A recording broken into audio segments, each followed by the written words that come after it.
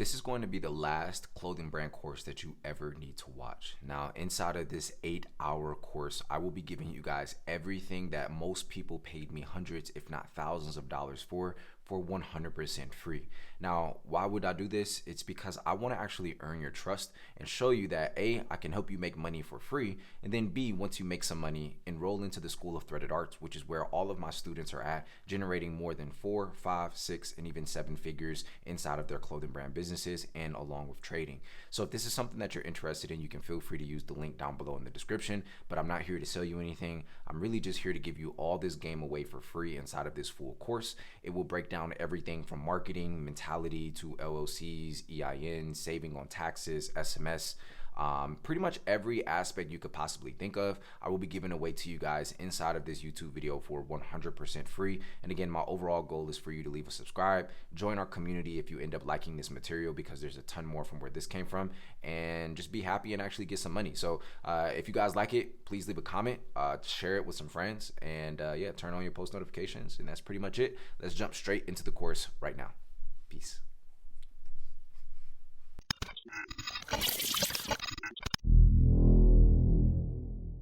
Yo, so welcome to section 1, where we talk about mentality and why it comes first, right? I think a lot of people really skip over this. You know, there's a lot of business owners and educators and things out there who never talk about the mentality and the things that you're going to go up against. And for me, I went through a bunch of different things mentally that really changed the way I thought about my business and my consistency with my business. So I feel like with me addressing this now, I can be one of those educators who are going to, make sure that you go about this the right way. So the reason that mentality comes first is because you're going to come up against a bunch of different obstacles, right?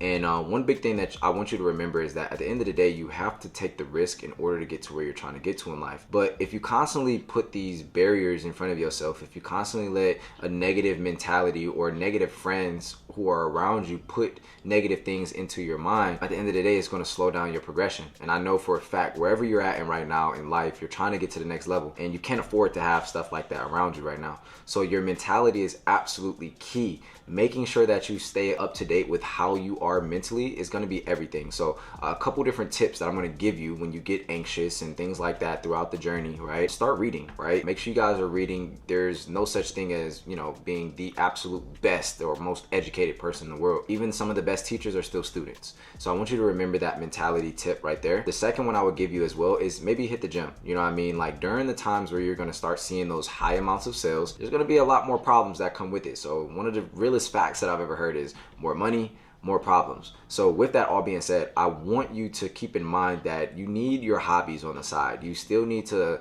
go do other things in the world that will make you happy, because at the end of the day, running a business isn't something that is always fun. It's not always glitter, gold, and sunshine, right? So I wanted to tell you guys this because it's very important. And throughout my journey, I've faced a lot of different mental situations that made me not only question myself, but question my business and question everything entirely. And sometimes I wanted to stop. So I'm going to be that person to tell you, keep going. Nobody else is going to come save you. At the end of the day, you have to rely on yourself and you have to put 2 feet in. So your mentality is everything. I wanted to address this section first. Let's go ahead and jump into the next module.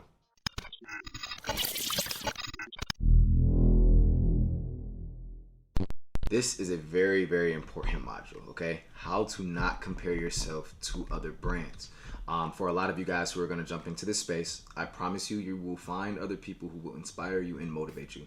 But at the end of the day, don't compare yourself to them. One big thing that I've learned throughout my life is that everybody starts at a different page, right? Some people are more skilled, more talented, a little bit smarter than you in other areas of life, right? So with it being so many other clothing brands out there, never compare your day 1 to somebody else's day 340, right? Because at the end of the day, one thing I'm going to always tell you is you have to earn your stripes throughout this game, right? And what I mean by that is you're going to have to show up every single day. And, when people ask me, how do you stay consistent? It's just about finding one decision that you can make every single day, even during times that you don't want to make that decision. And sometimes that might just be the hardest decision during some easy or hard days, right? But at the end of the day, as long as you stay consistent, as long as you remember that, again, you're going to get there one day. Don't try to rush the process, right? And one big tip that I can give you that I wish somebody would have told me is fall in love with the process before you fall in love with money and results. Because at the end of the day, day, if you're doing it for a genuine reason, if you're building this clothing brand because you really believe in the message, you believe in the logo, you believe in, whatever the brand really means to you, then at the end of the day, that's going to always take you farther than worrying about money and caring about money so much. So with all of that being said, I wanted to address this because, again, you're going to come up against times where you constantly just look at other clothing brands and you're like, oh, I wish I was here, or, I wish I could just do this and that. It's okay to be inspired and motivated, but don't compare yourself and beat yourself up for not being at that level yet. So I wanted to address this in here. Let's go ahead and jump into the next module.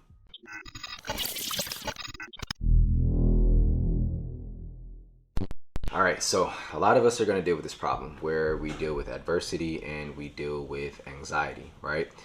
One thing I would want to tell you, and this is one of the biggest tips that I can tell you about both of these things, is that when you jump into this space where you're going after your dreams, you're going after something that nobody else will believe but you have to understand that this is what comes with that. It comes with stress. It comes with, anxiety, all of these different, pieces of adversity are going to come with this process and come with this journey.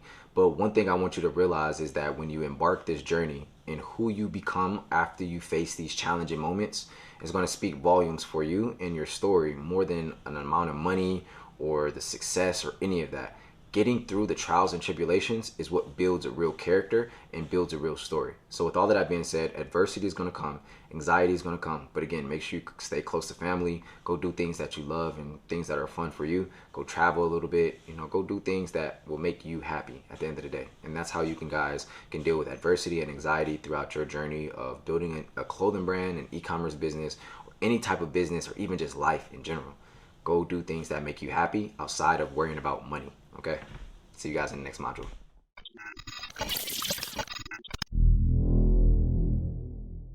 So one of my big goals with this course is to teach you guys how to build something that will outlive you, right? And this is the reason I created this module, is I want you guys to focus on intentions and longevity. Again, what your brand means and what it's going to do for other people and how people receive the message, the slogan, the logo, the colors, the emotions of everything that you incorporated into your brand is extremely important. I want us to build actual brands. And again, we're going to go into branding and marketing and all of those different things and how we can, correctly portray this image. But I want your mentality to be in that mindset of, okay, I want to build something that will outlive me, that I can pass down to my children. So I want you guys to focus on intentions. I want you guys to focus on longevity. Don't just focus on immediate sales. Focus on user experience, which is something that we're going to get into as well. These things will help you outlive most businesses. And if we look at the comparisons, most businesses end up out of business in the first year to 2 years of business, right? So I don't want your business to fall apart and be like one of those, unless you want it to be like that, right? Which I hope you don't want that, right? So at the end of the day, I want you to focus on intentions and longevity, because again,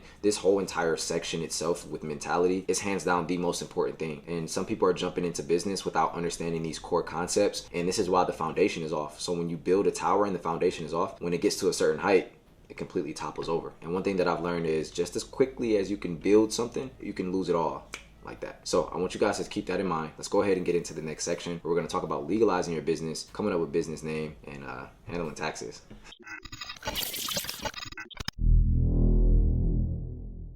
Yo, welcome to section 2, where we're going to talk about legalizing your business, handling taxes, and when and why you should even legalize your business in the first place, right? So first off, when we're talking about legalizing the business, what are we talking about? We're talking about LLCs. We're talking about, if you wanted to build an S Corp, which is something we'll start talking about in the next couple modules, right? But more importantly, handling taxes as well. But more importantly, again, building something that will not be able to get snatched away from us from a cease and desist letter. And again, these things are extremely important because a lot of people are jumping into business not realizing that they may have the same brand name as somebody else who may be a Fortune 500 company or maybe a huge company. And at the end of the day, I want to show you guys how to correctly go about starting your business with the right name, the right logo, all of those different things, so you don't have to worry about getting those letters down the line when your business is starting to see success and then having to completely rebrand or even just start a new business entirely. With all of that being said, one question that I know you were going to ask is, Tez, when should I actually legalize my business, right? right? So in the beginning, I want you guys to learn how to go look up different business names, which is something we're gonna go ahead and get into as well during the next module, right? But we're gonna look up different business names, and we wanna make sure that our business name isn't taken, right? Now, if you so choose to, you can go ahead and buy the LLC. We'll talk about where you can go to get the LLC in the next couple modules as well. But at the end of the day, we wanna make sure that the name isn't taken, right? And we wanna make sure we're coming up with original logos and different things off the top of our dome, right? So if you don't really know too many different design ideas and things like that, we'll talk about finding designers, and we'll talk about how to come up with different concepts and ideas as well. But at the end of the day, the very key part that I want you guys to remember is that just because you come up with a name for a business doesn't mean you can legally start that business, right? So going about things the right way legally is going to be your best bet for long-term growth. Also, why should you even legalize your business? Well, further down the line, because you took this course and you're going to start seeing some success,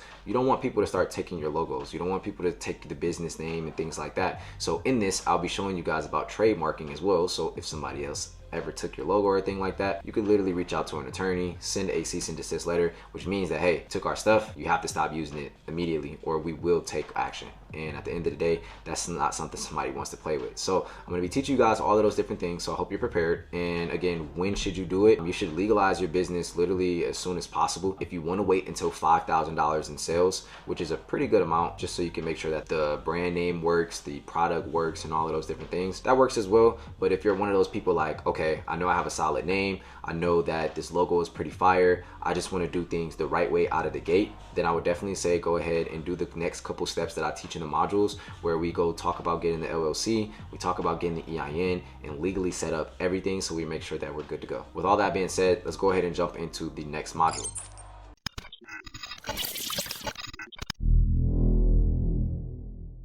All right, so let's talk about it. Let's make sure that your business name isn't taken and you can legally register it in your state, right? So I'm gonna go ahead and jump into my computer. We'll be able to jump into everything and make sure that we can go over the right steps to make sure that you can make sure you grab the right business name. So let's go ahead and jump into it. Again, now we're gonna jump into Google and we're gonna start going on our search engine, right? So one big thing that we're gonna do is, for us, you know, for me, I lived in Ohio, right? So I went to ohio.gov. You can literally type the same thing with your state. So you do texas.gov, georgia.gov, and things like that. If that doesn't work, you can literally just Google your state's government website, which is, you know, your state, Texas government website, and it'll take you directly there. So once you get there, you want to go over to tools for business, right? So we're going to go ahead and click this tab right here, and it's going to bring up this next section that we see right here. So the very first thing that they're going to have a couple different, you know, options right here, but we're going to go to start a business. And once we click start a business, so we're going to scroll down and go to business search, and then we're going to click here. And then once we click here, we're going to be able to click Ohio Secretary of State's business search. So when I click this, this will allow me to search up different business names to make sure that they're not taken already, right? Which is very, very important step for you guys to take, to make sure that you don't just start a business with a name and then, you know, again, it already be taken, right? So for example, let's go ahead and type in my brand, One Love Clothing, right? So if I click search on here with One Love Clothing, you obviously see myself registered in my business and when it was registered, which is back in 2020, right? So for you, let's say you wanted to do a clothing brand, right? And you wanted to call it Fearless, right? Well, what you would do is you want to say, okay, I want to call my brand Fearless. Let me see if it's taken in my state. So you go to this website, you type in the business name Fearless, and then bam, you see there's a bunch of different names who came up. So I would say it probably wouldn't be the best thing in the world to start a business named Fearless, but one very key thing that you guys can check outside of the filing date, the expiration date, which is very important as well, because if a business expires, then they will legally lose, lose access to that business name legally, right? But you guys can also check the status of them. So if it's canceled, if it's still active, if it's canceled, you can definitely, check it out and look into it. But again, that's just an option for you guys. I highly recommend coming up with original business names. It can be very difficult and hard, but at the end of the day, if you do it the right way and you do come up with a solid name, you won't have to worry about it again, right? So there are a couple other pages of different business names and how they've been able to utilize different things. So again, you can say Fearless Coaching and things like that, just like this person said. So it's not like you can't use that one word, but you do have to add something else around it to stand out from just Fearless, because somebody already owns that brand, right? Or that business name. And it's the same thing moving forward. Fearless Creations, Fearless Construction, Fearless Design. So whatever you do, you just want to make sure it's not taken already. So even if you do like Fearless, Education or something like that, then as long as it's not taken on here, you would be able to register it. With all of that being said, again, you're just going to go ahead and type in your state, right? And then the government website in Google, or you can just go to texas.gov, ohio.gov, and things like that. Go search up the business name and make sure that the business name is not taken. All right, so let's go ahead and jump into the next module.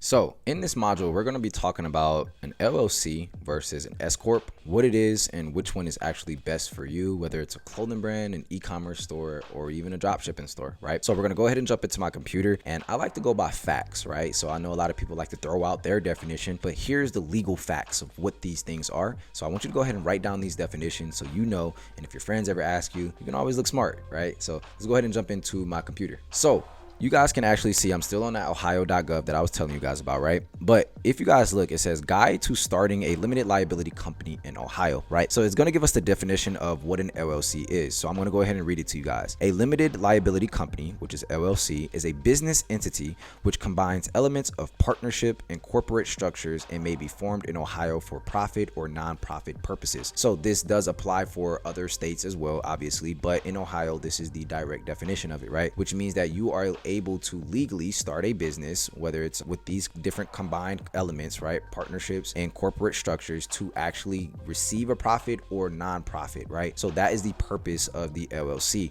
What this also allows you to do is start a business and separate yourself from the business, right? So the same way that we have, we'll get into EINs as well, but I'll kind of explain it a little bit. The same way that I have a social security number, you have a social security number, your mom, your dad, your kid, your business also has its own EIN number, which is the entity number, right? And this entity number is basically how we identify the business. Same way the social security identifies me, the EIN identifies the business, right? Separating yourself from the business is what the LLC allows you to do as well. So on top of that, if somebody decided to sue the business, guess what? They can't come after your personal belongings. So now that separates you from the business, and that's why it's so important for you guys to start an LLC. Just in case anything ever happened, if you started like a lip care or skin cosmetic brand and somebody put something on their face and it just so happens to swell up, they hit the hospital, they try to sue you for medical bills and things like that, you can really dodge a bullet by making sure that your LLC is separate from yourself, because now they can't come after your car, your home, your personal belongings, or any assets that you personally own,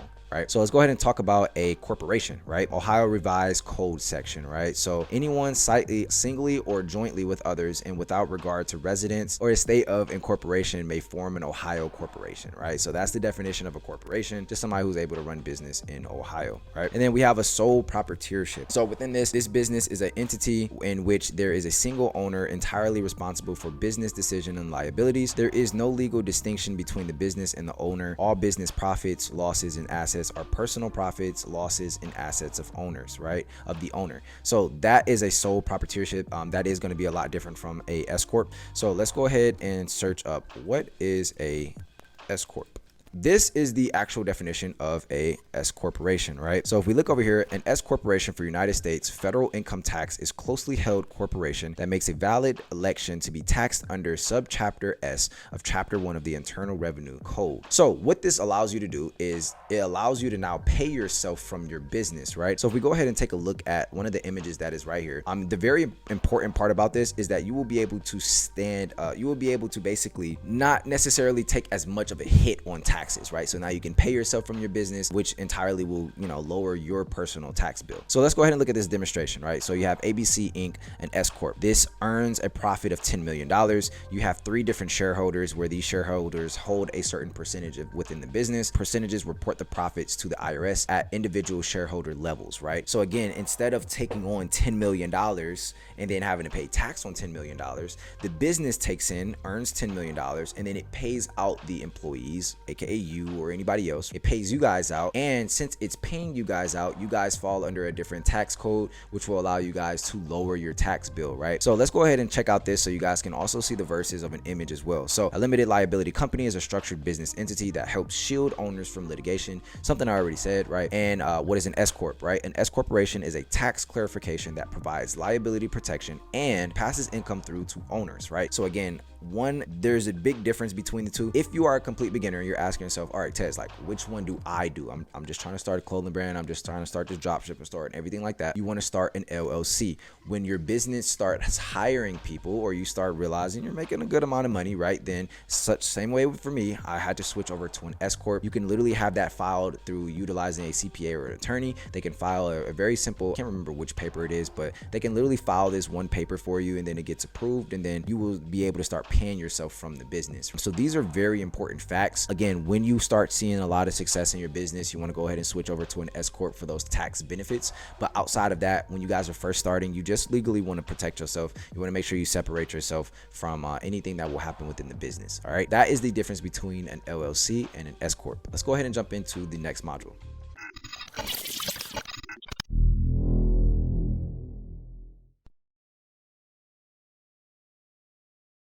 All right, so welcome back, and let's talk about another very important legal step that you need to take for your business in order to open up that business account, right? One thing that I already touched on, which is that EIN number. And exactly what is it again? I'll go ahead and rephrase it for you and give you that definition. Again, hopefully you're writing this down. An EIN number is basically a way that the IRS identifies your business. So the same way they identify us by our social security, basically the business has the same thing with that EIN number. So it's just a way of identifying that business through digits, right? So let's go ahead and jump into my computer so we can talk about how we can get yours, how to apply for it, and the step-by-step process on how you can get it done. All right, so let's go ahead and jump into my computer now. And what we're gonna do is we're gonna go ahead and go to Google, and actually we're just search in the search engine irs.gov, right? Now this is the official place that you want to go to get this done. But as you guys can see, we've come up on the IRS website. One thing you guys will learn about me is I am not a big fan of taxes, which is why, again, I'm teaching you guys these things. And we'll get into some tax things as well about, you know, making sure you guys are saving for your business the right way, not the way that these other people are telling you, right? Let's go ahead and start looking at it, right? So as soon as you get to irs.gov, this is going to be the same exact homepage that you get, right? So there's a couple different options as far as everything here goes, right? But what we're going to do is apply for an employer ID number, right? Which is the EIN number, right?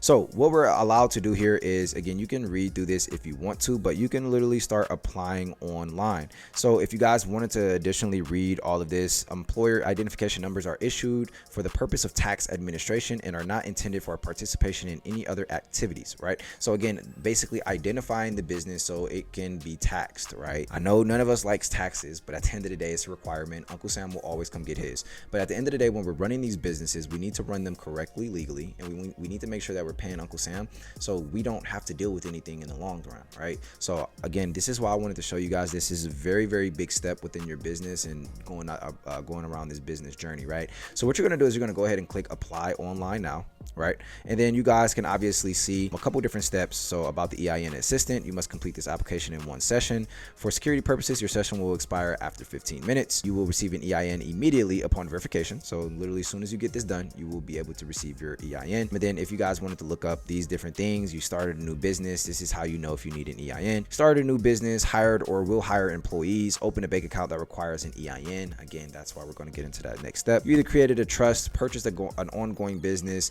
changed the legal character or ownership of an organization, are a foreign person and need an EIN to comply with IRS withholdings, etc., etc., etc. So I just want to show you guys that as well, so that way you can know for a fact that I know what I'm talking about. All right. So what you're going to do is you're going to go ahead and click begin application. And then obviously what we're going to do is we're going to choose a limited liability company, since that's what we're starting with. And again, you want to go ahead and get the LLC first before you get the EIN number, right? So what we're going to do is we're going to go ahead and click continue. And then also a very big tip that I actually forgot, when you get this EIN number, print it out. All right. This is one big thing that we're going to be talking about in the other modules is organization when it comes to your paperwork. I want you to have a folder directly for your business. You can literally go buy one from the dollar store, Dollar General, wherever you want to go to get just a plain Jane folder. And I want you to put your business name on top of it. Right. And you should actually be doing this for each and every one of your personal bank accounts. Right. So for me, I have 10 different folders. I have 8 different bank accounts. 2 other ones are just for, you know, if I needed an extra one, or if I start another business or anything like that. But with me having so many businesses, I need to separate all paperwork, all everything from the actual personal accounts. So again, making sure we separate ourselves from the business, having our own folder, having our own designated areas, organization, these things are extremely, extremely important to make sure we don't deal with anything when tax season comes up. All right. You have chosen a limited liability company. It talks about what a limited liability company is as well. So we can go ahead and click continue. It's going to ask you how many members are in there. We're just going to put 1. 1, and then we're going to put our state. So we put Ohio, you put Georgia, you put Alaska, whatever one you are in. Go ahead and click continue. Since you are a single member LLC, you will initially be classified as a disregarded entity. We're going to go ahead and click next, and then you just started a new business, which is the biggest purpose for it. Also for banking purposes, it classifies as all of these for real, but we're just going to click started a new business. You're going to put your first, last name, all of those different things. Now from right here, I can't continue moving forward because personal information is going to start being asked, and I won't be able to click continue. So what you're going to do is you're going to go through the authentication set, part 2. You're going to go through part 3, which is your addresses. Part 4, details about the business, different things that they need to know, and then EIN confirmation. Please print out your EIN paper, or at least save it to your files on your computer or something like that, so that way you have it saved and you can print it out at a later time and put it in that folder. Same thing for the LLC. When you guys go ahead and buy the LLC, they're going to email you the confirmation and the actual LLC paperwork. So you just want to go ahead and take that paperwork and you want to go ahead and add it into that folder and keep that folder somewhere safe. That way nobody can get that access into that information, but more importantly, it's for organizational purposes for yourself. So that's how you're going to go ahead and get your EIN. Those are some big tips that I wish I would have known, which is printing out that LLC, printing out that EIN number. And then next we're going to be talking about, getting into bank accounts, starting that business bank account, things that you'll need when you walk into the bank, what to say when you walk into the bank, and all those different things. So hopefully you guys are enjoying the course so far. If so, I got a lot more for you guys. So we're going to go ahead and jump into the next module.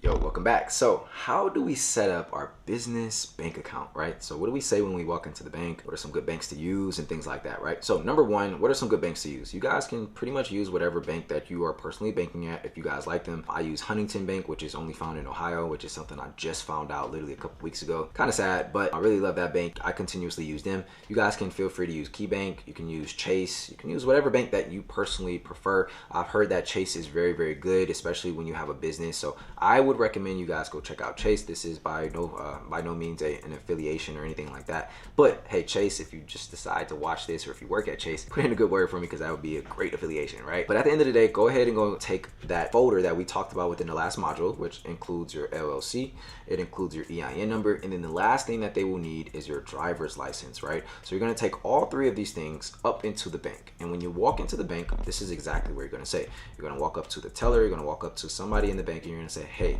I would like to open up a business checking account. So what happens when you open up a business checking account? That means that you now have a business account that you can now receive and send out money from, so it can all be tracked through that business. The very, very, very important part about all of this is, again, separating yourself from the business, because what happens is as business owners, you start a business and you keep taking everything through your personal bank account, and then guess what happens? You get taxed at a higher percentage instead of being taxed as a business owner, right? So these are very important. You want to make sure you're organizing all of the numbers and taxes and paperwork. All of that stuff is extremely important. I'm trying to save you from making the same exact mistakes that I made, right? With all of that being said, you're going to walk in there, you're going to go ahead and set up a business checking account. You're going to fill out a couple papers. They're going to take your LLC, EIN. They're going to identify everything, right? Once it's all set up, they're going to send you a business card in the mail, and it's going to be so official. I have like 8 of them, right? Like, or 5 or 6 of them, right? For the businesses that I have. But it's a really cool card that has your business name on it, and then obviously it has the card number and all the additional information that you will need. Now, for that business, you're going to be using that card solely for business, and then we're going to also talk about, expenses and things like that. But again, a couple different expenses that you guys can use that card for is food, gas, all of those different things. These are called write-offs. What a write-off is basically you're allowed to write off a certain percentage of how much money you're spending. So let's say you go out and you're meeting up with friends and you say, hey, I'm using this card for this meal. This is considered a business brunch. This is business lunch. This is business dinner. We're talking business, right? Even if you ask one question or a couple different things, guess what? You can consider it that. Now, a very huge thing that I would recommend you guys do is download the QuickBooks app. So if you want to go ahead and start using your business card, what I would also suggest for you guys to do is to start saving those receipts, right? Now, if you don't want to save the actual paper receipts, this is why I say grab QuickBooks. So when you grab QuickBooks, it's literally super easy for brand new business owners, and even if you already have a business open. Now, I don't want you to be scared and think, well, hey, my business is already started. I I've already started taking in this money from my personal account. Hold, right? It's okay. You're not gonna be like sued or anything like that. You're not gonna get in a massive amount of trouble unless you're doing millions. Then I really don't know what to tell you, right? But if you're doing millions and you're still taking this course, then you just goad it like that. You love information, right? So when we're dealing with the IRS, we want to understand all of the different things that we can utilize that business bank card for that will give us those additional write-offs. So what I wanted to do is I actually wanted to jump into my computer and show you a couple different write-offs as a small business owner that you can start utilizing today. So specifically, you can turn your mindset around into, all right, I'm just buying food and going out and doing this, to I can actually save some money on taxes by utilizing these strategies. So let's go ahead and jump into this, and I'm gonna turn my computer over here. So as you guys can already see right over here, right, we are in the website 21 small business tax deductions you need to know. NerdWallet is actually one of my favorite platforms to go research things. I know people are probably in here like, yo, I can just Google these things. You could Google it, but you didn't. So at the end of the day, I'm gonna do it for you, and I'm gonna show you all of the different things because I can't remember them all off the top of my head, even though I do majority of these things all the time, right? So all of these deductions can be claimed by sole proprietorships as well as C corps, S corps, partnerships, and LLCs. So that does pertain to us as well, right? So number one, we got startup and organizational costs. So when we're using this business checking card, we want to utilize that or our business credit card, right? You can also write off inventory, so the cost of products or raw materials, including storage, right? Direct labor costs, factory overhead, all things that you can write off. Utilities, so if you have a phone, if you have trash, if you have electricity and you put it under your business, those are all things that you can utilize as a tax write-off. Business insurance, also a big thing that you can utilize for tax write-offs, right? Business property rent, auto expenses. If you need your car fixed or things like that, and you put the car under your business, then you can utilize it as a write-off. Rent and depreciation on equipment and machinery, cameras, computers, things like that. You can utilize all of those things. Office supplies. We're going to be talking about shipping and how we can make it easy in a step like 1, 2, 3 when it comes to shipping. So office supplies is something drastically that can really change like how you look at taxes. Spending more money on taxes spending more money on supplies at the end of the year to offset the taxes that you're about to pay on that year specifically. So that's one big thing. You can still utilize the supplies and advertising and things like that, right? So again, papers, boxes, bags, all of those things, right? Office furniture, couches, even this chair, a desk, all of those things as well. You have software subscription, so anything that you're subscribed to on Shopify, right? You can utilize those as a write-off when you put it under your business card. Advertising and marketing, business entertainment, travel expenses. So if you take a trip for a business expense to qualify as a travel, it must be away from the city or area in which you conduct business. That will be considered a write-off. You have interest, bad debt, taxes, and so on and so forth. These are a little bit more in-depth. Employee salaries, employee benefit programs, all that stuff. You'll get to that point at some point in your time, but right now I want to keep it to the basics so I don't confuse you guys too much. All of these different things are things that you can write off as a new business owner, clothing brand owner, LLCs, whatever type of LLC you start, whether it's, just a regular e-commerce brand and it's jewelry line or whatever it is, you can use your business debit card and checking account to write off these different things. So make sure you guys understand these. Make sure you go write them down. Go to nerdwallet.com, look up 21 small business tax deductions, and make sure you guys are utilizing them to your best of your ability, right? Again, guys, throughout this entire class, I wanted to make sure this is as original and as me as possible. So I'm human. I'm going to mess up a lot throughout this course. I might, drink water and things like that. But at the end of the day, I'm human. And as long as I give you guys and deliver you guys the information that you guys absolutely need to be successful, that's all that matters. Just don't mind my hiccups and all those different things. At the end of the day, I'm human. So let's go ahead and jump into the next section where we'll be talking about a couple other things dealing with taxes as well.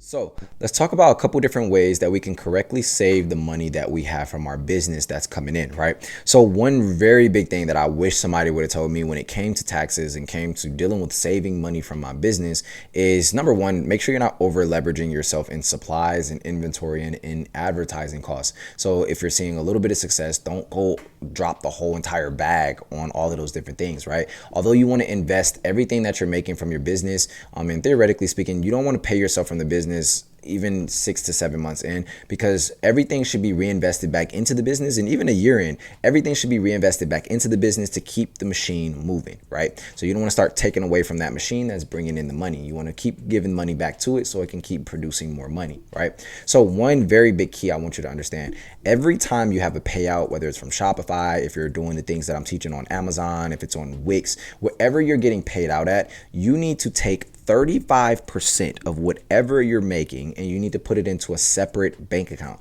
So again, the same way that I showed you how to set up a business checking account, I highly suggest that you set up a business savings account, or you can even just set up another checking account. It can be a personal checking account. And what I want you to do is every time you get paid, whether it's from Shopify and again, all these other platforms, if it's coming in from PayPal, you want to take 35% of what you got paid and just drop it into that other account. The reason I'm doing this, and it might not feel okay to do in the beginning because you see, these big checks or even small checks come in and you're like, oh, wow, I didn't really even make that much.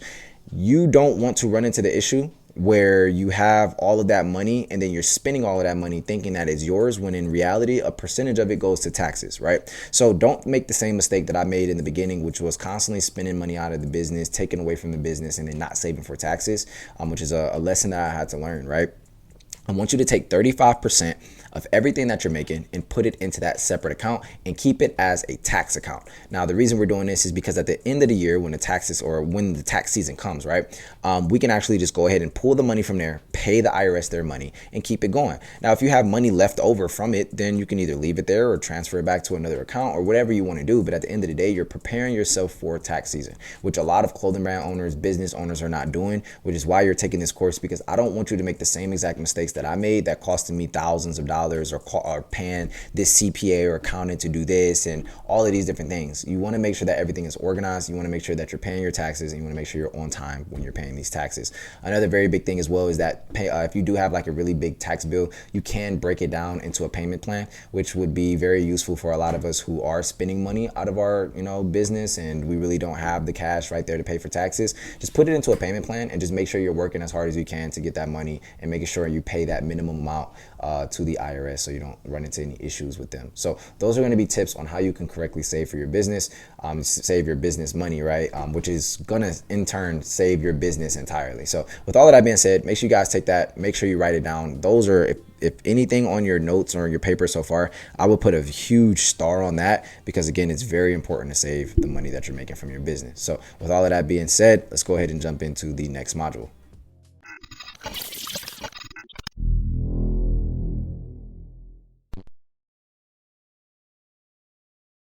So here's one thing that I really wish I knew before taxes, right? Here's a couple actually. Number one, making sure I put money aside like we talked about in the last module. But number two, when you start seeing a lot of success, you want to go get an accountant. You want to go learn from a person and get help from a person who's educated in that field. You don't want to keep making rookie mistakes where you may be leaving money on the table and giving it up. If you know somebody who can actually do it for you, make sure you guys go reach out to somebody. If you don't know, you can literally Google or Google Maps, local CPAs, local accountants, or look online for really big tax companies. I know a friend of mine, Prince Donnell, he has Jumping Jack Taxes, so you guys can check him out as well. Just let him know, hey, Dontez sent me over. He will be able to take care of you guys. So with all of that being said, again, make sure you guys schedule calls with people who are actually experienced in that field. So again, reach out to Jumping Jack Taxes. Hey, I have a small business. We're doing so and so. I would really like to book a call and reach out to you guys and get my taxes done, and even look into insurance, right? Again, a very big thing that you guys can utilize as a tax write-off for your business. So with all of that being said, those are some really big things that I wish I'd known for taxes. Another really big one I wish I would have known is to keep all of my receipts in Ziploc bags. That way everything is organized. You circle the dates around them so you can always go back and look, okay, I bought this at this time at this date. That way everything is organized, which is something I'm doing now, even though I don't really take a lot of paper receipts and things like that. But again, making sure you have all your receipts. Again, QuickBooks, huge gem right there. Scanning all of your receipts, or even if you're buying something online, screenshot it and then upload it into QuickBooks. That way it's always saved, and when you do get an accountant and you get a CPA and things like that, you won't have to worry so much about going back, and you're going to get billed hourly based off how much they're working. So if everything is already organized and you say, look, here's my folder, here's all my receipts, here's all of these different things, the different transactions I made within this year, here you go. And now they're not working on going through the entire bank account, looking at all the business info and all of these different things, because again, all of the paperwork that you have as far as for tax season gets actually emailed to you from Shopify and PayPal and all those other platforms as well where you're selling at. So it'll make your life and their life a lot easier. So just make sure you guys are organized. Those are some tips I really wish I would have known in the beginning. Would have saved me thousands upon thousands. So even though you bought this course and you may have spent whatever you spent on it, right, at the end of the day, you're gonna save thousands just from these tips within this section. With all of that being said, let's go ahead and jump into the next section.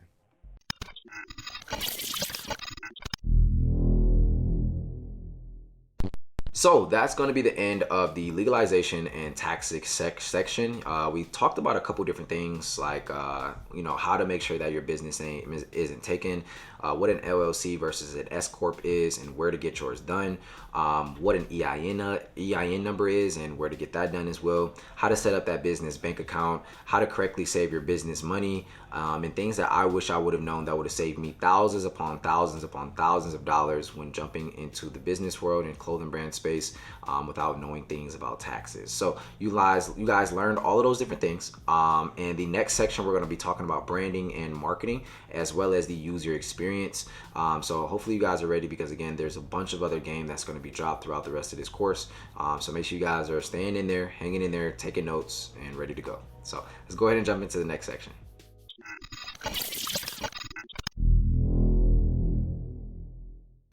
Yo, so welcome to section 3, where we're going to be talking about branding, marketing, and user experience. I want to break down what branding is and marketing and how you guys can actually elevate your business and the perception of your business very easily and very quickly. So one thing that I'm going to talk about and give you guys a quick analogy, and again, there is going to be some bonuses depending on which package you got. So I'll talk about this in depth in the bonuses as well. But if you didn't get the bonuses, I'll still break it down to you right now. When it comes to branding, branding is a way to create an identity around your business. Right? The reason branding is so important is because longevity matters more than just making a quick buck. So brands like Coca-Cola, Pepsi, brands like Starbucks, Apple, Microsoft, Gucci, Louis Vuitton, One Love Clothing, all of these brands are going to be brands that are going to be around for a very, very long time. But we need to start dissecting and looking at why these brands are going to be around a long time, how they're focused on branding and marketing, and how they're successful with it. So with all of that being said, I want you guys to understand that branding is probably the most important thing that I want to teach you guys within this course, because at the end of the day, again, longevity is my key and the key thing that I want to teach you and help you build out a business that will be here long term. So with all of that being said, let's just think about this shirt. Shout out to my friend Rico. This is one of his brands, but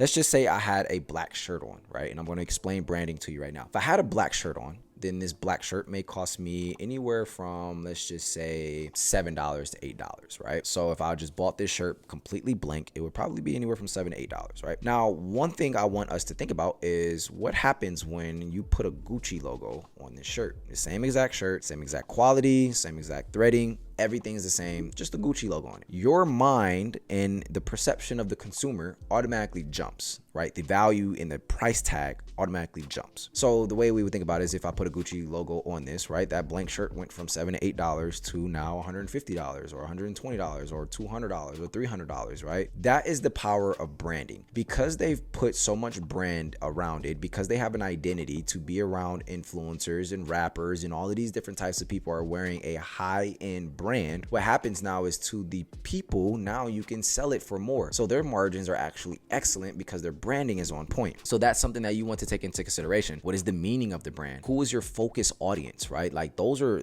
what is the emotion behind your brand? What does it mean, right? Is it a luxury brand? Luxury brands can sell things and have higher profit margins than regular brands. So what is your focus for your brand and how are you going to brand it correctly? You have to realize that a lot of big brands, they use certain colors to portray certain emotions.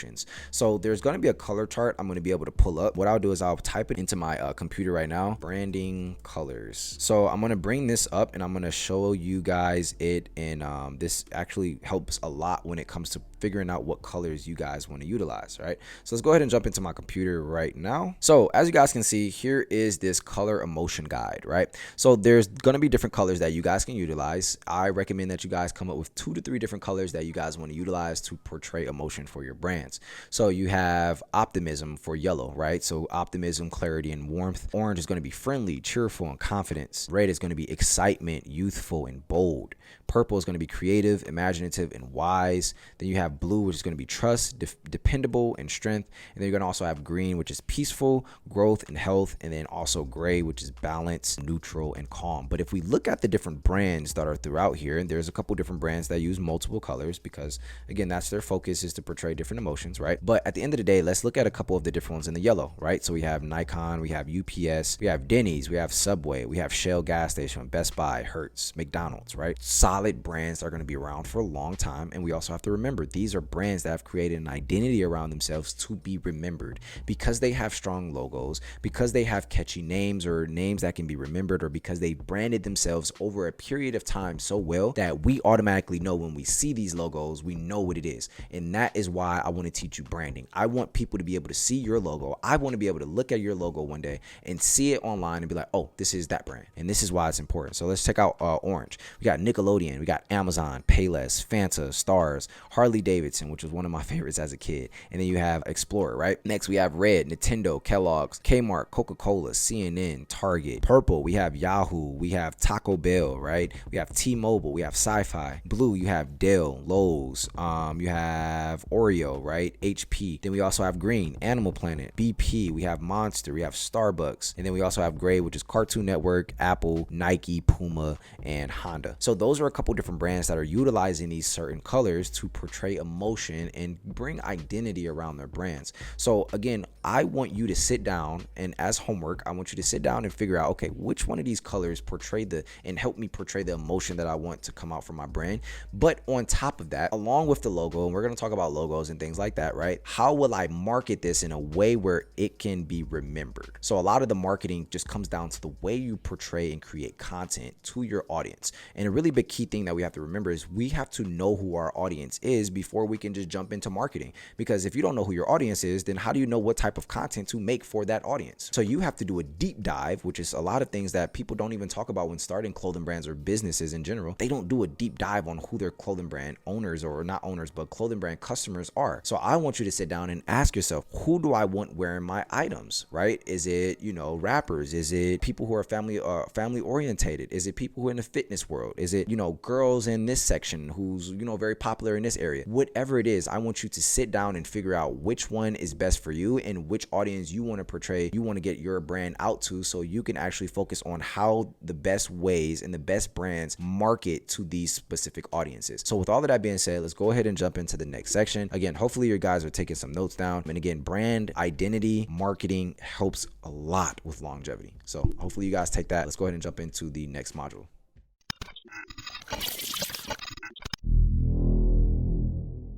All right, here's an incredible tip that I actually found kind of on my own throughout my journey. And it helped me actually retain a lot of those people who bought from me before, right? So one thing I like to tell you guys, and this is a huge tip, and I want you to write this down. It's a lot easier to sell something to somebody who has already bought something from you than it is to go find a random person to buy something from you on social media or even in person, right? Because they've already experienced what it was like to buy something from you, right? Which is why user experience is important, right? So how do we make sure that customers come back and buy again? Here's a couple different tips, right? Number one, we want to make sure that our packaging is absolutely fire. We're going to get into shipping and how to make sure we have some fire packaging and things we want to have inside of there. But this tip right here has drastically changed the business growth for both of my brands, right? So making sure we have business cards in there. On the business cards, we have a percentage off or something that they can win, right? Number two is making sure that when they open the package, it's entirely, decked out, or it looks very nice. It's not, ripped up. Because at the end of the day, I want you to ask yourself, if you buy something from a brand and the brand sends you the package, you open the package and it's all ripped up and it's a stain and stuff on that, they're going to tell themselves, I'm never shopping with this brand again. So you need to do the complete opposite to get them to buy back from you even more, right? So you need to make sure that the user experience is everything. And the reason branding is important is because if you brand yourself as having a really good user experience, when people open it or when they receive it in the mail, what happens is they'll automatically share it on social media because it's just such a dope experience. So user experience is extremely important. It's helped me drastically change, or it's helped me grow my business a lot faster than I've ever thought I could. Just by adding certain cards. If you want to add, like, I know women who have like certain candle businesses and things like that, when they open it, there's a box and then there's all these things around it and then a nice card on top and then extra little free gift here, maybe a sticker and things like that. Makes the customer feel like they're special, and that's what I want you guys to realize. So that's how we're going to get customers to come back and buy again. It is extremely important to have customers coming back and buying even more than before, because at the end of the day, it's a lot harder to go get another customer now. If you're a new brand, you're obviously going to have to go put that work in. But for those of us who are already seeing a little bit of success, I definitely want to make sure that you guys say, or actually I wanted to make sure I tell you guys that branding and the experience is extremely important. So let's go ahead and jump into the next module.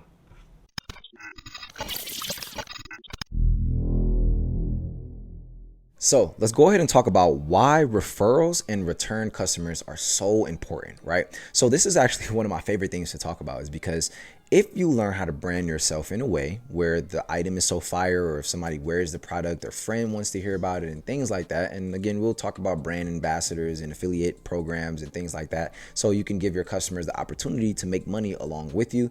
But one very key thing that I want you guys to remember is that when a person refers a friend, or, they say, hey, you should check out this brand, or they say, look at this package I just got and it's this nice card and all of this stuff in there, what happens is this is free advertising. So it's a lot more convincing for a customer to buy something from you if their friend already had an experience and liked it, right? So a lot of people don't talk about this stuff. And this is why I'm saying, like, this is definitely one of those top tier courses, because again, if you didn't know that and you just had terrible shipping and you weren't caring about the user experience, well, guess what? You weren't going to have a lot of people come back and refer friends. But now that you do know that, now you know to stay on top of the A game and make sure you guys are staying in that phase where, hey, this brand is remembered as such and such, right? And now they have this user experience, or they have this branding when they unbox, or when this customer unbox it, now they're saying, hey, you should go check out this, right? So if a girl unboxes your clothing brand and she really loves the way she unboxed it, and there's this nice card and it looks good and the quality is great and the package came good,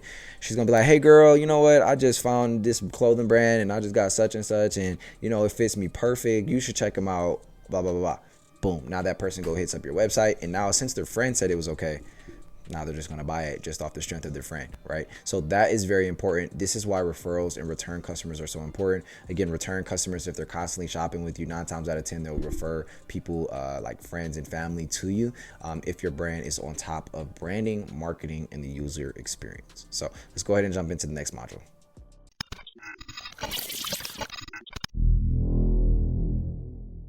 So branding and perception is how you directly increase value in the perception of a brand, and it also increases the pricing as well. Let's talk about it a little bit. So I know I talked about it a little where, the shirt analogy where, hey, if this black shirt was $7, Gucci put their logo on it, now it's worth $150, right? Well, again, you can do the same exact thing with your brand, but you have to make sure you brand it and market it and put it on the right people. So I just want to actually take a deep dive into some brands that are already doing this same exact way, but you are buying it because of who wears it, right? So let's go ahead and jump into my computer really quick. And I went ahead and I went to LouisVuitton.com, right? A very popular website where a lot of people shop, right? Not even online, but a lot of people shop in stores, right? So one thing I want you guys to look at, right? There's different jackets, there's blazers, and there's, different things that they offer, right?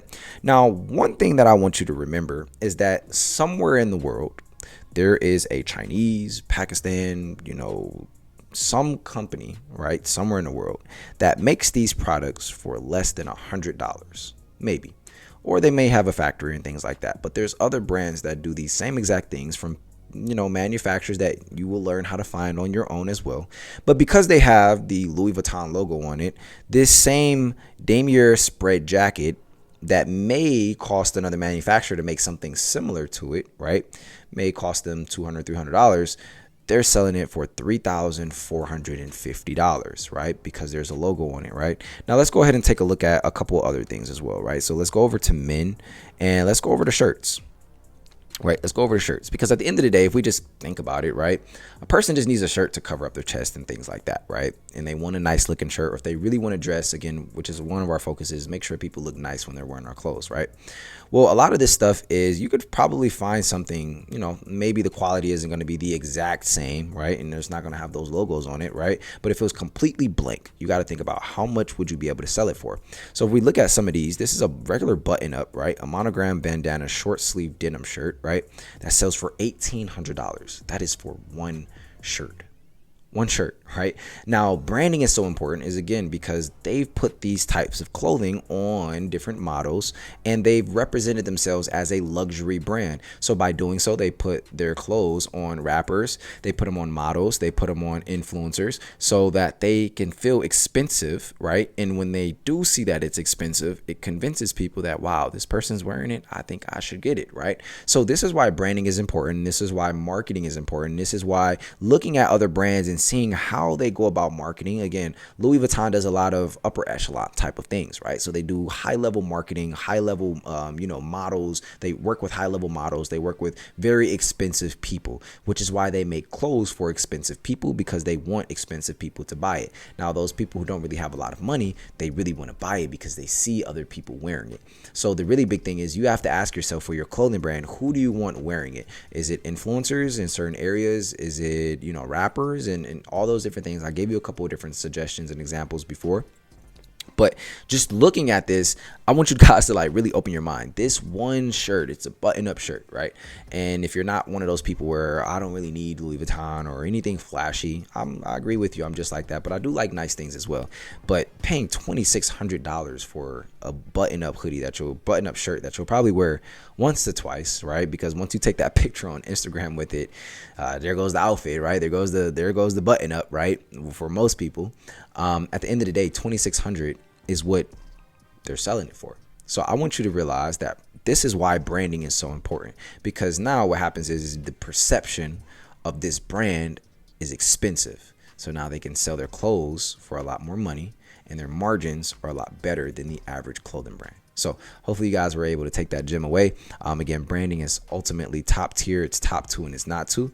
And I want you to really focus on branding heavily. What emotion you want people to feel? Who's your target audience? How do you want people feel when they put it on? What was the user experience like when they put it on? And how can you market it to the audience that needs to be grabbing it and buying it from you? So those are going to be some top tips. Let's go ahead and jump into the next module.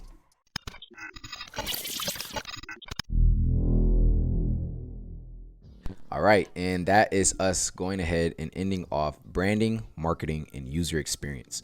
Again, these are some things that I do not see a lot of people talking about. And at the end of the day, I want to give you everything that I wish I would have known, again, to get you to that destination that you're trying to get to at an extremely fast pace, right? And at the end of the day, if you just execute on these things, there's going to be trials and tribulations. As long as you get back up every single time and you go find out different things, you keep being creative, you keep being original, and you keep testing different things, you will be successful at the end of the day, right? So with all of that being said, again, I really hope that you guys like the information within these first few sections. Again, I have a bunch of other information, like how we're going to be coming up with different designs and finding designers and artists for our clothing brand, which is our next section. But again, I really hope you guys like the branding and marketing portion. Again, these first 3 sections that you just went over, although it was a little bit time consuming, I want you to realize that I put time into these sections because it is the foundation of building a clothing brand.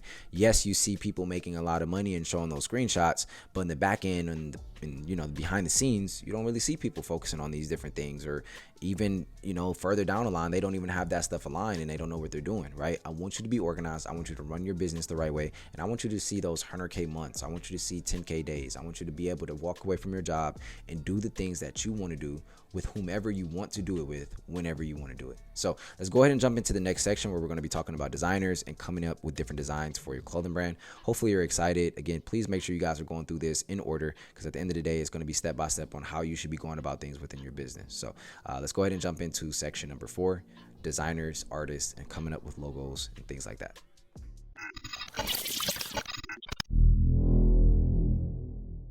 So welcome to section 4, where we're going to be talking about coming up with designs for your brand and how we're going to find artists and designers and all of those different things. But first, let's talk about how we can find some inspiration to come up with different logos and designs for our brand, right? So one very big thing I want you to do is start looking at your surroundings, start being creative, different art pieces. Maybe you need to go to an art gallery. Maybe you need to go to, a certain park that has, really dope designs and things like that. One thing that I absolutely loved about, our culture, the Black community, one thing that I absolutely love is that we did a lot of graffiti, and that is just art, right? And for me, I used to see graffiti around my hometown, and, growing up where I grew up, it was everywhere, right? And, I didn't live in the best parts of Cleveland, Ohio, but at the end of the day, that's where I had to grow up, and I couldn't control that, right? But what I seen was a lot of graffiti, and what I used to think as a kid is that's just art, right? So there's a couple different ways to pull inspiration to find different designs and logos and things like that, right? So number 1 is, again, looking at your surroundings, looking at the things around you. Number 2 is what inspires you, right? Where the name came from should also give you a pretty good background about what about the name inspired you to make that brand, right?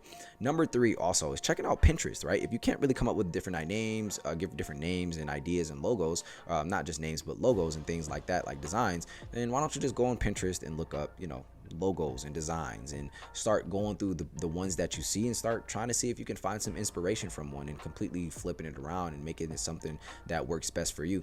These are a lot of very good tips that people don't talk about. Even one of my friends, Hollywood Shaq, if you guys know him, shout out to Shaq. One big tip that he said for finding designs is from music and lyrics, right? So maybe taking a certain lyric that Lil Baby said or Drake said and making a design out of it because it was so inspirational. So maybe if you look at, or listen to some of your favorite artists and they say a certain line and you're like, wow, I can actually picture that, maybe a lollipop and a kid with a lollipop, or a smiley face with a lollipop, or things like that, right? Like something cool and unique. Make your brand more personalized to what you may like. Again, you want to make sure you create things that your audience will like, but at the end of the day, the creation of it comes from your inspiration and your ability to be creative, right? So those are a couple different ways that you can find creativity and find different designs and come up with inspiration for those different things.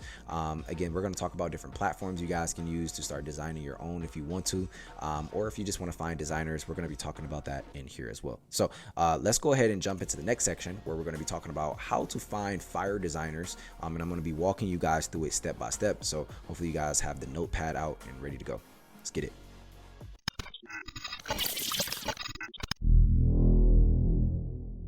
All right, welcome back. So let's go ahead and jump into my computer and see how we can find some fire designers and step by step on how I find my designers. One really big tip as well is we do have designers and artists and things like that within Limitless Investments. It's kind of like a resource hub where we have designers, website builders, coders, SEO managers, Facebook ad people, if you need feedback on your website, all of those different things. So again, make sure you guys check out Limitless Investments. It's the #1 clothing brand server in the world. But outside of that, let's go ahead and jump into the website and that I'm going to be using and jump into my computer right now. So right now you guys should be able to see my screen and little old me over there in that corner. And what we're going to do is we're going to type in Fiverr, right? We're going to type in Fiverr. Fiverr is one of my favorite places to find people who actually have services that they can provide to you, right? So we're going to type in Fiverr. We're going to come in here and the first thing we're going to type in the search bar is graphic designers. Right, so graphic designers are going to be the main thing you want to search. And okay, there's a bunch of different options and people you can work with, and obviously you might see something right off the rip like, oh my gosh, this is amazing, right? That might be you, right? But one very big thing we want to look at is a couple different things on how we sort this stuff, right? So there's a couple different categories, right? So there's flyer designs, logo designs, t-shirt and merchandise and things like that. So let's just say for your clothing brand, we're looking for a graphic designer for our clothes, right? So we're going to sort the category by t-shirts and merchandise, right? Which is now filtering things and coming back down to and lessening up on what we're looking at, right? So buyers keep returning, right? So these are a couple top ones that are pretty good that you can check out, but we're going to talk about those things as well. Service options, they have t-shirts, clothing and apparel, printable resolution file, all of these different things. You guys can pretty much leave that alone. You also have seller details. So if you want to look at it from a seller level, where basically their top rated sellers, level 2, level 1 new sellers and things like that, you can. I definitely recommend keeping your options broad. Even across all of these, I would definitely say English though, which would be easier for you to communicate with them. But at the end of the day, when it comes to the states, there are other people in other states who are more creative, right? So at the end of the day, keep your options open, right? I shouldn't have clicked apply just yet, but we're going to also look at budget. So if you're trying to stay within a certain budget, let's say the max you want to spend is $350 on a design, right? You may be able to just go ahead and do that. And now they're going to give you a bunch of different ranges of people who can create designs, right? At that price. And then also delivery time. So if you need to start dropping stuff ASAP, you can work and find somebody who can create things within 3 days, or even express, which is 24 hours. But I like to keep things under 7 days, right? Because I like to make sure that I'm getting my designs consistently and quickly, right? So now what we can do is we're here obviously, and then we can sort by newest arrivals or best selling. So one thing that I really like to do is I like to remember that if a person is under the best selling category, that means they're getting the most business. So if they're getting the most business, they might just be one of the best on the platform, right? So we're going to sort it by best selling, and then we're going to scroll down and start looking at the different options that we have. So let's go ahead and take out this person right here. right? He has a little over 399 reviews, which is pretty solid. His pricing isn't too bad as well, so let's check it out. He has a silver package for $15, one design with source files. He gives it give the different ones here, right? Initial concept, source file, high resolution, enhanced detailing, and commercial use, right? Then he has a standard package, and for the most part on Fiverr, there's going to be a bunch of different packages. If you want different concepts and things like that, people can do it as well. But what would be the next step that I would tell you guys? Oh, he actually has 1,000+ reviews, and they're all almost 5 stars. So this would be a great one if you want to screenshot it and reach out to him. That would be dope, right? So let's go ahead and look at some of his work. These are a couple of his shirts that he's made, right? We'll go full screen. Now, even this one, this is a dope shirt that even me, I would want to have somebody make this, right? I dare to be rare. That's pretty dope as well, right? Give me space. There's going to be a bunch of different designs that they come up with, and then literally what you're going to do is you're going to take the file that he comes up with, the design itself, you're just going to put it or you're going to leave the mock-up actually and just send it to your manufacturer. So that would be the best way for you to get a sample made and things like that. About this gig, he tells you why you should choose him, what you will get from him, and feel free to contact him at any time. A really good thing as well is it gives you some background knowledge on the seller himself. So he's from Bangladesh. Average response time is about an hour. Last delivery about 2 hours, right? And then all of the different packages and what these come with, right? And then now the really important part is you can start looking at these reviews and make sure that they're actually real. So spot on. I wasn't sure how I wanted the typography, and he said, leave it to me. Fantastic job and very fast. Can't wait to work with him again. So what I would do is I would start looking at the first 2 to 3 pages of these designers and things like that on Fiverr. So that way I can have, a solid background and a solid, report on this specific person. So what I would do is I would, reach out to him. You can say, contact me, right? And an easy way is to just create your Fiverr account, and then it'll just say, it's going to be like a little message tab, say when we have it in Instagram, and you literally be able to reach out to them. And another really good thing, highly responsive, known for exceptionally quick replies. So this would be a great person for you guys to reach out to. And if you guys wanted to reach out to other people who are similar to him, then you can go to the recommended section and start looking at a couple other people who are able to do designs similar to him and things like that. Now, the really dope thing about Fiverr is you can literally hire people for anything. So digital marketing, graphic and design. So if you need gaming art, if you need illustration, if you need all of these different things, website design, right? So let's go over to website design. So let's just say you wanted somebody to build your Shopify website or something like that. Right now, this stuff is going to be a little bit more expensive, and I know it's kind of getting a little out of hand now as far as where we're going with it. But again, if you wanted to find somebody who can build certain sites for you and things like that, you can definitely check out people on Fiverr as well. So you guys just learned how to find some fire designers step by step. Again, I want you guys to go ahead and reach out to them. If you want to use designers that we have within the Limitless Investments community, you can definitely go check those out as well. Another website that we can also check out, Fiverr just so happens to be my favorite, but Upwork.com is another really good place that you guys can check out to find different designers and creators, right? So let's just say you need a graphic designer again, right? So I'm going to click search there, and there's going to be a bunch of different graphic designers, and most of these people are going to be like web development and web design. But at the end of the day, this is why I said Fiverr is going to be one of your best places. They kind of have the same type of layout on Upwork, but I personally love Fiverr. So again, if you guys want to check out Upwork for other services, you definitely can, like legal stuff, translations, all of that good stuff, customer service. You can literally start getting people who actually could work for you, or assistants or virtual assistants. You can find all of those different things on Upwork.com. So another platform that you guys could also use is 48 Hour Logo. So what 48 Hour Logo does is basically, actually we'll just type in 48 Hour Logo. And what they do is they basically have a contest where a bunch of different designers will come in, and they will start, you will basically put together a template of what you want.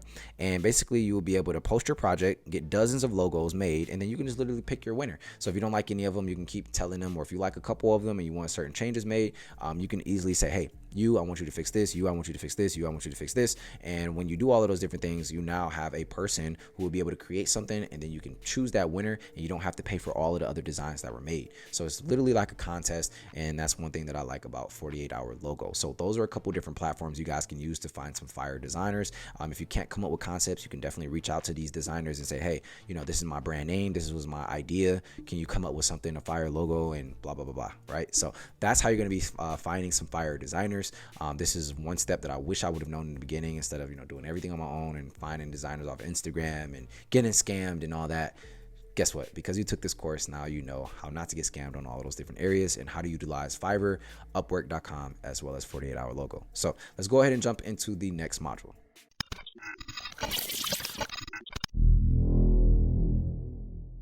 So let's talk about why having a vault of designs is so important. So what do I mean by having a vault of designs? So what I mean is by designating a certain album within your phone or your computer to continuously upload different designs, different mockups, different ideas.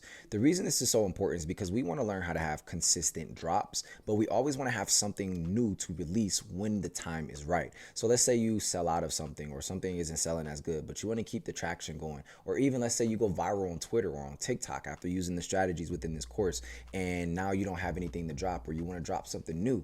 Having that vault will be easy for you to go in there, pull something out, and then drop something. So you definitely want to have at least 5 to 10 different designs that you can drop, and even mock-ups at all times within there, so you can consistently drop and never have to worry about pausing. Because a lot of clothing brand owners, what they're doing is they're starting their clothing brands, they're releasing a product, and then there's a period when they sell out where they're trying to find the next design. You don't want your business to slow down. You don't want to slow the traffic down because you don't have the designs and the different ideas ready to go. So this is why having a vault is so important. Same thing as if you come up with ideas, right? Type all of your ideas out in your notes. You can either screenshot it and add into that same photo album, or just keep it in your notes and always have different ideas ready to go. And then again, if you're traveling, or let's say you're in England and you see a super dope, art piece or something like that, you can utilize that art piece, come up with your idea, give it to your designer or yourself and draw something out, and then throw that design into your album. And then now okay, well, this is something that I can drop in the near future if I so choose to. So having a vault design is definitely something that, man, it would have probably helped my business a lot, probably about a year and a half ago when traction was absolutely crazy, right? But at the end of the day, I wanted to give you guys that gem because it's very important having a vault of designs that you can always go back and, extract different designs and ideas from. So next, we're going to go ahead and drop the next module, which is going to be talking about when to release new products and how often you should be releasing these new products as well. So I hope you guys are ready to get into that, and let's go ahead and jump into the next module.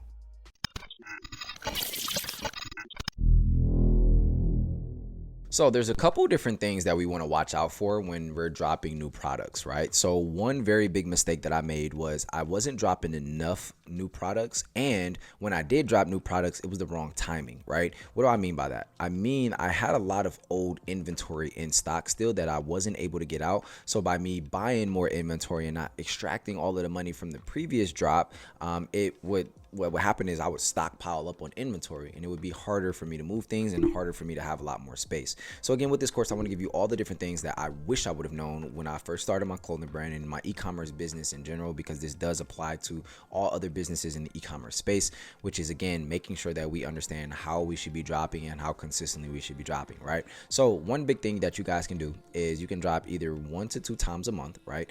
Which is very slow in the beginning, but at the end of the day, as long as you're consistently dropping something, and consistency, right, is very, very important in this space.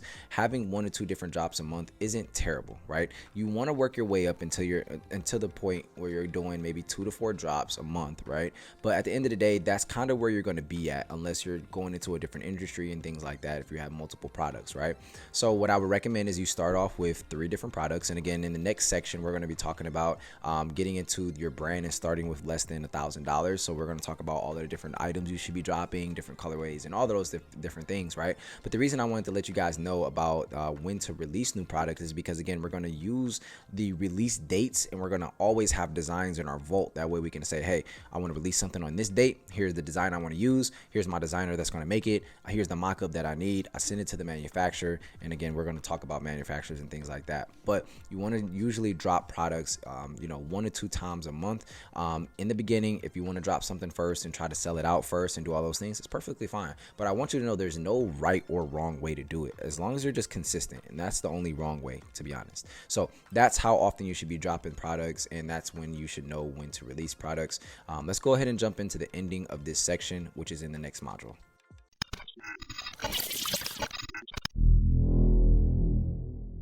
All right, so you just made it to the end of coming up with designs and finding designers and artists.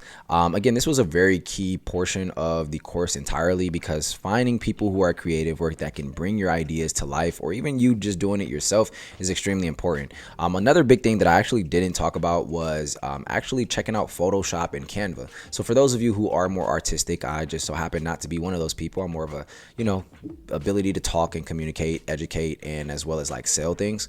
For those of you guys in here who have that creative ability and you're just God-given, blessed with that type of ability, definitely want to check out Photoshop and Canva. Now, on those platforms, you guys can, mess around with different designs, come up with your own designs. And what I highly recommend is just becoming accustomed to how the platform itself works. So Canva and Photoshop, watch a bunch of YouTube videos on how all of the different buttons work, how to do a circle correctly, how to color in things, how to pull a color, how to cut this, how to do that.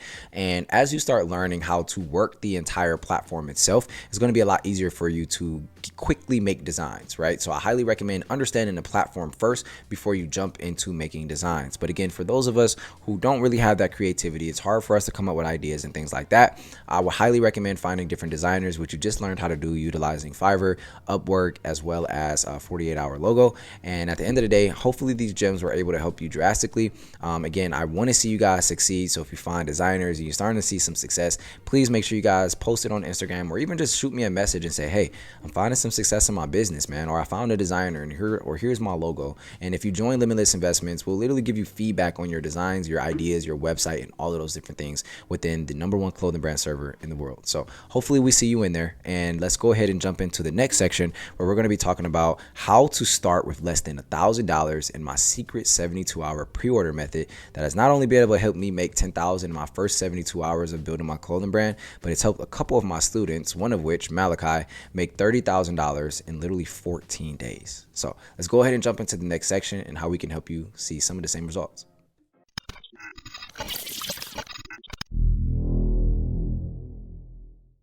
Yo, so welcome to section 5, where we're going to be teaching you how to start with as little money as humanly possible.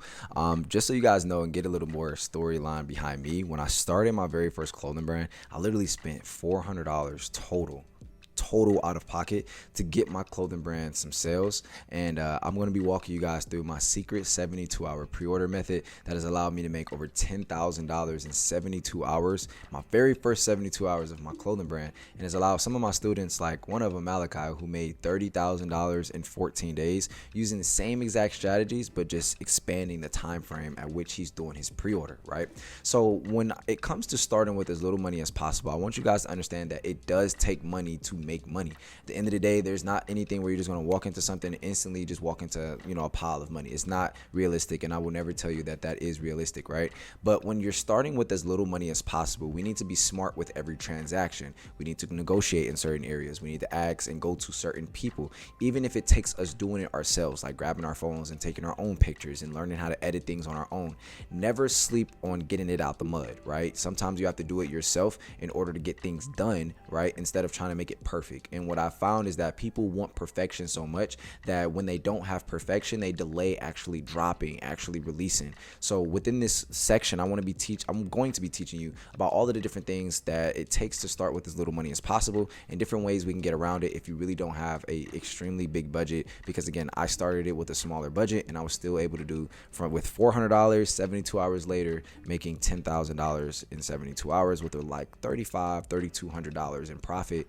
So again, if you're able to multiply your money, I don't care if it's 2 times, 3 times, or 4 times, it's still really good profit at the end of the day. So as long as you're not losing money, that is the most important thing, right? So what goes into starting with $1,000 budget when you are doing the pre-order method, right? So this is the part you want to start taking notes, okay?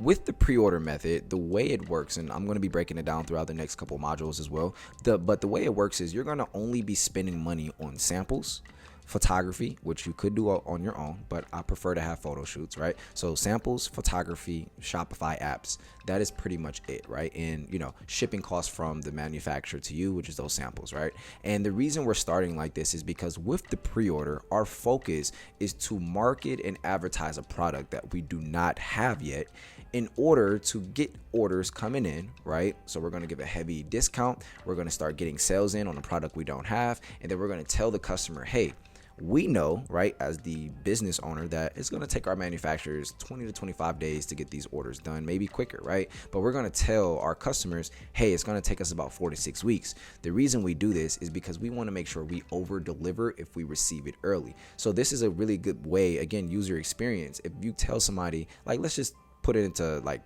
you know, example mode, right? So basically, if you buy something from Amazon and you don't have next day shipping and things like that, but it comes the next day and you didn't pay as much for shipping, doesn't it make you feel happy and satisfied when you want to buy again and use their services again? So we're doing the same exact thing with our brand, so that way we can build a great relationship with our customers and actually leave a good impact on their mind when they think of our brand. So again, by giving them a time frame of 4 to 6 weeks and then they receive it in, let's say, 3 weeks, now they're like, oh my gosh, I'm ecstatic. They're ecstatic. They got the items that they wanted. They paid for it, got it early, didn't have to pay anything extra for shipping and all of those different things. Didn't have to pay anything extra to just get it at a faster time. And again, that makes a person happy. And again, what will happen in most cases is people will come back and shop with you, or they will recommend you, but more importantly, they will freely advertise your brand. So this is why this portion is very important, because at the end of the day, if you do this correctly and you stay on top of the communication when it comes to dealing with the pre-order, which is again something we'll be talking about within the next couple modules, you can really build a solid brand from $400, $500, $1,000, out of pocket, and really build something sustainable, something that can grow over time. So with all of that being said, that was kind of like the rundown of how the pre-order method works. We're going to be walking through some things later as well as setting up an app that will help you guys a lot, which is called Pre-Order Now. But again, I want you guys to make sure that you're taking notes, because this stuff is extremely important. And again, you're retaining 60% less information if you're not taking notes. Okay, so I want to make sure you're taking those notes. And again, we're going to go ahead and jump into the next module, the how the 72-hour pre-order method works. I'm going to break down the entire thing to you, and that way we can start understanding how the process will work and get a full in-depth look at how it will go. All right, so let's go ahead and jump into the next module.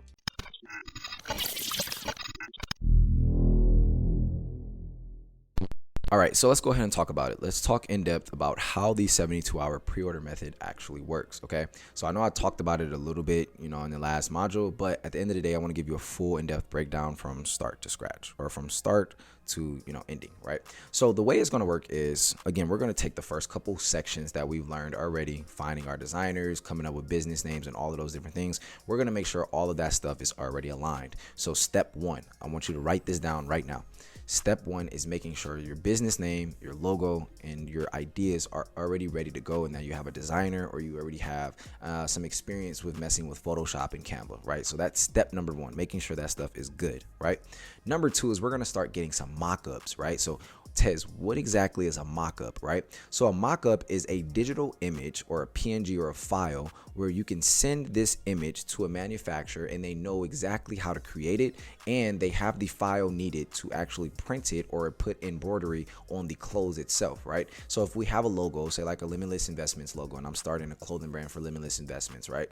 I would send them a mock-up, which is the shirt, like a blank shirt, and then it has the logo on it, or our design on it, and we're going to take that entire file and then we're going to send it to our suppliers or our manufacturers, right? So we're going to be talking about how to find the right manufacturers and things like that in the next couple sections. But at the end of the day, we want to make sure we understand this entire process, because one very big tip that I'm going to be giving you guys is utilizing the Shopify free trial. So when we utilize the Shopify free trial, the reason I have this course set up the way it is so that we knock out all the things that are going to take up some time. That way, when we get to the Shopify section and when we have our manufacturers, we can literally jump in straight away without pausing and having to go do those other things first. So now you're starting to understand why the sections in the course is built out the way it is. It's kind of like a step-by-step thing that will save you time and money, because you're not going to be utilizing all that time that you could be using for your Shopify free trial, if that makes sense, right?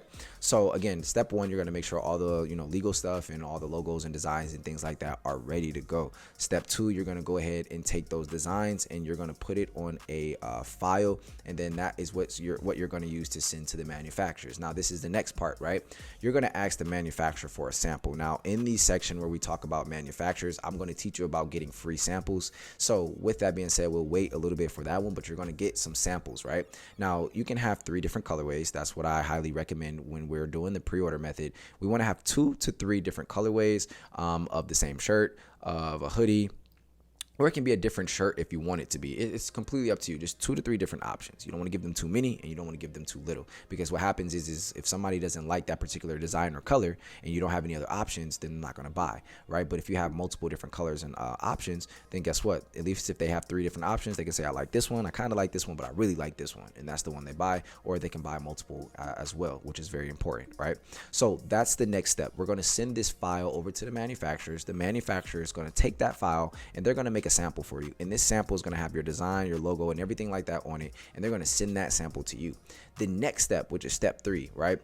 Or I think step 4, one of those, right? The next step is going to be taking that item that you received in the mail, trying it on, making sure it fits right. Because again, we want to test our manufacturers. We want to make sure everything is good before we do any bulk orders, right?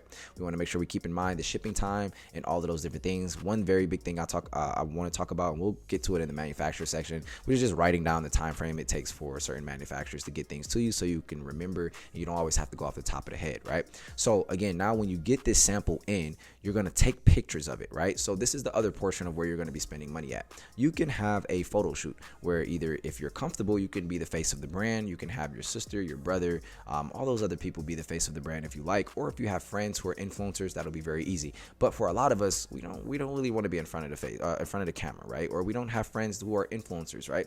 So one very big thing is we want to just take blank pictures, right? So even just, hiring a photographer and, having them take a picture of it and then removing the background. So that's one very big key, and we'll talk about that throughout the rest of this course, on why removing the background of your images is so important on the initial time or the initial seeing of the product itself on the website, because it gives customers a more willingly way to want to buy it from you if they see it on a person and they see it blank, right? It's very important to have both of them, right?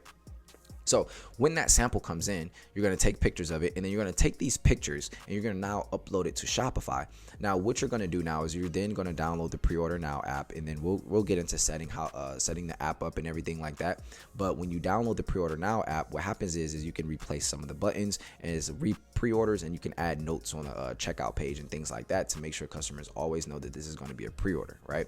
So they're going to be buying things from you that you don't have in stock. You're using the samples to illustrate that you have this product that is going to be releasing, right? And then we're going to give heavy incentives like 30% off, 40% off, 25% off, whatever works best for you, whatever you think will work best on the marketing. We're going to give an incentive to help and incline people to buy it from you right now for a cheaper price, in exchange for waiting a little bit longer to get it. And this method still works from 2020, 2021, 2022. I'm pretty sure it's going to continue working, because at the end of the day, pre-ordering things has always been something that has been in the world, right? Just pre-ordering items in general, right? So we're just taking the same strategies that have already been working, and we're just going to adapt it to our business, and then we're going to utilize it. Now, again, you're going to market the business. You're going to market the product that you're going to be releasing in the pre-order, right? You're going to market it for about 7 to 10 days. And then on that 7th or 10th day, again, we'll get into the other portions and why we want to make sure we build the right traction and times and things like that, right? But when we give them a set date and time, they're going to come to the website ready to purchase, because we've been marketing it for a week and a half, 2 weeks, right? And at the end of the day, they can start purchasing it from you. Then now, guess what happens? Because your shirt is $7, and because you bought it for $7, and you're selling it to them for, let's say, $30. Now you can pocket the other $23, right? You can pocket the $23. You can pay the manufacturer their $7, and then you can just make sure you get everything in. And guess what? You have your profit in pocket already. And then guess what? You're just going to take that item, ship it to the customer as fast as possible, and then they might post it on their social media. And then the good thing is to have business cards and things like that. But we'll get into packaging and user experience and other portions of user experience later in the section. So that is how the pre-order method works. You're going to take all your profits and you're going to reinvest everything right back into the business. So that is how the pre-order method works. Hopefully you guys caught all of that, and I want you guys to take notes on everything. So if you do have to replay this, please do so, because again, there was a couple steps that you have to write down to make sure you do things the right way. All right, so let's go ahead and jump into the next section, where we're going to talk about building traction for your pre-order and the best ways to go about it. Let's get it.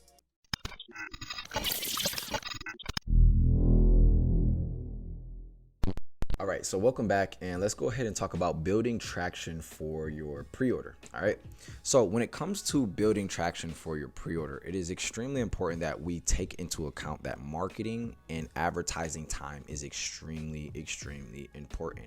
Now, again, we will jump into the computer soon in a couple of these other sections, but a lot of the things that we do talk about in this course just requires me to actually educate you on these things, right? So again, making sure that you take notes is extremely important. Now, how to correctly build traction for your website for your pre-order, right? So what we're going to do is we're going to take our items, those pictures that we got taken, and we're going to have a photo shoot with it, right? And again, this is why I said you're going to spend a little bit of money. It may cost you anywhere from $200 to $600 for advertising, or not advertising, for a photographer. But at the end of the day, you can either pay that fee or you can do it yourself with just grabbing a camera, right? So if I have my phone next to me, I'll be able to show you, but you literally grab your camera and you can literally do portrait mode, or you can just do a regular picture and then just go look up on YouTube how to edit photos on Photoshop, right? You just download the Photoshop app and you can edit it all yourself. So what I want to instill in you guys is the fact that it is possible, regardless of how much money you make. At the end of the day, you just have to start. You have to just try, right?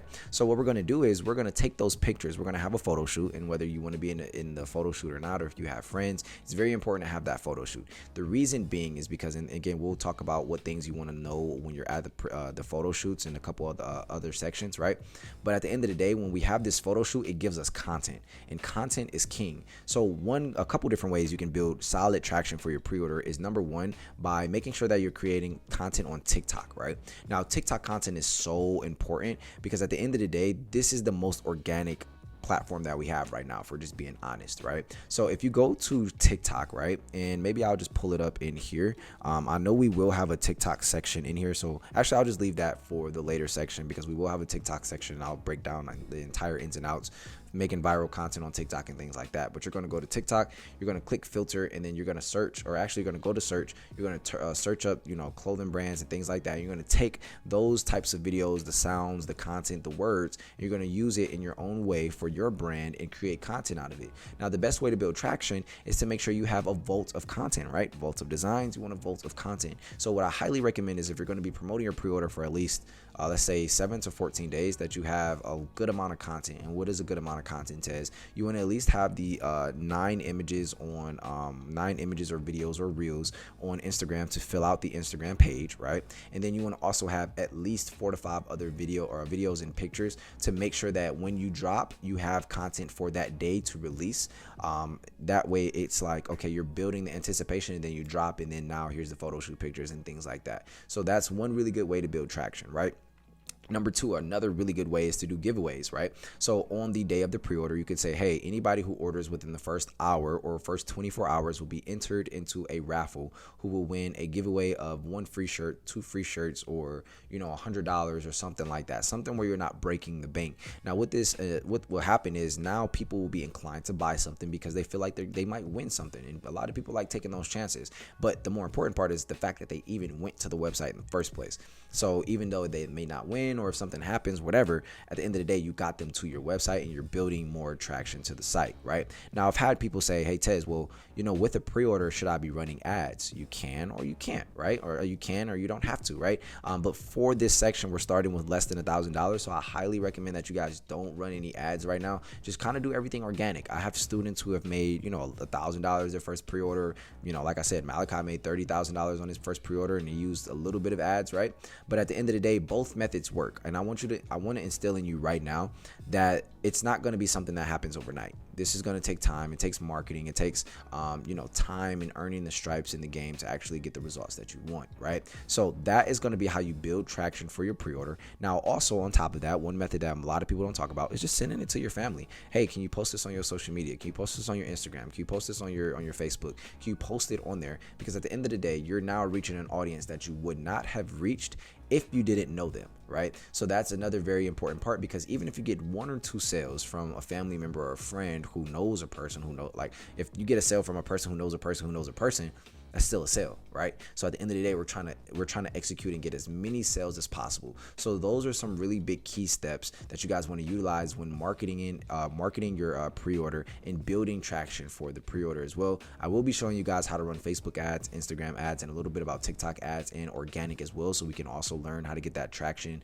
that we want to our page at all times. But for right now, I know this module is a little bit longer than what I wanted it to be, but let's go ahead and jump into the next module where we're going to be talking about setting up the pre-order now app, where we're going to jump into my computer, we're going to go download it, and we're going to show you all the ins and outs of the pre-order now app and why you need it. So let's go ahead and jump into my computer.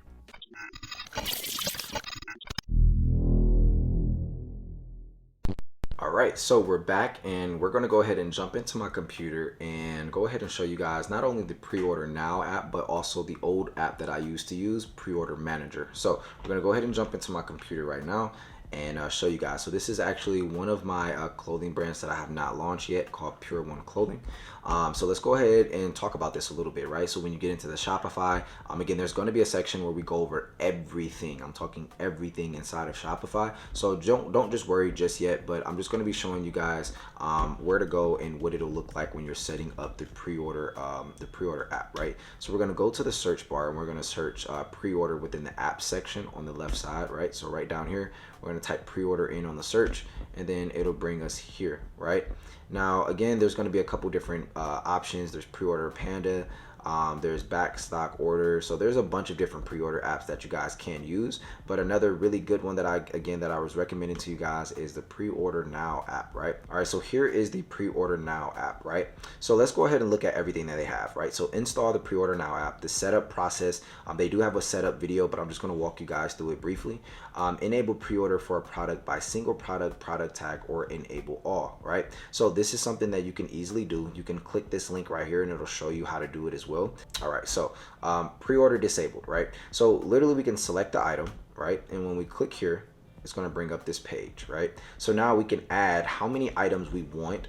So settings not yet saved, settings not yet saved. So this is what the settings will look like. So you can literally go in and change these things, right? So if product details and pre-order now are out of sync with Shopify, click here for to force resync pre-order now. So if let's say you count all of your inventory and you put it into Shopify, and we'll talk about keeping track of inventory, you can force sync. That way it can actually resync everything to the correct numbers that is in your Shopify, right? So let's go ahead and show you guys. In pre-order now, in Shopify, it shows you exactly what it is. You have inventory tracking enabled for all of them, and then you have inventory quantity, again, same, and then oversell status disabled. What does oversell status mean? That means that if the pre-order goes out, right, say like you only have 50 items for this one, you can either keep taking orders, which is enabling it, or you can stop taking orders, which is disabling it, right? So again, these are very, very important things that you guys can have set up. These are, again, just these settings right here. If you wanted to view it in the storefront, you can definitely do so as well. If we go over to pre-orders, so again, it'll show you the pre-orders in Shopify. So once the pre-orders come in, you literally just go click pre-orders and it'll show the orders that were pre-ordered in here, so you don't have to keep bouncing around and doing all of that stuff, right? Let's go over to the settings.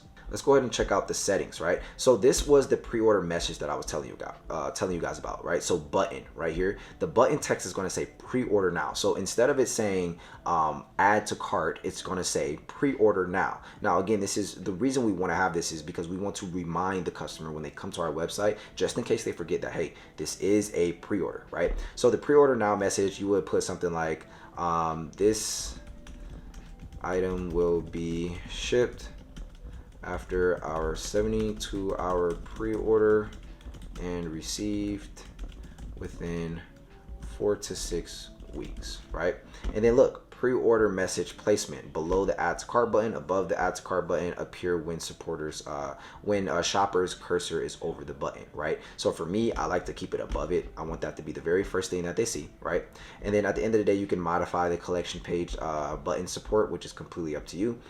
Product image badge, you can add a product image badge if you would like to, like a ribbon and things like that. So badge not appearing, this feature may not be configured to work with your theme, okay? So this isn't really a necessity. Then you have the pre-order start date. So again, we're doing 72 hours. What I highly recommend is we would do from Friday, and then the pre-order end date we would do Monday, right?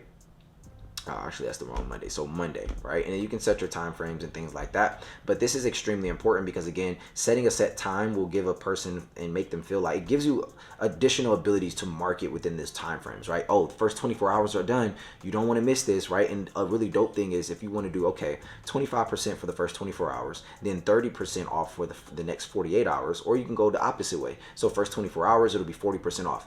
Second 24 hours, it'll be 30% off. And then the last 24 hours, it'll be 25% off or something like that, right? So constantly being able to remarket, constantly being able to push out more content, although you don't know exactly what content to post and things like that, you're just really marketing the fact that, hey, this is almost gone. You don't want to miss this, right? So we have the pre-order emails. Tell shoppers when purchases will arrive with pre-orders emails, right? So if we go over to email settings, they will literally configure everything for you, right? So you have the email subject, a product you order, the product you ordered is on pre-order, right? So hi, at least one of the items you ordered is pre-order item. Below are the details, right? So you have the line item of the basically the information of the data that they bought, or the product that they bought, right? They can literally see exactly what the product is, the quantity, and then the pre-order details, right? And then email footer, you obviously have that, but somewhere in this header, I would also remind them again, hey, this product is a pre-order. It will take us 4 to 6 weeks. So when I talk about communication, this is what I'm talking about. Letting people know, again, that is extremely important to let them know, hey, this will not be received within 4 to 6 weeks, okay? And making sure that you put this everywhere possible is very, very key and important, right? So you can send out test emails if you want to. You can put the email from address. So if you want to put, your business email in here, you can. And then they give you a cost for how much it'll cost. So $5 for 500 emails. If you're just starting out, you're probably not going to have 500 emails, but again, they have different plans. $500 for 50,000 emails. That is a great deal, right? Other things, right? So we just have the default settings. This is this section that we just went over. Start your free trial now to get discounts. You can get discounts if you like to. Stock warning, you can add stock warnings. Again, this is all just me going through it right now. And then mixed cart warning, you have a pre-order and an in-stock item in the same cart, which is something that you can configure. So this is why I absolutely love this app, because it has so many different things you guys can utilize, right? So what I highly recommend is that you guys go through the entire app, set up everything the way you want it to be set up for your pre-order, and make sure everything is correct, right? So you do also have styles as far as like how you want the font to look, how you want the message to look, the colors, the padding, and all of those different things. Again, you can mess around with those things. Then you have advanced settings, right? So adds card button text when not pre-order, so you can change the words of the button itself, so you can make it purchase now or things like that. Again, time zones, and then you have selectors, which isn't super important, so I really wouldn't mess with this stuff too much. You actually don't need any of this stuff. You don't need to mess with any of this. No custom CSS, you don't need that. And if you want to implement your Google Analytics, you can as well. And then obviously you can uninstall the app anytime. You have your notification section is here as well. So if you want to set notifications for customers, you can. So now offering back in stock email alerts. So say like you drop the item, right? And then you actually do your first release, right? So with the pre-order money, you're going to use the pre-order money to buy the actual release. And this is how you're going to get most of your profit, because instead of giving them an incentive, now you're going to release it for the regular price. But because it sold out, right? And because we marketed it that it sold out, now people are going to want to go buy it now that it released, but they're just going to have to pay more to get it on time, right? Within that 5 to 7 or whatever your shipping time frame is, right? So that's the pre-order now app. They do have a help section as well if you guys want to check it out. And then we'll go back to the home just so you guys can see everything. So you go through the entire setup process. Again, you do have to sign up for the free trial to start getting the different multiple items instead of just doing one pre-ordered item. And then the other really dope thing is that it tells you how much money you've made from the app itself by doing this pre-order. So you don't have to go back and go check all of those different things. You can literally go do so. And then they have some really helpful information, offer volume discounts, increase order values, sell to wholesalers without a second shop. So this app is very, very important to be utilizing. You guys don't have to use pre-order manager. I just really like this one a lot. This was one that I used most recently. So again, you guys can go check out this app. It's absolutely vital when doing your pre-order, because again, if you can just go through this and it takes, let's say 30 minutes, and you set everything up, the moment you do your pre-order, at least you know that everything is set up correctly, and you can go configure things and do all of that stuff prior to your pre-order, because you now went over all the settings and things like that within this video. So with all of that being said, we're going to go ahead and flip back to the camera, right? With all of that being said, again, you just learned exactly how to set up the pre-order now app. A lot of people overcomplicate this, but at the end of the day, it's very important that you guys just understand, the basics of it. Just going into the app, making sure you put time into figuring out what all of the different things are, implementing and saying certain scripts in there, things that you want to say that sounds like your brand, and just utilizing the information that you just learned today. So with all of that being said, we're going to go back and touch on some tips to promoting and marketing your pre-order again. Although we already touched on it, I'm just going to give you guys that rundown one more time in the next module. So it's going to be pretty quick. I'll see you guys in the next module.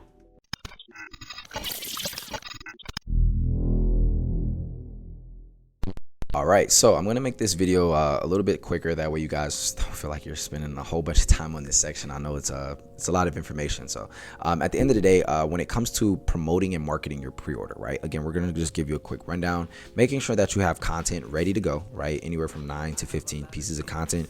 Very easy. If you have 3 different items, you just do 2 videos, 2 images. There goes 4 right there, just off one item, right? So you can create different variations of content utilizing different products and images and things like that, right? Also, on top of that, marketing it, you want to make sure that you guys give a set time frame, right? We'll talk about what to do after your first pre-order as well, and we're going to also talk about the incentives you want to utilize in the next section. But marketing your pre-order and giving it a set time and date is the most important portion of all of this outside of communication, right? So what I recommend is doing it on the weekends, because a lot of people get paid on Fridays, right? So you probably get paid on Fridays. That's probably when you're going to go spend money. They spend money Friday, Saturday, and Sunday, right?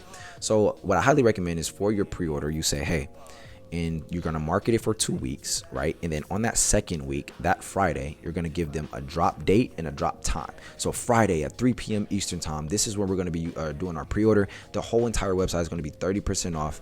We want to see you there. You won't need a link or anything like that. That's how you will market it, right? And then you would post the content and reels and videos. Videos are doing absolutely phenomenal right now on all platforms. So really focusing on videos that are in between 10 to 60 seconds long is very important. So I highly recommend you have more videos, unless you do have a pop in Instagram. If you're one of those people who has just like clout, or you look really good, right? Which is, something that comes with clout, right? When you look good, you just get clout, right? So at the end of the day, if you have those things, then images will work well for you. But also utilizing influencers as well by sending these pre-ordered items to other people to wear and have them post on their page. And then when they come check out the page, then they now see that the pre-order is there. Also, another very big tip is putting pre-order on this date at this time in your bio on Instagram or even on TikTok. That way, when you're making content, people know that they can go and sign up or go pre-order on that particular date. Another very big key when it comes to marketing your brand as well for the pre-order is making sure that you have a countdown on your website. We'll talk about countdowns and a very good app that you guys can utilize for the countdown. But the very important part about the countdown is you're able to continue receiving emails, right? So getting that customer data is extremely important, because now you can remarket and re-advertise to them freely. So those are going to be some very, very important tips when marketing your pre-order. Again, making those TikTok content, making that Instagram content, even posting on Twitter. If you have a Facebook, go ahead and post it on Facebook. Having friends reach out to their friends and family and saying, hey, he's having a pre-order on this time and date. Just setting everything up and marketing it again for at least 2 to 3 weeks is very, very important to get as much traffic there as possible. Time and date is extremely important. Incentive, extremely important. So anywhere from, we'll talk about that in the next section, but just having those incentives is extremely important as well. So we're going to go ahead and jump into the next section. In the next module, we'll be talking about the best incentive to use to make more during your pre-order. So hopefully you guys are liking the gem so far. If so, make sure you guys go ahead and take a screenshot or something like that and post it on Twitter or Instagram and tag me in it. So I appreciate you guys again, and let's go ahead and jump into the next module.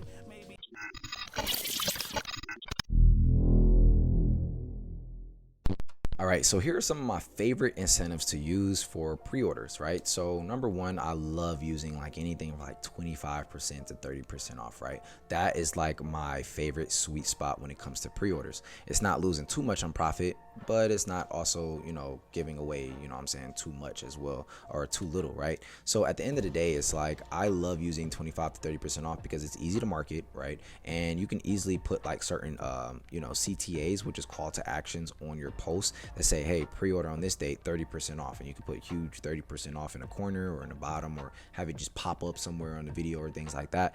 That's one of my favorites. If you wanted to push it a little further, and you want to really get a lot of sales but cut your margins a little bit, you could do 40% off as well, or even 35% off.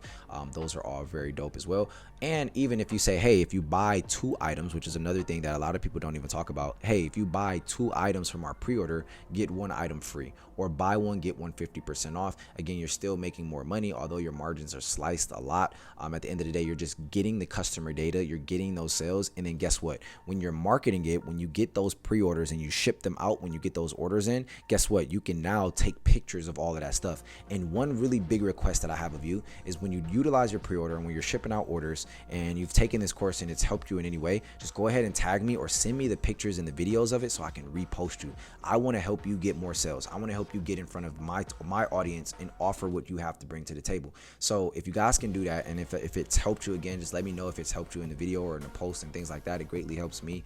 But at the end of the day, this information is extremely important. Just making sure that you're marketing and you're staying on top of having the correct incentives is very important. So again, just to recap, 20 to 40% off is very, very good. Offering buy one get one 50% off, or buy 2 get one 50% off, or buy 1 get 1 free, or whatever you want to offer, right? Depending on your pricing, is great options and great marketing to continue pushing and getting more sales. So with all of that being said, I'm going to talk about what you should be doing after your pre-order. So don't go anywhere. I'm going to go ahead and jump into the next module.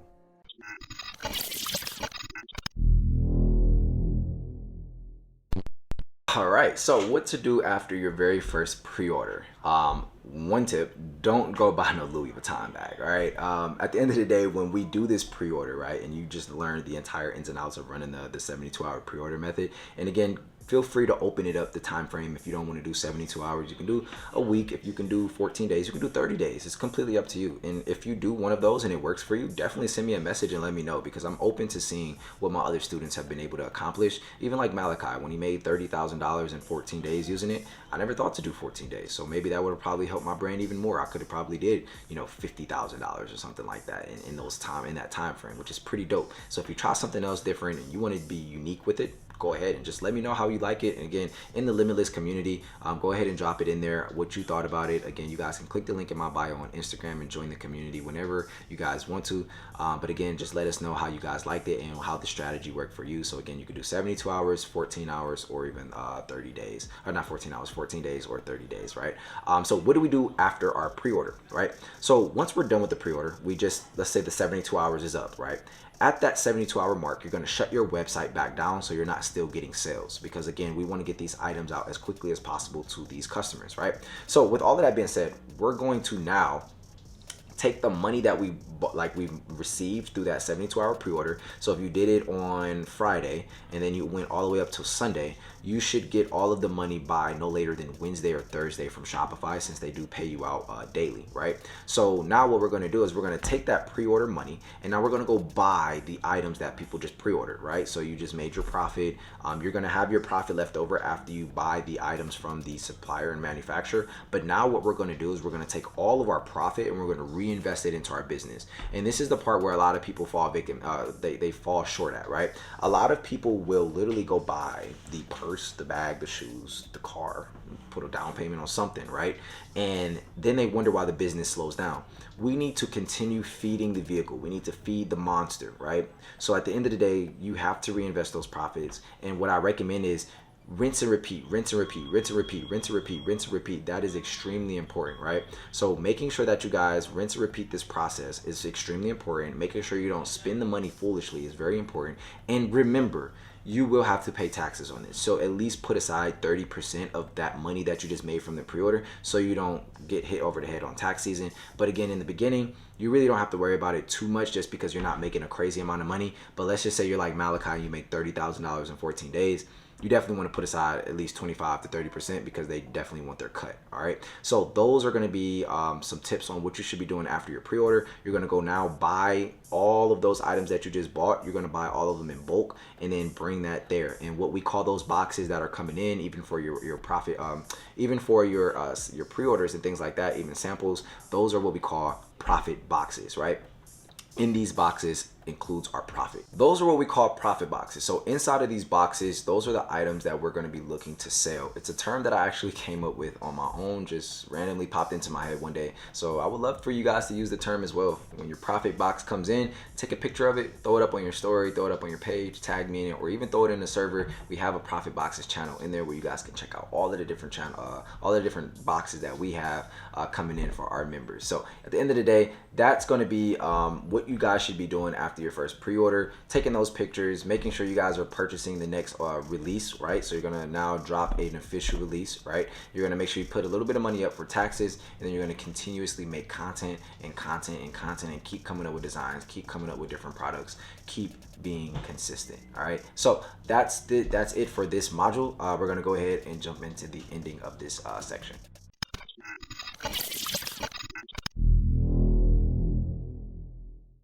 Yo, so congratulations, you made it out of section 5, where we talked about how to start with as little money as possible utilizing our 72-hour pre-order method. So you guys have all of the steps and tools to really correctly start your pre-order the right way. But the next thing you need is to actually set up the Shopify store itself. So I wanted to kind of give you guys some context on how the pre-order method will work before you jumped into the Shopify store, so you guys can make sure that when you're building the website out, you are actually taking into consideration that your first drop is going to be a pre-order, right? So with all that being said, that is it for the pre-order section. We're now going to jump into section 6, where we're going to talk about Shopify and the complete ins and outs, where we're going to walk you through the entire process of how Shopify works, all of the different settings and all of the different things that you have to know when joining and being a business owner on Shopify. So hopefully you guys liking the information so far. I will see you guys in the next section.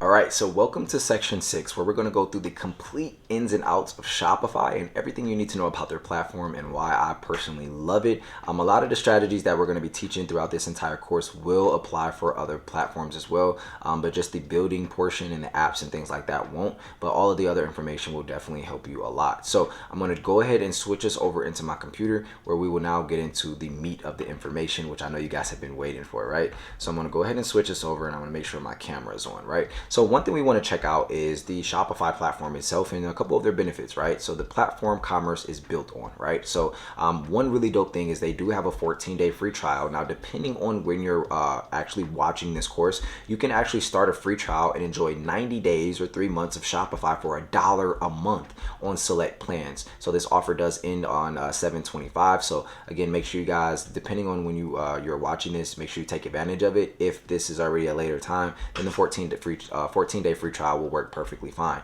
But bring your business online, right? So we're just going to take a quick overlook of Shopify, right? Take the best path forward. Start an online business, move your business online, switch to Shopify, and you can even hire a Shopify expert if you so choose to. So you can actually sell everywhere, market your business easily, manage everything, empowering independent business owners everywhere, right? Millions of businesses in 175 countries around the world. They've made over $496 billion in sales using Shopify. So when people say, oh, e-commerce and Shopify is saturated, okay, well, they're still constantly making money. And you guys will see a graph in a couple of modules where I show you guys the consistency and why e-commerce will always be around. People are always going to be buying things online. That's just until the end of time, right?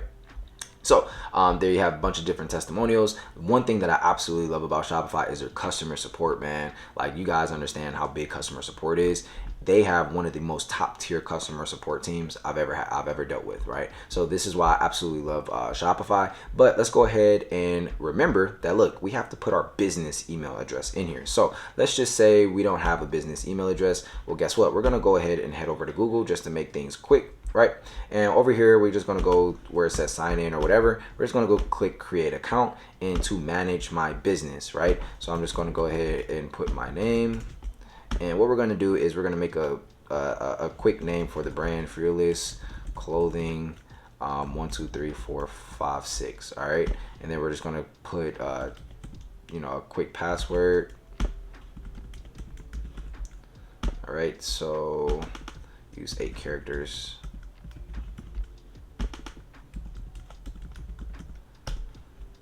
Oh wow, please choose a stronger mix of letters. All right.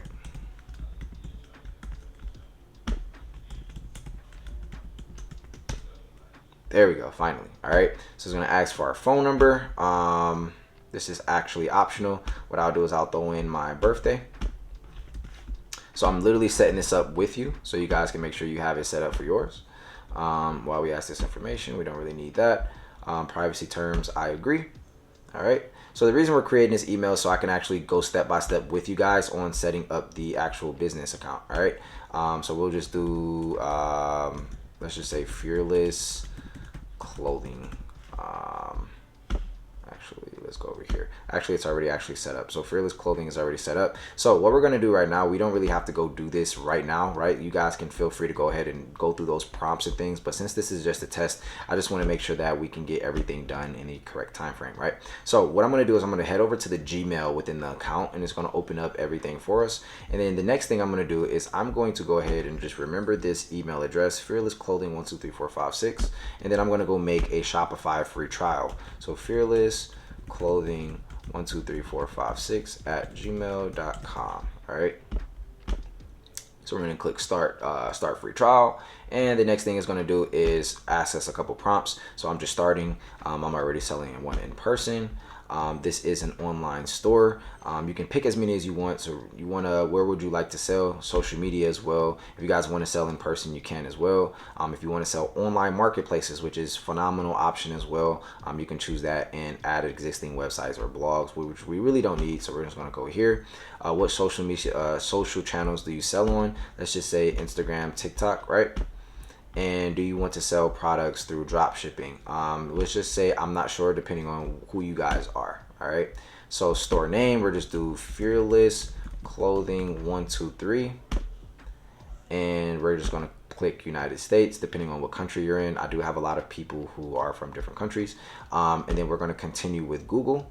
All right, and then we're going to click the account right here, Fearless Clothing 123456 at gmail.com. And then now we're going to head into Shopify, right? So that's how we're going to set up the entire account. The next section is where we're going to start getting into the settings and how everything works. But I'll just kind of show you guys what it looks like when you guys set up the account, what happens when it opens up. That way you guys know a step-by-step process of what it looks like and what you will see when you start this, this journey in your business. All right. So you see it says your trial just started. Continue with Shopify after July 27 by selecting a plan. So they do have other options and things like that you guys can set up. The option that I recommend, again, this is literally $1 for 3 months. So I would highly recommend this. Outside of this 3-month time frame, it's usually it's actually $29 a month. So the basic Shopify plan is cool. The middle column is cool as well, which just includes different features and different percentages on your payment providers and currency conversion fee, which these ones are actually the same, but this is where it starts affecting those fees, right? So again, you guys can feel free to take a look at each and every one of them. If you scroll down, it shows you actually all of the different things that come with it. So shareable product pages, unlimited products, 24/7 support, fraud analysis, so on and so forth. So that is going to be the end of the setup portion when it comes to the actual setup of the Shopify account itself.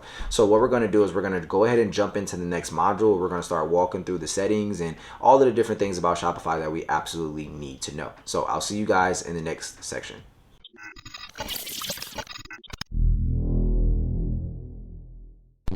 So let's talk about exploring the Shopify dashboard. This is actually pretty quick, but at the end of the day, I just wanted to show you guys really quickly.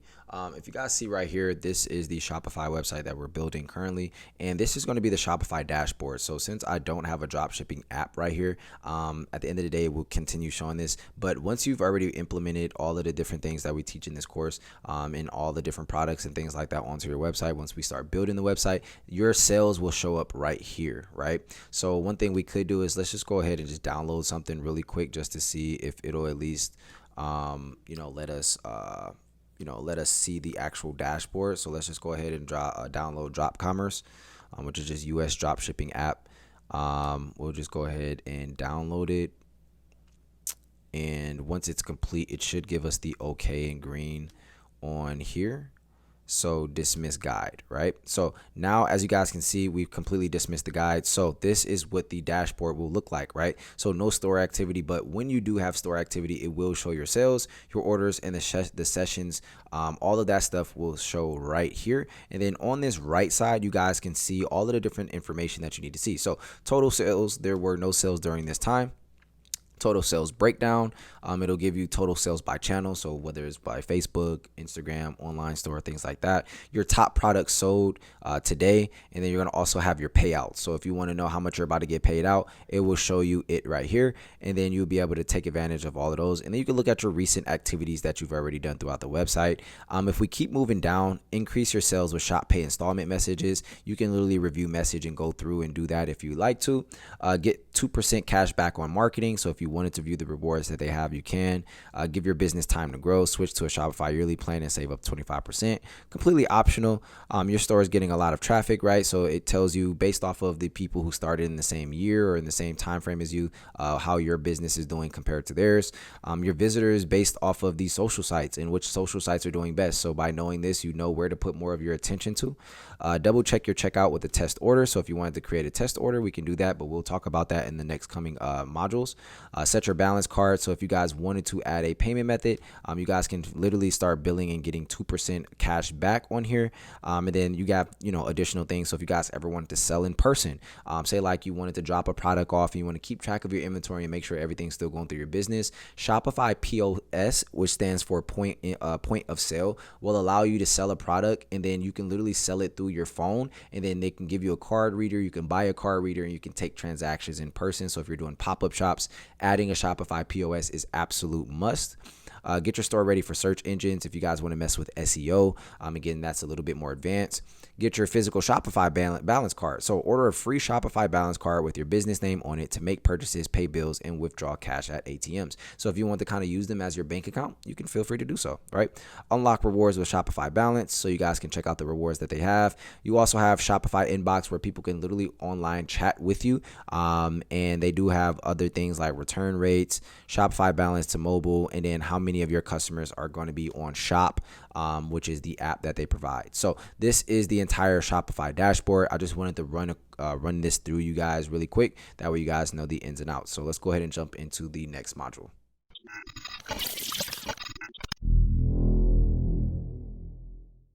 All right, so welcome back, and let's go ahead and jump into the complete walkthrough of the Shopify settings, which is the absolute must when starting your online business. All right, so let's go ahead and jump into my computer so we can go ahead and take a look at what we already have. So we've already done domains, but just to kind of give you guys a quick overview of Shopify really quick, here's a couple options on the left side here. So obviously we have our home page right here where you guys can go check out all of the different options that they have here. The orders page, this is where you're going to see your orders, the name of the customer, the items that they purchased, how much money they spent, all of those different things. You'll be able to click on that order and look at a little bit more about what they ordered and the customer themselves. We also have drafts. So if you wanted to create a draft order for somebody who's going to be purchasing soon and things like that, you can go ahead and do so and collect payments later. We do have the abandoned checkout. So we'll talk about how to regain some of these people. So these are people who leave things in their carts and they just so happen to get a phone call and just, click off of the website and things like that, so they don't end up purchasing, right? Next, we have the products page. This is where you're going to be able to add products. We do have a section where we're going to be talking about inventory, products, and things like that. So this is just a light overview of all of this stuff as well. So you're just going to have your inventory where you can keep track of your inventory, transfers where you can manage your incoming inventory. So if you want to put in a certain number of items that's coming in, and when it touches down, you literally click a button and it uploads into your inventory account. You're going to have your collections pages here, which we'll get into in the couple sections ahead. Also, you're going to have your customers. So it's very important to look at your customer data and be able to import and export it whenever need be. Also, you're going to have your finances section where you can look at the cost of the products and, your profits and things like that. It's not always accurate, but it is helpful. If you want to look at your billing that you have with Shopify, you can go ahead and do so over here. Then we're going to have our analytics page. I'm going to show you exactly how you need to read your analytics and, good statistics and things like that you want to look at. Also, going to have your reports in live view, which is one of my favorites. So literally this will show you where people are on your website. So if they're in, certain parts of the world, it'll literally show a blue dot, and it'll also show you visitors right now, total amounts of sales, sales sessions and your orders and top location customers and products that are selling. All right. Then you're going to have your marketing section where you guys can go in depth on marketing and, talking about marketing and things like that. And then discounts as well, where we'll talk about stuff like that as well later. And then online store, this is where we're going to build out the entire store. So we do have a section entirely on building out the website with you. So just bear with me here. And we're going to have our apps over here. So if we wanted to add apps, we could add them right here. Right. And then last but not least, we're going to go ahead and jump into the settings portion. Right. So in the settings portion, one thing I want to keep in mind is we already have our basics in industry and things like that. You can feel free to change these at any time by just clicking this edit button and going into it. But I highly recommend once you legalize the business, which we should have already done, you put the legal name of the company in here. Right. Next up, we have the address. So a very important part about the address is this address is used on customer order confirmations and your Shopify bill. So this will pop up on it will pop up on their confirmation order, right? So one thing that I want to keep in mind is that you guys should go open up a PO box, right? So go to your local post office and fill out a paper for a PO box, and then or you can go online actually USPS. You guys can go ahead and get one from there. But what you want to do as well is pay for an actual address, a physical address, and by doing so you'll be able to insert that in here since Shopify won't allow you to put PO boxes as your addresses, right? And then also contact information, you can add a business phone number or your personal phone number and your business email, which is why we set it up in the first place with our business email. We won't have to go do that. Then we're going to have your store currency standards and formats and things like that you really don't have to touch too much. All right. Next, we're going to have our different plans. Again, you can choose a plan. You can, deactivate your trial. You can update your payment method, all of that through this plan here, or this section within plan. Also, so let's talk about this really quick. Let's say you wanted to hire somebody to build a website or make certain changes to your website. Do not give them the full password and information to your account. What you can do is add them as a staff. So what you can do is you can give them limited availability and limited vision on certain things within your Shopify website. So literally you can add them to your staff and only give them permission to access the website and products. And that way they can only mess with things in there instead of, trying to change your billing and put their information in and getting paid out and things like that. All right. So that's a very easy way as well to get people in to access your website if need be. Also, if you ever want to transfer ownership, like you sold the brand or things like that, you will literally be able to click here and transfer the full ownership to somebody else.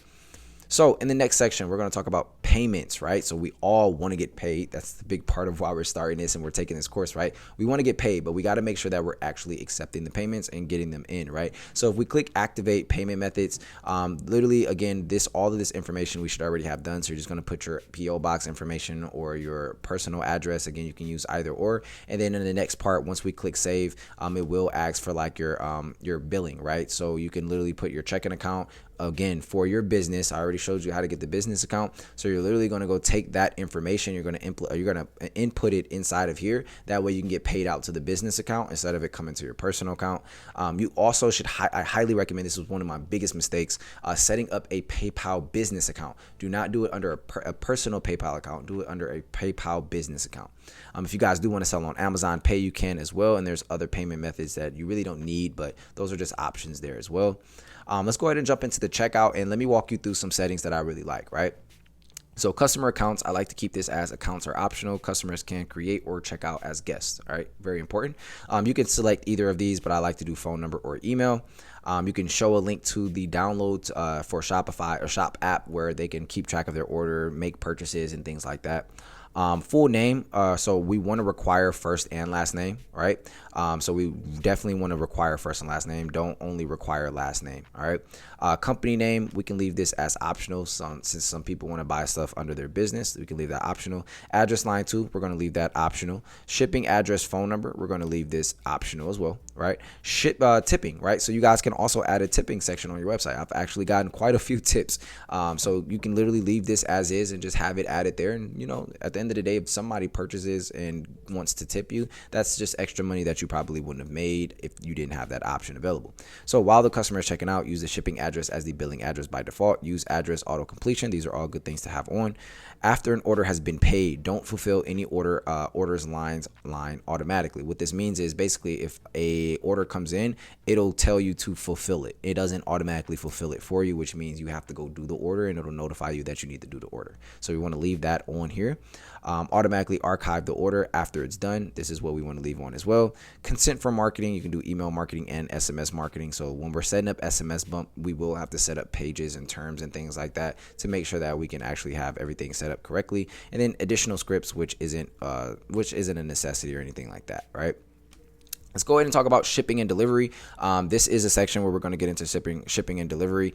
We do have a separate section all for that, so I'm not going to go do this part right now. So further in a couple sections ahead, we will get into shipping and delivery. Taxes and duties. This is a very important part as well. You can literally implement and put in your certain state. So you can collect taxes. Let's say we're in Ohio. We can click Ohio, and then you want to go ahead and put your sales tax ID, which is your EIN number, right? And you can literally just go ahead and put that in here. Actually, a sales tax ID you guys can get from your local state of Ohio as well. So you can literally click here. Sorry, I apologize about that. You can click here, sales tax in Ohio, right? And you can literally go get that from it in Ohio or from the ohio.gov website. So it will be the same for your website as well, all right? So that's that. Shipping overrides, you really don't have to add anything additional on that. You don't want to add a tax on your shipping because that's just kind of like doing a little too much. So you just want to collect taxes in your state. And if you want to collect taxes in other states, you will have to go do the information and look up all those things. But again, make sure you guys have an accountant and CPA. I am not an accountant CPA, nor am I an attorney or legal provider or anything like that. So certain information I cannot give to you guys simply because I don't have permission. Not just permission, but I don't have certificates and things like that. So I highly recommend, even for our legal section, I'll say it right now, make sure you guys get a lawyer, make sure you guys get an attorney, make sure you guys get a CPA and an accountant that can legally give you guys guidance, or an advisor. Make sure you guys reach out to them because this is all what I have done. All right. So locations, this is where your website is at, right? Or the business name is located. This is where you're going to be fulfilling things from. If you ever wanted to add a location, like if you decided to work with a fulfillment center, they'll give you different locations of where items are at. So you can literally add location through here. But for right now, you don't really have to do that. Gift cards, this isn't really much. I really don't mess with gift cards too much, so I'll just get past this. Markets, right? This is additional. They haven't really, they actually recently added this, right? Enable Shopify payments. You can literally enable them here if you wanted to, if they're still off. Enable Shop Pay, which is another huge help. But in here, if your primary market is in United States, it'll show your conversion rate, share of total sales, and your sales entirely. You can look at international as well. If you want to manage it, you can definitely do so. So apps and sales channels, right? This is where you can either sell on Shopify, or sell on Shopify, Facebook, TikTok, or not TikTok, Amazon, Instagram. There's a bunch of different platforms, right? So if you wanted to add additional places to sell to, you can literally go to customize your store. And as it's coming up, actually, let's see if it pulls up over here. Yeah, so we would have to go through here. So literally, if you wanted to go add additional ones, you could add it through here. I just don't want to go through all of that because it is a little bit time consuming. So you can add different sales channels. I'll show you guys how to add sales channels a little bit later on. Domains, this is where we can look up our domains that we talked about. So if you want to look at the different domains that you currently have, you can go do so here. Brand, which is that other portion that I said we could wait until later. So if you want to drop your default logo in here, you can drop a square logo if you wanted to. You can add your primary colors for your website. So what this does is this allows your Shop Pay, which is like a platform or an app that people can purchase from. It will allow you to configure everything to make sure it looks good for your customers. So you have the primary colors, you have your cover image, your slogan, which you can implement and type in here. You're going to have a short description of it as well. And then your social links, which you can add in here as well. So you guys can feel free to go ahead and do so. The reason, and actually I would say this at the end, I'll say it right now. The reason I like going through the settings first before I get to building the website and things like that is because I want to make sure that everything else is, those things are okay, but the settings is the heart of making sure that the business is operating correctly. I want to make sure the operation look is good before we worry about looks of the website. All right, so that's my big thing. Notifications, this is actually a very interesting thing over here. So order confirmation, again, when we talked about pre-orders and making sure that we are up to date with our communication, order confirmation, you can literally come in here and you can preview the script of what it looks like. But if we read, thank you for your purchase, right, and then it'll autofill here, you'll receive an email when your order is ready for pickup, right? So what you can also do is say, also, don't forget that you pre-ordered an item and you will not receive it for 4 to 6 weeks. Now, if you're gonna put this in here, just remember that you do have to go back and change it once you stop doing pre-orders. So you can literally go in and do that for the first couple weeks. Just make sure you write down or put a reminder in your phone to rechange that. That way, when people purchase, they don't go ahead and dispute it because they didn't know they were waiting 4 to 6 weeks, and then on your website it says 5 to 7 business days. All right. So that's going to be the notification section over here. What I'll do is I'll go back. There's a bunch of different notifications that you guys can actually configure. So orders edited, order canceled, sent automatically to the customer. So the really dope thing about this, and one reason I really love Shopify, is that all of this stuff is already automated. These are things that are going to already happen by default, right? So even for shipping, right? So if we come out here, fulfillment request sent automatically to a third party, which we really don't have to worry about too much. Shipping confirmation sent automatically to the customer when their order is fulfilled. So for those of you who may be asking, well, do I have to send out this email to let this person know this and things like that? You do not. Like, once you fulfill the order, that's it. Shopify does everything else for you. It gives them automatic shipping updates. It lets them know when the order is out for delivery and when it's already been delivered. And it also even has options for local delivery and local pickup, and then customer information and things like that, like contacting customers and things, email marketing, returns, marketing. So I highly recommend just going through, making sure you configure things the way you want to. If you guys wanted to add Shopify email open tracking, you can do so as well. You can do a double opt-in if you want to, which is not really a necessity. And then staff order notifications, you guys can, leave that pretty much how it is. And then if you wanted to add additional recipients on here as well, you could. All right. So this is the notifications section. You're going to have your meta fields. Choose the part of your website you want to add a new field to. This isn't really something you guys have to worry about. This is more so super advanced. So if you guys needed somebody to do meta fields and things like that, just have somebody on Fiverr do it for you.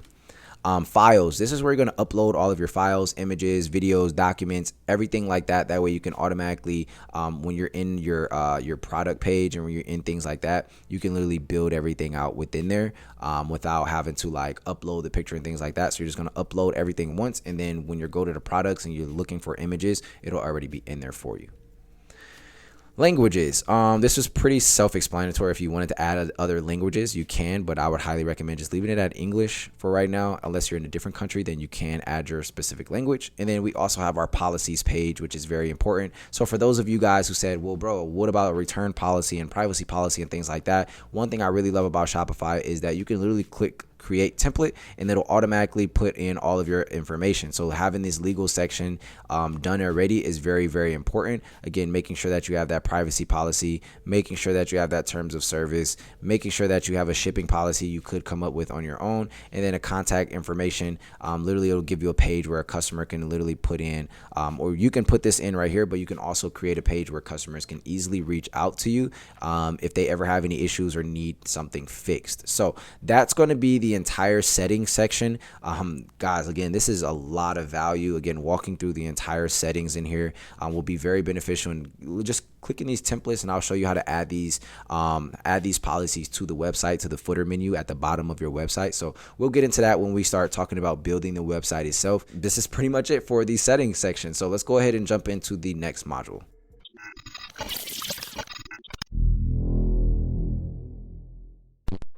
All right, so let's go ahead and jump into our computer here and go ahead and show you guys how to add your first product into Shopify. That way you guys know the complete ins and outs of doing so. So let's go ahead and jump into my computer here, and let's go ahead and head over to the product section, and we're gonna go and add our product here, right? So what we're gonna do is we're gonna come up with a name. So let's Fearless Hoodie, right? And then under here, we want to add a good description. So again, I'll give you guys a description template as a PDF. That way you guys know kind of how you should type out your description and how to make a strong description. So I'll leave that for the end. Media, if you guys wanted to add the images as well for your pictures. So if you, or your for your product, again, those photo shoot pictures will work very good for you, right? I'm actually right here. I don't know why I was looking over here. So at the end of the day, you can add your images and videos or 3D models in here. Literally, you just have to make sure that it's a certain file small size. Also, if you wanted to add your pricing, you can do like $19.99. Now, Tez, what is compare at price? Compare at price means this was the original price, right? So let's say the price was $29.99, but on the website, if you wanted it to say $29.99, right, and it actually is $19.99, it'll just put a slash through here and show this price, right? One thing we do want to have checked off is charge tax on this product, just so we can make sure we're getting the tax money for it. And then in here, this is a very key part, put your cost per item. So depending on how much you're negotiating for, when it comes to your items, you want to go ahead and put the price per piece in here. So let's just say our hoodies cost, let's just say $8, right? And then it shows you have a 60% profit margin. Here's your profit if you're selling it at that amount. So now you don't have to do as much on your own. Literally, Shopify does it for you. SKU numbers, this is stock keeping unit. You don't really need to do this just yet. This is more advanced. So when you get into fulfillment centers, you will need SKUs and barcodes. That's just for like more advanced stuff. This is a very key part, keeping track of your inventory. And again, we'll get to that portion as well, but you can leave this on. That way, whatever quantity you put in for the inventory, it'll literally keep track of as people buy it.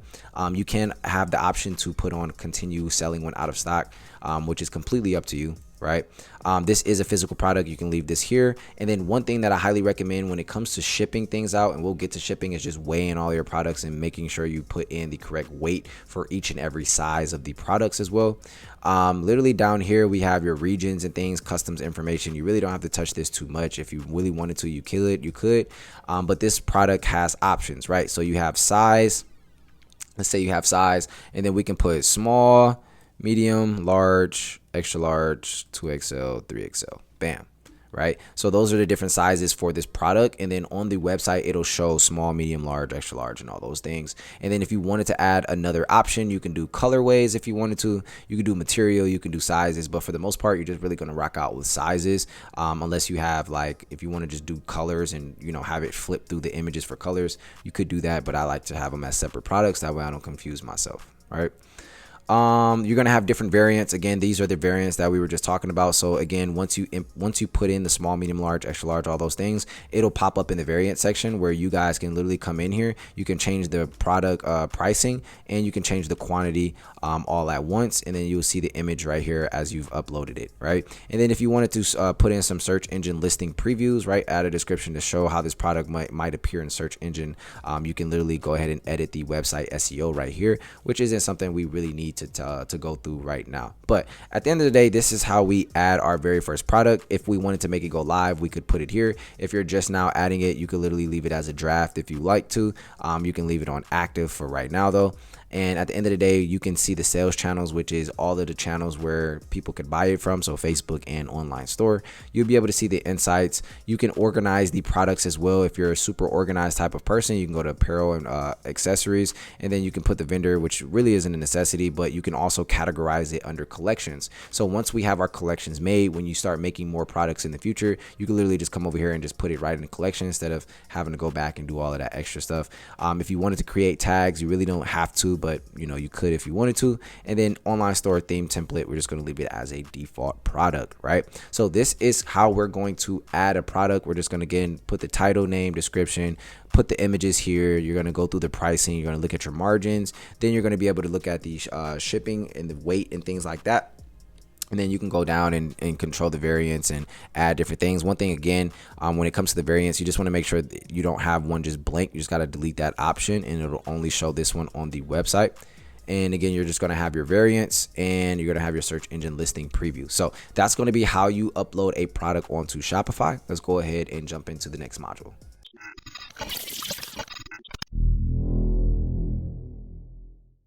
All right, cool. So let's go ahead and talk about how we can set up collections for our website and what a collection is. So let's go ahead and jump back into the computer now. And obviously we have our products, which we just left off on, but let's go ahead and go to products, and then we're going to go over to collections. So we're going to leave this page. And right here, this is our collection. So what collections are is allows you to basically put a bulk amount of products into one collection where people could go click on. So if you go to Fashion Nova, you click men, the men category is a collection. So I'm going to show you guys how you can add that as well. So we're going to come up here and we're going to go to create collection, right? And the next thing we're going to do is just say we want to name it men, right? So we can put men, we can add a description if we want to. And then this is the really dope part. You can either manually add the products yourself, right? or you can click automated. But if you're going to do manual, since it's already on automated, you do have to click save to be able to pick the products, right? But at the end of the day, you guys can leave it as automated, right? So at the end of the day, once we go over to automated, we're going to go click and look at how the different options that we can actually tag a product or have it listed, right? So let's say you want to have the product title. This is probably one of the easier ways. Product title contains, and then you could literally say shirts, right? So if you wanted all the shirts that you ever listed and it has shirts in the title name, then you guys can literally just click this, and then when you click save, right, then it'll automatically pull up all of the different items in here, and you can reorganize how it'll go. So if you want best selling first, which is probably the best for you right now, you want your best selling at the top. That way that's the first thing people see. But one thing we do want to remember is that when you do have the best selling there all the time, what happens when the best selling is doing what it's supposed to do, sell the best, right? So when it starts slowing down, you will have to switch it to manual and then move the best selling down until you restock it, then move it right back up, right? Another really cool thing is, again, it shows you your collection availability here, which channels it's already selling on, and then you can add an image. So when people click the men's section, it'll show like an image of 2 men or 3 men or whatever. That way people know this is the men's collection. So you can add an image here. So just keep those things in mind when you're doing your photo shoot. Hey, I'm going to need a collection image for this, and all of those different things. But if you wanted to add any condition, you could do that as well, which is not something you really want to do. You want to keep all of your collections organized. So you do want to have men, women, all those things, right? So when we do this, we can go back and now we can see product title contains shirts. The title is men, and this is the collection for it, right? And then we'll talk about adding the collection onto your website when we get into building the actual online website itself. All right. So that's it for this module. Let's go ahead and jump into the next module.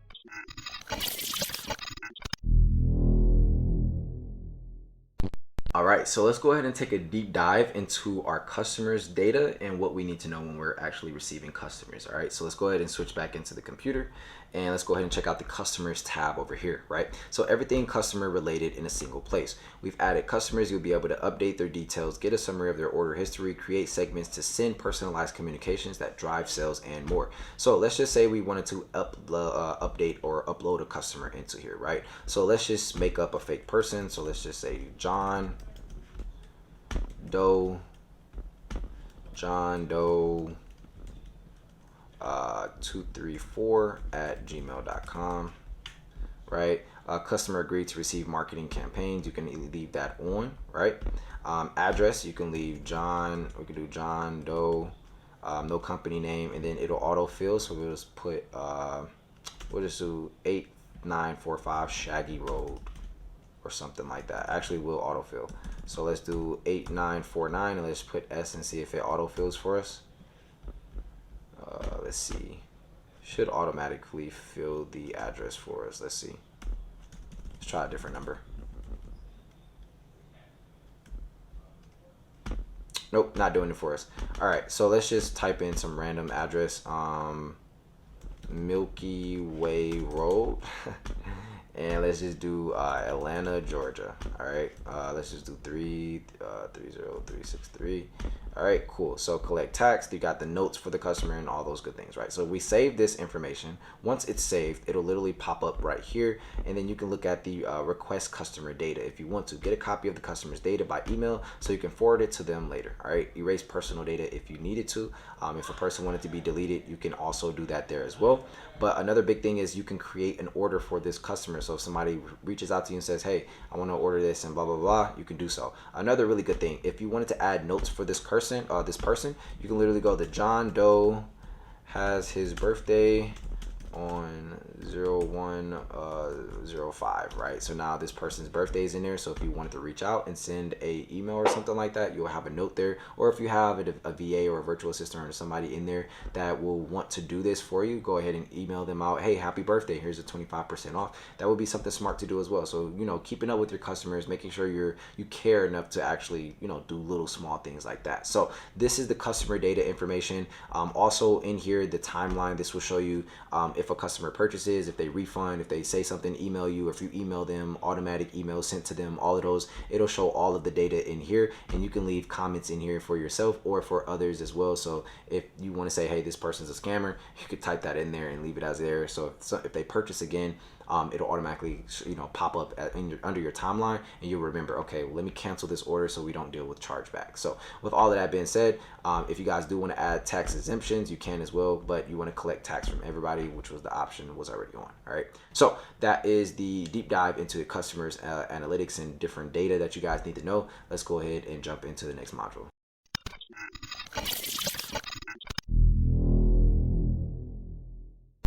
All right, so let's talk about actually looking at your analytics the right way in Shopify, right? And let's go ahead and go over the analytics tab itself, okay? So let's go ahead and jump over into the computer again. So we're on the home page and we're gonna go over to the analytics section, and we have a bunch of different options. So I'm gonna walk you guys through the entire thing, all right? So right here up at the top, we do have a calendar up here. So if we wanted to change and see the duration and the date, what sales and things like that from past years or past times, we can, or even in the future, depending on not the future but past, of course, right? And it also shows you a comparison as well. So it'll show up this data over here on this side, these little dashes, based off of your data from a month ago or a week ago or whatever. It'll show what it was at in a percentage of how much it's grown or went down as well. So obviously we have our total sales, our sessions, and returning customer rate. So this is very important. So what is it? The percentage of customers that have placed more than one order from your store out of customers that placed an order within the selected date range, right? So making sure that people come back and buy from you again is extremely important, which is why it's top 3 up here, right? So no wonder sales, session, returning customer rate is very important, right? Next up, we have our conversion rate, right? Percentage of sessions that resulted in orders out of the total number of sessions. So again, if it's out of 100, only one person buys, that means you have a 1% conversion rate, right? So again, on average, a good conversion rate is anything above 1%. 1 to 2% is really good. If you guys can get anywhere from like 2 and up, that is really solid. I've seen websites and things like that get like 3-4% on their conversion rate, which is absolutely insane. So with all of that being said, again, please make sure you guys focus on conversion rates. And then again, if your conversion rate is really low, there is a couple different things that we can look at. So at the end of this course, all the way at the end of all of the different sections that we have, there is a bonus section where we talk about different ways to increase your conversion rates and things that you guys want to look out for.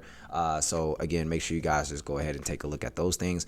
Then we also have the average order value as well. So how much a person is spending per order. This is the average, on average, how much a person is spending per order. So total value of all orders, including taxes, shipping, and discounts without subtracting the value of returns, divided by the number of orders, right? Then you have our total orders over here. Then we have our top units by sold. So again, when we are scaling and we're looking at trying to scale, we need to understand what products are selling the best. So again, people don't even talk about this stuff because again, they just genuinely don't know, or they're not really good teachers. But I like to go in depth on every section because I need you to understand, if you find a product that's selling really well, you need to buy more inventory in that product than the one that's selling the least, right? And then you now know, okay, what worked out of this one? Why do people like it? Is it the color? Is it the design? Okay, well, maybe I need to try this design again with a different color and see if it gets the same result, right? So these are different things that you guys can test. We have session by traffic source, so it'll show like Facebook, Instagram, Twitter, Google, and things like that. Sessions by location, so if you guys wanted to see what state or country is best for you, it'll show that there. Sessions by device type. On average, most of our sessions are going to come by cell phone because most people are on their cell phone when they're looking online. So that's going to be, a lot of times mobile, but you can look at the other ones, so like tablets, computers, and things like that. Sessions by traffic source. So again, storefronts, different names outside of like regular websites like Instagram and things like that. If people are like tagging your link in different websites, you'll be able to see those links there.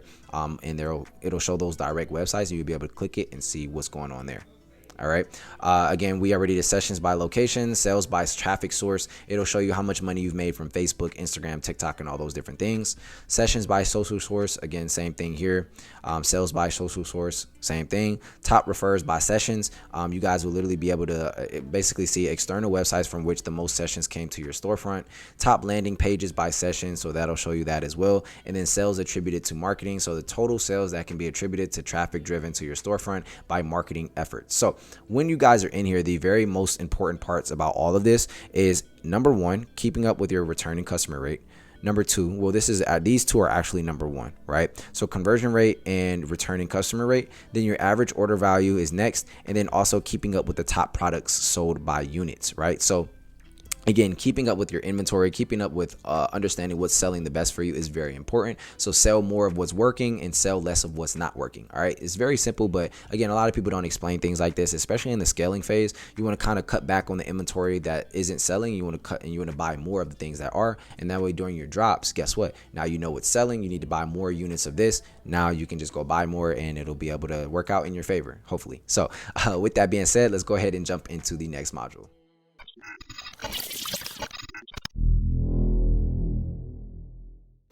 All right, so we've already went over the analytics and a lot of really cool features within Shopify, but the next one we want to talk about is discounts, right? So how do we give our customers discounts and how do we apply them, right? So let's go ahead and jump into the computer and let's go ahead and set up some discounts with you guys, all right? So we're going to go over to this tab over here where it says discounts, and we're just going to go in here and we're going to create a discount, right? So there's a couple different variations of discounts that you can create. So amount off of product, so if it's a particular amount like $20 off, you can do amount off of order, so it's a discount, and then buy one, get one if you wanted to, and a free shipping option as well. So let's go ahead and go through all of them and make a discount for each and every one of them, right? So we have a discount. You can either add it as automatic or discount code, depending on when you're doing this. Like say like your pre-order, you want to have that automatic discount, but in the beginning or further down the line, you want to have an actual code, right? So let's just say our code is fearless, right? And when people come to our website, they'll get the code. We'll be able to advertise, hey, use code fearless. You'll get 10% off. Or if you want to do a certain amount off, you can as well, like a dollar amount. But we're just going to do 10% off right now. And then you can specify it to specific collections or products if you want to, right? If we come down here, minimum purchase requirement. So let's say minimum purchase amount. Let's say in order for them to get 10% off, they have to spend at least $1. Right? If you wanted to add other discounts like, hey, free shipping over $99, then you can add that through the free shipping option, which we'll go over as well. Customer eligibility, all customers are eligible for it. Maximum discount uses, you can add one or not, so limit to one use per customer, or limit a number of times the discount can be used in total. You can do both, either options. And then the really dope thing is you can add a start date if you wanted to and an end date. So you can literally start it now and never end, or you can start it and have an end date. So if you want to do Black Friday sale and make sure it's 40% off throughout the entire duration or the weekend, you literally go here and then to say if it was a weekend, you would just do like 3 days and bam, you'll be able to set the time. So now you can say, hey, our Black Friday sale ends at 12 midnight. Make sure you're there, because if you miss it at 12 midnight, it will be gone, right? So that's one way we can make one of our discounts. All right, so we're gonna go ahead and disregard this, and let's go ahead and amount off of order. It's the same exact thing, right? So this is just a fixed amount, same exact option that we just seen, so we can skip this one. Then the next discount we have is a buy one get one, right? So this is very easy to do as well. So if you wanted people to say buy one, this is their code, and when they use it, a minimum quantity of items, they can get 2 items from any specified products or collections, right? So you will literally just type in the products here or the collections that you want the buy one get one, or buy one get one 50% off, whatever it is. You can literally apply that there. So you can literally say customer buys this one product. So if they buy one of this product, they'll get this product, right? So you have one product here. If they buy this, then they get this one. So they get one of those, and they can either get it for free or for percentage off. So this is now says buy one, get one 50% off. Buy one item, get one item at 50% off, right? So this is how we add it. There's no limit use for it, and you can again add the active date. So pretty simple, right?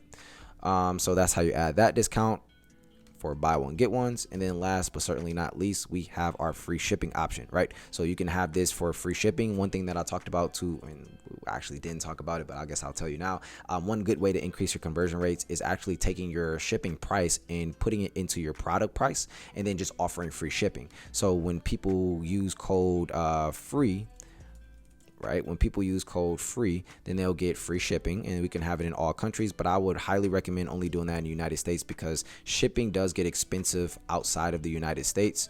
You guys can exclude shipping rates over a certain amount if you so choose to, but it's completely up to you. Minimum purchase requirements, let's just say they have to spend $99, right? And at the end of the day, customer eligibility, we keep that the same. Use is the same. Active dates is the exact same. So that's how we make a free shipping discount code. We basically just went over all of the discount options. You guys can feel free to mess around with it a little bit. But at the end of the day, that is it for this module. So let's go ahead and jump into the next one.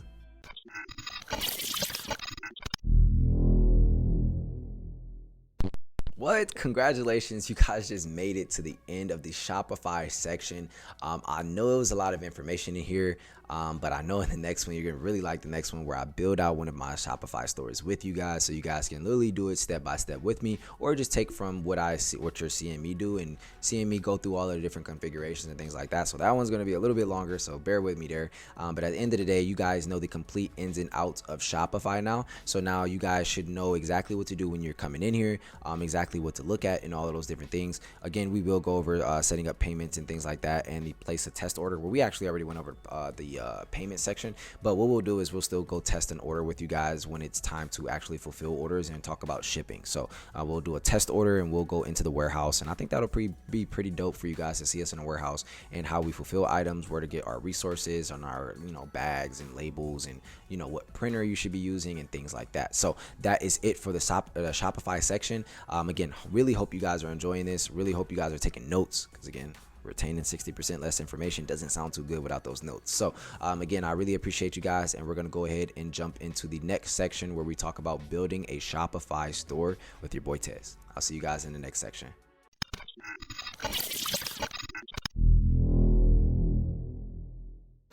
All right, so welcome back, and we're going to go ahead and start talking about what exactly a Shopify theme is, right? So with the Shopify theme, it allows you to have a custom template that allows you to build your entire website without needing any coding or any experience in coding, right? So this is actually very lucrative for new business owners, and the reason I love Shopify so much is that they've created things like this to make our lives easier, right? So now that you guys know what a Shopify theme is, again, there's multiple different ones. If you're a little bit, a little bit more on the weary side about spending money in the beginning, then it's okay. We have free Shopify themes, and I'll show you a couple of those. And then if you do have a little bit more money, then you can buy certain themes. The only difference is that the free themes, most websites are going to be already using it. Doesn't mean that it's actually a bad thing or anything like that. But the other thing is as well is the paid themes are going to be more updated. There's going to have more features, more benefits and things like that. Obviously, with you spending $200, $300 or something like that, then it's going to come with a little bit more things than the free items, right? So now that we know what a Shopify theme is, and I'll just go ahead and jump in here really quick just so you guys can actually see what it looks like, right? So a Shopify theme is literally just a template where you guys could come in without any experience and literally build an entire website based off the templates that you can receive through these themes, right? So ready, set, go with themes made for you and what you're selling, right? With custom templates and styling options for your industry, these themes help you get started fast, right? So with that being said, this is Shopify themes. You can go to themes.shopify.com, and there's a bunch of different ones: selling in person, selling internationally, minimalist style, which is like, if you want a minimalist style look to your website, then you can definitely use those. And then you can browse it by industry. So again, this course isn't solely for clothing brand owners. It can be for anybody, right? So if you want to have an electronic brand, then you would use something in the electronics field when it comes to the themes. Same for art, same for toys, same for home and garden, and hardware and automotive, right? And then there's trending ones. So if you want to use the ones that most people are using, then you could definitely check those out as well. So now that you guys know exactly what a Shopify theme is, let's go ahead and jump into the next module.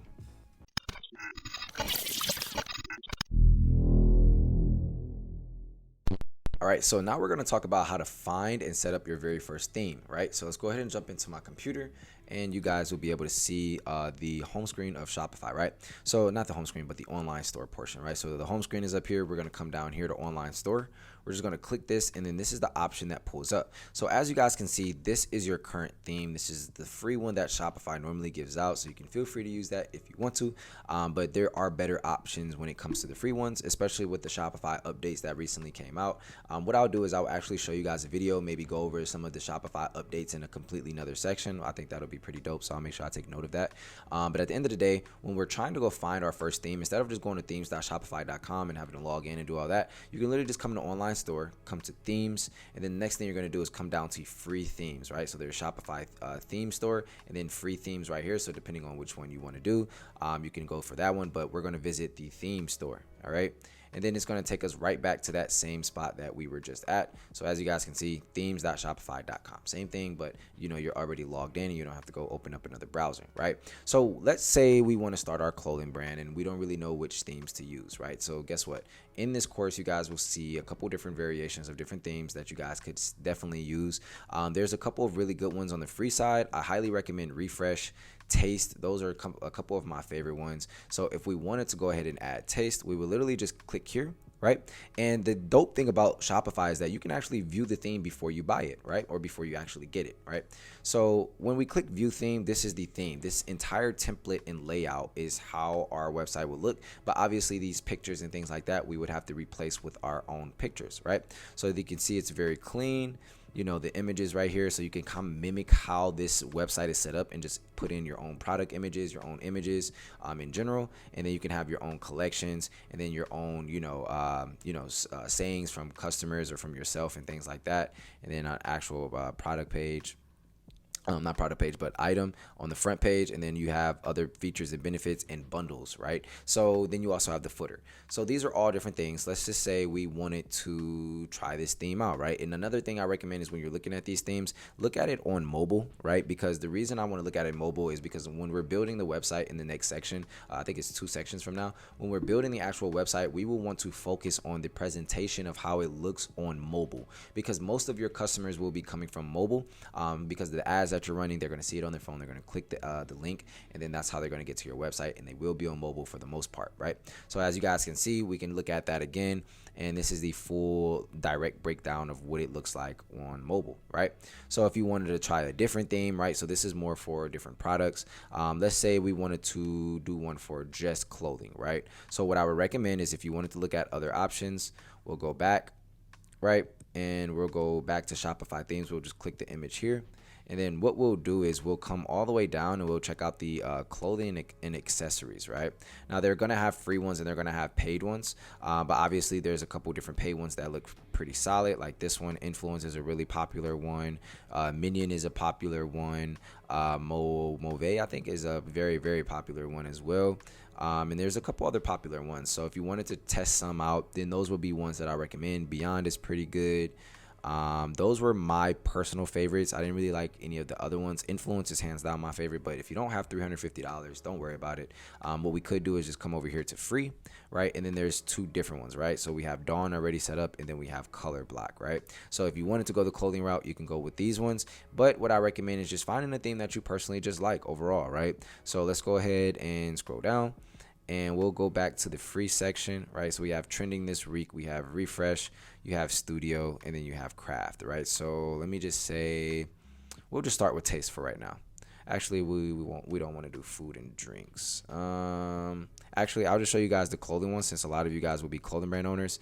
Again, Impulse is actually one that I currently use for one of my brands. So if you guys want to check that one out as well, you can. But where did the clothing section go? What I'll do is I'll come up here and we'll do free themes, right? And then now we can look at all the different free themes up here. So we got health and beauty, art and entertainment, crave. And again, these aren't saying this is exactly what you have to use it for, but at the end of the day, if you wanted to use it for a different way, or a different way in general, you can. So let's go ahead and check out Color Block really quick. Let's go ahead and view the demo store, right? And let's scroll down. So this is pretty clean. Not really my type of style, so I'll go back. Not one of my favorites. We might have to rock out with the Dawn, but let's go ahead and check the other ones really quick then. We got refresh, we got taste, we got scents. Let's go ahead and check out scents really quick. Yep, this is really just solely for health and beauty. So for those of you ladies in here who are starting health and beauty lines, scents will be a really solid free one to start with. A lot of times there is a lot more beauty, like beauty brands out there. So again, they're gonna have a lot of really, really fire ones for beauty. So let me just go ahead and just pick any random one now, since I'm taking a little bit too long. So let me go ahead and just come back here. We'll go ahead and type free again, and we'll just pick a random one. All right, so let's just rock out with Dawn. All right, since that's the one we're already working with. So what you would do is you would say try theme, right? And the next process would be adding Dawn to your online store themes. So then it'll automatically add it straight over to your Shopify store, and we'll be able to literally jump straight in. All right. So now we go back to our themes, and the only reason I'm doing this, guys, again, Dawn is already on your website, but at the end of the day, I wanted to show you how exactly you can add a theme to your website in general, right? So now when we click on customize, we can see the entire theme now. Right, so you got our logo up here, where you would put your logo, but again, we'll go over how to build out the entire website with you guys. But we have the logo, then we have our image here, then so on and so forth. And again, we'll go over all of the different aspects to building out the website with you. That will take a little bit of time, so if you want to walk through it step by step with me, you definitely can. I'll start from top to bottom and literally build the entire thing out with you.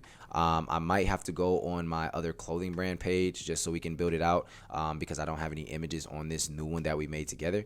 So what we'll do is we'll do that on the next couple sections. So yeah, let's go ahead and jump into the next module.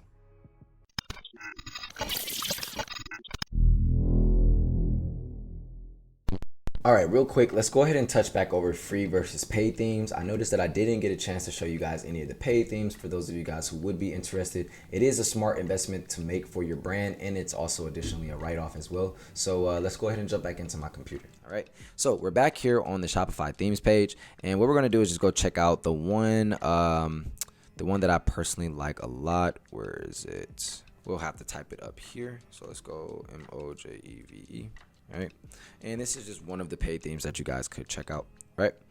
So when we click here, we're going to click view demo store, and voila, right? So obviously you're going to see, and again, the big differences between a paid versus free theme is that there's going to be a lot more that you get, right? So even an announcement bar moves, right? So if that's something you wanted to have your call to action, or you want to have a discount and you want to have other things said, you can actually have those set up, right? They do offer to show you different colors, right, on the inner colors, right? So this shows you this, and it gives you two different types of brands. Again, I really love Shopify for all of the different things that they have, but we'll go back to the regular one. And as you guys can see, you would literally upload your pictures. You would have your mission statement for your brand, who you guys are, what do you guys offer, what your goal is, and things like that. Then you have your product images. Then you would have just one image where it has all your collections. Again, this is why photo shoots are so important.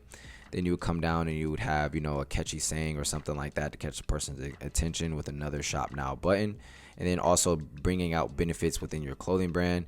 And then again, as you move down, you can see within this theme, it allows the words to pop up, right? So we'll literally keep scrolling down, and then you have a whole nother section here. And this is a little bit longer, but again, this is actually a section I really like a lot. It gives your customers exactly what they need to know about shipping and things like that, so you don't really get those questions too much via email. And then you can add a video, or I'm pretty sure this is a video or a GIF. This is definitely a video, so you guys can add a video in here, which would be super dope. So if you record a video from one of your photo shoots, you can do that. And then obviously you're gonna have your footer, which everyone has. And then let's just say, look, you can even add images when you guys are hovering over these areas right here. And then you can add the images normally like we did in our collections. In that image section, you can literally add it up here. So as you guys can see, it's extremely clean. As long as you have professional photos, this is how you build a website. And again, we'll jump into my other clothing brand and build one with you guys, that way you guys can see and get a good idea of how it goes, right? So sorry about that, but let's go ahead and jump into the next module.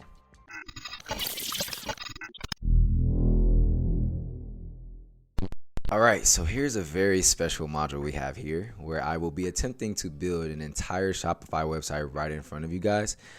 This is a really big test for me, simply because I haven't built the website in a while now. I have teams built out and things like that, systems in place, so I don't have to do these things. So this is going to be pretty exciting. It's going to be fun. You guys are going to see me mess up a couple times, actually a lot of times, no lie. But we're going to go over the entire ins and outs so you guys can understand it. And I'm going to attempt to build out an entire one right in front of you. So this should be very interesting. All right. So let's go ahead and switch over into my computer. And we went ahead and went to the Pure One clothing website. That way we can actually have images and things like that for you guys. So what I'll do is I'll go over to online store. And let's get this started. I'm actually kind of nervous just because I haven't done this in a while. But as you guys can see, I was using Impulse 2.3. So if you guys want to look at how the website was looking so far, I'll just show you guys. So this is how I built the website out in the first place. Again, we do want to make sure we're looking at it from mobile. So we're going to go ahead and do this. And obviously we have, you know, pretty clean layout. We have our releases, featured collection, making easy money with us. Keep up with us on Instagram, which is an app. And then obviously we have this. So I can't wait to drop this brand. It's something I've been sitting on for about a year and a half now, or a year now. So, you know, just patience is a virtue, and making sure I do things correctly has been my one of my biggest things, right? So let's go ahead and jump into it. So what theme do I want to use, right? So what I'm going to do is, since I showed you guys the Dawn theme, we're going to go ahead and go grab the Dawn theme, and we're going to give it a try, right? So again, we're going to go back to the themes.shopify.com. And then what we're going to do is we're going to click search, and we're going to go to free themes. And now what we're going to do is we're going to take that free theme Dawn, and we're going to go ahead and rock out. Wish me luck, man. Wish me luck. So we're going to go ahead and try theme, and we're literally going to build out the entire thing right in front of you. Hopefully you guys are excited. Again, make sure you have your notes out. And if you do want to watch this module a couple times, just so you can like go back and make every like change that I'm making, this is why I wanted to do this video. You know, I know it's going to take a little bit of time, but at the end of the day, I feel like it's going to be extremely beneficial for you guys. So let's go ahead and just jump into it, right? So as you guys can see, absolutely scratch nothing. All right, so let's go ahead and get the building. All right, so number one, we have our announcement bar. So up here, this is the announcement bar. I'm going to go ahead and change this, and within the announcement bar, you really want to have a incentive right here, right? So on the right side, we're going to go over here, and we're going to go say we'll say free shipping on all US orders over $99. Bam. So that's the very first part. They do have different color schemes, so if I wanted to do accents, right, I think for us, what I'm going to do is I'm going to leave it black. So we're going to leave that right there. No need to add an actual link here. And also, guys, make sure you guys are clicking save as you're going through this, because the last thing you need is your computer to die and then everything deletes. And then I don't know. All right, so next we're going to go ahead and hit the header. I'm sorry. So the header is right over here. All right, so if you guys wanted to also add additional sections, right? So if you wanted to add something else, you could add another one here, but I just choose not to. If you ever wanted to hide one of these, you can literally hide it instead of having to go back and delete it. But what I'll do, just so I can show you guys how to delete it, is come over here and remove block. So we're going to remove that block, and we're going to leave this here. All right, so next we're going to go over to the header, right? So the header, this is all the different things over here, right? So we're going to go ahead and change the logo. So we're going to use, actually, what we're going to do is we're going to go to change, and we're going to select image, right? So again, when we upload all of our files into the into Shopify, remember what I showed you guys in the settings section, all of this stuff will already be here, so we won't have to go make additional changes. All right, so the next thing I'm going to do is I'm going to find the actual logo. So I'm going to go ahead and press this, and let me just see if this is the actual PNG file. I think it's this one. There we go. Right. So what I did was there's this website called remove.bg. It removes the entire background. So of an image. So if you have words and images and things like that, it removes the background. So that's exactly what I did here. And it gave us a PNG with no background. So I'm going to go ahead and click select. And what I'm going to do is I'm going to also increase the size of the logo. That way it's a little bit more attractive. All right. And then one thing that I like to do is I want to keep it in the top center. Right. And one other thing I want to show you guys is, again, we will look at this from mobile. So this is how it'll look on mobile. So what I'll do is I'll literally build out everything with you guys on mobile, since that's how you're going to build it out. And then I'll just switch back and forth and show you guys the finished product outside of mobile. Right. So I like having a logo a little bit bigger, so it's, you know, seen. This is pretty clean right here. All right, so the next thing we're going to do is we're going to slide down here. So we have our menus right here, and within these menus, again, this is just a regular main menu. If you needed to do anything additional, you can have it there, but there's a different option right here. So you have desktop menu or a mega menu. Right now, the mega menu, there's really no big difference outside of, let's go ahead and click it, them just having it here. Right, so if we just do a drop down, bam, right, it's the same exact thing. So I like to have a drop down as well, though. This does help with the desktop, though, so let's go ahead and show you on the desktop so you guys can see. So as you guys can see, there's the headers, or I'm sorry, the collections here, but instead of that, we go to mega menu. See if it makes a change. Guess it won't make any changes. Either way, we'll just leave it the same then. All right, so we'll go back to mobile. Show separator line. So this is stuff you don't really have to mess with. Enable sticky header, right? So again, we don't need that necessarily, right? Let's go to bottom margin. Don't really need to touch that. Top padding, if you wanted to do additional padding, is really not a necessity, so we're just going to go ahead and move on. All right, so next, these different sections right here, the featured collection, that shows you this portion where it says featured collection, right? So it's actually under this one, so it's this one right here. All right, so again, if you wanted to just click it, it'll show you. So it's actually this one, and then you have a collage right here, and then if you click video, you'll be able to install your video. Multi-column, so if you want to add words and things like that, you could do so right there.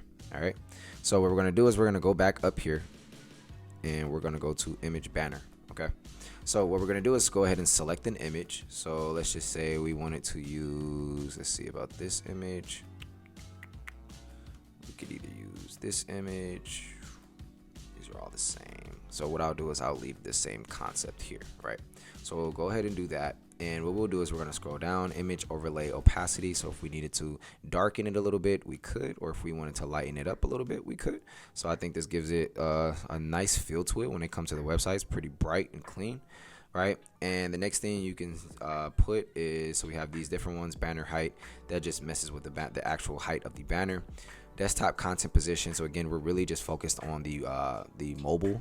So color scheme, again, if I wanted to do accent 1, you'll be able to see it. So it really doesn't make too big of a difference on mobile, right? And then mobile content, content alignment. So we have center, left, or right. Stack images on mobile, show container on mobile. So you don't need to really do that too much, all right? So we have the image banner right here. This is this section right here where the words are. So we'll say pure 1, right? So actually, we don't really need anything right here. What we do need though is, so we'll go ahead and save this. I don't really need anything at the top of there. Really, what I do like to do is I like to just leave this here where it says shop now, or have something there, but it's really not a necessity. So what I'll do is, you know, give customers detail. Let me just see. Yeah, we don't really even need it. I don't really like that either. So what I'll do is I'll leave that alone, and then we'll go to buttons, and then right here where it says first button shop all, right, we're just going to make this all caps. Okay, and then all products, you guys can leave that, so when people click the link, it'll take them to all products. If you wanted to change it, you can literally go in here and change it to the different ones. So if you wanted to go to a certain collection, it'll go there. If you wanted to go to certain products, pages, blog posts, or policies. All right, so as of right now, we're going to make it go back to all products. Let's run out of products, all products. All right, and then we don't need a second button label. All right, and then if you did want one, then you could add one. So let me just show you what it looked like. Learn more, and then that learn more would take people to your pages, and it would be for the about us, right? So if that's what you wanted to do, you could have it there, but at the end of the day, it's not really something that we actually need. So what we'll do is go ahead and do that. All right, and then next thing we're going to do is we're going to actually go change the colors in a little bit. So we'll leave that there for right now, but as of right now, we're just going to go ahead and build out this whole entire process here. All right, so the talk about the brand, right? So this is again desktop content. Just make sure you guys are reading these headers here. We really don't need to mess with too much on the desktop portion. All right, so what we're going to do is we're going to go ahead and start talking about our brand. So what we're going to do is we're going to say, let me see. Let me think. So again, this is all me building the brand right off the top of the dome. So what I'll do is remain pure. Right. So we'll leave that right there. And again, everything is just off the top of the dome. I'm not really putting a lot of thought into this like how I normally would. Now, what I would suggest you guys do is, again, sit down and write down your mission statement, everything that you guys need to know about your brand. All right. Pure One represents those who move throughout life with pure intentions and a pure soul.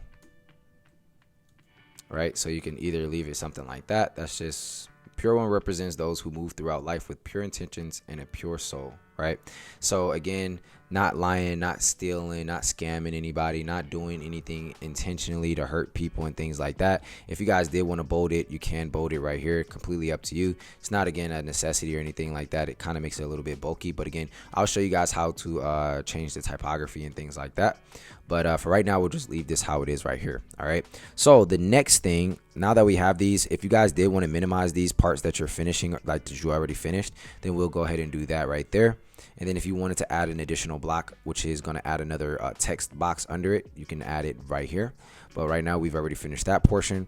Featured collection, right? So if you wanted to add a section, you can literally come here to add section, and then you'll be able to go here and you'll see all the different things that you could add, right? So you can add an image banner, featured product, featured collection, email signups, and so on and so forth, right? If you so choose to. Okay. So what I'm going to do is I like to leave the featured collection here. And what I like to do is I like to say, actually what we're going to do is we're going to make this the heading text large. All right. And then what we're going to do is just add, we'll leave it as featured collection actually. All right. And then you could add a description, which isn't a necessity, but as you guys can see, when you make the heading large, it helps with the sizing there. Right, show collection description from the admin, not something we actually need.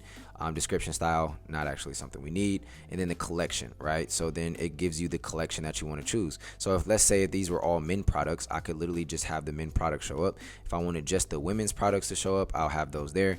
But as of right now, we're just gonna go rock out with the with all of them, right? So we're just going to leave it as homepage. And if you guys have a homepage album, then it'll, or a collection, it'll show that there, right? So we'll just click select, and now look how clean it looks, right? So we're going to keep scrolling down, maximum products to show. One thing that we want is not too many columns. So we're going to drop this down. So what this will do, it'll lower the amount of products we see here, right? And then if you want to lower it some more, we could literally just show these, all right? Maximum products to show entirely. If we wanted to just only show, let's say, 4 items, then we can show just 4, or we could show 6, 7, 8, or 9, or however many you want. So right now I think it looks really clean with just 4. All right, not going too much. Make products full width, we could if we want to. All right, enable view all. This is a great option here. So if you wanted to add more columns here, you could. So maximum products to show. You guys, this is how you show them. And then if you just wanted people to click on view all, that view all button will take them to that collection of the home page, right? This collection here. So we have a solid button here. If we wanted to change it, if we wanted to just link, let me just show you guys what it looks like. It'll just show it like that. So again, Shopify is pretty dope because you can actually go in and make all of these different changes and things like that. All right. Enable carousel on desktop. So if you guys wanted to enable the carousel, then it will actually let you swipe through it. So if we go to desktop really quick, it'll allow people to swipe through or just click view all, whichever one. All right. This is something I'll just leave on for right now. So we'll go back to mobile, and we'll just keep messing around with this stuff. So we got color scheme, background 1. If we wanted to look at the other ones, you have this. So if you wanted to section things off and make them different colors, you can. But I believe that making things congruent is best. Right, so again, you guys have all these different options, completely up to you, but I'm going to keep it with background 1. And then we have the image ratio, adapt to image, right? So the ratio of it will adapt. Mobile layout, we have 2 columns, right? And top padding, enable swipe on mobile, so we can do that as well, so people can literally swipe over. Completely up to you if you wanted to add that or not. But what we'll do is we'll go back here and we'll just leave this like this, and then what we're gonna do is click save, just so I don't accidentally back, and then you guys have to watch me redo all of that over again. All right, so just making sure that I'm crossing off all the areas that need to be crossed off, right? So for collage, I really don't use collages as much, but just for the sake of the video, we'll just rock out. Then we'll say pure 1 collections. All right. So we'll do that, then we'll make it larger so we can see. Actually, let's try it medium. So we'll leave it medium. Mobile layout, we can leave either in columns where it just goes straight down, or we can leave it as a regular collage, right? I really don't like collages as much, but just for the sake of the video, I'll leave it right here. But actually, now that I think about it, let's just go ahead and let's just see how it looks. All right, so let's say we want to rock out with the women's items. I actually have to change the collection images, so we'll go back and we'll do this. So we have men right here. If we wanted to just have a singular product right here, then we could have just a regular product. So let's just say we chose this picture here. All right, and then the next thing is we can choose a collection's name, right? And then we'll go to, let's just say women. which is min. So we'll have to go to home page. There we go. Right. So boom, if you wanted to have a collage, there's how it would look. I personally don't like it, so I would literally just move it all the way out the way. And then a really dope thing is having those videos from photo shoots actually are extremely helpful. So if you wanted to add a video right here, it would be very clean to do so. But I currently don't have any videos that I know of. What I could do is just maybe add this image here, right? And then when I do get a video, then we would just input it there, and this would just be the image that they see before the video. Pure One in action, right? Pure One in action, whatever we want to say, right? So we could do large if we wanted to. We could keep it medium, so we'll just leave it like that. And then again, you could take the YouTube video link, and you do have to upload it to YouTube first and grab that link, that URL, and then drop it in there. All right. So make section full width. Doesn't really need to be something you guys need to focus on, so we'll just go ahead and leave it, but actually it looks a little bit cleaner like that. Then you have the color schemes, same exact thing, right? So if you wanted to block it off or have it a certain color, again, I personally like it with background 1. All right. And again, with different themes, there's going to be different. It's going to look a little bit different, right? So that's going to be those. And then we have our multi columns, right? So we can say we could do shipping, right? So if you wanted to talk about, there's a couple different ways to do it, right? So you can have just products, and you could talk about the products and, you know, details and things like that, like specific things like fabrics and the sewing and how it feels and things. Or you can give details, right? Or you can even give a customer like a review, right? So you can provide a review. So look, pair text with an image to focus on your chosen product collection or blog post. Add details on availability, style, or even provide a review, right? So for me, I'll just go ahead and just make some stuff up. So shipping, all orders will be received within 5 to 7 business days from the date purchased. Bam. So now you have that. And then you could literally give them a link right here. So if you wanted to, we'll say view shipping, if we wanted to give them that option. And then what we would do, and again, I'll show you guys how to set up the shipping, but we can literally send them straight to our shipping policy right there. Right. And then if we wanted to add a shipping image or things like that, we can add that, but that's not really something I really want to do right at this second. Right. We could also add return policy. All right, if you wanted to, right, which is really not a necessity, right? So honestly, I would leave it the way it is, but honestly, what I would do is I would add customer reviews. So I would say, let's say Jonathan, K. All right, and then you could say I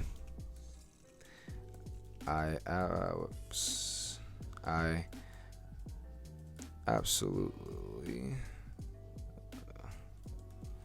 love my Pure One cream jogging suit.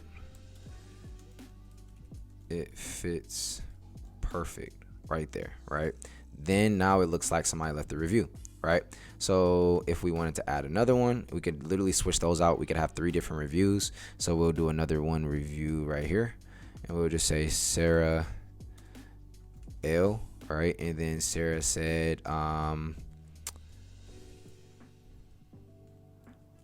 my jogging suit got here 2 days earlier, and it even came with a nice written card and signature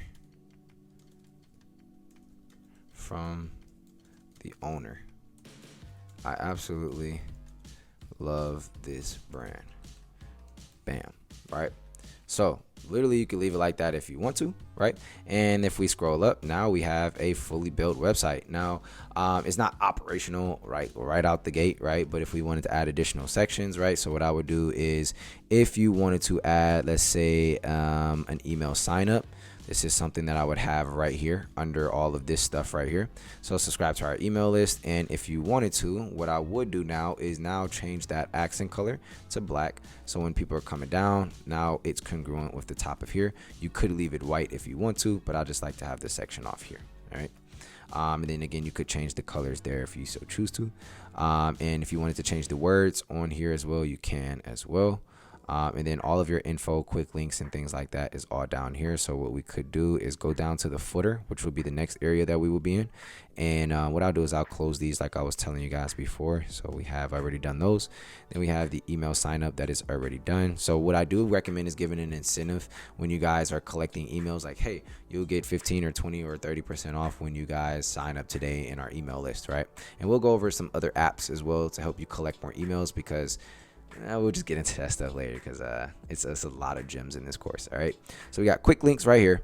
We have info down here. So let's just say you guys don't want to have the info, you can move that. If you guys didn't want to have your mission statement, you can remove that right here. Subscribe to emails all the way down here. That'll literally just be there. But at the end of the day, we'll leave it as quick links. And now let's go ahead and take a look at the actual website itself so far. Right, so we got Pure One, free shipping on all U.S. orders over $99. So we have a way to tell people to go shop and give them an incentive, right?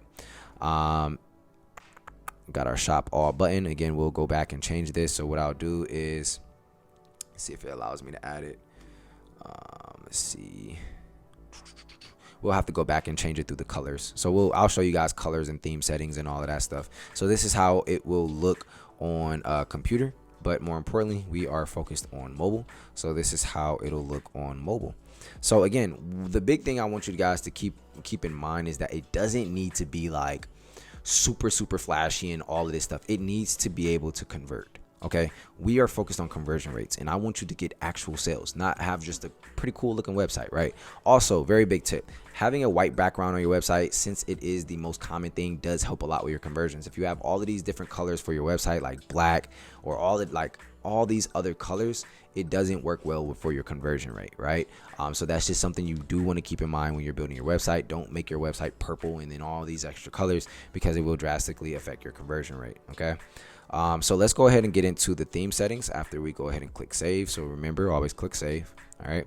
So I'm actually proud of myself because I'm actually building this out pretty simply and easily. But let's go ahead and get to the theme settings, which it will get a little bit more detailed, right? So we got solid button colors. Now this part I've always been confused on with all of these different color options and things like that. For the most part, the words are pretty good. So use for solid button background, right? So what we'll do is this is a gradient. Let me see what is actually blue. So let's see if we change this black, where it will change it. So one thing I would recommend is just like messing around with the colorway so you can see exactly where everything is at on the button side of things. So we'll leave that black. Secondary colors on the outline button. So that's that. Let's see if this changes the. Nope, that is for the actual background itself. And another thing, guys, if you do mess up, you can literally just click here, and it'll go right back to where it was before. So if you make a mess up and things like that, it allows you to fix that. So these are just for backgrounds. I did want to see if we can change the background of the color of the words. Let's just keep going. All right, so this is colors. Mess around with the colors if you guys want to choose which color your website is, if you so choose to. All right, so we'll go back out here and we'll go to typography, right? So if we wanted a different type of text, let's go ahead and look at some of the other texts that are there. So let's say we wanted Abriel, right? It'll change all of the fonts for us, right? Let's just say, and there's a lot of different ones. I don't want to give you one specific one and say, yeah, this is the one, right? Because it really depends on the feel for your website and what you're trying to get, because this type of logo won't look right for the brand, right? It won't look exactly how I will want it to look as far as like representation. And they do have a bunch of different options here. So if we just go ahead and keep clicking down, say like even if I had cursive here, you know what I mean, it wouldn't really look right to have it cursive, especially with the font like that, right? And then again, a bunch of different options. Let's just say we chose righteous, right? Still doesn't really look right. And again, there's just a bunch of different options. So I just wanted to show you guys the different options that they have available. For right now, we'll just keep this one. So I think there was this one we were using.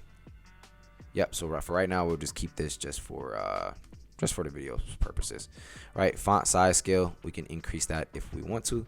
Again, if you want to choose the body font, right? If we wanted to change the font of the body, we could change it to this to match the rest. So I do recommend that your fonts match so everything is congruent.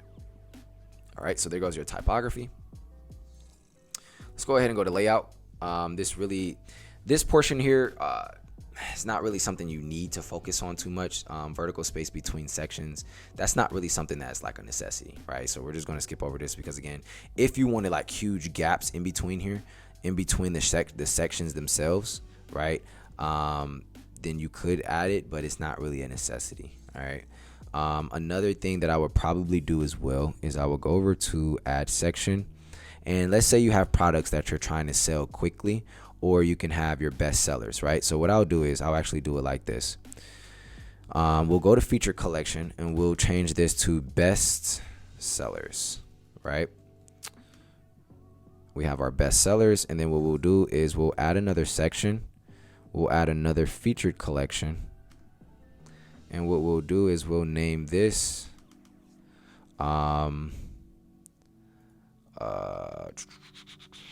we'll name it products, or we'll just do like, let's say we do 25% off.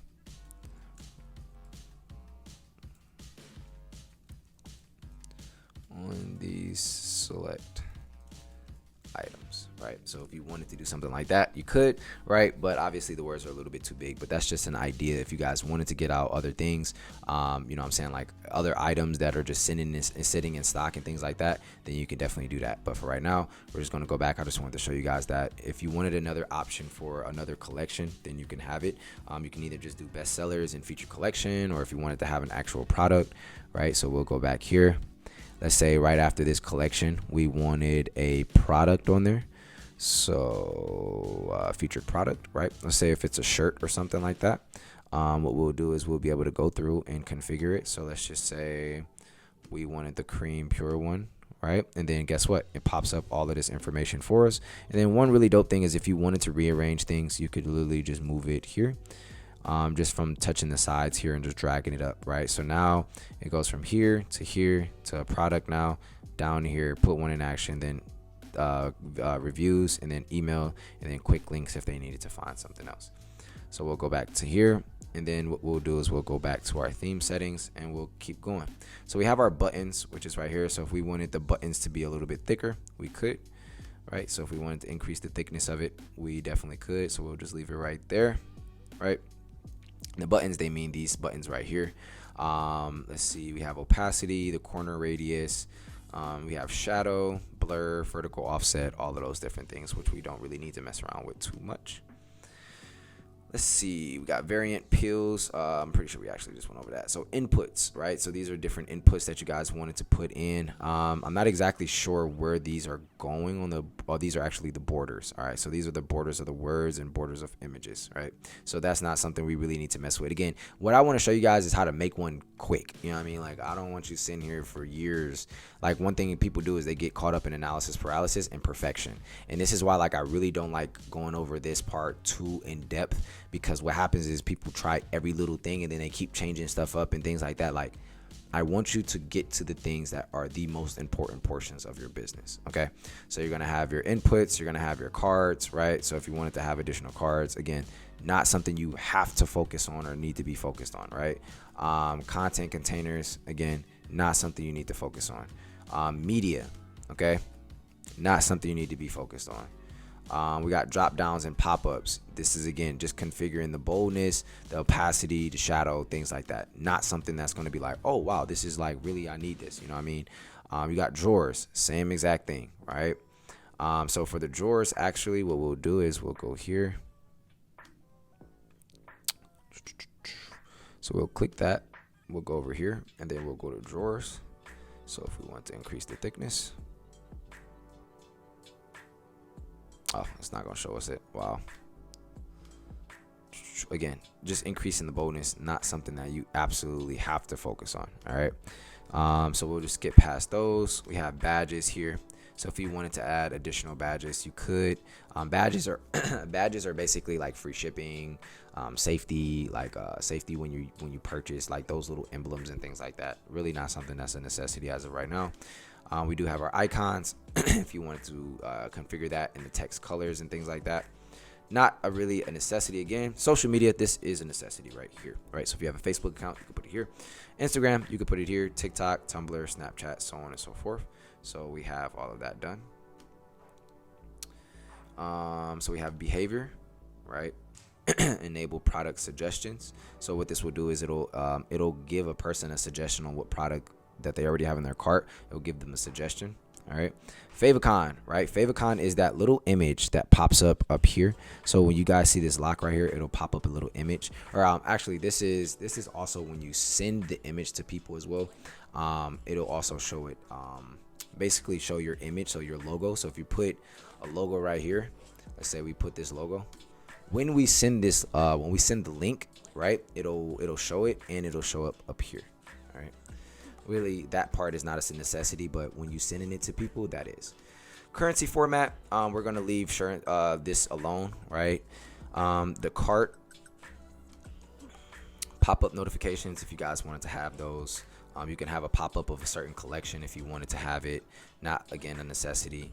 And then we're gonna have checkout. You can configure the checkout page. So another thing I forgot to tell you guys is this part is where you can configure all of the different pages, right? So if we wanted to go over to checkout and mess around with the checkout page, which would be something you guys probably want to see. Let's see. So this button right here, we would definitely need to change the color to that. So look, when you guys go to checkout, this section here is solely for the checkout page, right? So you have your custom images and background image. So let's just say we wanted to have this, right? So it'll show it up there, right? Then what we'll do is we'll have our logo on there. Again, we want to make sure everything is congruent. So we have our Pure One logo right there. Then you have the positioning. So if we wanted it to be centered, we can leave it centered. Sorry about that, guys. All right, so background image. Don't really need a background image unless you have something super clean. Background color, we're going to leave that white. Order summary, we're going to leave that blank as well. Headings, we can leave it as they are. And then accents, right? So we want to make sure that the accents are congruent to our website. So again, depending on your branding colors, you want to make sure your brand colors are on here everywhere, right? So buttons, if we want to make sure our buttons are black, right? We're going to make sure we're good there. So now I change the buttons here. And then errors, we want to leave those red, all right? Let's go ahead and check out some of the product pages. Actually, we'll leave those because I'm going to give you guys a template. And then you have your collections page, right? So if you guys wanted to configure the collection page, so we can go down collection list page. You guys can configure it. You can change it to whatever you want. All of those different things. Again, footer is going to always be an option on these. Again, if we go over to, let's say, our pages, right? Let's say we go over to the contact page.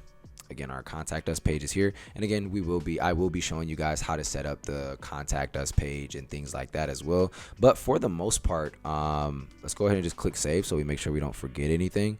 Let's just check out all the other pages as well. So we have our cart. So if you wanted to configure how the cart will look, here's this option here.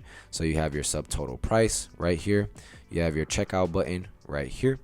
And again, you can add another block if you wanted to. And then again, that featured collection that I was telling you guys about within the pop-up within the cart, that's that collection page right there. So you guys have a pretty good understanding of how to use it. Again, if we wanted to, change it, this is how it will look on mobile, and it'll show these different items. All right. So we'll go back. We'll go back to the home page.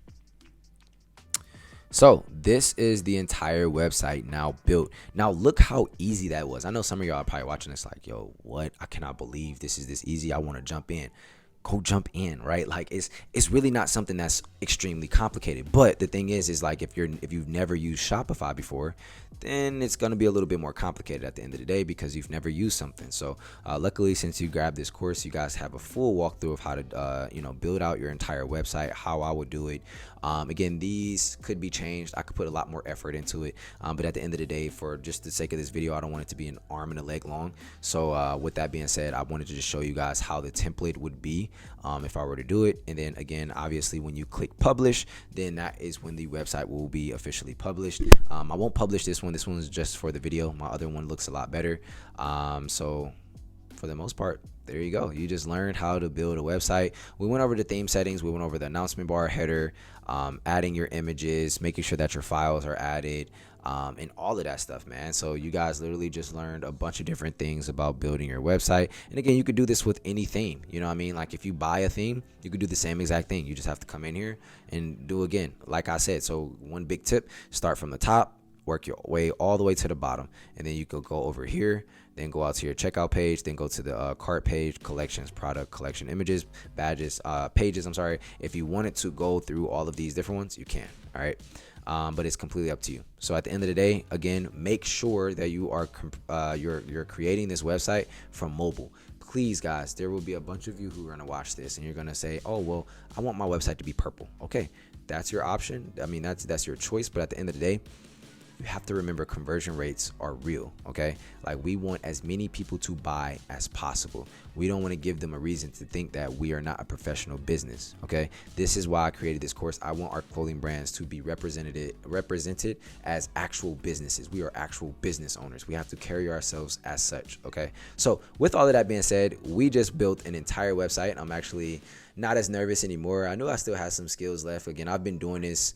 I built so many websites. I can't even tell you the number, but I've been doing this for 4 years, even before all of these different updates, before all of the different Shopify things that they've added and new themes. And I've been doing this stuff. So again, you guys are learning from somebody who's experienced. If you guys wanted an even more decked out website, again, paid theme is your way. And if you wanted somebody else to just build it because you have a little bit more time than you have a little bit more money than time, then I would recommend just paying somebody on Fiverr. Again, I showed you guys how to find somebody on Fiverr. Just go ahead and go to website design, go to Shopify website design. You search that in the search bar and just hire somebody there based off of their work. Look at their reviews, look at their turnaround times, and see how much it will cost. So with all of that being said, I appreciate you guys for watching this video. Let's go ahead and jump into the next module.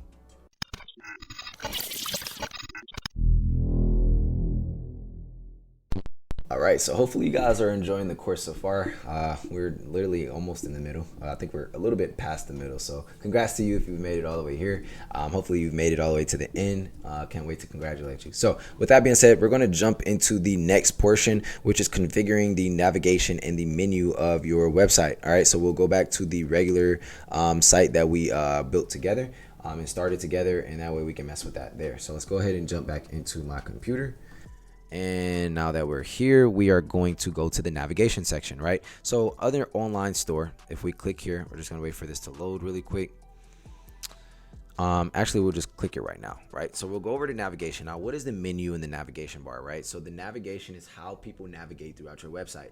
It is extremely important for you guys to make sure that you are navigating, or you're making it as easy as possible for people to navigate throughout your website. Because again, if it's complicated, and again, people have the attention span of a squirrel. So if they immediately find it difficult, they're out of there, right? Unless the product is super, super fire. Outside of that, we don't want to give them a reason to leave. Okay, so while this is loading, we're just going to go ahead and refresh it really quick and see if this works. There we go. All right, so we're going to go over to navigation now. Once this loads, there we go. So under here, again, if you guys wanted to remove passwords from your website, you could. This pop-up will be here and through the preferences section as well. But obviously, let's go ahead and check out the menus, right? Menus or links help your customers navigate around your online store. Exactly like I said, right? So you're going to have your footer menu, then you're going to have your main menu, right? So if we go to footer menu, right, let's just say, and actually what we'll do is, because we do have to have our pages first, we'll just go over this shortly because we do have to have the pages. So actually, I'll just show you guys how to make the pages. All right. So we're going to go over the pages. We already have our contact page here, right? So one thing that we could do is now open up this next page. And what we'll do is we'll go to, actually, you know what I thought about? In the settings, I'm pretty sure we actually already set up the other policies and pages. So let me just make sure. Okay, we didn't. All right, so what I'm going to do is I'm going to go over to settings. And what I'm going to do is I'm going to go over to policies. All right. So this is very simple and easy. I don't know why I thought I already came up with this, but I didn't. So They do have our policies here, so we don't have to go type out all of that stuff and find it and Google it and do all of that stuff. So what I'm going to do is I'm going to create from template. Now it gives us a refund policy. Again, now you can go in and change this if you like to, but I would just leave the rest of it the same. It does plug in your business email, and then you have to insert your return address and things like that. But for the sake of this video, we'll just say we already did all that stuff when we did that one. Privacy policy. You really don't have to go change anything throughout of this. Again, they come up with everything for you. Terms of service, we're going to go ahead and create the template for that. Shipping policy, that one you do have to make yourself. And then you have the contact information. Again, we will plug that there as your business confirmation and information. All right. Business contact information. Sorry. So what we'll do is we'll click save. All right. Once we're saved, and we did all that, literally a couple clicks of a button, now you have all your policies set up for your page, which is absolutely essential. All right. So now we're going to go back to navigation. We're going to go add menu item. This is again the footer at the bottom of the website. And then what we'll do is we'll say privacy. All right. We'll type, actually to make it even easier, we'll go to link and we'll go to policies. And then what we'll do is we'll go privacy policy, right? And then it automatically puts the name in for us. We'll click add. So now on the footer menu, now that item is added at the bottom of our website, right? So we'll do all of them right now as far as the policies go. So we'll do privacy policy. We'll do the terms of service. When you have your shipping one, you'll do the shipping. Let's see. We'll also add the refund policy, and then we'll also add the contact us policies, contact information. All right, bam. So then we can rearrange it. We can do search, contact us, privacy policy. We could do refund policy, then shipping policy first, refund policy, privacy policy, terms of service, and bam. So we're going to click save menu, and now at the bottom of our website, it'll show up there. Okay. So this is extremely important here. And again, you can do the same exact thing with your collections, right? So when we create collections under products, we'll be able to do the same exact thing and add those into our collections or into our main menu, right? So if we wanted to rename it, or if we wanted to have all products or just a collection, right? So we have our home page, right? One thing that I do recommend, so since we are editing catalog, what I would recommend is turn this into all products. Okay. I'm tired of seeing people's websites say catalog. It's lazy, and you don't really add any, you didn't really add any effort into it. Okay. We're going to remove the contact page from right here. And then what we're going to do is we're going to add our collection. So if you have men, women, all of those different things, you just click apply changes. And now when people click those little 3 lines on your website, it'll show it right there. All right. So we're going to click save menu. Okay. And let's go over to our online store just so we can take a look to make sure that everything is actually there. So we're going to click customize store. And then obviously look, all products, men. And then let's go ahead and check the footer really quick. But bam, all of the information is there. All right. So that is how you guys set up the menu and navigation. And it is extremely important because we want our customers to have easy navigation throughout the entire website. So with all of that being said, let's go ahead and jump into the next module.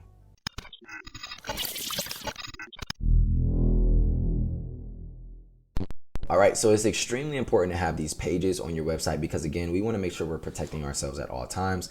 And on top of that, it makes a customer feel a lot more at ease when it comes to shopping with us because we have refund policies, shipping policies, privacy policies in terms of service, and all of those different things, right? So we definitely want to have those things. We definitely want to have a contact page, right? So this is why having all of these different pages set up that are easily able to be viewed through the footer, or just throughout the navigation portion of the website, being able to navigate through the different collections easily and quickly is extremely important because we want people to go to our website, immediately find what they want, buy, and get out of there, right? So that is our goal. We want to make sure that we make this as easy as possible to get as many sales as possible. So with all of that being said, let's go ahead and jump into the next module.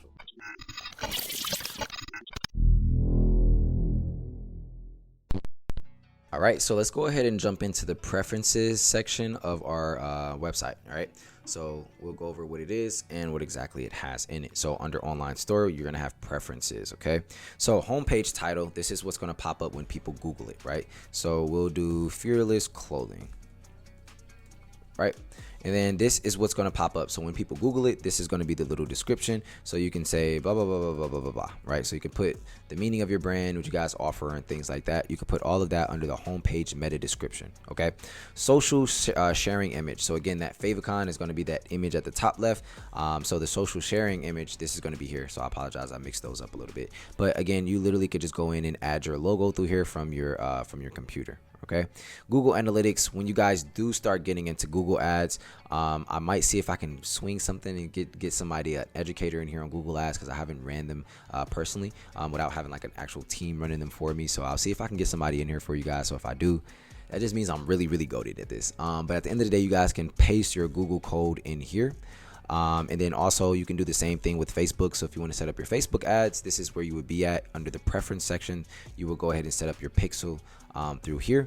And then your customer privacy, you want to make sure you have all of this set up, collected after consent. So we want to make sure that that is on, and then you will have to install a privacy banner app to do so. Okay.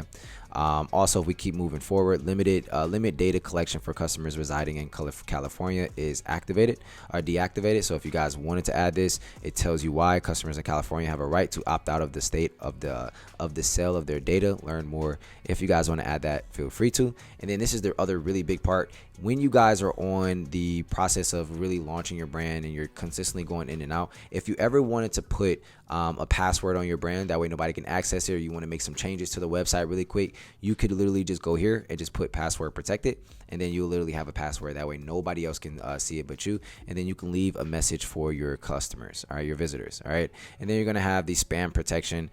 These are just enabling these captchas on logins and on contact and comment forms. So that's going to be the preferences section. Let's go ahead and jump into the next module.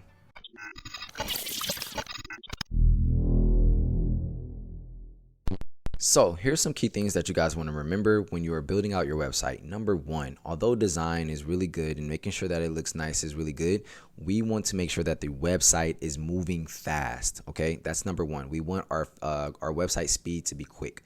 Number two, we want to make sure that it's easy to navigate throughout the website for our customers. So if they're easily able to navigate, they're easily able to go to checkout, and then they're easily able to purchase. All right. Number three, we want to make sure that all of our typography and colors it matches our brand, and it matches how we want the feel of the brand to look. So brand colors and things like that stuff is extremely important to make sure that you guys have on your website. Okay, again, going through all of the different settings is extremely important as well prior to actually building the website, which is again why I built this course out the way I built it out, because this is now a step by step type of thing, and now you guys can configure and build your website the way it's supposed to be built. All right, so those are some key things that you guys do not want to miss out on when it comes to your website. So with all of that being said, let's go ahead and jump into the next module.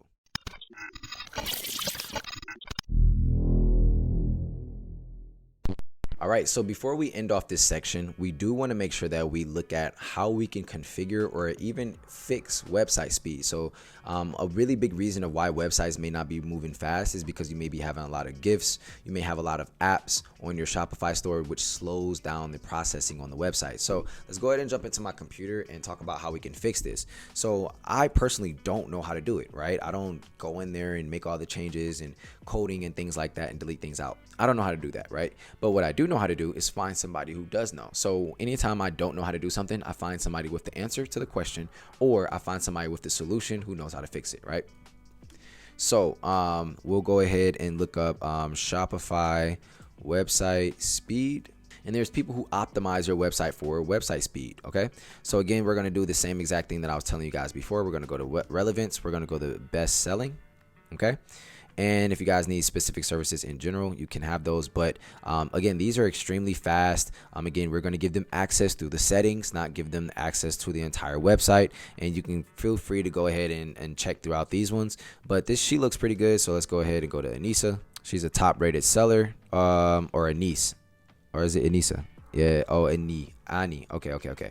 So I will do advanced Shopify speed optimization by improving back-end code. So he talks about all of the different things. Rank higher in the search engines, improve conversion rate, bounce rate will reduce, improve sales, ads, clicks, and revenue. The store will load fast, and products will rank higher. Improvements in Google Core Web Vitals, right? So just send me your URL. I will guide you on how much you can improve, which package is best for you, right? And then he does have different packages here, so you guys could feel free to check out that.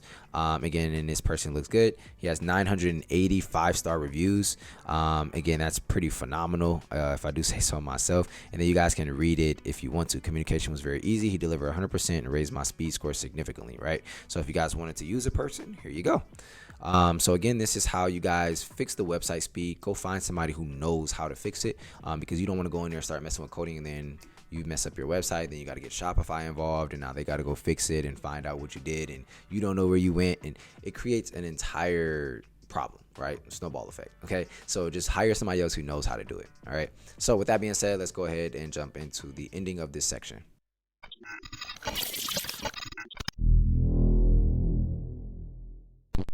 All right, so welcome to the end of this section where we helped you guys, or where I showed you guys how to build out an entire website, right? So for those of you guys who are still confused, go back and rewatch it. Again, it will not hurt you to put a little bit more time in on your craft.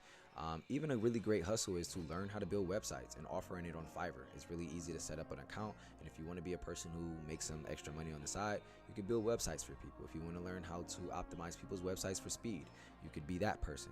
Side hustles exist, and don't think that you have to be perfect or anything, or it has to be pretty to get to where you're trying to get to. At the end of the day, if it puts money in your pocket, do it, right? As long as it's legal and you're not scamming anybody and doing things like that, right? But at the end of the day, we literally walked you guys through the entire Shopify, building the website, watched it build with me, finding the themes, free versus paid themes, importance of having those pages on your website, preferences, easy ways to increase your website speed, and all of those different things, right? So again, a better way to increase your website speed is also just lessen on apps and things that will take up a lot of space on the front and home page and product pages as well. So with all that being said, we're going to go ahead and jump into the next section where we're going to start talking about setting up the best Shopify apps to use as of right now. All right, so we're going to go ahead and jump into that section. Let's get it.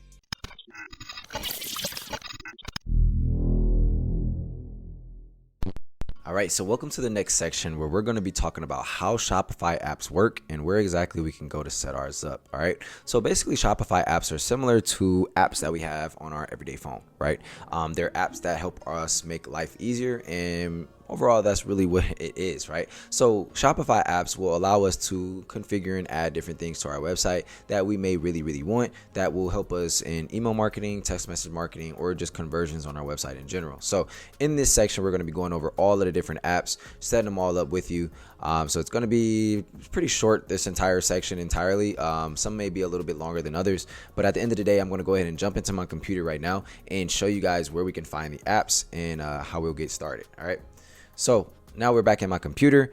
This is again the same website that we built, and now we're going to go over to add apps right over here under sales channels. All right, so one thing you'll notice is when you click add apps, it'll say picked for you, but what we're going to do is go find more Shopify apps in store. Okay, now it's going to take us to the Shopify App Store, and this is where we'll be able to go to start getting all of the apps that we need for our website, right? So now let's customize your store, stand out, sell more, make more happy customers, right? So there's a bunch of different apps that they give you, off the rip, like de-essers, which is one for drop shipping. A lot of people actually use this. Printful, print on demand. A lot of people use POD. Point of sale, again, same thing. And then there's a couple other drop shipping options. You can download the TikTok business, the business app on there, and different businesses need different apps, right? So if you're ready to start selling, you can use apps to get the word out and find different ways to sell your stuff. And once business takes off, you might need help managing your inventory, right? So there's apps for that. If you're selling in person, to keep the locals happy, you're going to need a way to ring up those sales. You may even want to make deliveries or let people make a schedule in store pickups. If you're not sure what to sell, try seeing what products you can source. Drop shipping and print on demand are also great places to start, especially if you don't want to pay up front. All right, and then there's store design apps. You're gonna have marketing, different marketing apps. And then you're going to just have other suggestions here, and then sourcing products, there's sourcing apps here, launching your store, they're going to have some here, and then other ways to dig in. You guys can feel free to go ahead and jump into that section of the Shopify app store as well. So if you guys need any additional assistance, you guys again can reach out to Shopify. What I do recommend is going through and setting up all of your apps with me throughout the next couple modules. So with that being said, let's go ahead and jump into the next one.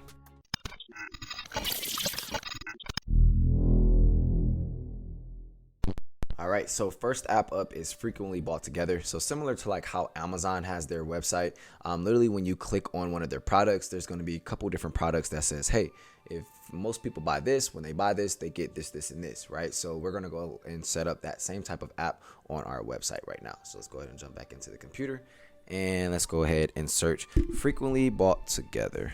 All right, so we're going to go ahead and click search, and here the app is right here. So we'll just come down here. And a lot of these apps do have free plans available. They do have videos walking you through exactly what this app is, as well as, you know, short descriptions. Increase your conversion rate, unleash the power of upselling, a must-have app for all stores. All right, so we're going to go ahead and click add app, and it'll walk us through the entire process as well. So we're going to click install app, and then look, it downloads straight over to our Shopify store, and it comes up right here. All right, so now that we have frequently bought together already downloaded, we're going to go ahead and start jumping into the app itself. So again, it does allow you to start installing everything, and it shows you a step-by-step walkthrough and things like that. So we're just going to click next. So number of recommendations. Again, one reason I really love this app is that it automatically pulls recommendations for you. So what I like to do is I like to have 3 different recommendations, right? So if somebody picks an item, then guess what, this is the item they want, then other people usually buy this. Or you can do 2 recommendations, either up to you, but for right now we'll just go with 2. All right, so widget location, please choose where you want to display the recommendation bundle in your product page.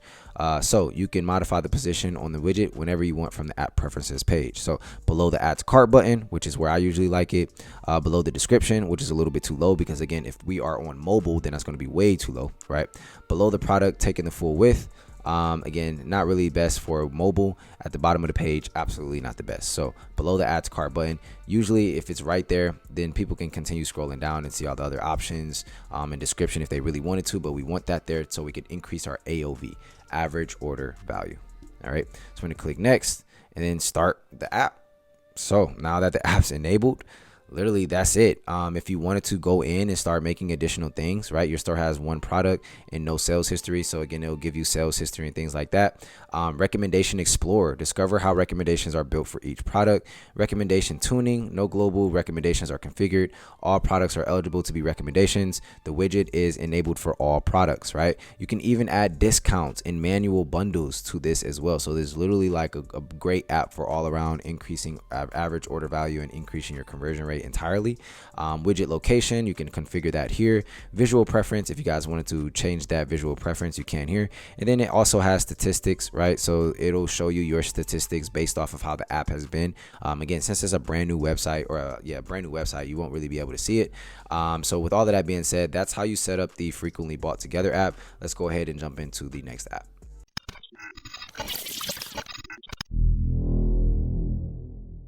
All right, so we've already set up frequently bought together. Let's go ahead and jump into the next app, right? So the next app we're going to set up is out of stock police. All right. So what this app does is anytime you fall, or anytime, actually just typed this in the wrong spot. Sorry guys. Anytime that you actually run out of products, so we will do this. Anytime you run out of products, out of stock police will automatically rearrange your settings, or not the settings, the products in your collections, to make sure that the products that are in stock are always at the top. So if a person comes to your website and they see sold out, sold out, sold out, then they're just going to leave the website. But if they see nothing but products that are in stock, then they're more willing to buy. So we're going to go over to the App Store and type in out of stock police, which we see right here. We're going to wait for this to load. All right, cool. So it's now popping up right now. So I'll show you guys a little bit about it. So again, it's really simple and very easy. Again, right here, sort products and push out of stock down. So again, it's literally simple. If you have products out of stock, it'll show it right here. It'll show you it in red. And again, if you ever wanted to just rearrange it, all you have to do is click sort products. This will process all enabled collections and push sold out products to the bottom. The process will also sort products based on your settings. Please note the process may take some time depending on inventory size. We also recommend to enable daily auto push to avoid manual work and waiting. Do you want to proceed? And then yes. So then once you do this, it'll start loading, and then what it'll do is it'll automatically push all of the products that are out of stock down to the bottom and keep all of the ones up at the top. So if we go over to the main page, this is the main page, and if you ever wanted to configure the settings, you can literally just click on settings, and you can literally do daily push sort, and then you can have push down out of stock automatically set up, push new products up, real-time updates, and all those things. They have other ones, back order, so product is out of stock. Whoops, let's go back to the settings. So there's exclusions, assign tags. These really aren't things that you absolutely need. Let's look at the stock notifications. So stock level ranges lets you know how much inventory is in stock based off percentages and colors, and product status, either it's active or draft. Low stock email, you can export that, reach low stock, out of stock, email frequency, all of those good things. So this app is just a very general app, very easy to have set up. Pretty good if you're selling out a lot of products and you have a bunch of different products and collections. So highly recommend out of stock police. Let's go ahead and jump into the next app. All right, so next up, we're going to go set up Ultimate Special Offers, one of my favorite apps on the platform as well, which allows you to have a bunch of different offers for your customers. So we're going to go Ultimate Special Offers right here in the App Store, and we're going to go ahead and search that up. And here it is right here by Orbit. And look, increase average order value, run your business efficiently, find your best sales. Okay, so they do actually have a you do have to actually pay for this every single month, right? But let's just see if it allows us to download it and take a look at it without putting in the plan yet, which it should do. So while we're letting this load, there we go. All right, so the really dope thing about this is that you can now add a bunch of different things utilizing just this one app. So you can have the post-purchase upsell, right? And then they do have customer support. Increase your average order value without compromising conversions, right? So you've unlocked 50% off, a 50% off discount. Then you'll be able to add these different things to each and every product that you want to add them to. Buy one, get one. Volume, buy 3, get 10% off, buy 4, get 20% off. So whatever deals you're trying to run, I definitely recommend utilizing this app. You're gonna have the bundle deal, buy shoes, socks, and a belt together for $100. You're gonna have discounts, put any product or collection on sale, bulk discount items when customers meet a quantity threshold, upsells and cross sells. You got shoes, would you like socks too? So those are called upsells and cross sells. So hey, if you buy a box of cereal, would you like some milk, right? Then you're going to have a gold discount purchase when customers reach a certain order value. And then you're going to have the gift reward customers for purchases above a certain amount, right? So again, you guys can literally click through here. You'll be able to set it up, right? So if you wanted to create a post-purchase upsell, actually, let's just try something a little bit quicker. So this is the main dashboard page. Let's just say we want to do a buy one, get one. 50% off, right? Then you'd have one item. You can choose the product, right? And then now what happens is the offer, what they will be receiving is one item, and then you choose the other item that they would be receiving, right? On fit for 50% off, and then the discount amount, you would do discount percentage and 50% off. Now, does Shopify offer the same thing? Yes, it does. You can use either or, but Ultimate Special Offers just has a bunch of other discount options that you guys can utilize and that I've utilized to greatly help with increasing my orders and the average order value. And then in here, you can increase or you can, just add different offer messages, and it'll help you with that as well. And then the dope thing about this is it will work in a point of sale. So if you have this discount going on at point of sale, which is just selling in person and taking the transaction through the POS app, it'll allow the app to configure and actually add that special offer in. So that's Ultimate Special Offers. That's the walkthrough of it. Really quick, let's just make sure there's no additional settings that I missed out on. So there's quick answers down here if you guys do need additional help. These are just apps that they suggested. Up here, let's go ahead and check out settings really quick. So these are the settings: multiple special offers, right? Let customers choose so a discount instead of ultimate special offers, which I like to just choose it for myself. Gift offer, order discount details, show discount details on Shopify admin order pages, which is good.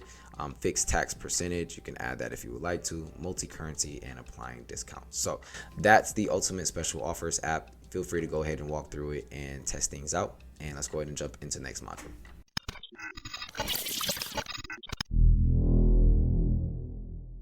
All right, next up, let's go ahead and add an app that I feel like is very important. It's called Best Currency Converter. All right, so what this app allows you to do is it allows you to change the currency of your website to whatever country your current customer is in, right? So here it is right here, Best Currency Converter. Easily add multiple currencies, automatically convert prices. The prices convert automatically based on your customer's location. So if a person is in Canada and they're seeing in dollars and they don't know what that automatically translates to as far as how much money they're going to be spending, then they're just going to walk away from it, right? So by having Best Currency Converter and having the currency actually automatically update depending on the customer's location, it's very, very lucrative. And again, if you're drop shipping, if you're selling products and you're selling worldwide, this is something you definitely want to have, because you're going to be losing out on a lot of those people if they can't see what currency or how much money they're going to be spending in their own currency, right? So we're going to literally just add the app right here. And again, this will increase your sales a lot, just because if you're targeting worldwide throughout your ads, or if somebody just wants to order from a different country, you're able to take that in, right? So there's a free portion and then there's the elite portion. So you guys can feel free to go through this section, but right now we're just going to go through the free one. Choose the plan.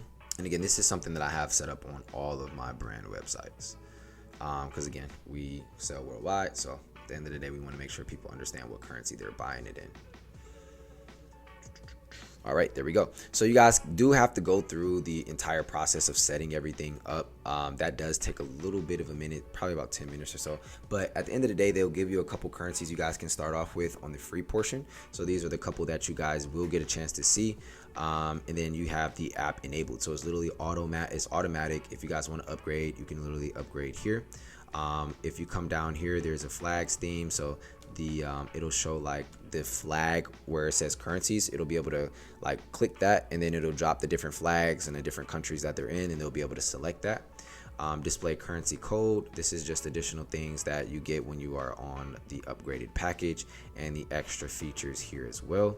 But if you do go in and set up, you need to edit your money formats. Again, this is something, if you guys wanted to go do so, literally they walk you through the settings step by step. It's very simple if you just go do it through Shopify.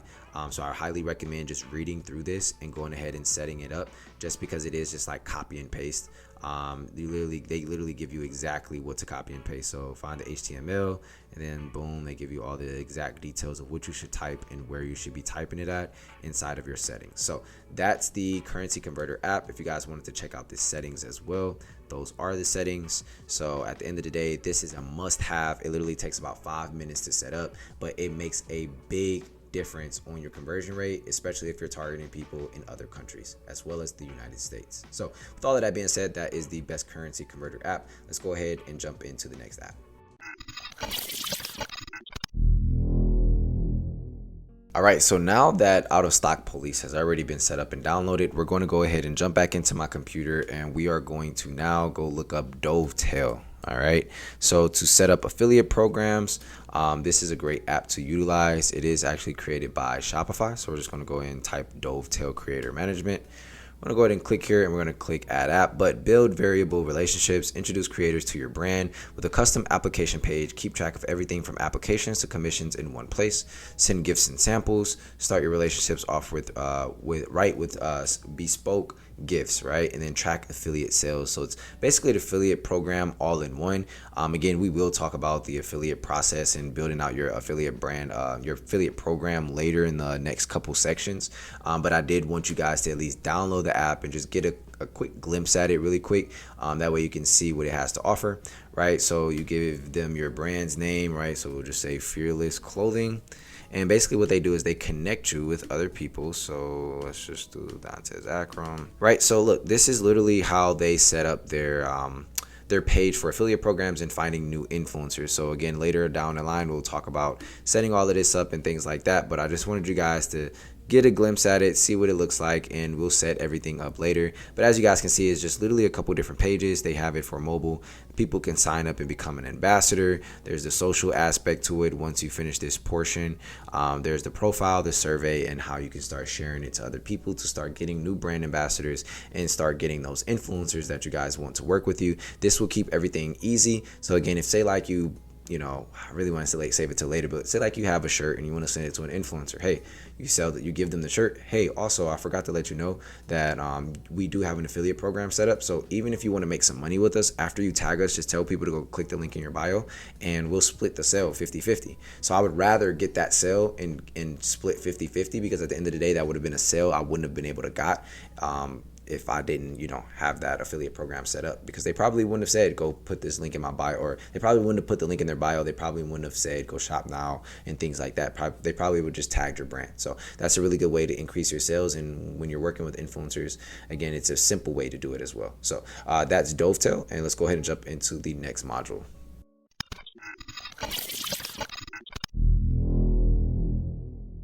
All right, so let's go ahead and set up another app that I found extremely helpful throughout my journey when building my clothing brands and my e-commerce brands, which is the Add to Cart Nice app. So what this app does is it allows you to allows customers to easily add things to their cart. So we're just going to search Add to Cart, and the app is going to pop up. So there's a couple different ones that I've used before. You have the Sticky Add to Cart, the Ultimate Sticky Add to Cart. But we are looking for the one that says Nice. So it's by Golden Dev. So we're going to go ahead and click here. Sticky Cart. The Sticky Cart will make it easier for customers to go to checkout. Sticky Cart and buy button. So is that something else you can add? Boost sales with Add to Cart, right? So we're going to go ahead and add the app here. Then we're going to go do the same exact process. All right. So now that we're loading in, it will make us pay for it. So let's see. For this video's sake, let's go ahead and try a different app. You guys, this is the one that I recommend that you guys will get. But just for the video's sake, we will just go get a different app. That way we can, use a free one just for the video's sake and setting it up. So we'll go back to the App Store. We'll go to Add to Cart. There we go. All right, we'll do Add to Cart again. So basically what this Add to Cart button does, it literally just adds a little Add to Cart button at the top of your product, and literally customers are easily able to click it, right? So let's try the Sticky Add to Cart Booster Pro, right? Hopefully they let us download this without paying anything. If not, we'll just go back and watch the Add to Cart Nice video. That way you guys can see how it works. But I really want to jump in there and show you guys. But if it doesn't work for this one, then we'll just go back and watch the video. All right, so it's definitely not working for this one. So what we'll do is we'll just go back. That way you guys can at least see how it works and what exactly it'll do for you. So what we'll do is we'll remove the app. We're just going to go ahead and delete it. And then we're going to re-download it. We're just going to go back to it, actually. So we're going to go to Add to Cart. All right, bam. And we can go ahead and watch the video that's going to pop up. If they have one. They do not. All right, looks like they took the video down. So let's just go ahead and take a look at the Sticky Add to Cart Booster. They should have a video up. Yep, so let's go ahead and watch it. So it actually doesn't have sound. So let's go ahead and see. Basically, this is how people normally add things to cart. With sticky add to cart, they're literally able to increase your conversions by up to 5 to 10% per person who's on your website or per 100 people, supposedly. And literally, it makes it easy as just, clicking of a button and being able to just check out with it without removing them from the homepage, right? So this is the very important part, is a person being able to add something to cart without removing them from the homepage. Because what happens is now they're just going to go buy that one item if they don't go back and go click. And then it's just too many different distractions bouncing from here, bouncing from there. So with sticky add to cart, you now have a buy button. And then also you're easily able to just, like he said, right here, there's an image, and add it straight to cart without removing you from the homepage. So it allows people to add things to cart quicker, and it allows you to make more money because people are able to buy things quicker. They also have cart sliders. Again, you can add products easily by different formatting of that add to cart button. And obviously you guys can literally go check this video out. I apologize that we can't actually go in, but at the end of the day, I still wanted to explain it to you guys. So this is the portion I was talking about. The good thing is they do have this, right? So there's this little add to cart button up here. So that's always going to be there. That's the person's cart. Then next, this little button right here, when people are scrolling on the page, this pops up right here, so they can literally select the size, color, and all those, and just easily add it to cart. And then also at the top here, if somebody quickly wanted to, say like you have a shirt and it's only one variant, only one color, this button right here, if they click it, then it automatically adds it to cart. And it allows you to, again, keep people on that homepage and continue buying, right? And then you can add different cart icons as well if you want to. And it makes it just super seamless and easy for people to go ahead and buy and shop with you and buy more items. All right, so that's going to be the add to cart nice button. Again, I apologize we couldn't jump all the way into it like I wanted to, but at the end of the day, we just didn't want to have to pay for a trial and all of that stuff. So at the end of the day, let's go ahead and jump into the next app now that you guys know how the add to cart button works, and the different things that it could do for you and your business. Next up, we got another really good app called the Under Construction app. So if you ever needed to put your website under construction and have like a countdown, say like it's for holidays and Christmas, Black Friday, things like that, this is what I use to not only put a countdown on my website so for my customers to know, but it automatically allows you to extract emails as well and gain those emails while the website is down. So let's go ahead and type in Under Construction. All right, so we have Under Construction coming soon, right? So we're gonna go ahead and click it. We're gonna go ahead and click app, which is free. All right, cool. So they do have different templates that you can create for yourself for your own, but let's go ahead and check out their free templates, right? So say like for Black Friday, you wanted to have a countdown going into your release, right? This is something that I've done multiple times that has allowed me to make, $10,000 in 20 minutes or 10 minutes, 10,000 an hour. I've had crazy numbers, right? So this is the Under Construction app. And if we wanted to, you can go in and you can change the different images that are up here. So you can put your logo if you want, or you could just leave it the way it is. Then you can also mess around. This is the header. So if you wanted to mess around with the body section, so you wanted to mess around with the text, you can literally click here. One thing you do want to take note of is that all of the text is white. So with the text being in white, you will have to highlight it to see it. If you wanted to change the button color, you can literally do that through right here. So if you want to change it to black, you can literally just click off and boom, there it is, black now. If you wanted to actually add the name, right? If you wanted people to add their names as well, so you can do first, last name, and email, that would be pretty dope as well. And then again, you can literally leave these the same since it says first name, last name, email address. All right, so you're always collecting that data. You can literally adjust the button font size if you wanted to. And then error messages, you can put in something here, but you don't really have to since they already do it. And then the dope thing is you can literally integrate your email system in the app, that it allows you to actually save those emails, which is MailChimp. We'll talk about that in the email marketing section. But at the end of the day, you'll be able to save these emails directly just when people put this in over here. And again, they do have other templates. You can still mess around with other things. So if it's a different holiday or something like that, you can put a different logo here. And then the calendar right here, you can mess around with as well. So you have manual or auto. And then you can literally start this countdown by going standard. You actually have different variants of this, right? Different types. So you can do flip page if you wanted to. So whichever one works best for you. So you have all these different options, and then let's say you wanted to add a certain date to it. So let's just say we want to go to edit settings, which is within the app, And if you ever wanted to delete it, you can do it through here as well. So what we're going to do is we're going to select the countdown date. We'll select the 15th, and we can configure the time as well just by clicking down here. And we'll do 6 o'clock. Bam. And then you click save.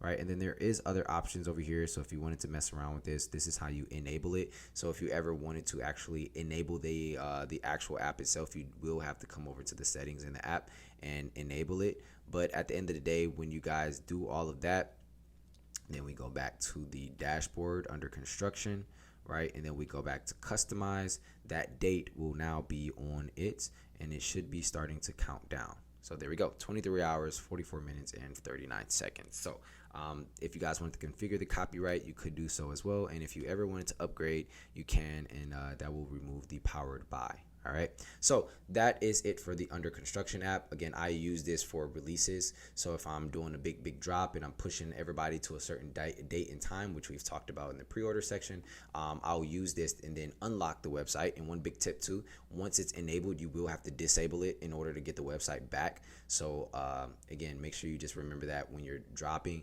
Once the timer goes out, it'll literally stay right there. So you just have to go back to the settings and turn it off, and you will be good. So this is another app that I use to get a lot of sales and push traffic and really bring awareness around a certain time and date. Let's go ahead and jump into the next app.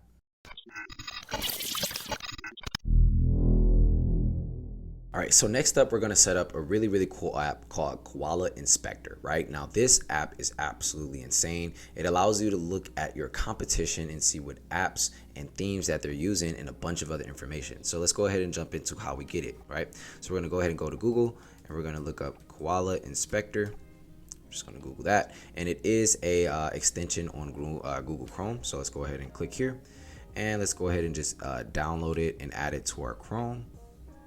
So we're gonna add extension, and now that we're waiting for it to actually check in, let's just go ahead and wait. So again, it does reveal a lot of different things on different Shopify stores.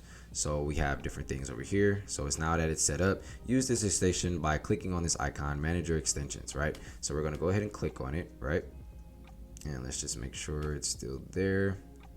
We're gonna pin this here so we can make sure we keep it up here. Right, so let's go ahead and go over to a website like World Envision, right? So shout out to my boys over at World Envision.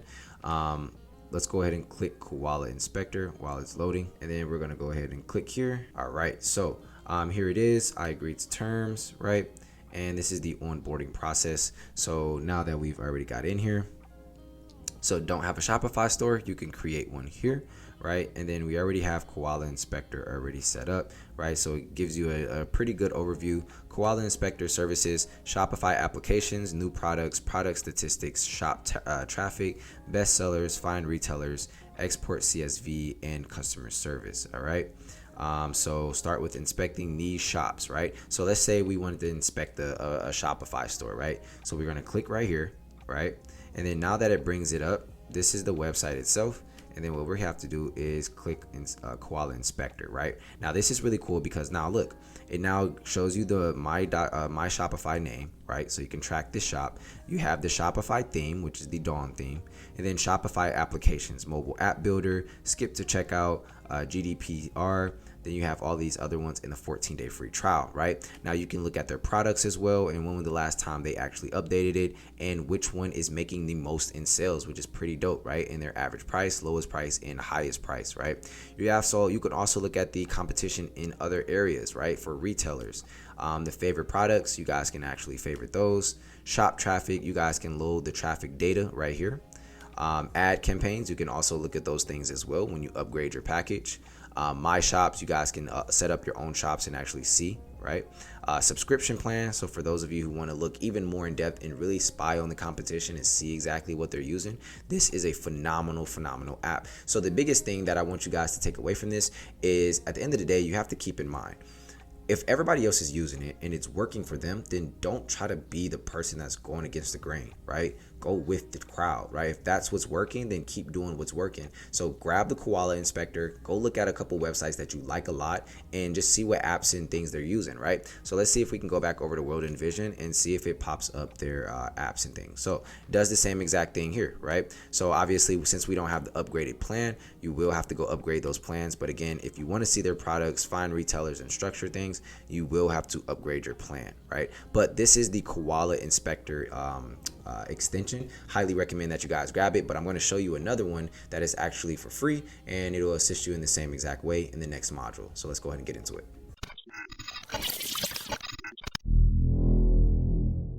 All right, so we've already went over the Koala Inspector extension, but let's go ahead and look up another one, right? So we're going to look up Reputin website check, okay? So it does the same exact thing, but it's absolutely free. So what's going to happen is it's going to pop up the Reputin app right here, right? Say customer reviews apps for your Shopify store. It's not just that, right? So if we scroll all the way down, right, so we can see exactly a one-stop shop for your online reputation. If you wanted to build all the reviews and things like that, you can use this app, this website for that as well.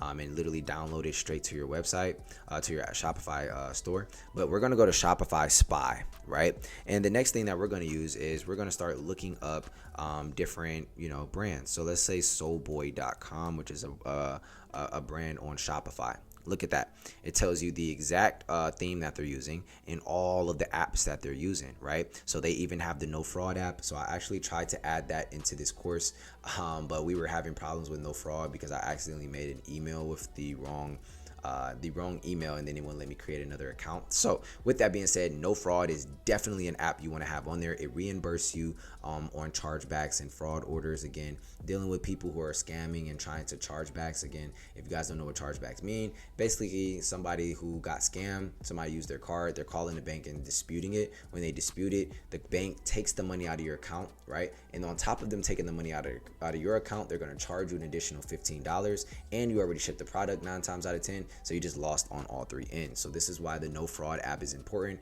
It will let you know about chargebacks. It'll prevent fraud chargebacks, and you can accept more orders, but more importantly, it'll notify you before you accept the order, so you can cancel it and not have to deal with it entirely, right? So reduce costs, add revenue, increase efficiency, free to install, and it has a high rating as well. And the app was created in 2016, one of my favorites as well. So again, guys, these apps and websites that I just talked about are extremely important. If you guys wanted to share the results, you guys could share these results as well and print them out if you wanted to.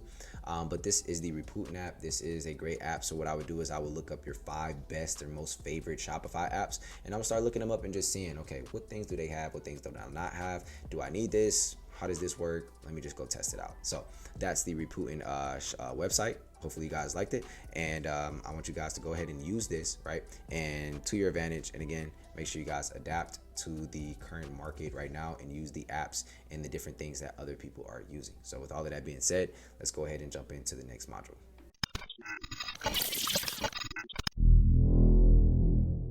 All right, guys, so that's it for section 8, where we've talked about and went over all of the different apps that are really fire. Guys, there's a bunch of other apps out there, so I highly recommend doing your research and just looking up a couple other ones. You can easily go hit up YouTube and say top 10 Shopify apps of 2022 or whatever year this is when you're watching this course. And at the end of the day, you'll be able to find some other very lucrative apps that will be able to assist you in your business journey. So with all of that being said, we've already went over all of the different Shopify apps that I personally like and how to set them up and what Shopify App Store actually is. So the next section, we're going to actually jump in and talk about manufacturers and how to find the most top tier manufacturers, how to negotiate with them, my scripts, and all of those good things. So let's go ahead and jump into section 9, where we talk about manufacturers.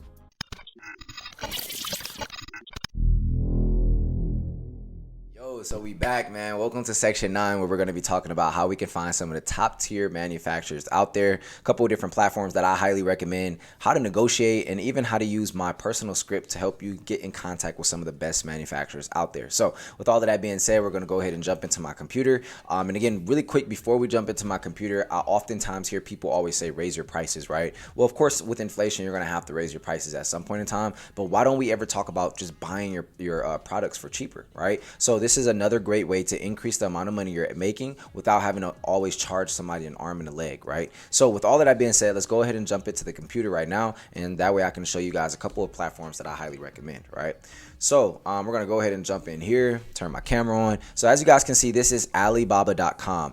This is a wholesale website where you guys can find hundreds of thousands of manufacturers from all over the world, right? So one big tip that I want to give you is Pakistan manufacturers for clothing brands is going to be a lot easier for you guys to, it's going to be a lot more convenient for you. The reason I say this is because their sizing is a lot closer to the sizing of Americans. And also the really other big part about it is that their shipping time is a little bit faster than China. So before you ask me, hey Tez, do you recommend Pakistan or China? I highly recommend Pakistan. A lot of my manufacturers are in Pakistan. Manufacturers from my vendors list, although I have some really high quality ones from China, it just takes a little bit longer on their shipping. The manufacturers that I do have in Pakistan, they're able to do wonders and get things to you quickly. All right. So with all of that being said, again, this is Alibaba.com. This is more so for wholesale. So if you want to hold inventory yourself or buy in bulk and ship it to a fulfillment center, things like that. Also, at the end of this, we do have a fulfillment center video for you guys. So feel free to check that out once you guys are getting done with get done with all of the different modules, right? So again, Alibaba.com, this is where you want to go ahead and find manufacturers for all these different types of products. They do have an app on your app store on your iPhone. So if you guys want to download it, you can feel free to do so. But again, it's a very, very easy place to come in here and get a multitude of different products, talk to a bunch of different manufacturers. And throughout this whole entire section, I'm going to be teaching you different things to make sure you communicate the right way and find the best manufacturers out there, and also negotiating tactics that will help you save thousands of dollars over the course of your business journey. All right. So next up, we also have AliExpress.com. AliExpress is more so for drop shipping, and we do again have a drop shipping section within this course. So there will be down the line, you guys will see it in the next couple sections where we do talk about drop shipping, right?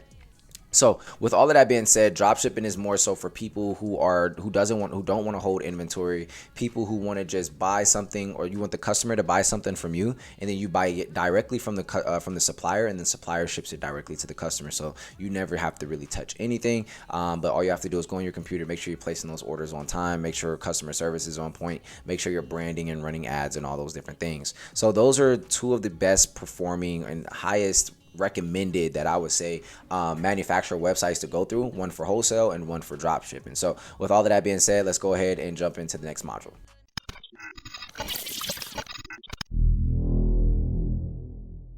All right, so let's talk about some things that you really want to watch out for when it comes to finding your manufacturer, right? One really big tip, again, that I wish somebody would have told me is that, number one, the pictures that you guys see on Alibaba, on AliExpress, those aren't always the pictures from that manufacturer. Sometimes they literally just pull it from Google, list it on there because they think that's what's going to bring more customers and clients in. In China, in Pakistan, and those other countries, they're able to do that. In America, we can't do that. So that is one very, very, very big tip. Please make sure you always ask for pictures and videos of their recent work. Again, we're going to go through how to vet different manufacturers and how to actually review them in the computer itself. But number two, the next really big thing you guys want to be careful of is if their English is not on point, right? If they really can't comprehend what you're saying, 9 times out of 10, they're not going to comprehend the order that you want. And if they don't understand the fabrics, if they don't understand the designs you want, if it just seems complicated communicating with them, you do not want to go through them, because at the end of the day, it's going to keep becoming a headache until you start losing money. And at the end of the day, I'm trying to help you save money and save lost money, right? Number three is if they're not communicating fast, right? So if you're messaging them and they stop talking to you for 3-4 days at a time, stop messaging them, right? Move on to the next supplier. Another very, very, very big tip that I want to tell you guys is always to have backup manufacturers. And in this section, we'll talk about, making sure you guys have some and why it's important, but always have a backup manufacturer. And on top of that, when you guys have backup manufacturers, always remember that if one doesn't work out, you can easily move on to the next one. Do not get emotionally attached to certain manufacturers, because at the end of the day, you don't want to leave yourself vulnerable in thinking that this manufacturer is always going to be perfect. Manufacturers switch up all the time, right? So this is why we want to find 3 to 5 really solid ones and utilize them the best of our ability and build relationships with them. So those are some really, really big tips that I want you guys to write down, because again, you will lose money if you do not know those things, okay? Also, again, checking reviews and things like that. We'll get to that stuff in the next couple modules, but those are some really big tips that you guys want to watch out for when you guys are finding the right manufacturer. All right, so let's go ahead and jump into the next module. All right, so I hope you're ready to take this and write this down because I'm about to say it right now. Here is my copy and paste script on how you guys should be talking to manufacturers. So again, with this copy and paste script, you want to basically take this entire script that I'm about to give you and you want to go ahead and put it in your notes. When you put it on your notes on your phone, when you're reaching out to these verified manufacturers and trying to communicate with them, what I want you to do is literally take that copy and paste that script. I want you to copy it and I want you to paste it to all of the manufacturers that you feel like would be a good enough fit for you. And by doing this, you're going to have a lot of different manufacturers to talk to, and you're going to be able to look at a lot of their pictures and videos, which is what I'm about to say in the script, right? So the way this script will go, it will go exactly like this. Hey, comma, my name is Dontez Akram. I am the owner of One Love Clothing. We are interested in working with you. Is it possible you could send over some pictures and videos of your work, of your previous work? That's it, right? Pictures and videos. Why we're doing this is because by the next time you look at your phone, you're going to be able to see a bunch of different pictures and videos of people's work. You're going to be able to see the different types of brands that work with them. You're going to be able to see the color quality. You're going to be able to see the embroidery quality. You're going to be able to see the actual quality itself of the hoodies or the jogging suits or the shorts, right? So by doing so, you're kind of just sidetracking or really just skipping the process of just buying samples from every single one of them and finding this out the hard way. So now you just learned exactly how to get around this easily and talk to a bunch of different manufacturers without sending messages to each and every single one of them, right? So this will make the process a lot easier for you. If you want to have a flood of manufacturers, you want to have a bunch of backup manufacturers, you can literally write down the best ones, their name. You can literally write it down. Okay, this is my top one. It's the one I want to work with primarily. This is my second, third, fourth, fifth, sixth, seventh, eighth, so on and so forth, right? So this is a really good way to find those backup manufacturers and even find your first main manufacturer. I'm going to repeat that script to you guys one more time, right? So the script goes, hey, my name is Dontez Akram. I am the owner of One Love Clothing. We're interested in working with you. Is it possible you could send us some videos and some pictures and videos of your previous work? Boom. That's it. Super simple. If you guys want to ask additional questions, you can. Another good question to ask them is, hey, what is your shipping time? Like, what is your normal shipping time for products and bulk orders? You can ask questions like that. You can also ask about the price per piece. Later on, we're going to be talking about the negotiating tactics that I utilize to help you guys save some money. So with all of that being said, there goes the script. I hope you guys wrote it down. If you did miss it, just rewind this whole video a couple times. Make sure you just write it down or type it out into your phone and just make sure you have it so you can start copy and pasting your way to finding a bunch of different manufacturers. All right, so let's go ahead and jump into the next module.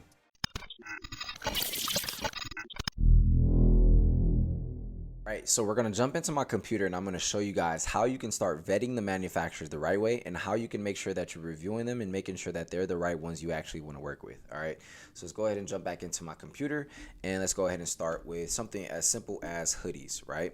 So what we're going to do is we're going to go to Alibaba and we're going to go to hoodies, okay?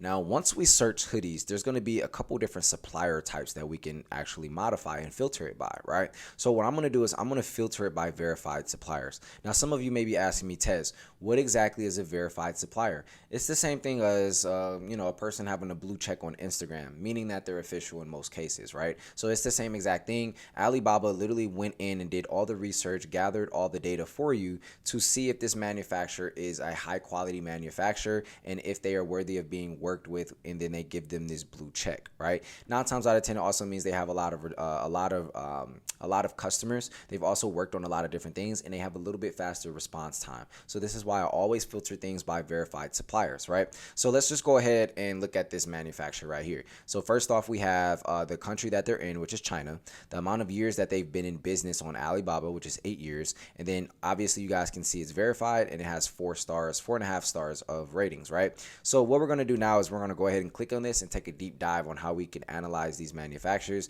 as well as how to communicate with them, right? So on this right side, this is the first thing you want to look at. You just want to go ahead and look and see what their ratings is as of right now, right? So on-time delivery rate 85%. You can look at this and you can tell again the name of the supplier itself, their store score, their response time is usually less than 2 hours, and then you guys can look at all the additional stuff. But this stuff right here is the most important part. They have 80 people on their staff, which is pretty good, right? So the next thing that we want to look at is we want to start looking at the shipping. So they support express shipping, sea freight, land freight, air freight, right? So I personally like to go by air because at the end of the day, unless I'm doing express, unless I need an order quickly, I like to go by air because that's going to be the fastest one. Sea it just takes way too long. I'm not waiting 45 days to get that stuff. So air, going by air is a lot easier. I highly recommend that you guys utilize DHL. A lot of people don't talk about this, especially clothing brand owners. They don't talk about what companies you guys should be going through and ordering from for your manufacturers. Utilize DHL. All right. So as you guys can see, if we scroll down, we're able to see more information of the manufacturer themselves. They got product descriptions here, right? So we can literally click here. And this is what I was talking about. This is obviously not Kanye modeling for them, right? So this is why you have to be careful when you guys are on these websites, because again, this doesn't mean that this is their brand. This doesn't mean that this is their hoodie. They literally just threw something up on there to convince you to think that that's the quality of their work, right? So again, please be careful of it. Please, right? So they got size information, right? So if you needed a size chart, you guys can obviously read it right here. They have descriptions on why you guys should choose them, so you guys can feel free to go over that stuff if you like to, right?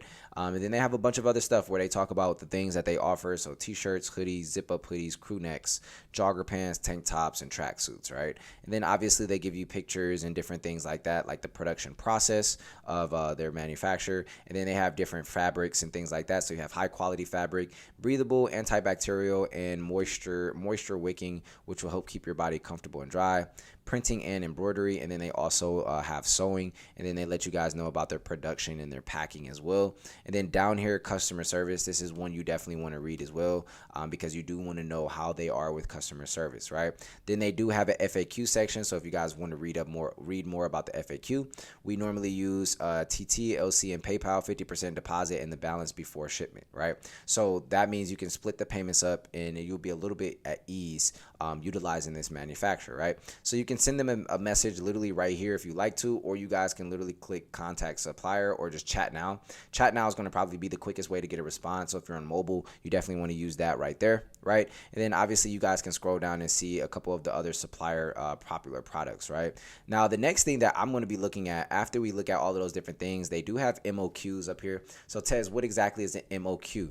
An MOQ means minimum order quantity. At minimum, you have to order this many pieces. So if they say you the MOQ for shirts is 30, that means bare minimum you have to order 30 shirts. Now you can negotiate this with manufacturers. You just have to ask them, and this is how you would say it.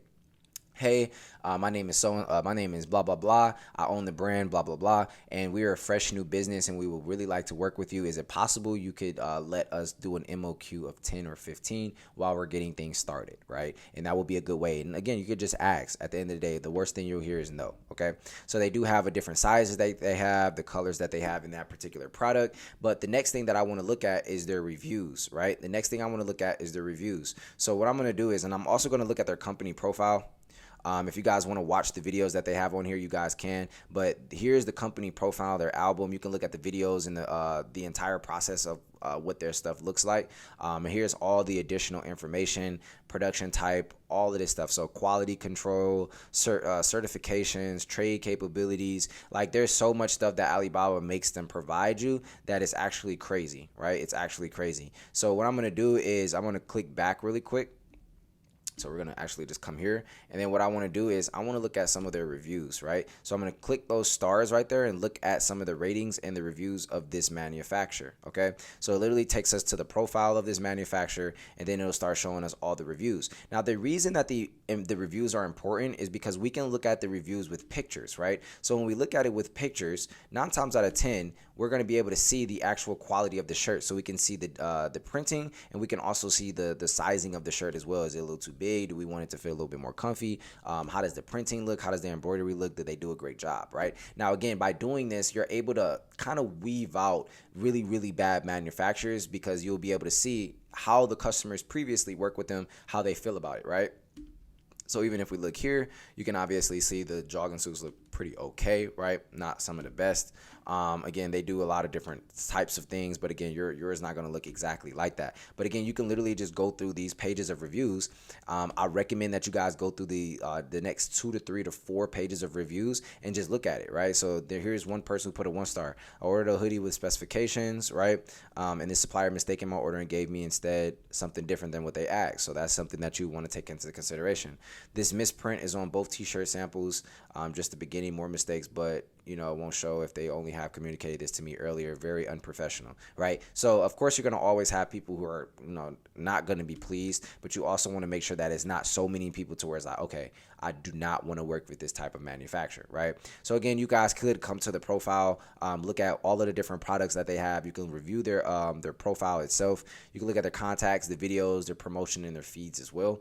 But this is a really big reason of why I love Alibaba.com, because it lets you see who's verified. It lets you see how many years they've been in the game. It lets you look at all of the different reviews, even the bad reviews, so they're not blocking anything out. And then it also lets you see the satisfied reviews, right? So basically how many people were actually satisfied with working with them. 4.4 out of 5 isn't too bad, right? So then you can literally reach out to them. You can start an order, but I highly recommend that you always talk to them first. And then again, you guys can click chat now to start talking with them immediately, okay? So with all of that being said, that is this module. We're going to go ahead and jump into the next one now that you guys understood how to find really dope manufacturers. And again, I'll just break it down to you really quick.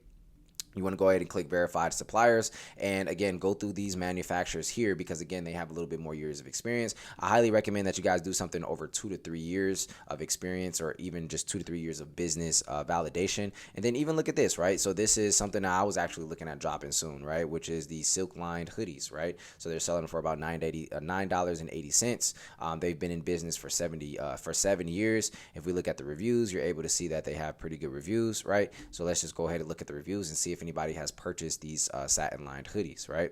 So let's go ahead and see what it says.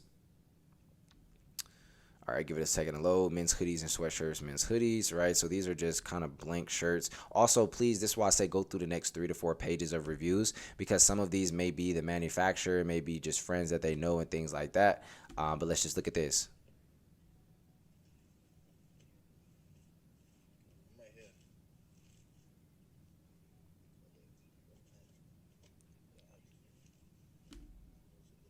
Right, so look at the embroidery isn't too bad, but they didn't do it exactly how this customer wanted. Now it's possible that they may have had a too intricate design for the manufacturer to understand, but that's also a part of the game, and what certain things happen, which is why communication is so important, and make sure you're saying the right things is important, right? So this is how you guys vet manufacturers. This is how you guys will be able to look at them and be able to look at all of the different products that they've been able to produce, and kind of come up with a really good idea of how that manufacturer will be working with you. So with all of that being said, let's go ahead and jump into the next module.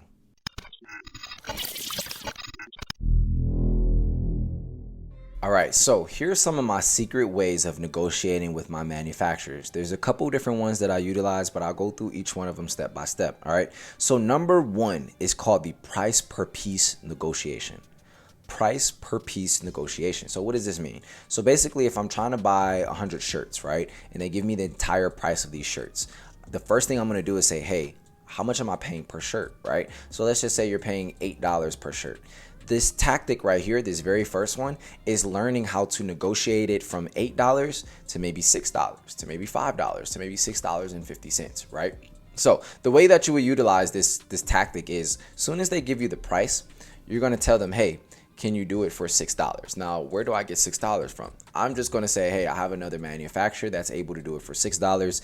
I would really love to work with you. So if you can do it for $6, I would love to work with you, right? So what happens is they're going to be like, okay, well, we don't want to lose the business. And usually what happens is they'll come back and they'll counter it. So maybe they might say, okay, we can't do 8, but we can maybe do 7.25. And you just say, hey, okay, well, look, if you guys can meet me in between or a little bit higher than where you just offered, let's just say $6.50. Can you guys do $6.50? They're going to hit you back with a response. No, we can't do it. And then this is the thing. If they say they cannot do it, your response is, look, if you guys can do it for $6.75 right now, I will send you the money for the order.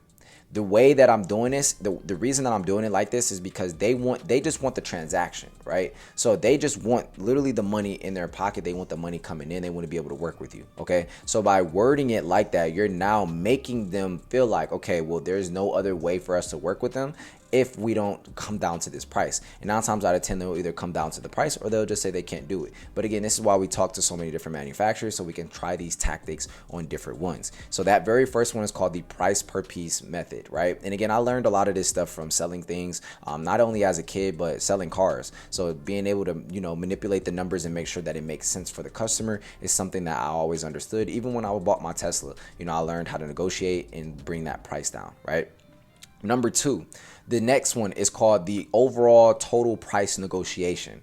The total price negotiation. Now, what am I saying here? Well, let's just say, okay, you're buying let's say you're buying 100 shirts, right? And they're $8 each. What you can now do is, instead of negotiating the price per piece, you can negotiate the entire price, right? So they may say, hey, it costs $800 plus, shipping. So it may cost you let's say $900 total for shipping and the products itself. What you can do is say, hey, if you guys can do 750, can you do $700, right? And then they're going to say, well, we don't know if we can do 700. If you guys can do $750 right now, I will send you the payment or via PayPal, via whatever payment method works best for you. Again, these tactics work the same, but the different variables are changing, right? So instead of price per piece, now we're just doing the entire product, right? So instead of buying it for $900 total and spending $900, now I'm going to undercut the whole thing and I'm going to say, can you do it for $750? If you can, I would love to work with you. If not, I do have other manufacturers that's able to do it for this price. I would really love to work with you though.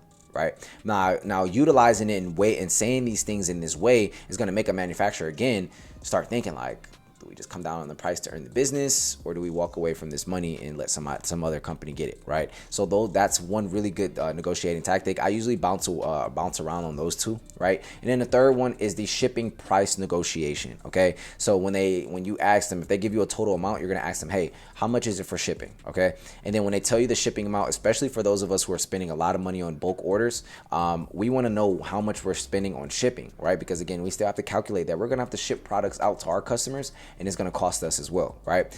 So what I would do is I would look at how much the shipping price is, and I would say, yo, can you guys do it instead of for $300? Can you do it for $150? Right? Same exact tactic, but again, the variable changes. So you guys have 3 different methods of negotiating. I want you to try all 3 of them and see which one works best for you. I also, on top of that, want you guys to go back and do the numbers. So which one would be the smartest for you? Is it smarter to do the price per piece? Is it smarter to negotiate the entire price of the order, the total, right? Or is it smarter for you just to negotiate the shipping price, right? And on top of that, you can use 2 of these at the same time. So if you negotiate the price per piece, then guess what? You can now negotiate the shipping. And now you're saving money on both spectrums. Even if it's $20, even if it's $30, that frees up a little bit more money for you to utilize on your business. And this is why I say every cent, every dollar, every $20 bill counts. Okay, don't think, oh, it's just $20. It's just $20. It's just $5. It's just $100. It's just $1,000. The more you start thinking like that, the more money slips through your hands. And again, in order to be a high performing business owner, you gotta track your money. You gotta understand how to be analytical with everything and how to look and see where everything is going. All right, so those are my 3 top negotiating tips out there. Hopefully you guys are able to work. It's able to work for you guys. And if it does, make sure you guys come into Limitless Investments and just send us a screenshot of how it worked for you, or just shoot me over a DM on Instagram and say, yo, I tried your negotiation method. It worked for me. Thank you so much. Right? Just shoot me over a DM. I'm really interested to see. And if you try something different, definitely let me know, because I would love to know other ways to negotiate these with these manufacturers. But these 3 are some of my top 3 right there. So hopefully you guys like this module. Let's go ahead and jump into the next one.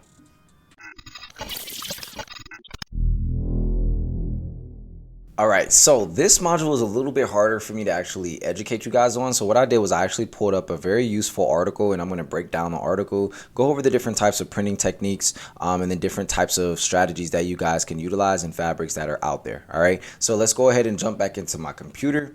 And let's go ahead and check out this website, right? So it's called tshirtprofessional.com. Again, it's kind of hard for me to break this down and educate you on it without me actually having any of the products in hand. So with that being said, we're just going to go with the old strategic way, right? So number 1, we have screen printing, right? It is the most common with the pros. Another name for the design is silk screen printing, right? So what exactly is screen printing and how does it work? For this method to work, you would need a stencil and a nylon mesh. Now this will break down the entire process.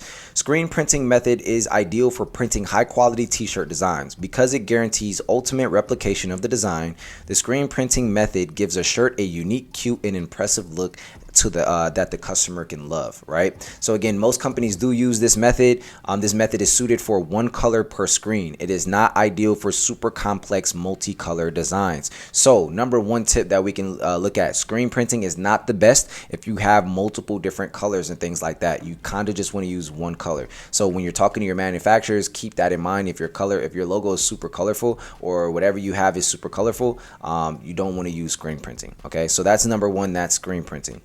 DTG, direct to garment, right? So like the screen printing method, it is also a very popular among hobbyists, right? It is easy to do, but it will require knowledge and skills. Again, when you guys are using manufacturers, you can easily just ask them for DTG, right? So DTG works like a paper printer in the office. The only difference is that in this case, the ink is going to fabric. You first need to upload the design to the computer, then create blah, blah, blah, blah, right? So the DTG method is excellent for printing out super complex designs. So if yours is complex, then you know to use DTG, right? It gives a soft feel on the hands, and when you touch the final design, the ink used doesn't create thick extra layers on the shirt because it is thin. Okay, so that is the main difference between DTG and screen printing, right? However, it has one problem. You can end up with a low resolution design with dot patterns if you have an inferior textile printer. So in most cases, you won't have to really run into this because manufacturers do usually have some of the best printers out. So that's just something you guys can keep in mind. But let's talk about the durability, right?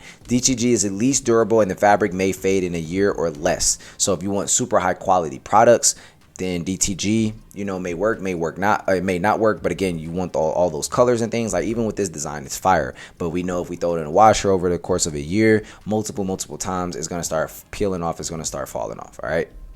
So let's talk about dye sublimation, right? So it works well on light shirts or fabrics. It costs to produce a dye sub, but in the end, the customer ends up with a professional done shirt by experts. Okay. So with that being said, let's actually just see. Dye sublimation is perfect for printing polyester like cream fabrics. They are unforgiving when you bring cotton fabric to the scene. Okay, so they talk about the different things that you'll need to actually take place. When the solid fabric is exposed to heat and the pressure, it turns into gas. The fabric molecules, this keeps breaking it down. Sublimation is excellent for printing polyester shirts with minimal enduring designs. Shirt done through sublimation are durable and looks cute. So there's another option for you. So that is dye sublimation. Okay. Another one that they don't have on here is puff print, and we'll talk about that next. Heat press printing. Okay. This is one that's common for a lot of small business owners, people who are just working locally. They're using heat press printing, right? So if you have small orders of shirts, it is economical. It is economical, right, to use this heat press printing. It saves you resources and time, right? So it talks about the method. You press it on you press the best heat transfer vinyl, which is an entire process. It does take a little bit longer. So at the end of the day, they do give you a similar approach. But after you take the glossy paper transfer and strip it off, blah, blah, blah, blah. If you're working with super complex designs, then heat and press method is ideal for you. However, it won't work well with dark fabrics because of its translucent dye. Okay, so now you guys know you might not want to use heat press printing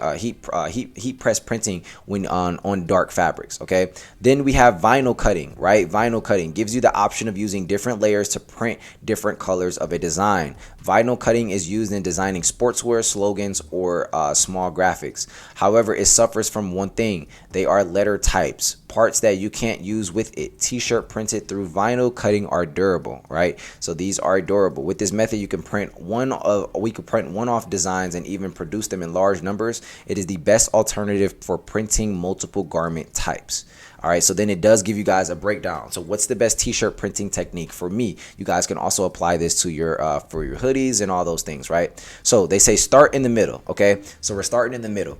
Does your design have shadows and gradients? If you say yes, are you after a soft feel print? If you say yes, then DTG is best for you. If you say no, then transfer printing is best, right? And the reason I really like this website is because for it to break down like this is really, really dope. Okay, so let's go to the next one, right?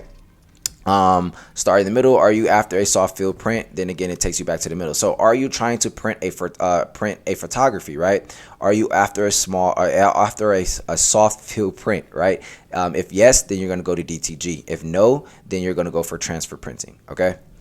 Next, let's go ahead and take it down here. Is it a logo with solid colors, custom names, or numbers, right? So if yes, do you need more or less than 25 units?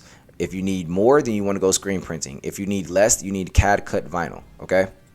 Is your design an illustration or a drawing? If yes, does it have solid colors? If yes, do you need more, more or less, right? And then also embroidery works very, very well. I love embroidery for my shirts, my jogging suits, and my hoodies, because it lasts the longest out of all the other options, right? And then if you guys need more, if it does have more, you need more units, then you guys could use screen printing. So again, embroidery is really fire. There is puff print as well, which is basically that material where basically it kind of lifts off the shirt a little bit. Puff print has been something that's been in style recently and has been going a lot more viral lately. So yeah, guys, this is the different types of printing techniques there are out there. Again, don't stress yourself out too much on perfect quality. Just start the process. Again, the manufacturers, the way I just told you how to find the manufacturers, they'll be able to do all of these different options, but you have to be knowledgeable enough to know what type of option you want to go with for your brand and what you want people to, what you want your products to actually look like, and how you want the quality and the durability to be. So with all of that being said, there goes this module. Let's go ahead and jump into the next one.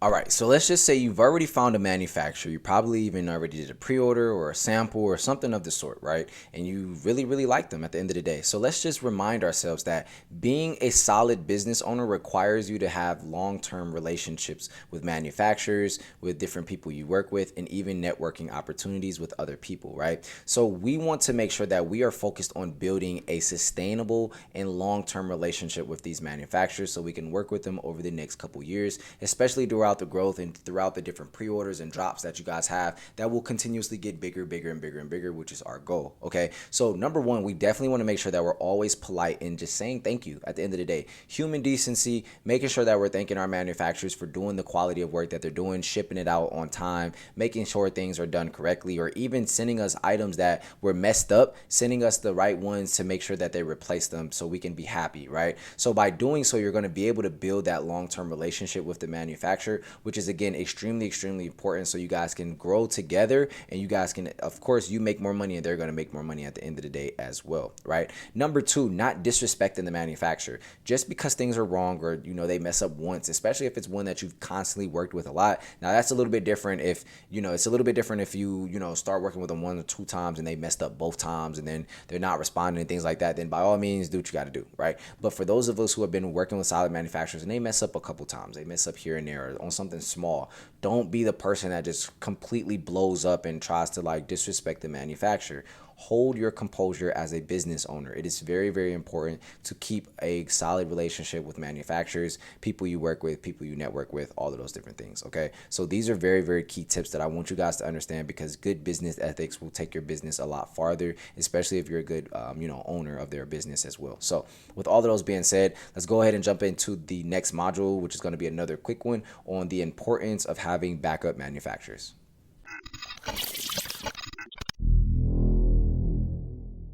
All right, so let's talk about the importance of having backup manufacturers. And again, it's extremely important, because if you only have one manufacturer, guess what?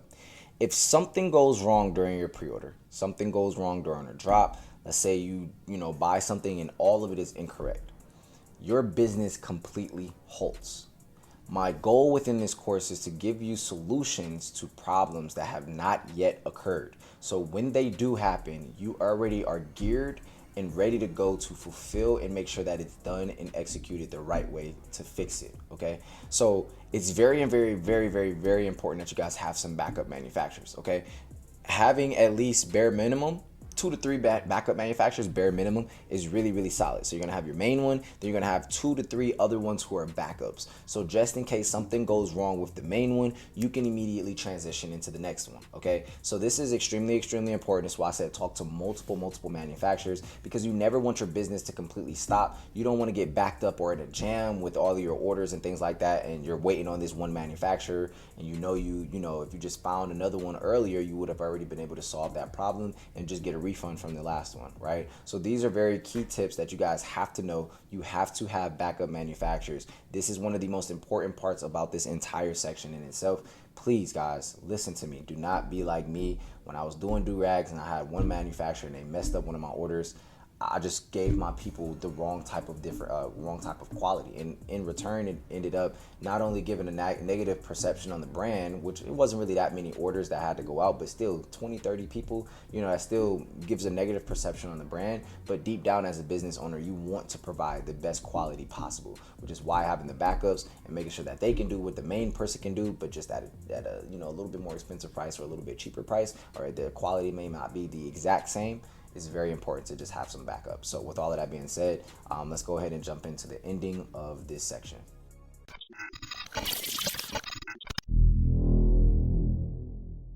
All right, guys, so you just learned how to find some of the top tier manufacturers, some of my top tips when it comes to negotiating, how to actually vet and look at the right things on Alibaba to find the correct manufacturers. Again, you guys can do the same exact thing on AliExpress.com, same exact stuff. You guys also heard my script on how you guys should be reaching out to them, and also learned how you guys should be able to get some free samples. So with all of that being said, you learned a lot within these last couple sections, but again, we still have more stuff to go. So with all of that being said, let's go ahead and jump into section 10, where we will be talking about shipping made easy, where I will be inside of the warehouse showing you guys a bunch of the information that's in there, and just showing you guys the ins and outs of how shipping works. So with all of that being said, let's go ahead and jump into the next section. I know you'll enjoy it.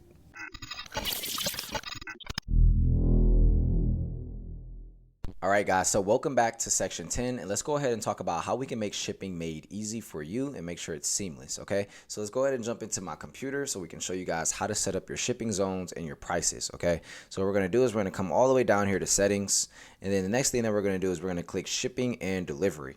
Now, then we're going to click manage right here, where we're going to go ahead and start adding our shipping prices and zones, okay? So what I'm actually going to do is we already have a couple different shipping zones here. So what I'm going to do is I'm going to start deleting them, okay? So we can start fresh, and I can set up a few of them with you guys so you can know how to set up shipping for your website, all right? So we're going to come over here, make sure it's domestic in United States. We're just going to click add rate.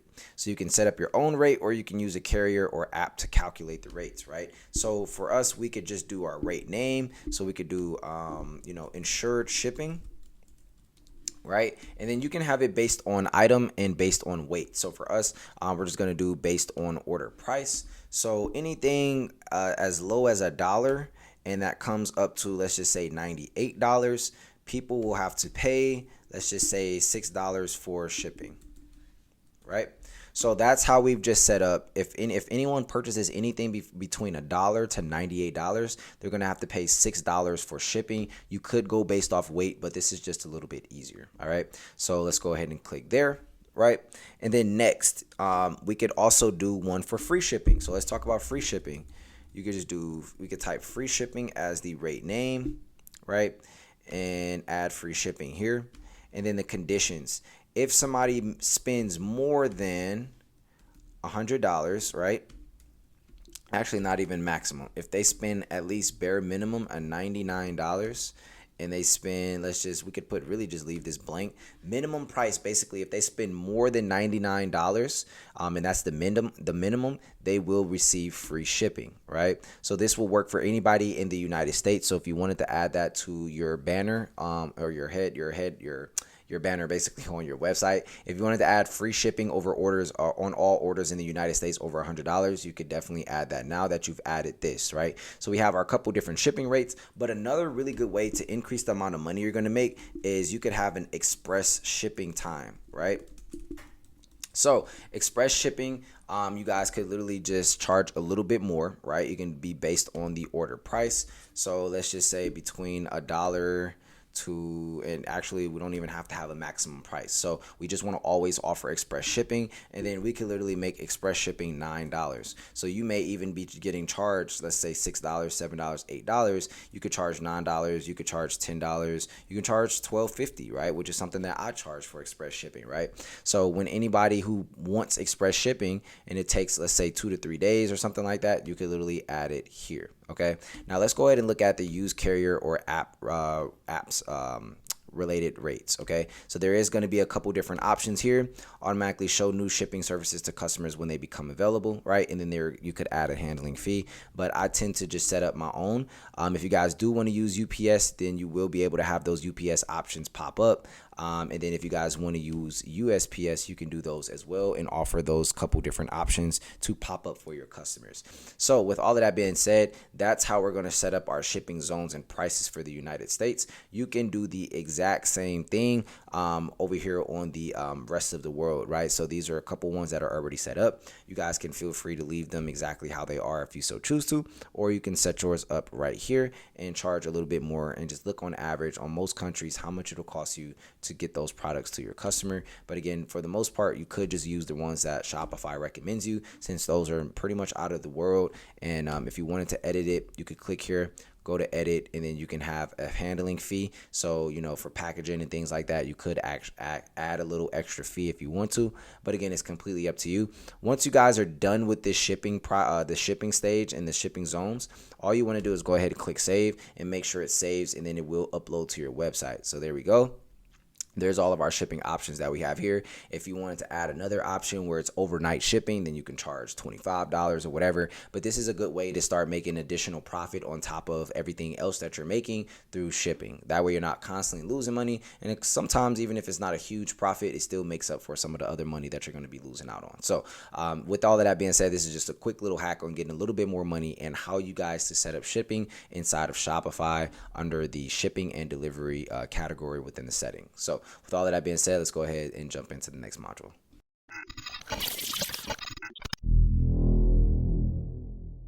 All right, so welcome back, and let's go ahead and jump in and start talking about how we can set up ShipStation, which is an app that's going to give you some heavy discounts on shipping and make your shipping life a lot easier. All right, so let's go ahead and jump into my computer. And as you guys can see, we're on ShipStation.com. Now, some of you are going to ask, hey, Ted, should I use ShipStation or Pirate Ship?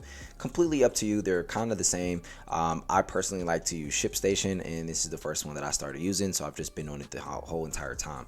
One really dope thing about ShipStation is they do have ShipStation University, so if you want to go through an entire guide and how to work their processes and their entire platform, you can do so. But as you guys can see, the very first thing you're going to have to do is set up your Shopify account. You're going to have to connect all of your shipping carriers, which doesn't take too long.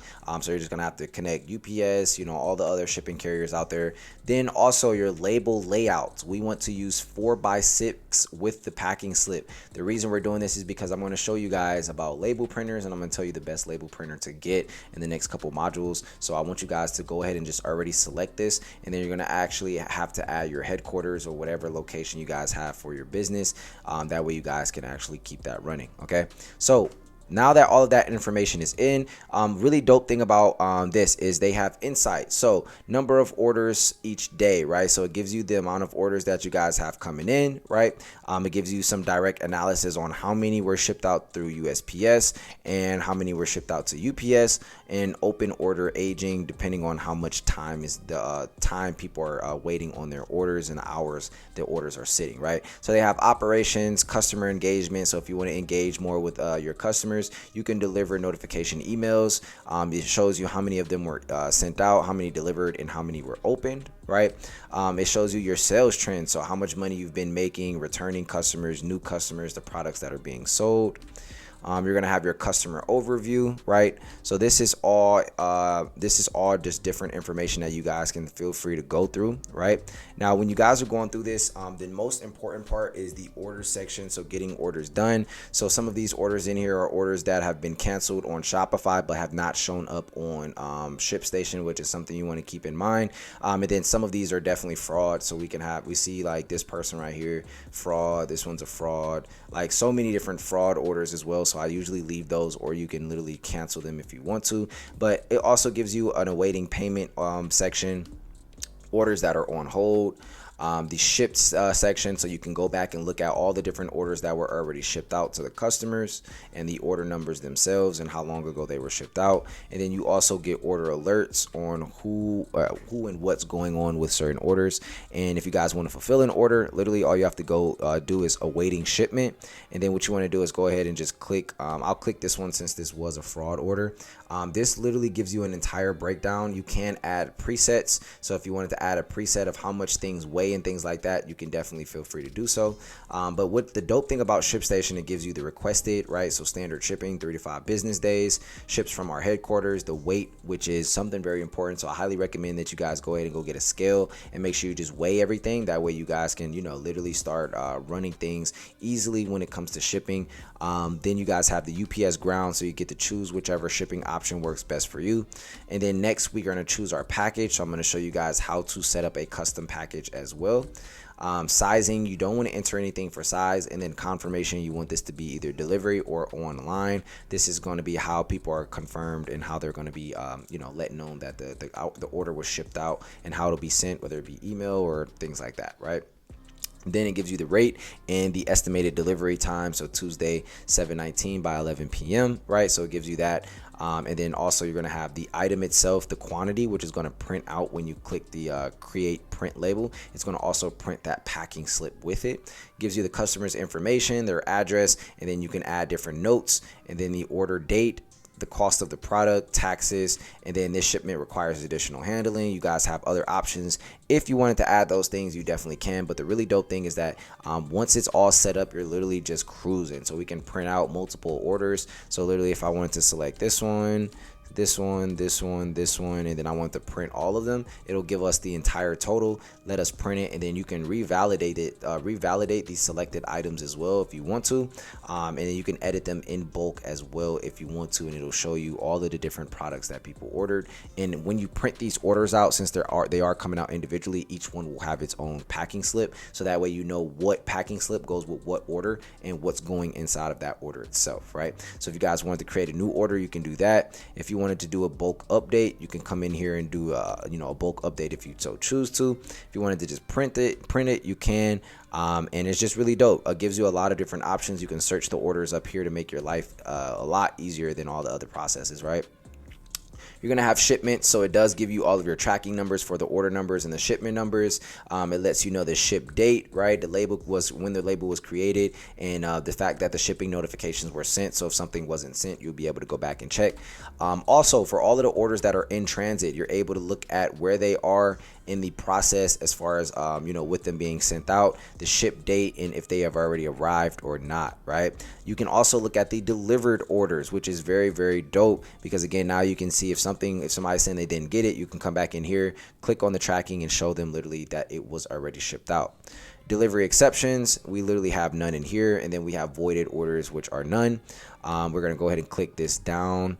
Then you're going to have fulfillments, right? So if you wanted to do recent, pending, in transit, this is for fulfillment centers mostly.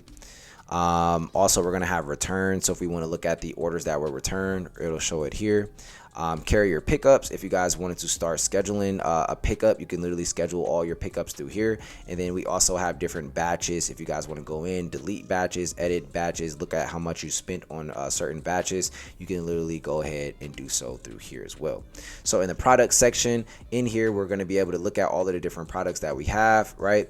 And you have preset groups, so if you want to go ahead and set up some preset groups, you can. Also, inventory isn't added through here, but you can manage it through the settings portion, and then reporting categories, which is nothing through here as well.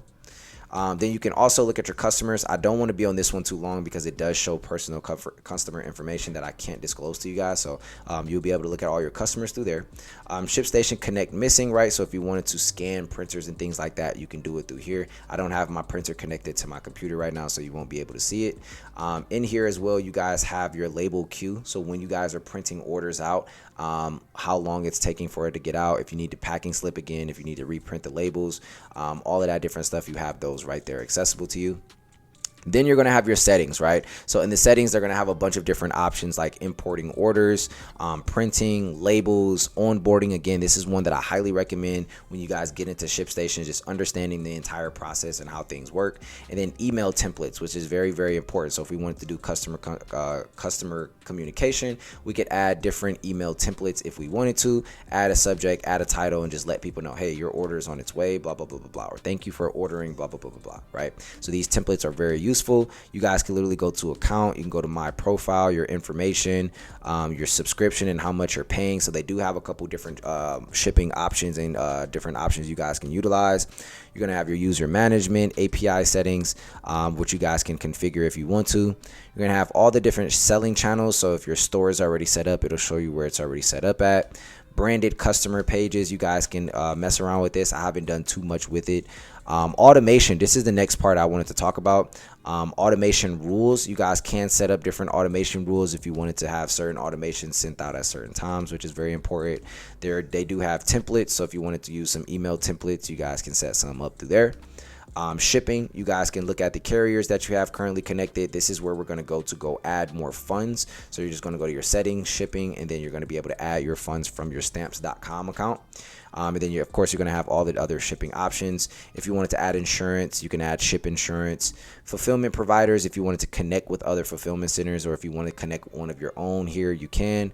Workflow settings, again, if you wanted to show some warnings, cost summaries, things like that. It's so much information that this thing lets you get. It's actually insane. So then you also have international settings, packages. So if you guys want to create a custom package, right? This is something that you definitely want to do. So what I would do is I would literally come in here, go add custom package, and then I would just do package or poly mailer. You can literally just save it. And then of course you do have to add the weight there, but for me, for the most part, I just added one here, and that way I can print out and do all of the different things that I need to do with this one package, especially if you guys are going to be using something like poly mailers. You don't want to select these other options. We really just want to select the one that we created. So I'll show you guys how to do that as well. Ship from locations, we have that sent out as well, and returns as well. So we have printing setup. It'll allow us to configure how our printing will come out. ShipStation Connect, if you wanted to install it and connect it, literally an app where it'll allow you to ship things out easier. Inventory management, if you wanted to track your inventory through here, you guys can do so through here. And then we also have our integrations, so integration partners, if you wanted to include MailChimp, Google, all of those different things, you guys can add all of those. And then right here, if we click right here, here's a shipping calculator. So if you guys wanted to see how much is the rate going to be if I shipped it to this country or this state, then you guys will be able to see that as well, right? So again, that's the onboarding. I want you guys to definitely go through the onboarding process. And then when you guys want to refresh your store, you're literally able to just come up here, refresh, and it'll refresh all of your orders that have probably already came in. Right, so again, you literally just come through here if you wanted to print a certain order out. So again, this is a fraud order right here, so we can literally just click right here, and then right here you can click this plus sign, and we can literally go to add package, right? And you can add just multiple different types of packages if you want to, and then you can literally save those packages on there. And then if you ever wanted to go back and change it, you can literally just go through and change it. Settings, you guys can use postage providers or carriers, and just a bunch of different options that you guys can utilize. You guys can also do a cost review, which will analyze it based off of the other services out there, which one is going to be best pricing for you. If you want to click print up here, you guys can. And just a bunch of different options, man. Like, it's so many different things that ShipStation allows you to do. It just makes your entire life a lot easier, right? So I highly recommend that you guys go in here and make sure you guys go through all of these different options, go through all of the onboarding process, go through and read everything. And again, I haven't really been using ShipStation as long. I was using a fulfillment center, so a lot of my sales and a lot of my insights and tracking information is not going to be in here, unfortunately. But at the end of the day, as long as you guys just jump on it and you start doing it ASAP, you guys will be able to jump into this with ease. And then again, you guys have your order totals, quantities. This person's international, so it shows a little world right there. And then again, fraud orders and orders that aren't getting fulfilled for like certain reasons, like fraud or ShipStation just hasn't updated these. You literally get to see it, and you can literally come in and delete them if you want to. But I just like to leave it there just so I know where we're at as far as the day and age of what's going out and what hasn't gone out. So with all of that being said, guys, this is ShipStation, how we're setting it up. Again, utilizing that weight is going to be very important, not putting in any sizes so your shipping prices isn't too crazy. And again, if you ever wanted to learn everything about ShipStation, look, they have a quick start guide, and then they also have ShipStation University. So you can literally come in here, learn the complete ins and outs. I think it's going to make me log in. So what we'll do is quick start guide. right? You can literally come in here and learn the complete ins and outs of setting up your entire account, connecting your store, connecting a shipping carrier, set the label layout, set the ship from location, all of that stuff. And then they have a really, really good customer service set up as well. So if you guys want to reach out to them and talk to them, you can. And then again, ShipStation University is extremely helpful. They do have different payment plans. So I'm currently on the $29 per month payment plan. If you want to update it, you can. You'll get a bunch of different perks and things like that. So with all of that being said, I didn't want to make this too long because we do have to jump into the warehouse and show you guys how to actually fulfill orders and things like that. So with all of that being said, let's go ahead and just jump into the next module right now.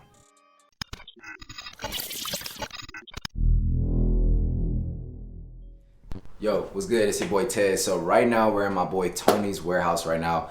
Again, this section we're talking about shipping, but I really felt like it would be more impactful for me to take you guys into a warehouse of a person who's been doing major numbers every single month with his clothing brand and show you guys the entire process of fulfillment and shipping out your orders to make it easier for you on your path to greatness with your clothing brand. So let's go ahead and jump into it. Yo, what up, you good? Yes, sir. That's Yo, what's up. My boy Tony. Got the course in here, man. What's up, y'all? Tony, can you give him a quick introduction of who you are? Right now? Yeah. Okay, cool. My name's Tony Smith, y'all. I'm the owner of a brand called Historically Black Apparel right here in Atlanta, Georgia. We handle all of our fulfillment and shipping in-house, so I want to take y'all on a quick, if I can. Oh yeah. You know what I'm saying? Take on a quick little tour of what goes down in the day in the life of somebody running an e-commerce business. Get it. So this is the warehouse, 5,000 square feet right here. It wasn't always like this. We used to do pretty much all of our printing. Now we're kind of in a mix of it where we're doing print on demand and ordering stuff or whatever. So we print some of our stuff on the heat press, but a lot of it comes from like overseas, like Pakistan, China, all of that.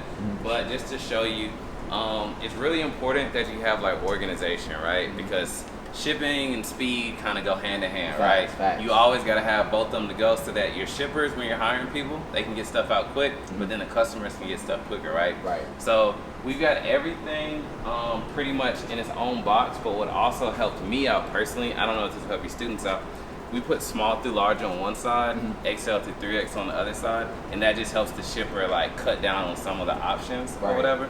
But then once we grab something, so say, you know, I grabbed this right here. I got a shipping station set up. Okay. So over here, this is pretty much where everything goes out. So we use a software, I don't know if you talked about it in the course, but it's called ShipStation. Yep, we already went over. Okay, you already went over. So ShipStation makes everything super easy because it just integrates with your Shopify or any other platform that you're using. Right. All of your orders come in there. They literally print out, and what you can also do, which I'll tell you a little bit later, touch more on it, you can schedule pickups inside of ShipStation. Yep. Or you can do it on the USPS website as well, but people shouldn't be like driving to the post office. That's a waste of time, you know what I'm saying? So in the course right here, pretty much what we do, when shipping out, using ShipStation, it's gonna show us our orders that we have, how many days that order is. This order is actually already shipped, but let me find something a little bit more recent. So right here, 34 hours ago, somebody ordered one of my t-shirts. It shows their address, where it's shipping to. I can email them. And all I really have to do, because it's connected to a stamps.com account, which gives you discounted pricing too on USPS. So I'll come in here. Y'all see that order just shipped while we were talking, super quick. And then once I hit print, it's gonna give me the label. Super simple. All I'm gonna do is literally hit print, and then we see it coming out right here. So what are some of the top resources and equipment needed for shipping for a beginner in the clothing brand space? So for a beginner, the things that you're gonna need is your poly bags, which I'll put this in. Okay, so we'll do that. What is a poly bag? If you What's a poly bag look like? So I actually get these off of Amazon, right? So what's cool about Amazon, you know, you can get anything, but starting out, you may not have, you know, the investment to get like your logo printed on it, but you can get like black, white, pink, you know, different designs, something that matches with your brand. So I just did the black bag so they look different, you know what I'm saying? So I get 200 of them for like $17 on Amazon. Super cheap, right? So then what you would do is, this is my 10 by 13. So if I'm shipping just a t-shirt or 2 t-shirts, I'll put them in this bag right here. Right. I use 3 different size bags, 10 by 13, then I got 14.5 by 19. So I'm gonna put like a hoodie in here. Because I really don't like to use boxes unless I have to use boxes. They take up too much space. And then my last size, if I'm shipping like multiple jackets or like 25 shirts, 24 by 24 bag. You can put a lot of shirts in here, right? Perfect. So to kind of walk you through that, I'm literally just gonna take hoodie. We're gonna use that middle size bag. Put in there as such. Right. Another little tip that you guys can do is order like some flyers. Yeah. You know what I'm saying? Vista print. Where would you recommend yours? Because I usually get mine from Vista print. Yeah, so Vista print is good. Prima flyers. And that's pretty much who I use as well. Okay. And then you want to put a flyer in there. One, it helps your branding out, right? Absolutely. Reminds them of who they ordered from. But then it's customer retention, right? Yep. Because you want to bring them back. So put like a little coupon on there. So I got like a little 15% off code. And then I call it like I'm back 15, just so I can track if Right. it's working. So I'll throw that on the inside. I'll throw my Printing slip. printed slip on the inside, which is their receipt. Peel, fold, and then simply I do this. But people are probably wondering different printers, right? Right. So yes, you need your labels, you need your poly bag, your software, which is ShipStation. But let's talk about printers. So when it comes to shipping, you're going to need a thermal label printer. What's funny was I was working with a brand and they were doing like huge numbers. They were still printing stuff off on their home printer, right? Wasting time, spending more money on paper, all that type of stuff, taping it there. You don't need to do that, it's wasting time. So here's 3 different printers that I use in my business, and I'm gonna break down all the differences. You've got the Zebra printers, which is gonna be more industrial. So FedEx is using these and UPS is using all those. Right. I personally like them just because they're strong, but they are more costly. They're about like $500. So when you're starting out, you may not want to spend that on that. You know what I'm saying? But then you've got the Rollo printer, which is really popular. Yep, you that's know my what I'm saying? favorite. That's the one I recommended to y'all. Yep. So the Rollo printer, it's more of a fan label printer. So what I mean by that, Side right here. oh yeah, on the side. What I mean by that is you literally just fold your labels through here, flat lay, and they print out. Versus the Zebra over here, you just put the rolls in. So it really just depends, but there's really no real pros and cons to it. Right. But then you also got this one, which is the same as a Rollo.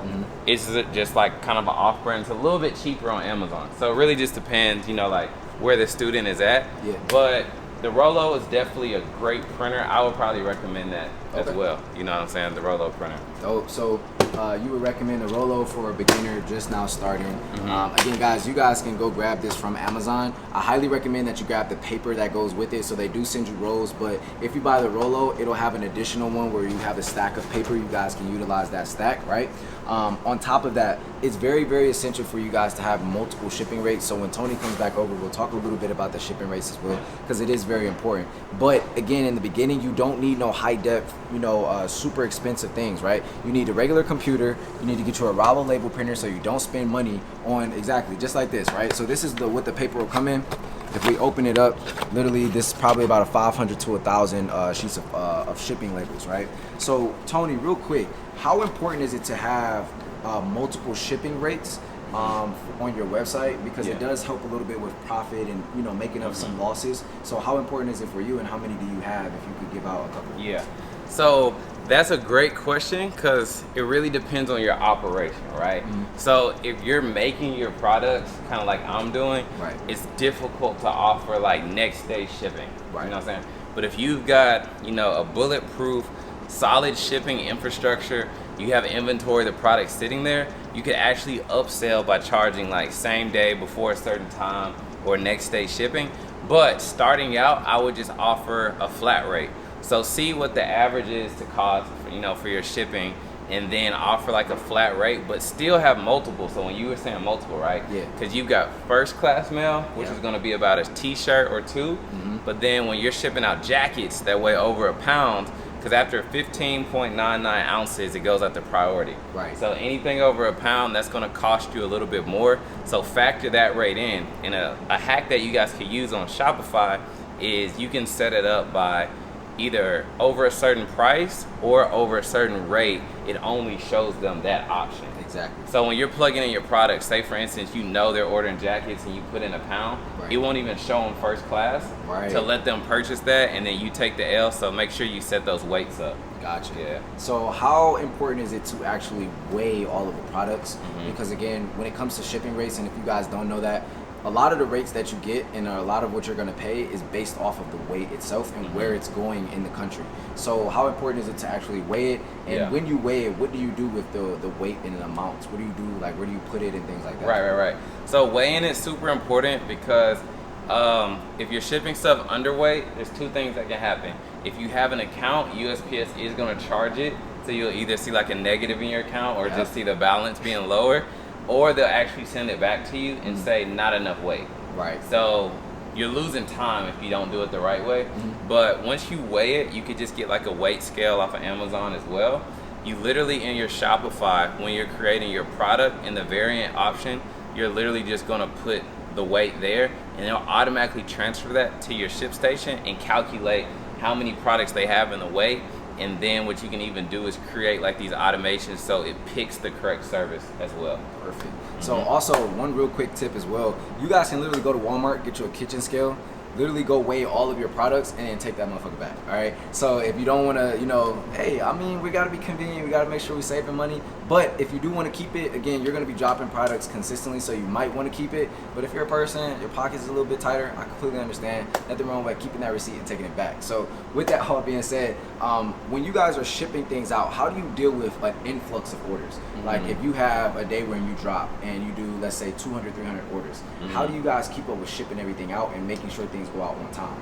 Yeah, so I mean, that's kind of like, it's really just all different, depends on your process, right? So if we've got inventory of that item, it's gonna fly out quicker. It's just your employees are just gonna have more hours, you know what I'm saying? Right. But then where you can like mess up with it, and I think it's always good to be transparent, is when you do a big drop and you do pre-sale or whatever, you should probably also let your customers know when it's going to ship, right? So if most stuff ships like within like 3 to 5 business days, if you do like a pre-sale drop, just put on here like we got 100 in stock, but they don't start shipping till this Tuesday with the date. Right. That buys you that time because what we don't want is chargebacks. You know what I'm saying? So really it's just transparency. That's what I would say with that. Okay, dope. Now, would you say there's any other tips or resources that you would highly recommend to a beginner in the clothing brand space as far as, you know, fulfilling orders the right way, shipping? Like if somebody's starting off in their basement, what tips would you give them for that process? Yeah, so for that process, if you're beginning, probably what I would just say is the biggest thing is, and I'm gonna get to this, starting the right way, because what I always tell people who are starting is don't start with bad habits. Yeah, it's hard to break the bad habits, right? So literally just get yourself on a schedule. So like once you have your order in, make sure you're like, okay, I'm always going to ship on these certain days, if not every day from a certain time frame, because you want the consistency to build of your orders going out so that people come back and keep shopping with you. You don't want to create bad habits of like, I only got 2 orders, so I'm not going to give it that love because I only got 2 orders. Right. You got to treat that first order like you got 100 orders. Gotcha. You know what I'm saying? So yeah. Dope. Man, guys, you guys got a lot of gems. Again, as you guys can see, it's an entire warehouse that he guys right now. So again, I want to give you a personal thank you, but also I want to plug you with the audience. Where can they find you on Instagram? As far as courses, what courses do you provide? And then where can they shop with your brand as well? Got you. So, like you said, I'm Tony Smith. You can find me on Instagram right here on the screen at TunedInTony. And then if you want to shop with me, you can shop Historically Black Apparel. And then for any services or courses I got, just click the link in the bio and you get to the Instagram. Hey, so there y'all go, man. Y'all just got a full direct walkthrough inside of a warehouse, literally seeing the entire process of how it's supposed to go. So with all of that being said, that wraps up this section. Let's go ahead and jump into the next section of the course.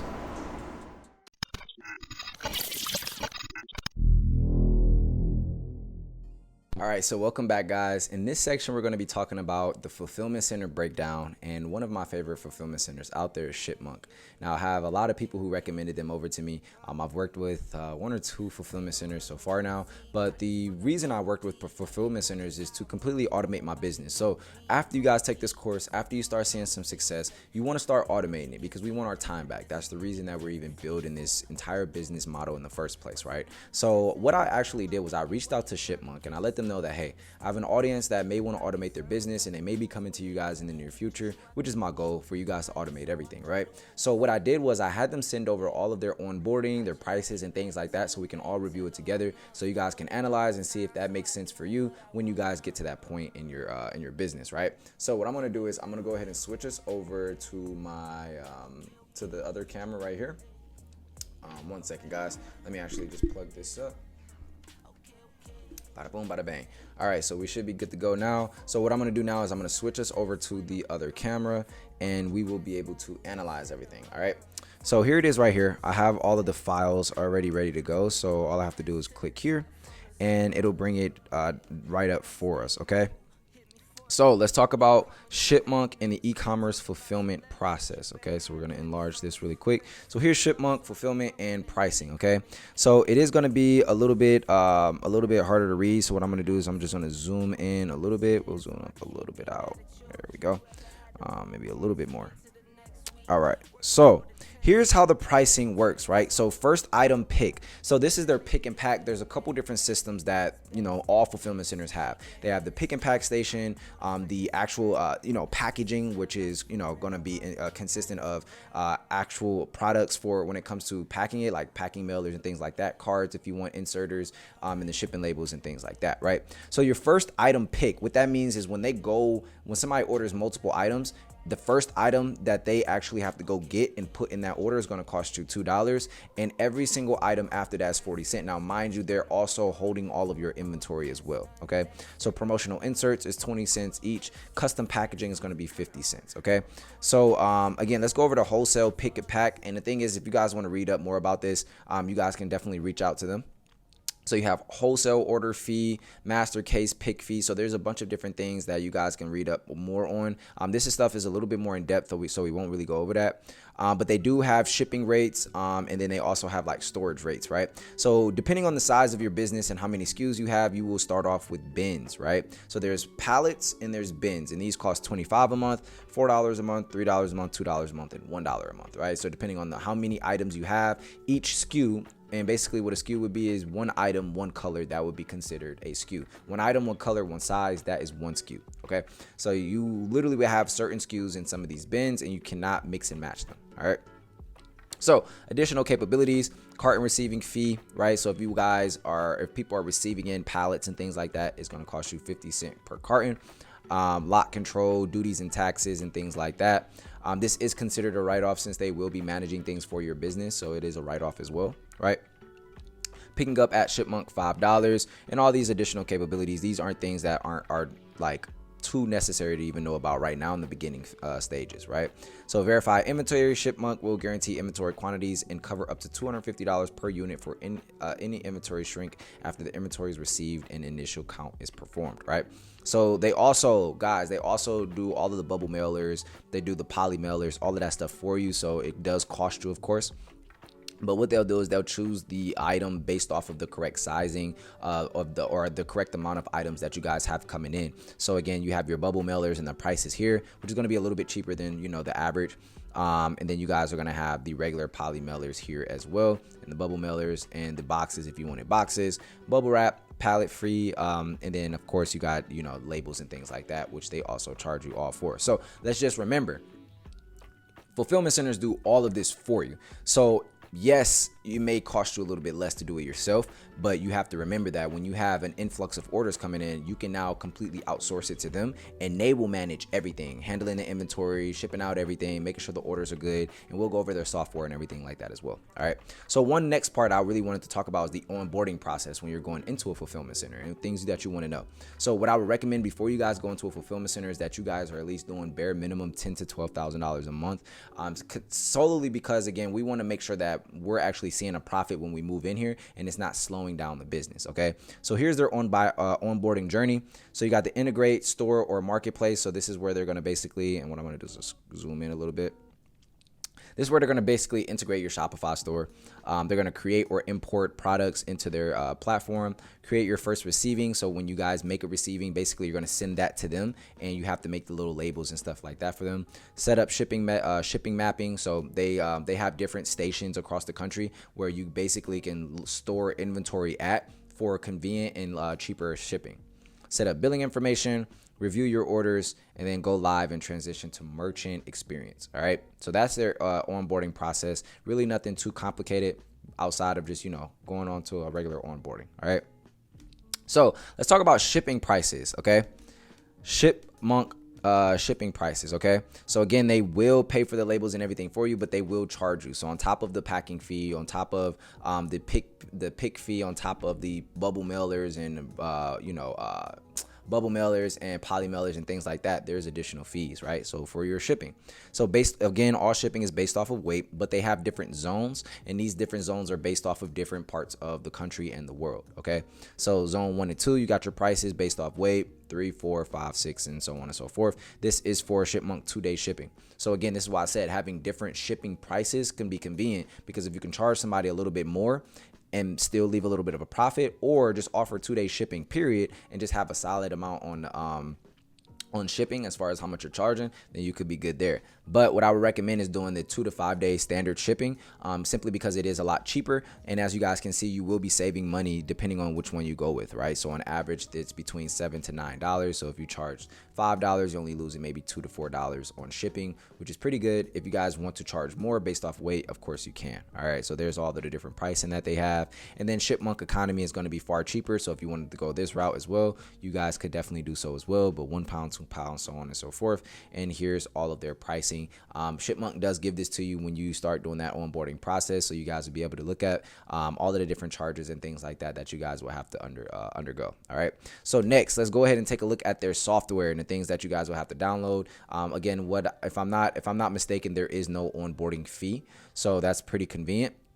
So stress less, grow more. We help e-commerce business unlock scalable growth by providing technology driven fulfillment solutions, right? So you guys can literally check out their platform, see all of the different things that are going on with your orders. Costly and complex, so focus on growth, save time and money, and build the runway for scale. So that's what Shipmonk's motto is for. Avoid the risk of over-indexing your business, losing time to market against competitors with existing optimized fulfillment operations, right? Also, what you'll be receiving: harvest opportunities, leverage our enterprise class fulfillment centers, harness our unbeatable nationwide 2-day and economy services, full pick, pack, and ship automations cover your post-purchase funnel, right? This is a lot more complex. This is how they have theirs set up with Shipmonk.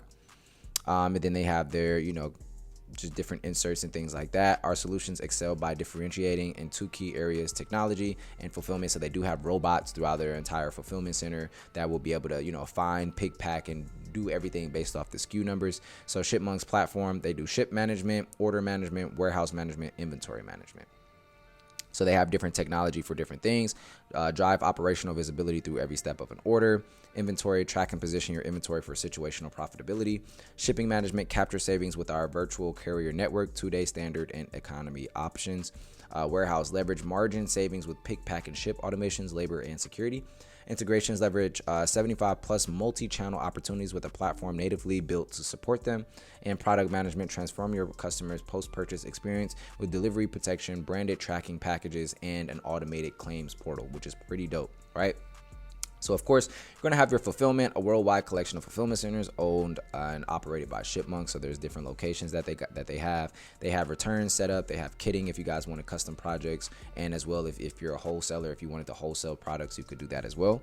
Worldwide coverage. So they have 10 owned and operated fulfillment centers within affordable reach of your customers. So they have them pretty much in main parts of the country, as well as in London and Prague. Which is coming soon, I guess, in Prague. So these 2 are actually coming soon, which is pretty convenient. So that way, when you're overseas or you have people over here in this part of the world, you'll be able to ship things out to them a lot faster, right? So you guys can integrate, send, and fulfill. Then they have their technology. We won't really watch the video right now because it is just a lot, just for the sake of this video. We are hitting that 10-minute mark, so I just want to make sure I get through this in a convenient time for you guys. Prime for omni-channel integration, so you guys can pretty much integrate all of the different platforms and ship through there. Powerful reporting, so if you guys, of course, they're going to have things like this, so you guys can look at your reporting, see what's going on with order, ship, revenue, gross profit, all of those different things. And then you guys can actually print Excel sheets and stuff like that off of there as well. Order management, it'll show you how much revenue came in, order shipped, total items shipped as a part of like their entire process of their dashboard. Spike protection will monitor your business's average daily volume and match labor to it, right? So that way you're not spending too much money on people working when they don't really need to be working. Inventory management, again, you guys can go in and check forecasting, stock out, virtual bundling, split inventory, verified inventory, dead SKUs, all of those. You guys will be able to have all of that data inside of their platform. Warehouse management, pick automation, pack automation, ship automation, labor planning, slotting, quality control, and security. And then you also going to have your pick automation. So they have different platforms and things like that as far as what robots they use. So as you guys can see, their robots go based off these SKU numbers. So they literally go in, they go scan the SKU, then it comes up with this information, and then it says how many quantity of it's gotten, and then the robot will literally take it. All right. Ship management, right? You're going to have all your different domestic shipping and things like that. Post-purchase tools, if you guys wanted to offer, additional things like track your order, file a claim, check claim status, you can offer all of those things after somebody purchases from your website.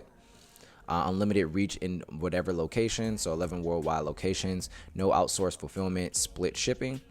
Again, fulfillment services, these are all of the different things that they can handle.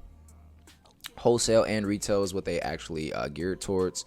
Kitting special projects, so if you guys wanted to add different things into your box when you're shipping stuff, bundle packs, group multiple items sold together, you guys can do that as well. Those are mainly for special projects. Returns and reverse logistics, so if you guys wanted things to come back and not have to deal with all that, they actually keep track of all of that information for you as well. And then they are one of the world's fastest e-commerce fulfillment centers out there. So if you guys have questions, you guys can feel free go to shipmonk.com and check out all of the other things that they have available. And if it sounds like something you want to do, again, just make sure that you're already doing the numbers within your business. But outside of that, that is going to be the entire fulfillment process. Again, I was in a fulfillment center for a couple months until me and the fulfillment center that I had some hiccups. So they were going to be the ones that I referred, but instead I went to refer you guys to the best of the best that's out here. Also, Shopify is actually coming out with a fulfillment center as well. So you guys may want to look into that as well. I know they have free shipping on it. So maybe I'll show you guys that as well. It's called Shopify Fulfillment Network. So let's go ahead and jump back into the computer so I can show you guys. All right, so this is on Shopify. If you guys wanted everything to be integrated through Shopify, they also offer this as well. Grow your business with 2-day delivery. Focus on running your business while Shopify streamlines your order, fulfillment, returns, and product storage. So they have 2-day delivery. They have simple pricing, reclaim your time, and smooth returns. All-inclusive fulfillment, one simple price, right? So you got to have all your different items on there. And the good thing about this is that literally, since everything is already on Shopify, if they literally just do everything for you, literally it's a walk in the park, right? So you make the sale, Shopify handles the rest. Inventory storage, order, package, and delivery preparation, delivering products to your customers, returning, processing, inspections, and tracking. So they keep track of all of those things for you. Get started today with no activation fees, cancel at any time, which is crazy. Discover if Shopify Fulfillment Network is for you. Select your products for inventory. Send us the inventory. We begin fulfilling your orders. All right.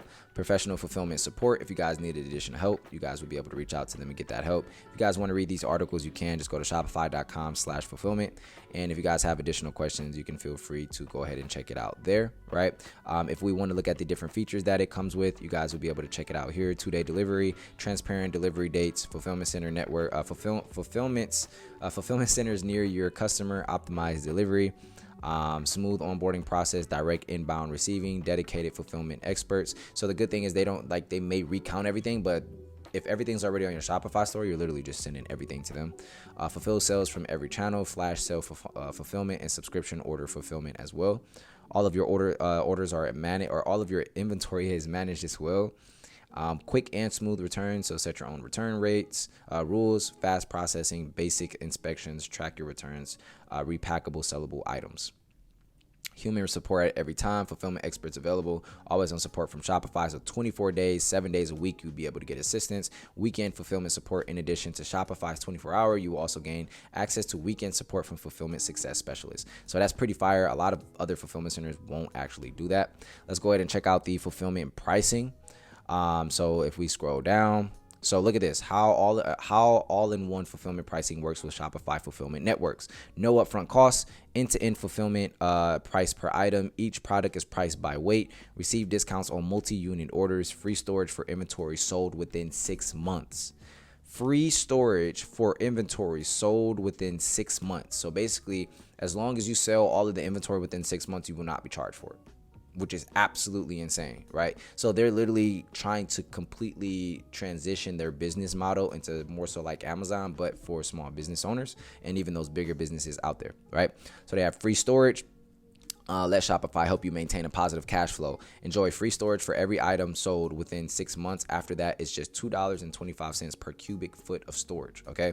Savings on multi orders. Use promotions to receive discounted pricing on orders, preferred shipping rates, all inclusive pricing, inbound receiving included. So that's crazy. When they inbound things, they don't charge you extra to inbound your shipments. This actually might be a better option. I don't know, because I might have to. No, I'm sorry, I might have to go to Shopify, you know what I'm saying? Storage, packing, and shipping included. This is actually insane. I actually didn't get a chance to go through all of this, so we might want to rock out with Shopify, right? So scale predictable costs, consistently pricing by weight, steady domestic prices, simple pricing for returns, simplify international shipping, which is great, easy cross-border delivery, clear pricing by region, choose your delivery speed. So again, you guys can feel free to go check out more of these. Again, if you guys want to check out to see if this is worth it, if it's worth it for you, just go ahead and click learn more on their Shopify.com website /fulfillment. And that way you guys will be able to analyze and see if this would work best for you within your business. So guys, that is going to be the Fulfillment Center breakdown. Man, this course is absolutely phenomenal. If you guys are liking it so far, please go ahead and tag me on Instagram. Tell a friend, tell your mom, tell your dad, tell your dog. It greatly helps me and in my education, and also leave me some things that I could work on as well. I'm constantly trying to get better at educating you guys. I love education, so for me to teach and do this at a high level, it's just something that makes me happy. So at the end of the day, this is the Fulfillment Center process. Let's go ahead and jump into the next module.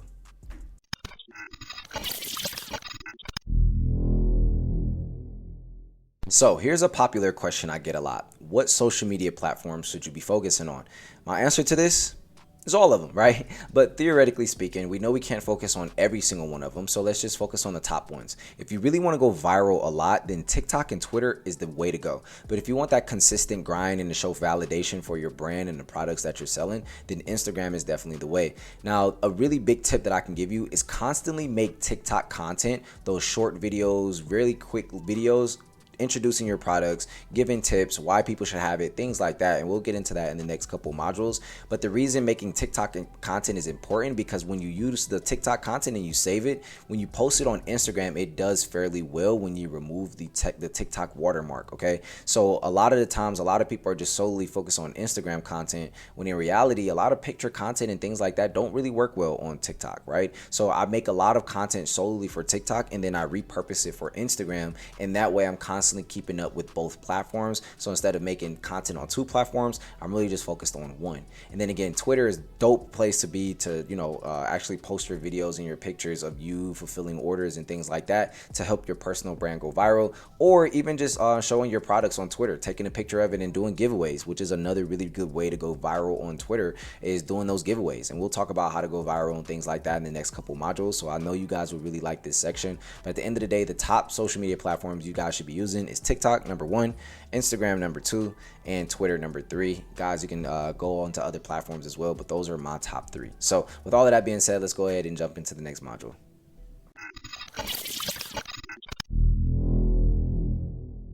So how do you get your first couple thousand followers organically? So number 1, you gotta start posting consistent content. 2 to 3 posts every single day will definitely be able to get you there. Now, again, most of the time you want to do these short videos because it's gonna be able to pick up on the algorithm a lot easier, right? So making TikToks and Reels and things like that, I really truly feel like it's a lot easier to get 1,000 followers quickly on TikTok than it is on Instagram. So one really big tip that I would give you is, if you're gonna start building on TikTok first, make sure you basically integrate your Instagram with your TikTok. So when people follow you on TikTok, your Instagram basically link is going to be right next to the follow button. Once you click it, then they'll take them directly to your Instagram and they'll be able to follow it. So 2 to 3 posts a day, really focusing heavy on those video content. Number 2, what I would definitely say is start managing how you post your content and the times of the day you will post it. So maybe saying, hey, I'm going to post at 9 a.m. I'm going to post the next one at 3 p.m. and I'm going to post the next one at 8 p.m. Having a set schedule will definitely assist you a lot in making sure that your followers can actually engage and lock in on set time frames, okay? Number 3, utilizing hashtags. That's for both TikTok TikTok and Instagram. Utilizing these hashtags is going to help you a lot with getting more reach and getting people organically through the explore page and things like that. So utilizing these tactics are going to be extreme points that you want to touch on and constantly actually hit when you're making these content, okay, these pieces of content, and when you're trying to get to 1,000 followers plus, right? So again, if it grows slow, you got to be patient. At the end of the day, it's not something where we're trying to rush our way to get these followers or anything like that. We just want to give them enough value. We want to show them our products to the point where now they're saying, oh, I really love this brand, I'm going to attach myself to it. And how can they do so, right? Does the brand really represent a certain brand meaning? Does it have a really solid meaning behind the brand, or is it just dope designs, right? Which is perfectly fine. So at the end of the day, if you guys do want to focus on building on platforms, I highly recommend that if you want to get your first couple thousand, definitely start with TikTok, then transition to Instagram and take all of that content and put it there. The fourth tip that I would give you as well would be to start making so much content to the point where your entire Instagram is filled out. So before you get to 1,000 followers on Instagram, and before that's your focus on making at least 25 to 30 pieces of content first. Those 25 or 30 pieces of content can definitely help you get there a lot quicker than just focusing on 1,000 followers, right? Another crazy tip, you can go use promo pages. So if you want to, say, hey, this person started this brand, blah, blah, blah, blah, you can follow the brand here. That's really a good way. If you guys want to do it organically, again, though, you don't really want to pay promo pages or Instagram for ads or Facebook for ads. Using those hashtags, posting content consistently, making sure you have a long-term mindset in mind, and just showing up every single day. At the end of the day, you're not going to be perfect. The content isn't going to be perfect, but creating the content and getting in the process. I didn't get this good at making content by just lounging around and just plotting content or making content here and there. It was really me plotting on my ideas and then actually executing when I told myself I would. So those are going to be some of my top tips to help you guys gain your first couple thousand followers. Please, I know it seems like, oh, these are just small gems. You hear them everywhere. It's because it actually works. So when you apply it and you show up every single day and you stay consistent and you ask yourself, how bad do I really want these couple thousand followers? Then you're going to do what it takes to actually get there. So with that being said, let's go ahead and move into the next module.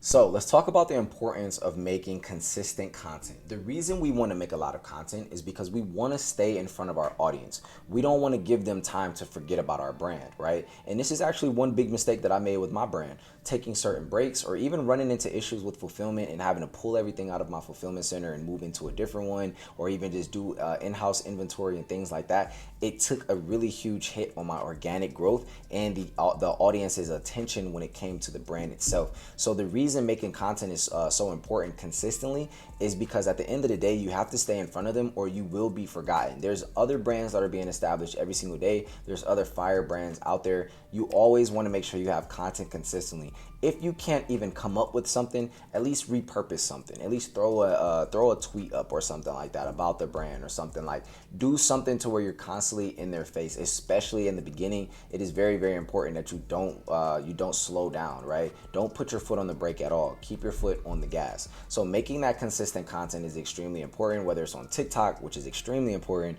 Instagram, another extremely important one, and Twitter as well. So stay consistent in all of them. And I know for some of you right now, you're watching this and you're like, okay, this is a lot of information. It's a little bit overwhelming. Take it day by day, right? It's not going to be something where you're just going to be able to pop up after watching this course. And some of you will, right? But it's not going to be everybody. And if it's not you, it's fine. But you're not going to be able to just jump into this thing and just instantly see success right away. It takes time. It takes actually building everything out. And what I want you to do is fall in love with the process before you see the results. All right. So those are going to be some tips that I would have for you. Let's go ahead and jump into the next module. Have location down pat. Again, go to Google and look up nice places in your city. Even if you got to go somewhere where it's just spray painted on walls and you want to give that graffiti look or that really dope artistic look, right? Then definitely find a place like that. Or if you just want to go to a park or somewhere where it's just certain angles or mirrors and things like that, location is key, because at the end of the day, the location in the background will give the aesthetic, and that's what will give emotion to the brand, the pictures for the brand as well, right?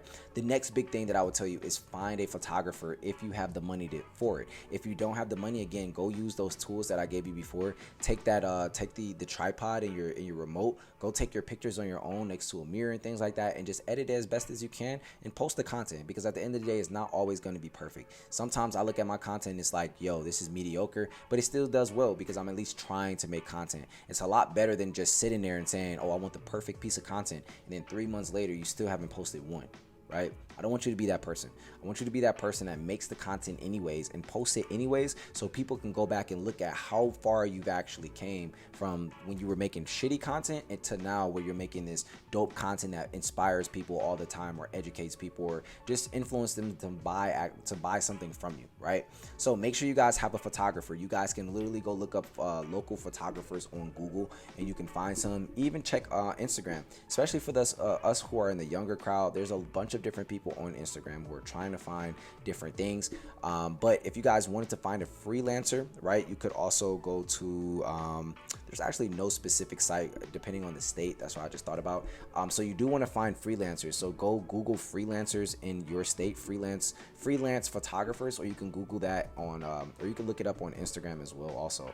But look up freelance photographers, and you guys should be able to find a photographer that'll be able to, you know, work with you. Again, if you don't really have a big budget, try to spend under $300.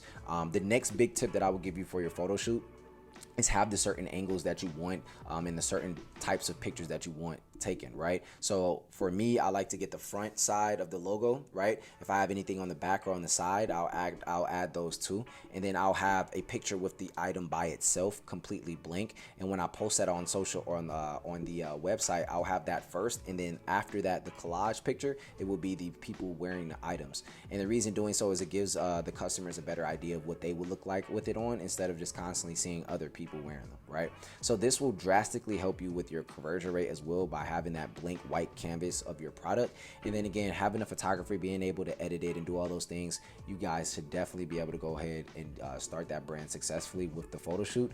So now that you know how to actually set it up the right way. So with all of that being said, those are a couple tools that I highly recommend that you guys should be utilizing for your photo shoot. Please don't be scared to have your first one. Also, before I forget, know what products you want to have. I think I already said that, but if you have different color variations, what I would highly recommend is that you get all three of the same types of angles on those pictures of those items. And then also on top of that, make sure you get TikTok content of it, even if it's 5-second videos of you walking up really close, right? So if I grab my phone and it's walking up really close and then moving back, that's just a piece of content right there that you could throw a trending sound up on and throw it up on TikTok and just see how it does.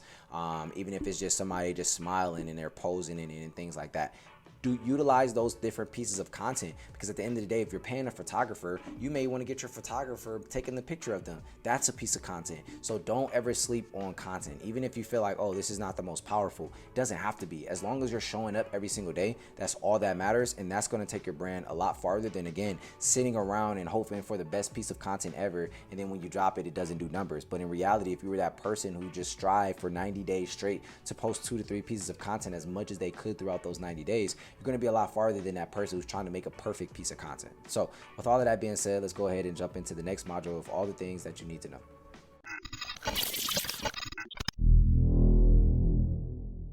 All right, so let's touch back over this again. Things you need to know when doing your photo shoot. These tips I actually didn't give out anywhere else, but I do want to let you know that there's going to be times where the weather is just not on your side. So prepare for it. Go ahead and start looking at the weather and looking at, okay, I want to shoot on this day because it's going to be sunny, right? If it's going to be raining, if it rains and things like that, just kind of have to reschedule, okay? Number 2, make sure you have all of the correct sizes for the people who will be wearing the items during the photo shoot. Of course, you're going to have your own sizes, but you want to make sure that the people who will be modeling it, you have the correct sizes so it looks right, instead of taking these wonky pictures in or having to reschedule it and do all of that stuff. Make sure you get the right sizes for your customers or for the people, the influencers, the brand ambassadors who are going to be rocking your items, right? Number 3, it does help a lot to have influencers in your photo shoot, but if you don't know any, or if you don't know any friends who will want to take the pictures, just be the face of your brand. And if you're already comfortable with being in front of the camera, then it should be easy for you, right? Number 4, it's going to cost you a little bit of money to get this done the right way. Again, you can go about it the cheaper way, but you will have a little bit cheaper results, right? So if you do have a little bit more money, definitely spend a little bit of it to start getting some of those results that you're looking to see. Number 5, make sure you don't just throw all of the pictures and everything up on social media immediately. You kind of want to drip it onto social media. So from your photo shoot, you definitely want to get at least bare minimum 9 to 12 different different pieces of content, bare minimum. And with all of that, again, it includes the reels, the videos, it includes the pictures edited and all of that stuff. But you want to have that much content so you can fill out the Instagram and post it over the course of a couple weeks. All right. So with all of that being said, those are all of the things that you guys need to know when you're going into having your first photo shoot. Good luck to you. I can't wait till you guys have your first one. And again, go into the photo shoot with the mindset that, hey, I'm gonna mess up. This is my very first one. This is my second one. This is my 10th one. There's always gonna be something I can learn from this photo shoot. So always be ready to go. Always make sure you're prepared. Make sure you have the right sizes. Make sure your photographer's on time. All of those good things, and you should be good to go. So let's go ahead and jump into the next module.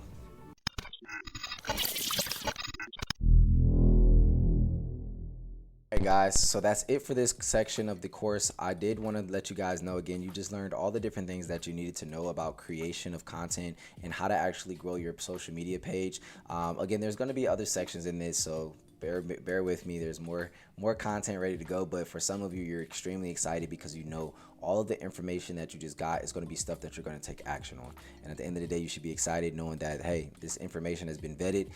And it took me some years to get, and took me even longer to actually record. But at the end of the day, this is something I'm passionate about, and I truly cannot wait to see your results. So with all of that being said, we're going to close out this section and move into section number 12, where we're going to be talking about finding influencers and building a great brand ambassador program while also building a great audience. So let's go ahead and jump into the next section. Always growing. Like Ruby Rose, for instance, I used her before she was signed.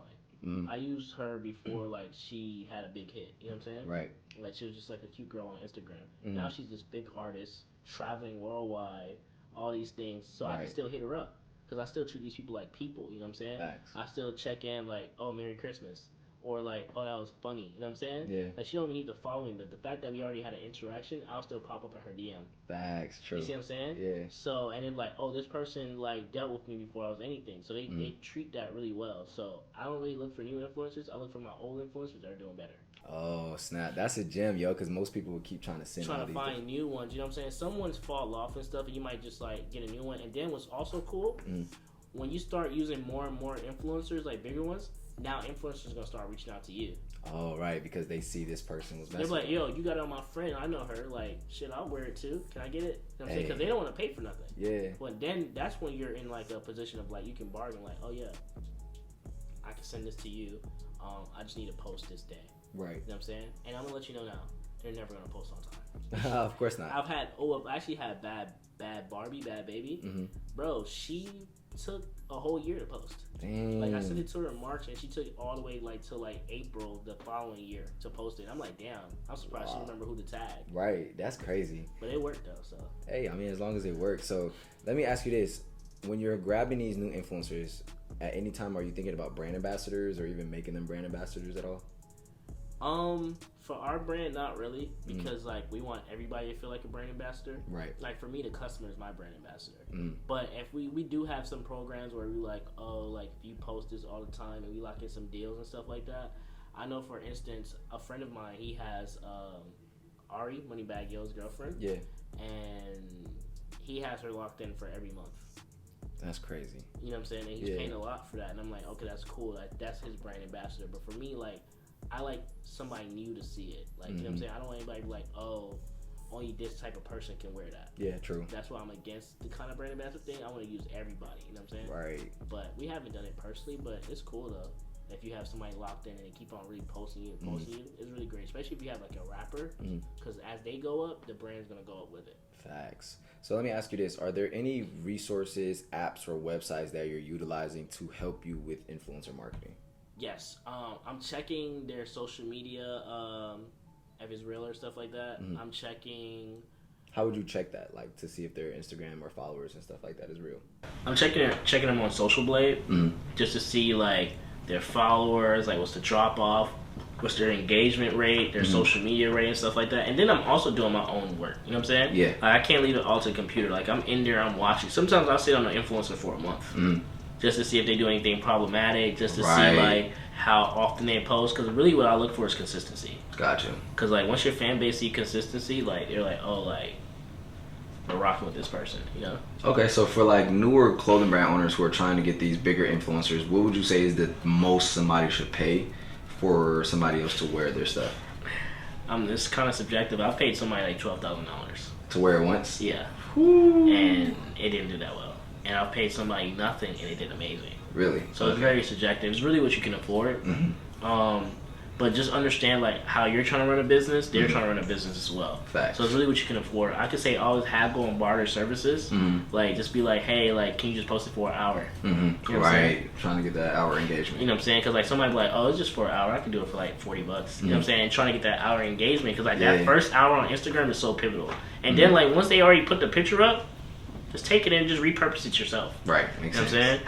But it depends what you can afford and just really think about it, like how much you want to make off of it and stuff like that, the product. Yeah. Like sometimes like I see people do influencer marketing for t-shirts. It's like you don't really have to do that. Right, that makes sense. So question here then. When it comes to like we talked about Instagram and influencers there, but are you looking at other influencers on other platforms? And if so, what platforms and how do you go about finding them? So it's been really hard for us to look for influencers on TikTok because TikTok, like you can have somebody that just get on TikTok today and get like 100,000, and then you can have somebody that's been on TikTok for ever that don't get nothing, or they used to and they don't get it no more. So TikTok is really up and down. It's based on the content. But one thing I found that's really stable and really consistent is YouTube. Right. So we've been tapping into a lot of YouTube influencers because a lot of people do not tap into those YouTube influencers. That's the gem. One of my favorite right now, his name is Rico the Giant, and I've literally watched him grow from 40K subscribers, and I think he's almost about to hit 1 million subscribers. That's crazy growth. And like, we talk to him all the time. Like when he graduated high school, I was like, yo, congratulations, bro. Right. Like when he was off the internet for a month, I was like, bro, I hope you're good. I've been thinking about you. I sent you a pack. And I really do care about this person. Right. So like, and he just remembered that. I seen a video the other day. He's wearing our stuff. Like, you know what I'm saying? And somebody will recognize that. He didn't have to tag me. And things on YouTube last forever. Where somebody's Instagram account can get deleted. Yeah. YouTube is here. You know what I'm saying? So that's one place I'm really looking at, like YouTube influencers, because like a lot of people don't tap into them. So how are you reaching out to them though? Since they are on YouTube, do they have like their information, their description? A lot of them have their email in the description in the comment section. Oh wow, okay. The comment section on YouTube is OP, like hey, and then you can message them too. And if they see it, they'll respond. And then I'll just reach out to them on Instagram, because somebody might be big on YouTube but smaller on Instagram. Yeah, that's true. You know what I'm saying? So I'm reaching out to them on Instagram, but I'll hit all marks. I'm gonna talk to you. If I want to talk to you, I'm gonna talk to you. And if you don't talk to me, you just ignore me. Now you're just being rude. Hey, it is what it is. You know There's gonna be some people like that. But like YouTube, I feel like that's really like TikTok. Yeah, if you can find them, but it's kind of distracting too, because you got the sound. Yeah. You got people dancing. And you got a whole bunch of other like troll people on TikTok. Yeah. Whereas YouTube, like you have people sitting here for this long period of time. If they're wearing my item for like, even if it's like a 15-minute video, they're seeing my item for 15 minutes. You know how much convincing you can convince somebody in 15 minutes that they need to buy that product? Yeah, true. That's facts. And TikTok is like 30 seconds. It's like, oh, they danced to it. That dance was cool though. Right. That's crazy. So that's what I'm really on the YouTube. Okay. That's a gem, y'all. So y'all heard all of these gems, bro. But I got one more question for you. I got you. What has been the least amount of money you spent, or if any, on an influencer? And if you want to even tell people, what was the most you made from that one post? So basically your largest day from one influencer post. The largest day from an influencer post, we didn't spend that much. I don't know how much money I spent. I want to say I spent like anywhere under like up to $500 if I remember. But I know money was spent, and I did like 20,000. 20,000 off. Yeah, it was like 18,000 almost to 20 off of a $500 post, and like that's one of those influencers that caught me way off guard. Right. Like, and it was like one thing I could say. Just not all celebrities are influencers. Not all people with large followings are influencers. This was somebody. She's a makeup artist. That's crazy. You know what I'm saying? And she was, and I didn't want to pay her. I remember I did pay $500. She wanted $1,000, and I was like, no. Right. I got $500, and she was like, cool. And then I paid her, and I seen, I was like, oh, she's worth every penny. You know what I'm saying? And she's really big. She does makeup for a lot of stars and stuff like that. And I noticed like her comment sections are blown up. Like she's getting like 1,000 comments and stuff like that. But I just didn't think it was gonna convert. I thought it was like, oh, your makeup is good. Right. You know what I'm saying? Boy, did it convert. Bro, that's crazy. It converted. I almost hit her up like, yo, you need a brand. Yeah, right, no, for real. Because if she's doing stuff like that, she might do her own drop. She might do 50K in a day. Exactly. So, and it was really cool. And then like, I feel like we could have did more on the product. We just didn't have enough items to allocate for her growth. But one thing I could say, everything's not about a sale. Just make sure you at least capture email, text, all that. You know what I'm saying? That's so huge, like, Jim. even if we lose the sale, we want somebody to get that follow. Right. Because if I get that follow, I can convince you, like, hey, you need to buy this. Right, and you're getting the data, so you can constantly remarket to them and get them through emails and text message at a later time. At a later time, exactly, when you do have like a big collection or you do have more pieces ready. So that's one thing I seen. But yeah, that was the least amount we spent. And I also spent like I was telling you earlier, I spent $12,000 on one influencer, one post. I can actually tell you, like, off that $12,000, like, we made money, but we didn't make it back. Like, we probably only made like $4,000. Sheesh. Like, and it was just, I went for a rapper. I'm like, oh, this a rapper, he's gonna hit lit, like, right. up, like. But like the girl with the makeup did more than him. She had actual influence. She had actual where people will go out and buy it. Where like he rapping, people will listen to music for free. Right, facts. Yeah. So let me ask you this very last question. What is an influencer to you? Like, what is the definition of it? Influencer to me is someone with influence that can convince you, like, hey, this is cool, you should buy this. That should put something in front of your face, like, hey, I'm a tastemaker, you should look into this as well. Like, a lot of people are popular, but they don't have influence. Right. You know what I'm saying? Like, influence, like, make you change your whole style, make you think about doing a whole different face routine, make you think about eating at a different spot. That's a real influencer. Like, somebody that's just cute, you're just cute. Right. Huge gem. You know what I'm saying? Man. Huge gem. Them bars right there, man. So look, y'all literally just got an entire walkthrough, a couple different stories, and really, really big gems that I actually didn't know because we did majority ads and organic. So those are a lot of things that I'm going to start utilizing as well. And you guys also heard about Social Blaze, so go check them out as well. Would you say that there's any last tips that you would give anybody or resources that you would want somebody to have to really start that journey the right way? The last tip I could say, anybody that you use and they work with you and they do a little bit well, just stick with them. Treat them as human. You know what I'm saying? Because as you're growing, they're going to grow as well. Because it's a lot easier to work with somebody that you worked with in the past and had a great experience with than somebody totally new. Like, everybody thinks the grass is always greener when, like, all you got to do is water yours. Woo! That's a great way to end this off, y'all. So, hey, man, I really hope y'all are loving the course so far. We're going to go ahead and jump into the next section. But really quick, where can people find you at on Instagram, your brand? How can they shop with you? How can they follow you? Bet. I appreciate that. You can find me on Instagram at DRETHESHOOTA. That's Dre the Shooter. And you can find my brand under KODONE. We do drops monthly, you know what I'm saying? So if the site is closed, just sign up for the email list. We're going to make you know when we drop it, all right? Hey, that's lit, man. So I really hope you guys, take this stuff and really apply it. So at the end of the day, that's it for this. Let's go ahead and jump into the next section.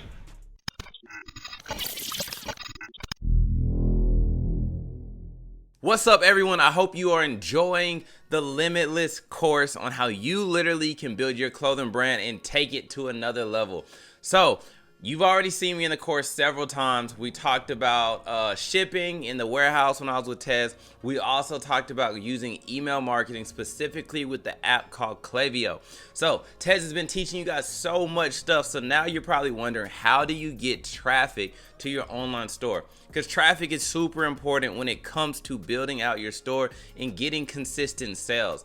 Having organic traffic is going to take a while to build up to, so you want to jumpstart that by running paid advertisement through Facebook and Instagram. So the thing with Facebook and Instagram ads is not that they're difficult, but they do take some type of strategic thinking, just like everything else.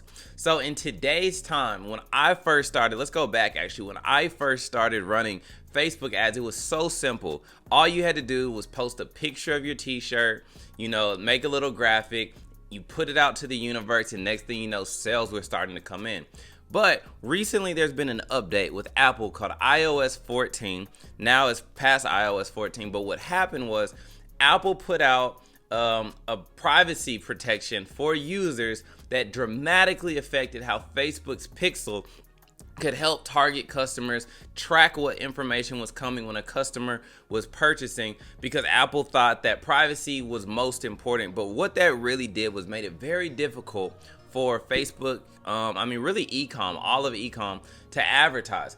But there is hope. By using pro-level strategies and tracking softwares, you can get around those things, and also by having a mind of thinking, how can I make my customer be very enticed to want to purchase my product? So ways to get around the iOS 14 hack, which I'm going to be showing you guys, is one, the biggest is great content. You have to have great creative, and you have to have an abundance of creative always being pumped out into the Facebook universe. So long gone are the days of just posting a picture of your t-shirt, having a flyer and thinking that that's going to work. And to be honest, video is the best that needs to be posted. Pictures can come through towards the end. So when I say towards the end, you're probably wondering what I'm talking about. There's 3 stages in the Facebook ad funnel. First is called top of funnel. Top of funnel is going to be people that have never seen your brand before, complete cold traffic.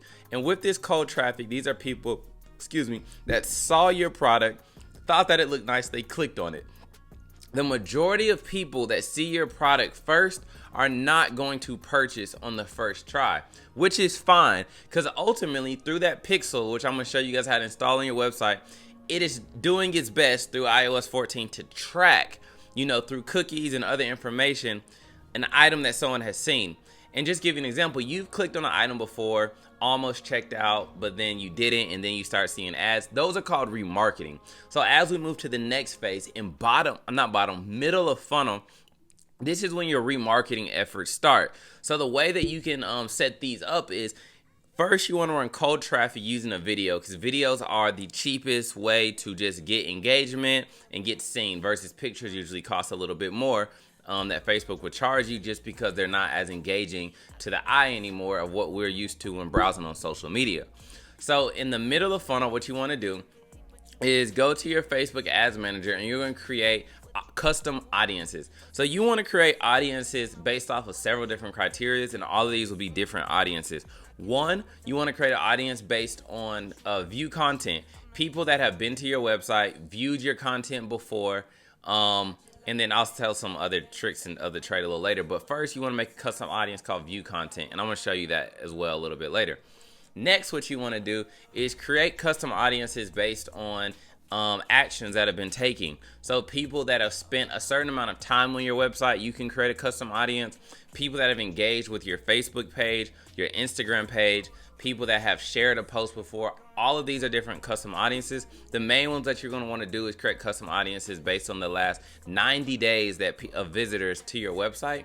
And then it takes time, but that's why it's super important that your top of funnel up here, that you're getting as much people in the funnel as possible so that they can move down to middle of funnel. And then after middle of funnel gets strong, what you can also do is create lookalike audiences based on people that have already been in your funnel. So you may say, Tony, what is a lookalike audience? A lookalike audience is basically where Facebook can look at all the data that's inside of that pixel at a certain point. You can create this off of custom audiences to where it says, hey, we're going to create people that are similar to the people in this certain segment or audience, and then you're going to be able to run ads to people similar to those. That's a good strategy as well. And lastly, we're going to move down to bottom of funnel. So what bottom of funnel is literally people that have added to the cart, didn't initiate checkout, but they have not purchased. So you want to show different types of creative to them, which may be reviews, social proof, different types of testimonials to really get them over the hump to purchase your product. So like I said, guys, it's not difficult. It's just a strategic mind and an understanding of how to make this all happen. And that's what we're going to be talking about in these next few videos. So stay tuned. Go through the videos, and I'm going to do my best to make it as clear as possible so that you can take advantage of this, start getting traffic to your clothing brand. I'll see y'all in the next video.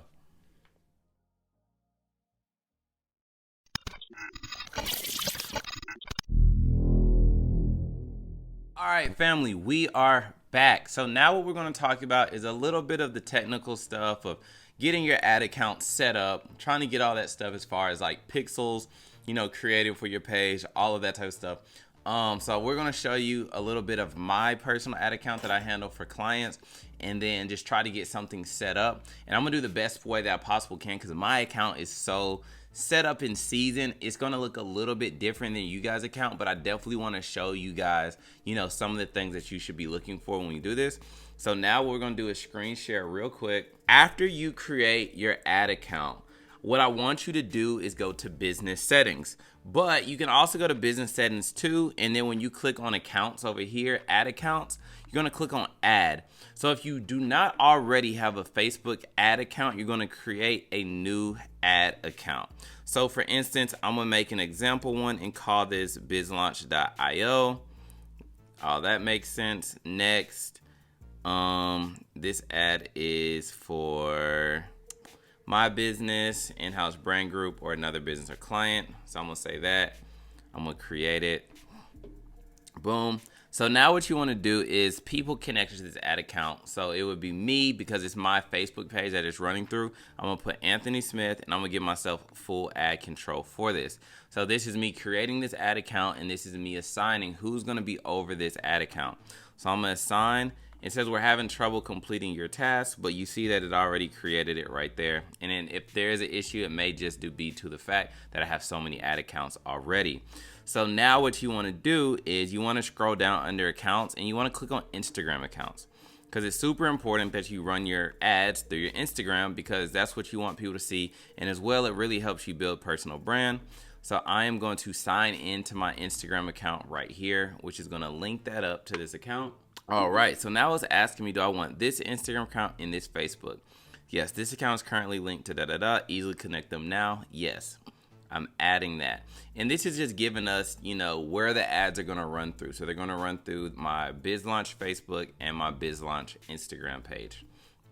So right now it looks like it is doing its thing. And then once you get this part going, guys, it's kind of like the boring technical part. If you need any help or any questions, make sure to drop questions down in the chat or reach out to me on Instagram, Tuned In Tony, and we can see how we can help you get through this stage right here.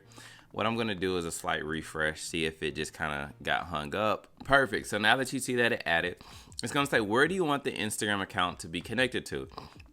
I want this to be connected to the bizlaunch.io Facebook ad account. And we see now that this has been added. New campaigns and ad sets will automatically include Instagram as a placement. You can now link ads to this account. Perfect. We see that that's right there as well. And now what I need to do is go to my data sources and I need to create a pixel, because without a pixel, you cannot run your ads. So what I'm going to do now is click add. I'm going to call this pixel bizlaunch.io. And I don't have it connected to my website right now, which I'm going to show you guys how to do, but I'm just going to hit continue to create that new pixel. All right, so now it's saying set up pixel now. So I'm gonna click set up pixel now. And then you can do two ways. Add codes using a partner integration. So for many of you guys, you're gonna be doing this right here with Shopify, but you can also manually install the code in the checkout area of your Shopify as well. So let's click on this. And then what you would do is scroll down here to Shopify. Maybe you're using Wix, right here, WordPress, WooCommerce, all of those as well. But simply you click Shopify, it's going to ask you to log in. And then once you do that, you're going to hit that you've completed the instructions. So the next thing that I want you guys to do is click on that pixel right here, BizLaunch. And I want you to add people. You're going to add yourself back to it. So remember, because I'm going to be the one managing this account, so I'm going to assign myself right there. Let's see if there's anything else I need. Add assets. I want to add this ad account right here because that's the ad account that is going to be running from. Boom, that's there. There's no partner, so a partner would be if an agency like bizlaunch.io was running the ads for you. We would connect here, so if there's ever an issue, you could just come here, delete, and that partner no longer has access to your account. All right, so now what we want to do is open our events manager. All right. So what we're going to do actually for the pixel is we're going to do a partner setup just so I can show you guys that on the easier way. Meta pixel, yes. Install code, check for partner. Then what we're going to do is go to Shopify, click on that. It's going to pull up, see instructions. It's going to tell us exactly what to do. So you guys should just follow this because I'm going to be giving you guys more strategy once you guys get this set up. So then I've completed setup, boom. Connects to your Shopify account for commerce. Literally just follow along with what they have, and then once you guys get past this part, I'm definitely going to be able to give you guys super game, a lot of strategy. All right, guys. So actually where it is, that's at sales channels. You want to go to preferences, and then you just want to click set up Facebook. Then once you click on set up Facebook, it's going to open some suggestions, and why it also does that. Boom, we're watching it open. Reconnect Facebook account, no longer connected. Boom. See, it kind of just does all the work for you guys.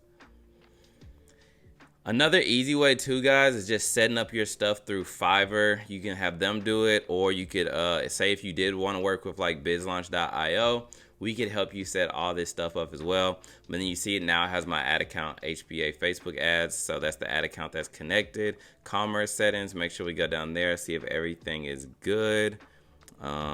Customers are directed, boom, everything's good. Data sharing, I'm gonna give you guys a good tip on this. Set it to maximum. You want maximum preferences to get the maximum information to collect customer information that you can. This is the pixel that I'm currently using right there. So everything is good. Boom. So now the next thing, once you're setting up your pixel, that's super important as well, is you have to go over here to this business settings icon.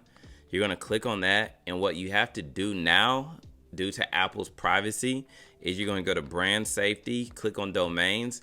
And then what you're going to want to do is add your domain. So you're going to say create a new domain, and you're going to add it. So once you add your domain, what it's going to ask you to do. So let's say, for instance, I come up with something, www. I go tez.bizlaunch.io. I'm going to click add. And then once I add it, the best way to do this, y'all, is just update a DNS text record. And you're going to copy this right here. Then you're going to go over to your GoDaddy. And I know this may be a little boring, y'all, but I just want to make sure I give you guys all the setup and questions, because I know you probably will have questions, but I want you guys to just see what exactly needs to be done. So I like buying my domains through GoDaddy, but ultimately you're going to go to your products, find that domain, and then you're going to go to the DNS records, and you're going to update that text record. And I'm not going to be able to show you the full thing just because this is like, I've got all mine already linked. But say I went here, I went to DNS. What I would do is I would just click add. I would choose a text right here. I will put the @ sign. I will copy and paste that information. Oops, that's not it. I will copy and paste this text record right here. Come back to my GoDaddy. I would paste that, and I'm gonna hit add record. So now that I hit add record, that's gonna verify that I own this domain. Because back in the day, what was happening, especially with politics and everything, that people were able to run Facebook ads to any domain. But what Facebook is doing, since they've had so much issues with privacy, is making sure that you own the domain that you're running traffic to. I'm gonna get back into the screen share. So once that is approved, it'll show over here, verified. That's why this says not verified at the moment. But I'm gonna go ahead and remove this just because that's not a real domain. So then the next thing what you're gonna wanna do, very important, or your ads will not run, is you're gonna have to go to data sources. You're gonna have to click on pixels. Then you're gonna click on your pixel. And I'm gonna show you one that is already done. You're gonna open it in Events Manager, that button that was right up there at the top. You have to create events for your pixel. So what I mean by that is there's two steps to this. The first thing you wanna do is go add events from the pixel. So now what I'm gonna do is open my event setup tool. And then let's say, for instance, I type in my website right here, bizlaunch.io. Open up the website.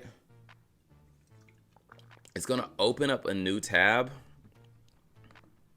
It should, and it's gonna ask me to start installing the pixel, like clicking on buttons so that Facebook knows exactly like what these buttons are. Here it goes.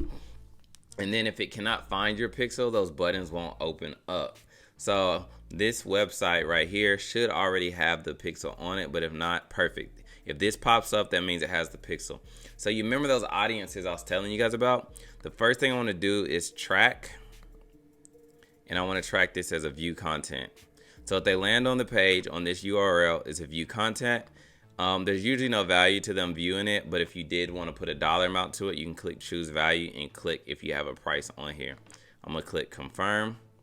Next, I want to track a button. So say they click on this. I want to say that they went to book a call. So I'm gonna call that, I would like to say schedule, but I don't want to say schedule yet because I only want the schedule to be, for instance, if they actually do schedule a booking with me to talk. So I'm gonna just say on this page, since there's no real purchases, actually I'm gonna call this one a lead. So I'm gonna say that's a lead. Perfect. It makes perfect sense. Scroll down, you see it starts picking up the buttons that are similar. Boom, all the book a call buttons have a button. So then what I'm gonna do is hit finish setup. Actually, let me go book a call because I want to track that page as well. So say for instance, if you guys wanted to work with bizlaunch.io, you would come to the book a call page right here. And what I'm going to do is say track URL. And then I'm going to say this is also a lead if they land on this page, and I'm going to hit confirm. All this information is very important so that we can start tracking our efforts and seeing exactly what is going on our website. So once I do that, I'm going to hit finish setup. And I'm gonna hit finish. Don't ask me again. Skip. Sorry for the review. Boom. So now that that's back, the next thing, which is very important, is aggregated event measurement. You have to click on this and configure web events. So you do this by saying, what is the most important events on my page? Most of the time, those events are going to be purchase events. So I'm going to click on findmybizlaunch.io. All right, for some reason it's not on here and I don't want to hold you guys too long. So what I'm going to do is just show you one. So what I would do is click on find my domain. I'm going to click manage events, this button right here. And then actually let me do it on something that I'm not running ads for that I don't mess up in this teaching. So I'm going to click on this one right here. You're going to click on the pixel that you like and put the one at the top. So you're going to look at all your pixels, click your pixel, click here. And then you're going to type in, scroll down, and you're going to click on the most important one, which is going to be for this website, my t-shirt brand launch that I was running, purchase. And then if you have 2 pixels, like this is my high rush for tracking, that's my next important pixel. So I'm going to put purchase up here as well. And then the next thing, I'm going to put lead, add to cart, view content, all of them in order so that Facebook can prioritize what makes the most sense for them to prioritize. And then once you're done with that, click add event will just add another option. But once you do that, you'll be able to just hit back and then you will be good. I don't know why my scroll is not here. There we go. Had on full screen. All right. So everything's there. Now I can go back and now you should be set up for running ads. And over time, what you'll see is you'll see all of this going up, which just shows traffic going to your website right here, and it's tracking everything, you know what I'm saying? So that's pretty cool. And then after you have this, you guys are good to start running ads. If you don't do these steps, I know that they're very boring and not that fun, but see, you can see all the page views coming to the site, 42K, 139K, all that. If you don't do this, guys, your ads will not run. All right, so I know that was very in-depth, but thank you for tuning in with that. That was the most boring part of this, but now what we're gonna start talking about is Facebook ad and Instagram ad strategies for you setting up your ads in the next video. I'll see y'all there.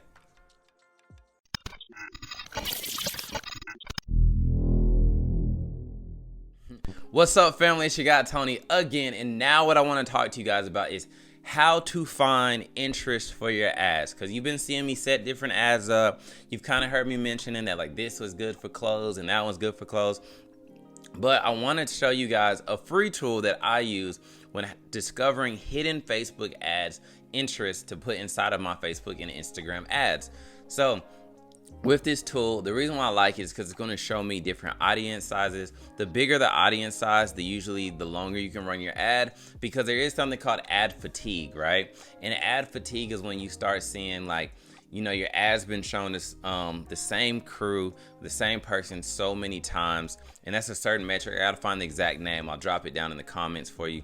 But a way to find interest is using this free tool right here called adtargeting.io. So what I could do is, let's just say I type in streetwear clothing. It's going to show me some options if there is any options available. So it's inside the United States. Other interests I could use are clothing, which we see right here. it'll show me like what's the top cities for that interest, the gender and age for that, and then related pages to that: Shein, New Cheek, Zara, Levi's. So that's super big. So let's say I go back down to the one that I was using in the thing, and I said Kanye West, and I hit enter.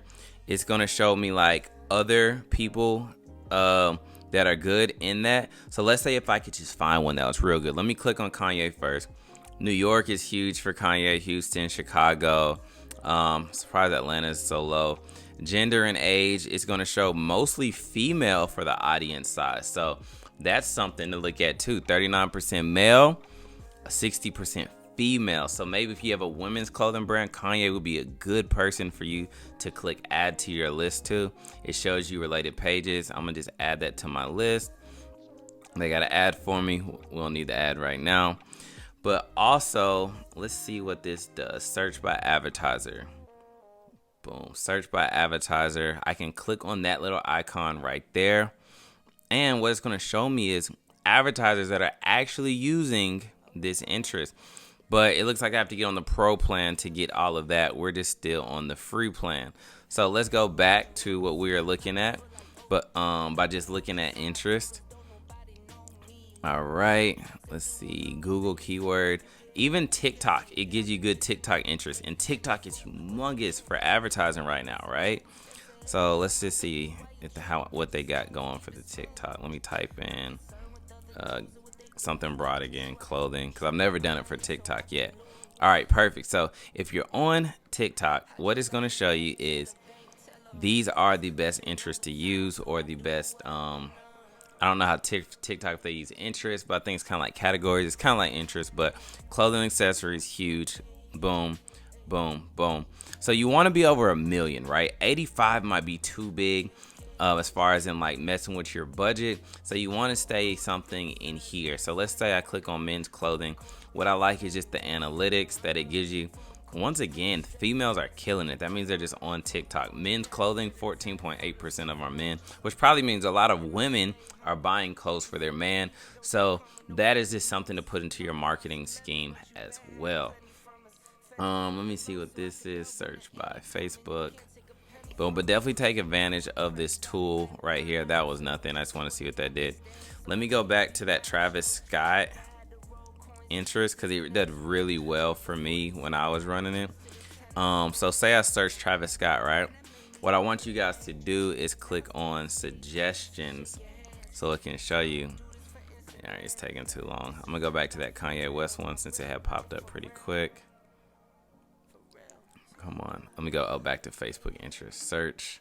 That's what it was. I was still on TikTok, but then I can click on suggestions, and what suggestions will do, that's for the paid plan. Access more hidden interest. The reason why it might make sense to upgrade for you guys for this, I use an even higher software called Magix. Since I'm running so many ads for my clients, I have to have something a little bit more powerful. But suggestions, what it should do is show you other things related towards the Kanye West interest that you can put inside of your ad campaign. So let's just look at how much this costs. So for you guys, it would only be $9. So it does make sense for you guys to upgrade to this to help you find inquiries. Because shoot, the one I'm paying for my client's ad is like $3.79 a month. So $9, you can get that and then find different interests to use for your Facebook ads. That's a free tool for the most part, $9 for the upgraded part, but it's really important to figure out what interests make sense for your brand and do the research for them by looking at the demographics so that you can pick better and more detailed targeting. I'll see y'all in the next video.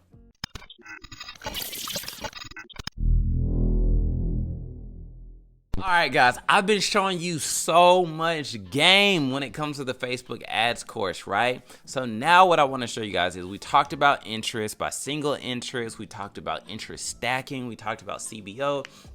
But now it's time to get to the nitty gritty and it's really start where we start leveraging data. So now that you've been running ads, hopefully for a certain amount of time, and you have that pixel has data inside of it, and we're going to start dissecting that and creating segments so that you can get better results by finding our audience that is more targeted towards your brand. So we're going to jump back into our Facebook ad account, and now what I want you guys to do is, let me close out of this. You're going to click on the 3 lines that are right here. They like to call this the hamburger menu. Then you click on audiences. And now that you're clicked on audiences, what you're going to do is this is going to allow us to create those custom audiences that we need. Boom. So much information inside of Facebook. Takes a little minute to load. So as you can see, look at all these audiences I have. 4.5 million. That's lookalike audience. You know, some are smaller for people that have interacted with my Facebook page in the last 180 days. Lookalikes of my Instagram fans, all of these things that we can create. So now you're like, Tony, I want that same thing. So let me show you to do it. You're just going to come over here to create audience. You're going to say, I want to create a custom audience. Once you create the custom audience, you're going to base it off of your website. You also, which is important, you could do a customer list. So what you can do is import a CSV of all your Shopify customers. And what that is going to do is create a lookalike audience based on them. So let's start with website. You're going to click website. You're going to click next. You're going to click the pixel that you want right here. How many days of information you want it to grab from. I like to say 90. And then say this is all website visitors. So this is what the event would be. Everybody that's visited my website in the past 90 days, I want to send advertisements just to them. Or people who visit specific pages. So if I did specific pages, that would be like people that visited this certain URL or this product page. I want to send them an ad based on this certain product. Next is visitors by time spent. So how much time do they spend on the website? You can choose by different percentiles, 5, 10, 25% percentiles. And then you can also choose a certain amount of days. And then if you want to make it even granular, by what specific URL. So this is what I love about Facebook ads, guys, how just intricate you guys can get. And like I said, it's not difficult. It's really just understanding your brand, your audience, and how to send messages out to them that are tailored to them. So now what I would do is just title this HBA visitors past 90 days. I would create that audience right there. Fix this little typo. Boom. Create audience. Boom. That's there. Let's show you another strategy. So I want you to create another custom audience based on your Instagram account. You could also do Facebook page. So then next, I'm going to click the Instagram page that I want. Historically Black. Boom. Everyone who has engaged with this professional account, anyone who has visited, people engaged with a post, people who sent messages, people who saved a post, so many different options you can do. You can choose the amount of days, the past year, the past 6 months, past 90 days, past 30 days. So let's say I say the past 90 days, I want to send information to people. I would just title this visited HBA IG past 90 days. Boom, create an audience. And what it's going to do is just create its own audience. And then once we go back to our ad manager over here, when we're creating an ad, now what we can do is select that audience in our custom audience. So let me say I click edit over here, back in my ad campaign that we are working on.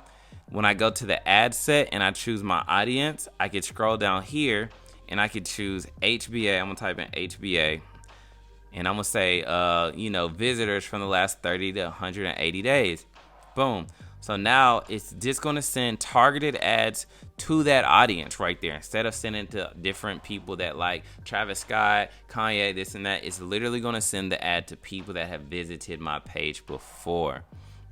So that's super cool. And then we're going to be able to do the same thing with lookalike audiences. So let's go back over here to that hamburger menu, click audiences. And then now what we're going to do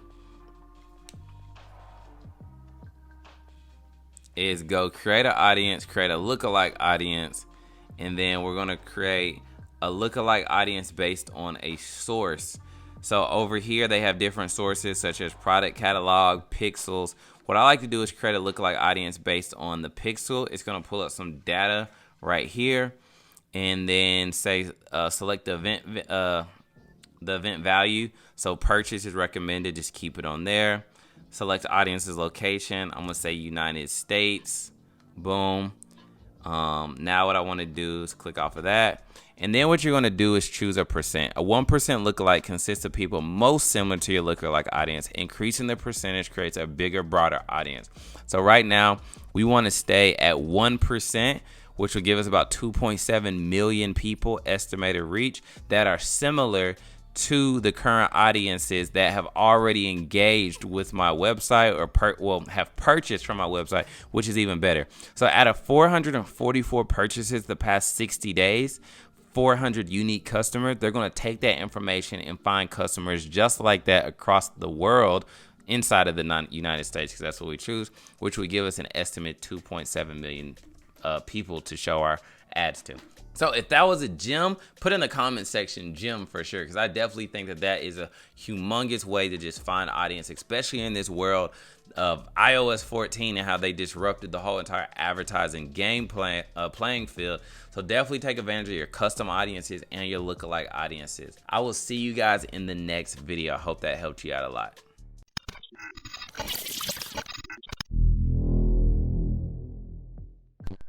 All right, family, we are back, and now what we're going to be talking about is setting up your first Facebook ads campaign using single interest. And using single interest is a good way to test, and is ultimately the best way that you want to run.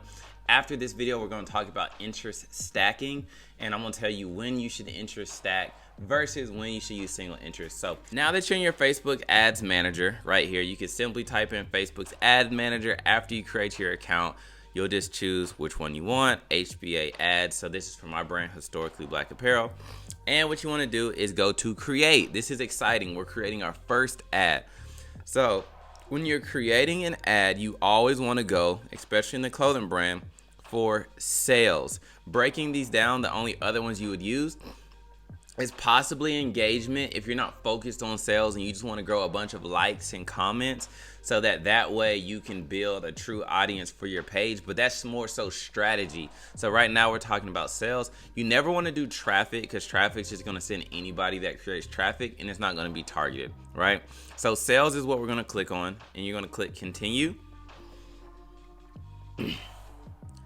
All right, so now what we're going to say is Tez clothing brand launch, right? So this is going to be our first ad, right? It's exciting. So you're going to give it a title, which is right here. So you see it changed over here. That is the overall title of the campaign name. Overall, that's just helping us with organization. You're not going to click on categories, because categories are for social issues, such as someone running for politics, housing, if you were looking for, talking about houses and selling, trying to get someone to lease it. And they do this so that you don't discriminate. Employment, if you're offering a job, and credit, if you're talking about financing and credit cards or things of that nature. So we can leave that alone. Next, what you want to do is come down here and just hit next. So let me tell you guys something. Say you have a catalog, right? Because in Shopify, you can create a catalog of your products. This is really good for middle of funnel when you're doing remarketing. You can still use it at top of funnel, but I wouldn't. I say use your best creative at the top. Middle of funnel is like when you see an ad and it has just different pictures from the website, like product pictures, and you could just scroll through them. And you want it to be dynamic and just always show us on your website. That's when you'd use a catalog. All right, so now what we want to do is just name this new sales ad set. And the ad set, you can have multiple ads inside of it. So overall, the campaign is Tez's clothing. The ad set is going to be, let's say One Love summer release, because he may keep building ads inside of this. So we're just going to leave that here, and you see that that's there. So now we want to just hit next since we've titled that. And this is where it really gets fun. So let's say Tez just dropped some a One Love hoodie. One Love hoodie. He releases his hoodie. He's going to click the page that he wants, the Facebook page. Of course, this is my ad account. So let's just say Historically Black, and then the Instagram page. So we're going to click on Historically Black Instagram page, because that's where we want these ads to appear from. So for our creative, we're gonna do a manual upload, right? So catalog, like I said, would be if you had a catalog and it would show up something like this. It would just pull products from my website, as you guys can see. And that is a way to get around having to have like custom content. You know, you're like, I'm just gonna pull creative from my website and it'll show there. But for right now, let's just focus on the basics of uploading our own. So single image, manual upload, single image or video. Click add an image. So you're gonna have your own images on your page, you know, your downloads or whatever, but after you keep posting, you'll start seeing different things. So let's say, for instance, I am running an ad on this new polo that we dropped, my brand Historically Black Apparel, or even better, this jacket, this Tuskegee Airman jacket. So I'm gonna drop that right there, and it's gonna show me different sizing issues. So if I'm running just on, well, we can call these placements. If I'm running just on feeds, this is gonna be fine because this image is a square, like 1,000 by 1,000. But for stories, we see that it doesn't really fit. But the only good thing about stories is sometimes the wording can go right there, and it'll tell you what it recommends. But we're not gonna run too many ads for right column search results or that, so it doesn't really matter. But they're always gonna recommend what they feel is best. And if it doesn't work, they'll just let you know, we're not showing that ad. Cool. But what you also can do is replace your image for certain placements. So say I want to use this image right here. They even help you with brightness and all of that. So let's just say I hit done. So what we can see now is on my squares, my feeds, it's going to show this image. And then for my reels, it's going to show this other image. Let me see if I can just click to get to that real quick, because I want to show you guys exactly how it looks.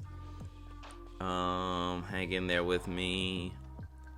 As you can see, there's a different image over here. Come on, Facebook. Edit. Oh, there we go. Oh, still mobile feed. Boom, destination. Sorry. All right, Facebook has changed that on me where they don't want me to show you guys that. They don't want us to win. Cool, so let's just go back to the ad over here.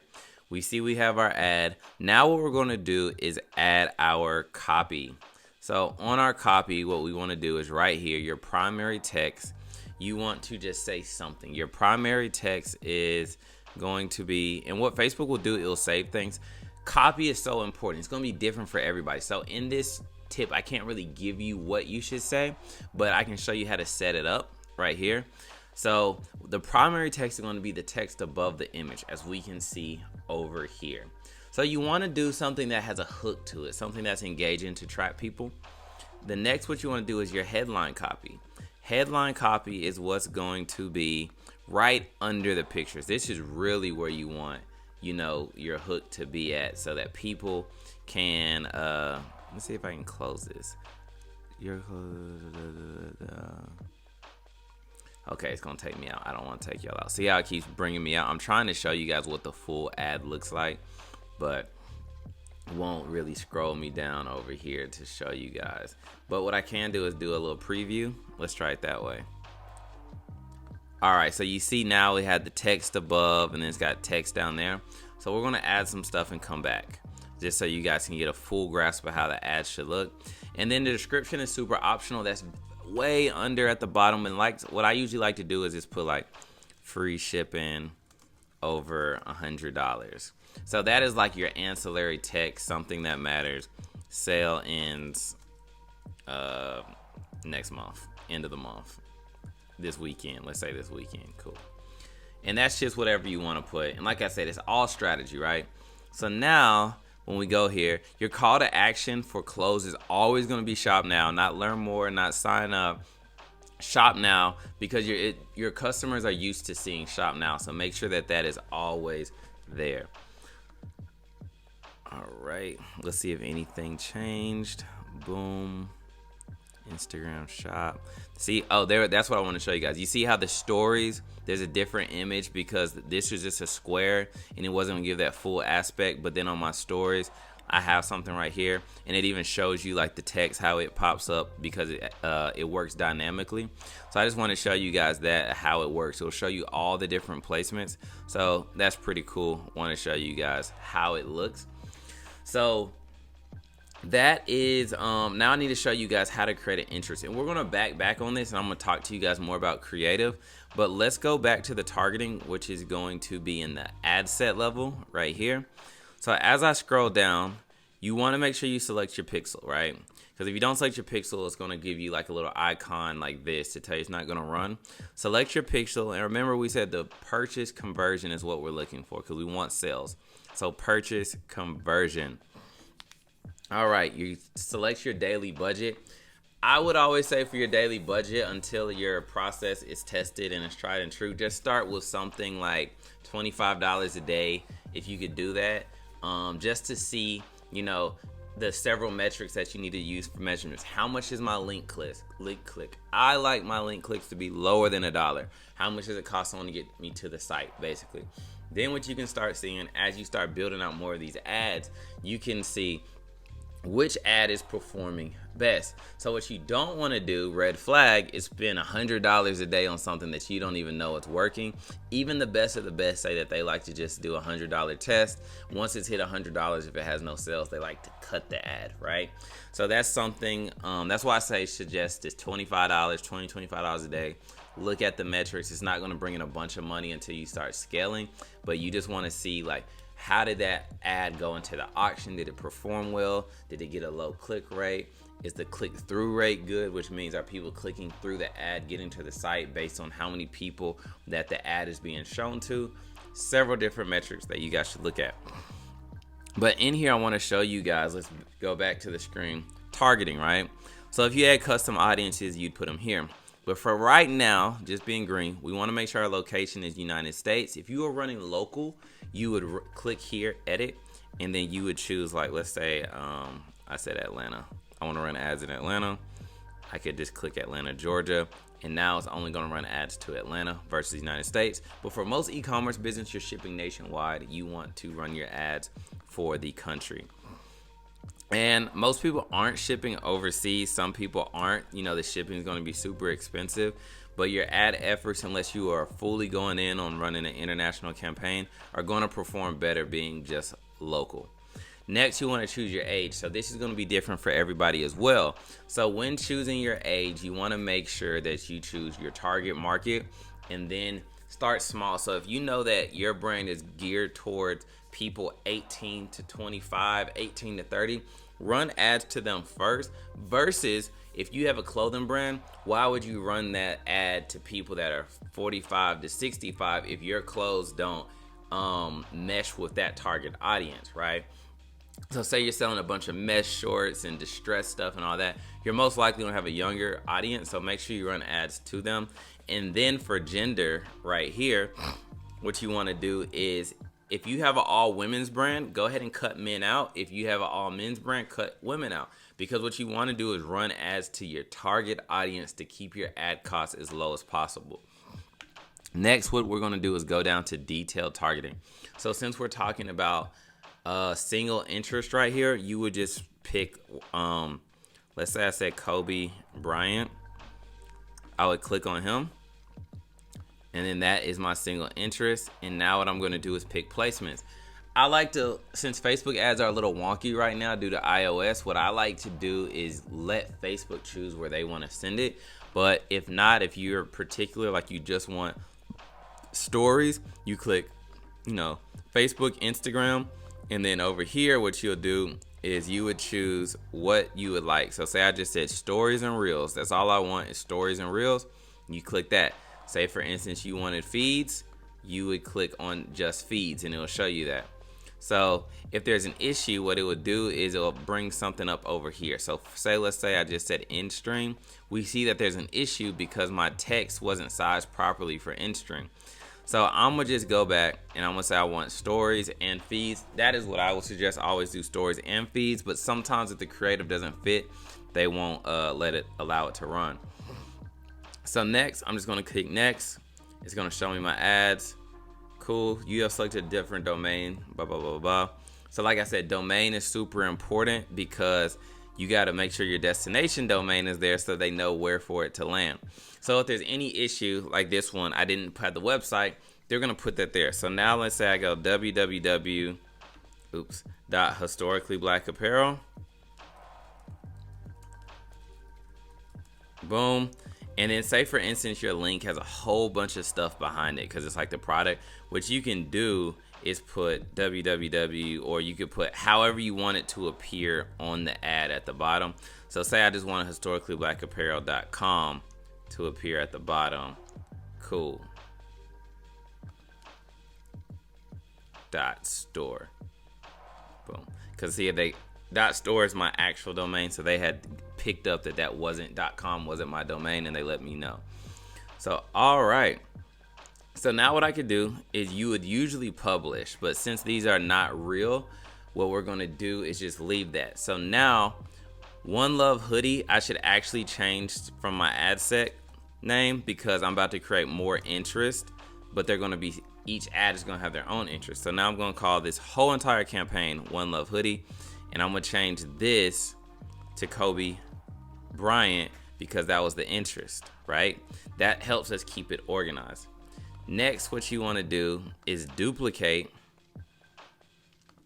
that right there in the original campaign. Yes, duplicate, and I'm going to add another interest. So for this interest, what I want to do, or anything that you want to change, let's say for instance, let's back up, my bad. Each ad set will have its own interest, excuse me. So what I want to do for this one is say One Love Hoodie Kobe, and then what I could do for this is I can pick which creative it is.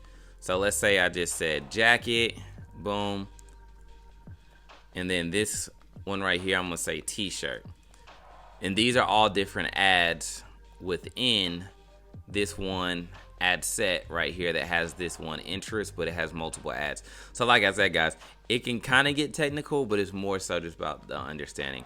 So for t-shirt, what we're going to do is click on another one, and I'm going to click on my Juneteenth shirt that I had right here, and I'm going to hit next.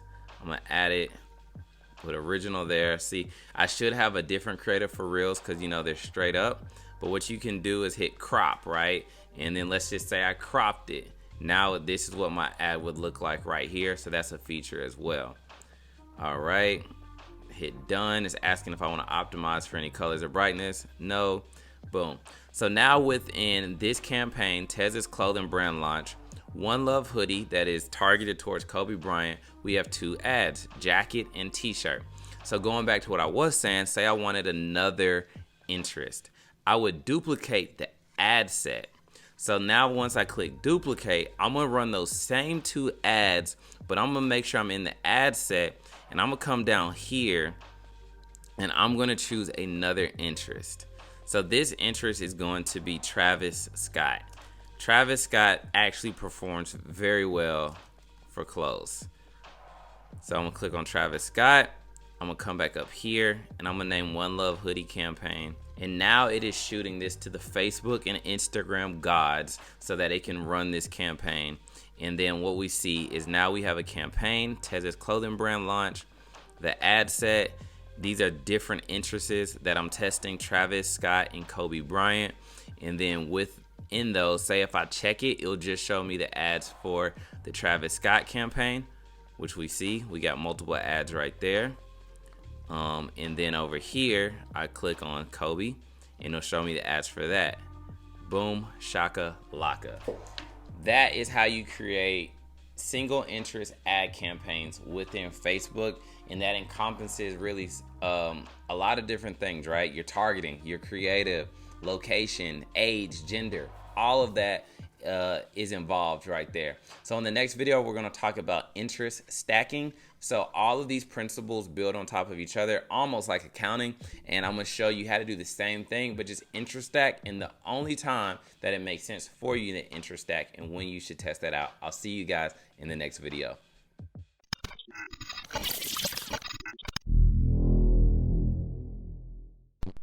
All right, guys, we are back talking about Facebook ads. And in this video, we're going to talk about interest stacking. So I just showed you guys creating your Facebook ad campaigns and using single interest targeting. And the reason for using single interest targeting was due to the fact that we want to see which interests perform best. So what we're about to talk about now, when you interest stack by putting a whole bunch of interest into one ad, the issue with that is you do not understand which interest performs the best and how you can scale that faster. So for instance, when you're doing single interest, the one I just showed you guys, the example showing you guys Kobe Bryant, showing you guys Travis Scott, we could look and say, oh, the Travis Scott ad has this many more sales, the cost per leads are cheaper, and you can compare, you know, the metrics between the two ads to figure out which interest performs best, and that's the budget that you increase. So you should say, then why would I ever interest stack, Tony? Well, the reason why you would interest stack is when you're testing creative, right?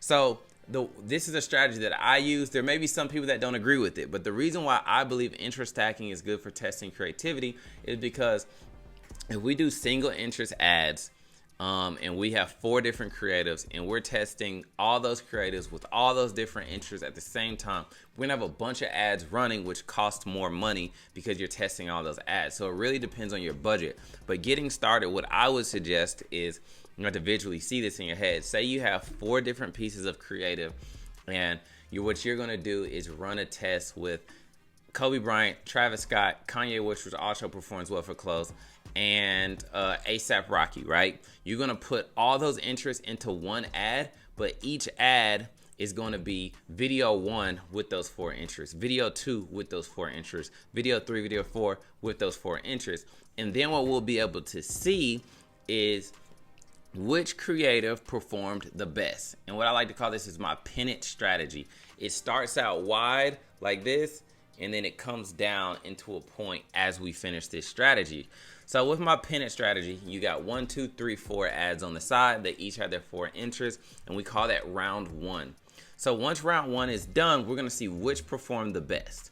We're gonna take the 2 out of the 4, move those to phase 2, and now we're gonna run both of those interests, see which one of those creatives performs best, and then we'll move that winning creative video to a spot where it's all by itself. Let's just say it won the championship. It's the Lone Ranger on there.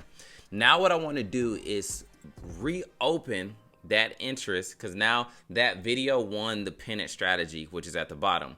We restart the pennant strategy, which is pretty much a pennant. And now what we're going to do is put that same video 4 times, and it's each going to have its own interest. And then we're going to run that same strategic test to see which interest performs the best, all with the same budgets. So now we can say out of the 4, which 2 won, increase the budgets for both of those, which one won, boom. Now we have our winning ad with our winning interest. So let's jump into the screen share, and I'll show you guys how I run my pennant ad strategy in a nutshell so that you guys can see how to interest stack. Well, actually, I'm just going to show you guys how to interest stack because I just told you that and I don't want to be redundant. Let's get it. All right, we're back in the Facebook ad account. So now what you're going to do is create an ad. Boom. Remember, we still want sales. I'm going to hit continue. And then what I like to call this is, let's say I'm testing my new acid wash shirt. Acid wash shirts. And I'm going to say round number 1. Then what I'm going to do is click on here. And then I'm going to pick... let's say it's my Huey P. Newton shirt. Boom. And then I'm going to choose my conversion event, which is going to be purchase, as always. Budget, $20. Cool, cool, cool. Detailed targeting. So now what I want to do is United States. I'm going to change the age to about 45. Boom. And then I'm going to change it to about 25 to 45. That's a good money crew. All those people got jobs. So now what we're going to do is run that same test by putting all the interests inside. We're going to put Kobe Bryant. We're going to put Travis Scott. We're going to put Kanye West. And then we're going to put ASAP Rocky. Boom. 4 interests being tested at the same time. And then what we're going to do is go to our ad, which is going to be our creative. So then what we're going to do now is name our creative. So I would come down to my Facebook page, Historically Black, change my Instagram account from Tuned In Tony to Historically Black, manual upload my video. And then what we're going to do is, why is it on carousel? Single image or video. Now what we're going to do is fill in those same things. I already showed you guys how to fill in stuff, so I'm just going to put random text here because this is about just showing you guys the setup. Shot with me. Boom.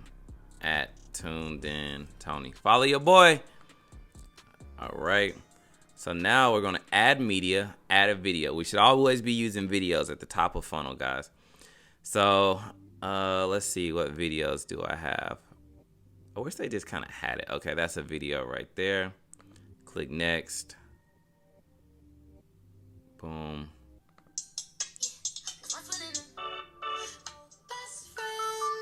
Cool. That one was made for reals, but it'll work for the test. This is all about structure right here.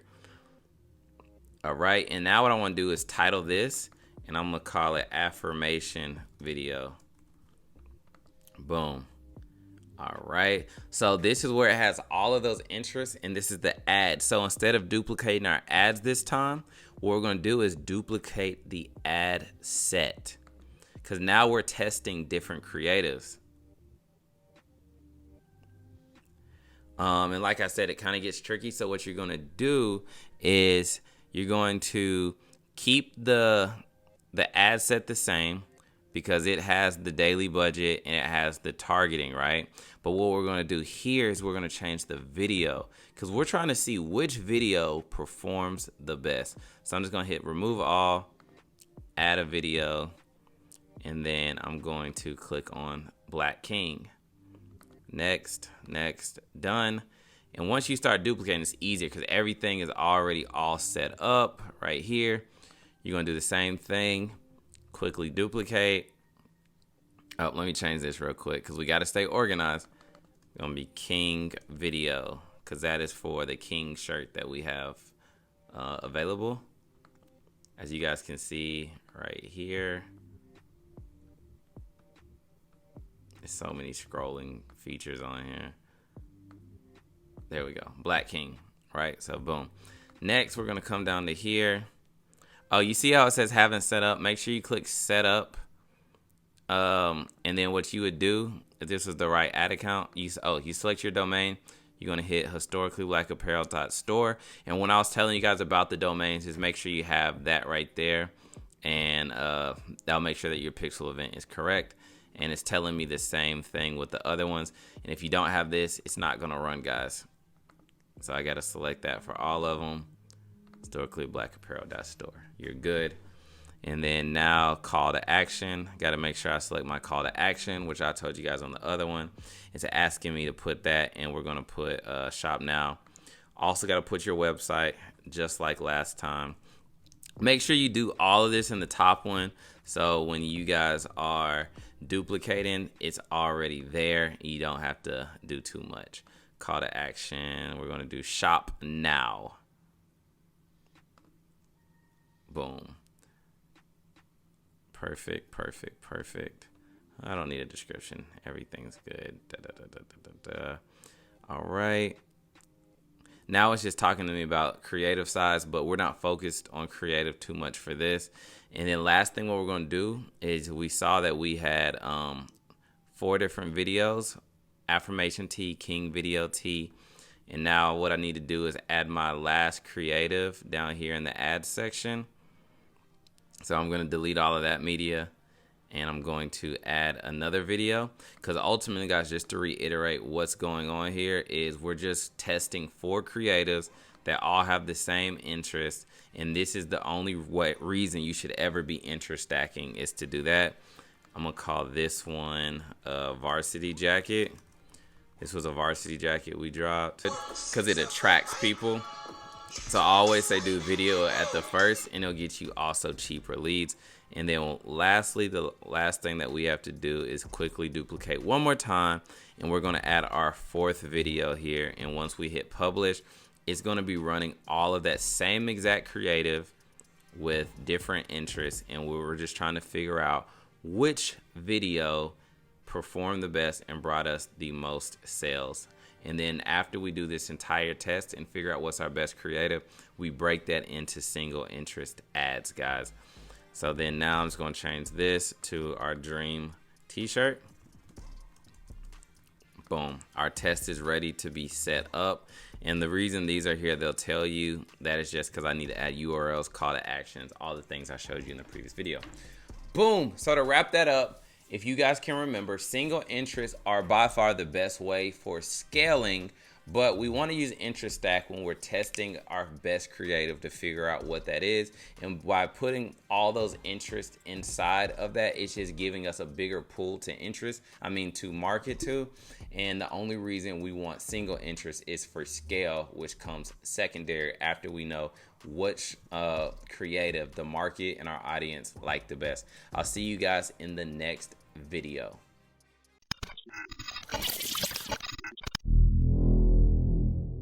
What's up, family? So we just went super in depth for showing you guys how to get your Facebook ad account started. So let's just do a brief overview of everything we just talked about. We showed you how to start your Facebook ad account, right? We showed you the importance and what you need to do by adding the domain to your Facebook's ad account, verifying it by adding the DNS text record, right? Which is very important. Then we showed you how to create your pixel, which was important, how to add it to your Shopify site. But if you don't use Shopify, you can still do the same thing with Wix, Big Cartel. I'm not sure if Big Cartel is there, but some of the other ones, to where you just can do the partner integration. And if you are using a platform that's not on there, how you can copy the Facebook code and enter it into the head of your website. Usually you do that. All sites are different. Say if you're using Squarespace, it's in the advanced section for code injection, right? So how to add your pixel ultimately. Then we dove into the Facebook ad account, and I showed you guys how to just create an ad, right? From the beginning, the different elements of choosing your picture, adding a primary text, description text, and a headline. Primary being above the picture, headline being below, which is the hook, and then description being just like really buried down, which you may put your ancillary information. Then what we talked about is creating an ad, the organization of it, from campaign to ad set to ad, right? And then within the campaign, you can have multiple ad sets. And then within your ad sets, you can have multiple ads. But the targeting comes from the top, which is going to be in the ad set level. So, and then your ad is going to be just which creative that you guys are choosing, correct? So, boom. There was that. So then once I showed you guys single interest, because you had that ad campaign and each ad had its own interest, how after you see which ad is performing the best, you can scale those ads up that are performing at the cheapest cost per conversion, and then you can turn off the ones that are performing more poorly. Then we talked about interest stacking when I told you guys my pennant funnel strategy of starting with 4 different ads that have different creative in there by using the same stacked interest, so we can go to a larger audience that is in that same niche as our product or our brand. And then after running that whole test, the best one, we move that creative back up to the top of the pennant funnel strategy, the test that we are doing, and then we take that winning creative and then put it towards single interest, see which one performs the best, and we scale that way. So say 2 out of the 4 are doing good at $25 a day ad budget. What we're then going to do is add on more money at a 20% increase, because what you can do is if you put too much money on there, you can blow the whole ad, right? The reason why you could blow the whole ad is because Facebook is searching for buyers with that pixel. You give them too much money to spend, they're going to spend too much of it at once, and it's going to be shown to people that are going to cloudy up the data for that ad. So I always suggest scaling at a 20% budget to get the best results. So a few questions that was sent to me about the Facebook ads that I want to cover is when you're seeing success, do this to increase it. So going back to that, when you're seeing success in that strategy, the pennant funnel strategy that I was telling you guys about, what you want to do is keep the ad running that has the best cost per conversion, and you're going to incrementally scale that by 20%. What I kind of what I just covered, right? So that is the best way to scale, and then turn off ones that are losing. And everybody's price is going to be different. So if you have something that's super expensive, like several $100s, you have more room to have a higher cost per acquisition, or cost per purchase, pretty much, than if you're selling a $20 t-shirt where you may need to be $5 and under, or it's just not going to be profitable for you. So that's how you find success. Then the next question that someone had asked us was, when should you turn off certain ads? So going back to that strategy, once you're testing and you're running your ads, you have that set limit of what you believe that your cost per acquisition or cost per purchase should be. And if it's above that, you can cut that. For me personally, if I see an ad come out and it's at like $2, $3, $4 per click, I know that Facebook doesn't like it, and I instantly turn it off. Because you can get video ads at 25 cents a click, 20 cents a click. So anything from me, if it's over $1, I'm usually clipping it, because that's expensive to pay $1 to get someone to click, unless I'm selling a high ticket item. Let's see. We had another question. When should you use Instagram ads versus Facebook ads? So the thing about them, they're actually the same. It just depends on what platform that they are on. So the pennant strategy is really good for testing anything. So after you test your creative, right, you see which one was the winning creative in the interest stack, then you brought it back to the top of the test, and then took that creative and then did single test. What you can now do is, once you find which one won from the single test, is you can now split that same ad with that same creative, that same ad with that same creative to that same interest, run one with just the placement of Facebook and the other with just the placement of Instagram, see which one performs better. And ultimately, you're just keep tailoring and getting that ad to the perfect niche so that it has the most success. So you could definitely do that as well. Finding success in the beginning, somebody asked that as well, is literally all about looking at the metrics and seeing, like I said, basically I would go for that link cost to see how much it costs. And then my next one is, how much is it costing per purchase? So definitely look at that. We also had another question where somebody said, what budget should you start with? And like I said, I would start with like $20, $25 a day. If you do $5 or $10, you're not going to really see any results, because Facebook's not going to really be able to push it as much. So if you can get like $25 a day to test and then scale from there, that's what I would say start with for sure. Let's see. Setting up Instagram. You want to make sure that your Instagram account that you're running is set up as a professional or a business account, which you can do inside of your Instagram account in the settings, so that way, once you connect it by doing what we did in video 1, logging it in, it'll be eligible to run ads for. And cool, that is all the questions we had. We covered so much ground level things and some major strategies, guys. So that's pretty much the principles of Facebook ads, Instagram ads. I don't want to make it seem too difficult, but it's really all about strategy and looking at those numbers to figure out what's going to work. Oh yeah, I forgot to say, we also had talked about creating your custom audiences, right? Like I said in the first video, but then I showed you as well how to create those custom audiences, which is super beneficial, and how to create those lookalike audiences. So Tez is about to come in here. Me and you guys are going to talk to you guys real quick just to wrap this thing completely up on the Facebook ads. If you have any questions, feel free to reach out to Tez. Feel free to reach out to me.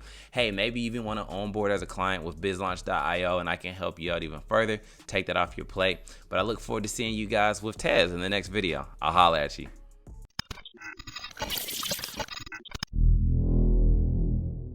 What's up, family? So we just went super in depth for showing you guys how to get your Facebook ad account started. So let's just do a brief overview of everything we just talked about. We showed you how to start your Facebook ad account, right? We showed you the importance and what you need to do by adding the domain to your Facebook's ad account, verifying it by adding the DNS text record, right? Which is very important. Then we showed you how to create your pixel, which was important, how to add it to your Shopify site. But if you don't use Shopify, you can still do the same thing with Wix, Big Cartel. I'm not sure if Big Cartel is there, but some of the other ones, to where you just can do the partner integration. And if you are using a platform that's not on there, how you can copy the Facebook code and enter it into the head of your website. Usually you do that. All sites are different. Say if you're using Squarespace, it's in the advanced section for code injection, right? So how to add your pixel ultimately. Then we dove into the Facebook ad account, and I showed you guys how to just create an ad, right? From the beginning, the different elements of choosing your picture, adding a primary text, description text, and a headline. Primary being above the picture, headline being below, which is the hook, and then description being just like really buried down, which you may put your ancillary information. Then what we talked about is creating an ad, the organization of it from campaign to ad set to ad, right? And then within the campaign, you can have multiple ad sets. And then within your ad sets, you can have multiple ads. But the targeting comes from the top, which is going to be in the ad set level. So, and then your ad is going to be just which creative that you guys are choosing, correct? So, boom.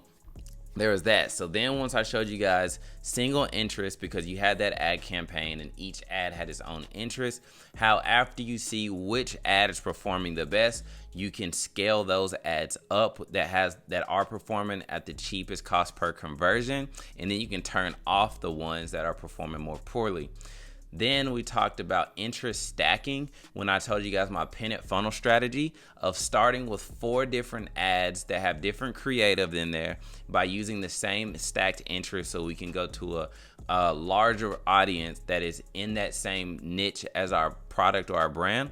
And then after running that whole test, the best one, we move that creative back up to the top of the pennant funnel strategy, the test that we are doing, and then we take that winning creative and then put it towards single interest, see which one performs the best, and we scale that way. So say 2 out of the 4 are doing good at $25 a day ad budget. What we're then going to do is add on more money at a 20% increase, because what you can do is if you put too much money on there, you can blow the whole ad, right? The reason why you could blow the whole ad is because Facebook is searching for buyers with that pixel. You give them too much money to spend, they're going to spend too much of it at once, and it's going to be shown to people that are going to cloudy up the data for that ad. So I always suggest scaling at a 20% budget to get the best results. So a few questions that was sent to me about the Facebook ads that I want to cover is when you're seeing success, do this to increase it. So going back to that, when you're seeing success in that strategy, the pennant funnel strategy that I was telling you guys about, what you want to do is keep the ad running that has the best cost per conversion, and you're going to incrementally scale that by 20%. What I just covered, right? So that is the best way to scale, and then turn off ones that are losing. And everybody's price is going to be different. So if you have something that's super expensive, like several $100s, you have more room to have a higher cost per acquisition or cost per purchase, pretty much, than if you're selling a $20 t-shirt where you may need to be $5 and under, or it's just not going to be profitable for you. So that's how you find success. Then the next question that someone had asked us was, when should you turn off certain ads? So going back to that strategy, once you're testing and you're running your ads, you have that set limit of what you believe that your cost per acquisition or cost per purchase should be. And if it's above that, you can cut that. For me personally, if I see an ad come out and it's at like $2, $3, $4 per click, I know that Facebook doesn't like it, and I instantly turn it off. Because you can get video ads at 25 cents a click, 20 cents a click. So anything from me, if it's over $1, I'm usually clipping it, because that's expensive to pay $1 to get someone to click, unless I'm selling a high ticket item. Let's see. We had another question. When should you use Instagram ads versus Facebook ads? So the thing about them, they're actually the same. It just depends on what platform that they are on. So the pennant strategy is really good for testing anything. So after you test your creative, right, you see which one was the winning creative in the interest stack, then you brought it back to the top of the test and then took that creative and then did single test. What you can now do is, once you find which one won from the single test, is you can now split that same ad with that same creative, that same ad with that same creative to that same interest, run one with just the placement of Facebook and the other with just the placement of Instagram, see which one performs better, and ultimately you're just keep tailoring and getting that ad to the perfect niche so that it has the most success. So you could definitely do that as well. Finding success in the beginning, somebody asked that as well, is literally all about looking at the metrics and seeing, like I said, basically I would go for that link cost to see how much it costs. And then my next one is how much is it costing per purchase. So definitely look at that. We also had another question where somebody said, what budget should you start with? And like I said, I would start with like $20, $25 a day. If you do $5 or $10, you're not going to really see any results because Facebook's not going to really be able to push it as much. So if you can get like $25 a day to test and then scale from there, that's what I would say start with for sure. Let's see. Setting up Instagram.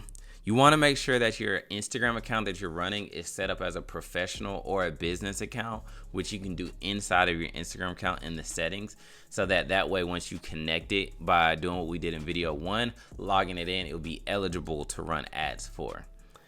And cool, that is all the questions we had. We covered so much ground level things and some major strategies, guys. So that's pretty much the principles of Facebook ads, Instagram ads. I don't want to make it seem too difficult, but it's really all about strategy and looking at those numbers to figure out what's going to work.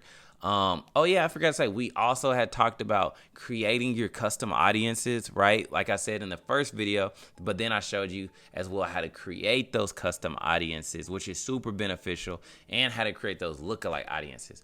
So Tez is about to come in here. Me and you guys are going to talk to you guys real quick just to wrap this thing completely up on the Facebook ads. If you have any questions, you know what I'm saying, feel free to reach out to Tez. Feel free to reach out to me. Hey, maybe you even want to onboard as a client with bizlaunch.io, and I can help you out even further. Take that off your plate. But I look forward to seeing you guys with Tez in the next video. I'll holler at you.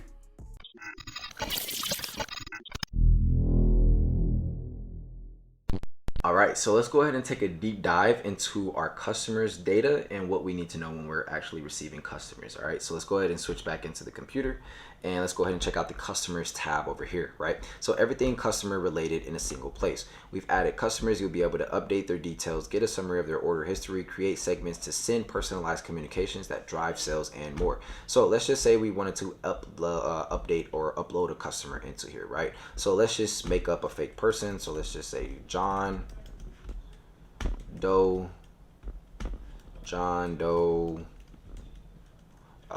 234 at gmail.com, right?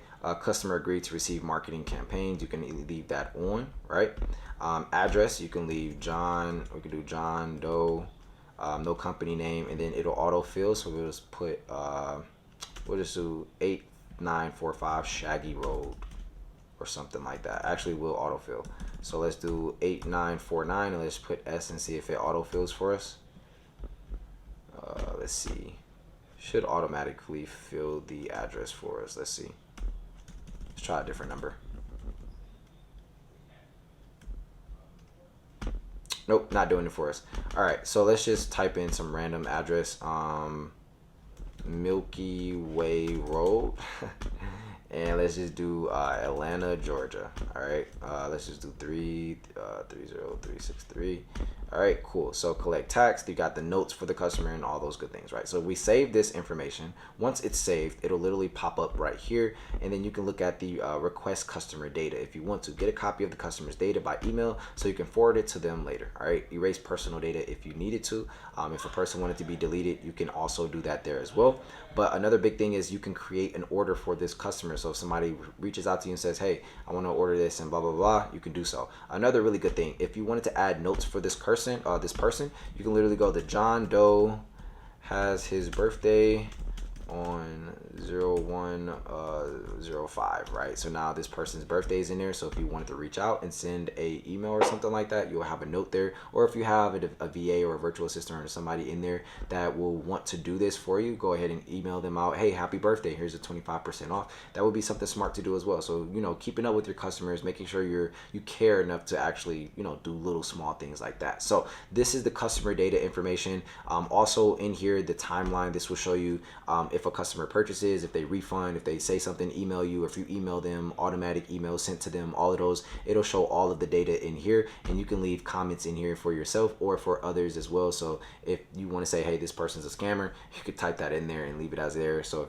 if they purchase again, it'll automatically pop up under your timeline, and you'll remember, okay, well, let me cancel this order so we don't deal with chargebacks. So with all of that being said, if you guys do want to add tax exemptions, you can as well, but you want to collect tax from everybody, which was the option was already on. All right, so that is the deep dive into the customers analytics and different data that you guys need to know. Let's go ahead and jump into the next module.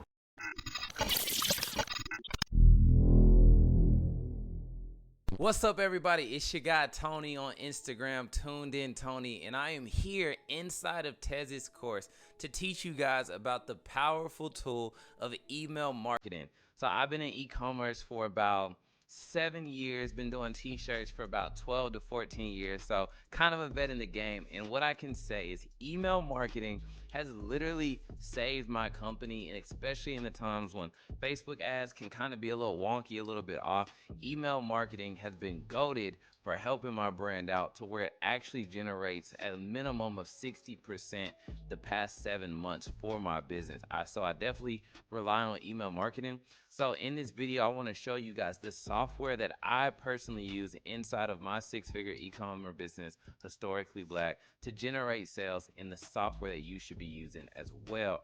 So that software, if you're not already using it, is called Klaviyo. It is a goated software just due to the point of how much it integrates with your Shopify site, making it easy for you to send out emails. And the reason why Klaviyo is even greater, just to be honest, is a lot of people don't think about this. When you're able to segment your audience, that is so powerful, because a lot of times when we send emails out and we're not familiar with this powerful tool of Klaviyo, we're just blasting, right? But what if you're selling inventory and you've got a bunch of 3XLs left over or a bunch of smalls? Well, you don't want to send that email to people that wear medium larges and extra larges and 2XLs, right? You would rather send a dedicated email catered to the audience that's going to be receiving that email. So for instance, hey, we're having a big and tall sale. Let's only send this email to people that have ordered size 3XL before, because that's what we got left. So that would probably make a way better rate for a higher conversion, right? Makes sense. So let's dive into the screen share, and I want to show you guys Klaviyo and what it looks like. And then I also want to show you the app that you can download in your Shopify app store so that you can start collecting emails, because none of this actually matters if you don't have an email list. So actually, let me show you the app first. So the app is called Woohoo Spin. This is what the background of the app looks like right here. So as you can see, let's see, is this in a time frame? The last 30 days, I've gone up 756 subscribers, and just through revenue through email, just through this app, an additional $3,600 to my store. But overall, where this has been really great is this app is about $14 a month, and I've got 17,807 subscribers just from having this app on my site. So you're probably wondering, how exactly does the app look on the front of the site? Well, let me show you that. And you've probably seen it and not even noticed it. So when you go to a website, what Willio or Woohoo does, they're both pretty much the same app, is you go to the website, right? And as you're scrolling, you can set a timer for it to pop out. So they're looking at the products. They're like, oh, heat, right?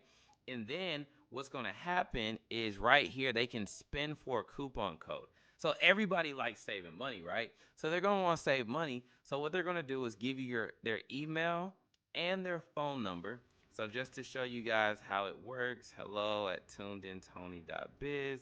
Boom. Let's say I don't want to type in my phone number. It's going to make me. So I'm going to say 470-592-0398.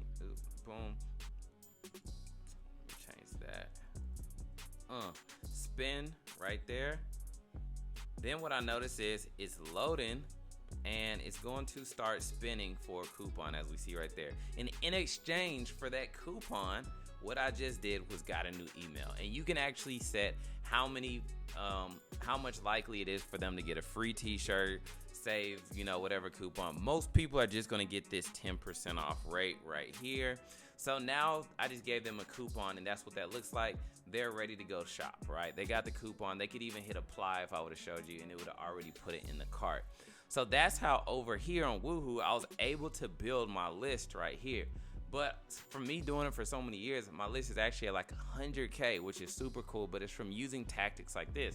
But here's step 2. I need you to integrate it with your Klaviyo, because you don't want to have to export your list and import it into Klaviyo and have to do all that stuff. So you're going to go to integrations right here, find Klaviyo, and you're going to connect it and tell them what list you want it to go to, so that it's working for you. So whenever people are subscribing, it's automatically shooting that information over to your Klaviyo list. So let's jump into Klaviyo so you can see what that looks like. So this is Klaviyo right here. This is what the admin panel of it looks like, as you guys can see right here. And what's really cool is you could break down, you know, the different months. So July's been a pretty slow month. Let's see, boom. June, let's see what happened in June. Summertime's been pretty slow for me. But then what you can see, what's really cool, is you can see how much money you generated through Klaviyo. So in May, I brought in $55,000 in sales, right? But out of that $55,000, 65% of it came from just Klaviyo using email. And to break it down even more, 29,000 of those dollars came from email, 6,000 of those came from SMS. So let's go down to a big month like December and see what went on when you look at email and text.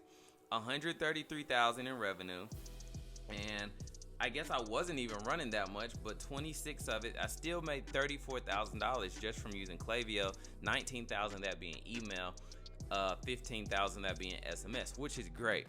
So I want to show you guys how you set up campaigns, because now you see the power of Klaviyo and how it can really add money to your business. So what I love about Klaviyo is you can simply come over here and create a campaign. So you just click on create a campaign, click on it, title it Dontez amazing course, boom, and then choose a list. So these are all my different lists that I have, right? So for you guys, the list you would have is a list that just shows all customers, or whatever you call it, that shows, you know, all of your people that are coming from Willio or Woohoo, those 2 apps that I just showed you. You're going to continue to content, and let's just start right here. What you can do is you can say, you know, new summer drop heat. And then you can just put, you know, your fire emoji, whatever you want right there. And I'm going to show you guys some tactics in a second. And then always do your preview text, because you can always put like a description of what the email is about in there. That's the second line that you see once you get an email. So now that we got that, let's use one of their templates in the drag and drop. So now what I'm going to do is choose one of their templates right here, and I'm gonna pick something easy for this. So let's do this just so I can show you. I'm gonna click product launch. So now what I really love about Klaviyo above all the other ones is how easy it is to change stuff. So I can click on this image, hit replace, and then click on type in logo, because I've already been doing this. So I already have all my images, but it saves all of your images. So over time, it's gonna be so fast to make an email. So I put that in there. Let me change the size of this to about, you know, 200, 100. Put that in the middle. I can click on this. Like I said, everything in here is drag and drop. That's why I love it so much. And then for my picture, I'm gonna hit replace, and I'm gonna find a picture that would resemble my email. This is a new drop that we just did, so I'm gonna put that right there. And then actually when you click on it, what you want to do is put the link in there. So go to your Shopify, get the product link, and then you're just gonna import that right there. And then let's say I want to spruce it up a little bit. So I'll just say like culture racing set. You can change the fonts and do all of that when you're really designing what you got going on. But I'm just going to drag and drop another image block, which you guys just saw me do. And then now I'm going to throw in my culture racing logo. You want to link that as well, because everything needs to be linked. But what's super fire is since this whole Klaviyo is integrated with your Shopify, you can click this product block, drop it right there. Then what you can do, it automatically is going to pull in products from your site. So then I could just start, you know, typing in different products, searching for different products that I have on my site, click the ones I want, hit add products. They're already linked, boom. And then what I can even do is change how many I want in a row. Say if I'm like worried about how it's gonna look on desktop, I can change that too. I want to change the height so that the pictures are a little bit, more visible. But then what I can do is click on mobile and look at how it looks on mobile. So now look at that, ready for sales. That's what's awesome. Now what I want to show you guys, we're going to go back out into the main part of Klaviyo, and I want to show you guys the powerful part of creating segments. So it's called listing segments. There's two separate things. A list is something that you upload, or like you have from Willy or Woohoo, you have emails being added to that list all the time. But what's really cool is, as you guys can see how I said didn't open July 17, didn't open protect black women, bought a sling bag. This is me creating segments. So segments is creating a list based on certain criteria that gives you an audience so that you can target them or exclude them from the list. So sometimes if I'm running a sale, what I would do is, say if I'm running a sale on sling bags, I'm gonna exclude everybody that already bought a sling bag. Or if I'm running a sale and some people missed the sale, they just bought before it started, I may create a segment of everybody that bought in the past 12 hours, exclude them from the email blast. Because like I said, the powerful thing about Klaviyo is you're providing targeted emails to clients to increase your conversion rate. So let's go create a list or a segment so I can show you guys how to do this. You're going to create a segment, and let me say people that bought 3x sales, because that was our analogy we used earlier. So what I would do is click select a condition, what someone has done or not done. Then it's going to ask me to choose a metric. I'm going to type in, it gives you a lot of different options. I'm going to say ordered product at least once over time. Now let's break that down even more with a filter. So then I'm going to type in size, variant option size equals to 3XL. So now everyone who's bought a 3XL, I created that segment, and now I'm going to hit create and watch the magic work. So as you can see, it is building out this segment, and it's going to show me how many people on my entire list or in my store has purchased a 3XL before, so that I can run this big and tall sale to that targeted audience. It should load up here fairly shortly.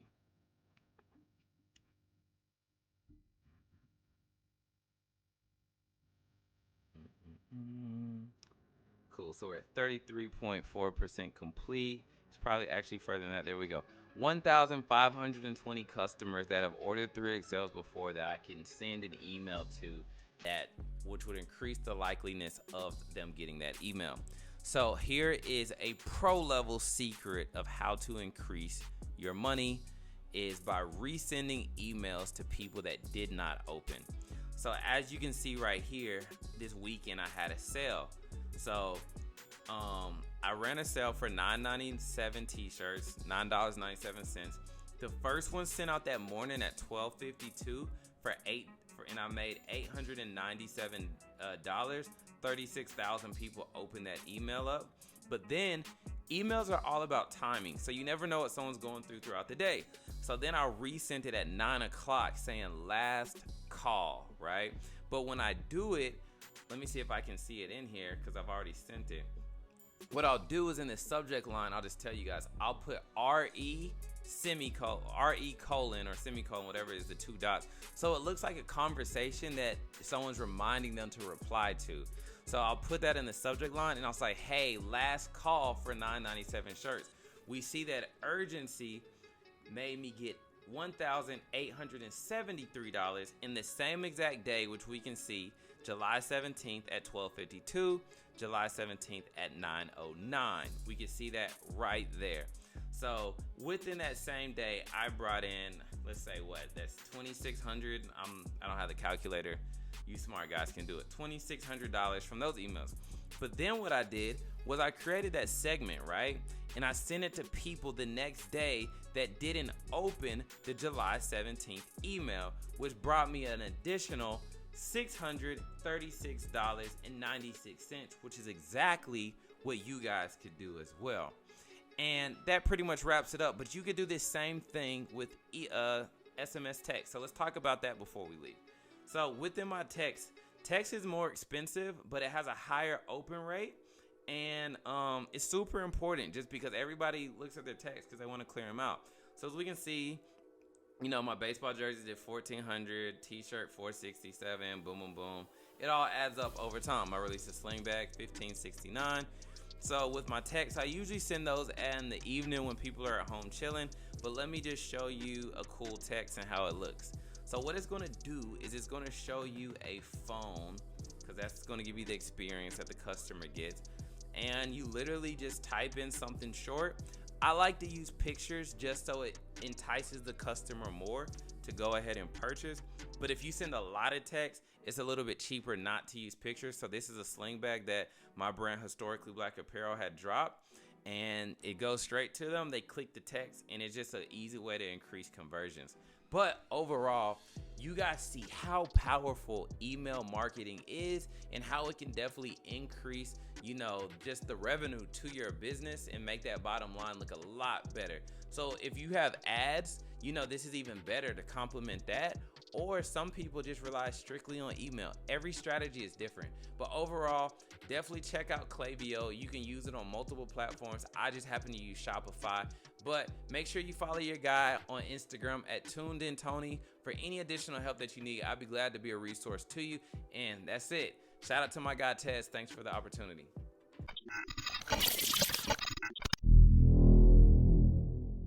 All right, so welcome back, guys. Now that Tony has already cleared out Klaviyo for us, let's go ahead and jump into SMS Bump and how we can automate all of our text messages and how we can just go ahead and set everything up, right? So let's go ahead and jump into my computer. And as you guys can see, this is SMS Bump. Now, what I did was I actually went into the One Love website so I can show you guys a little bit more about my automations. That way you can literally copy them exactly how I have mine, right? So here's just the analytics for the last year.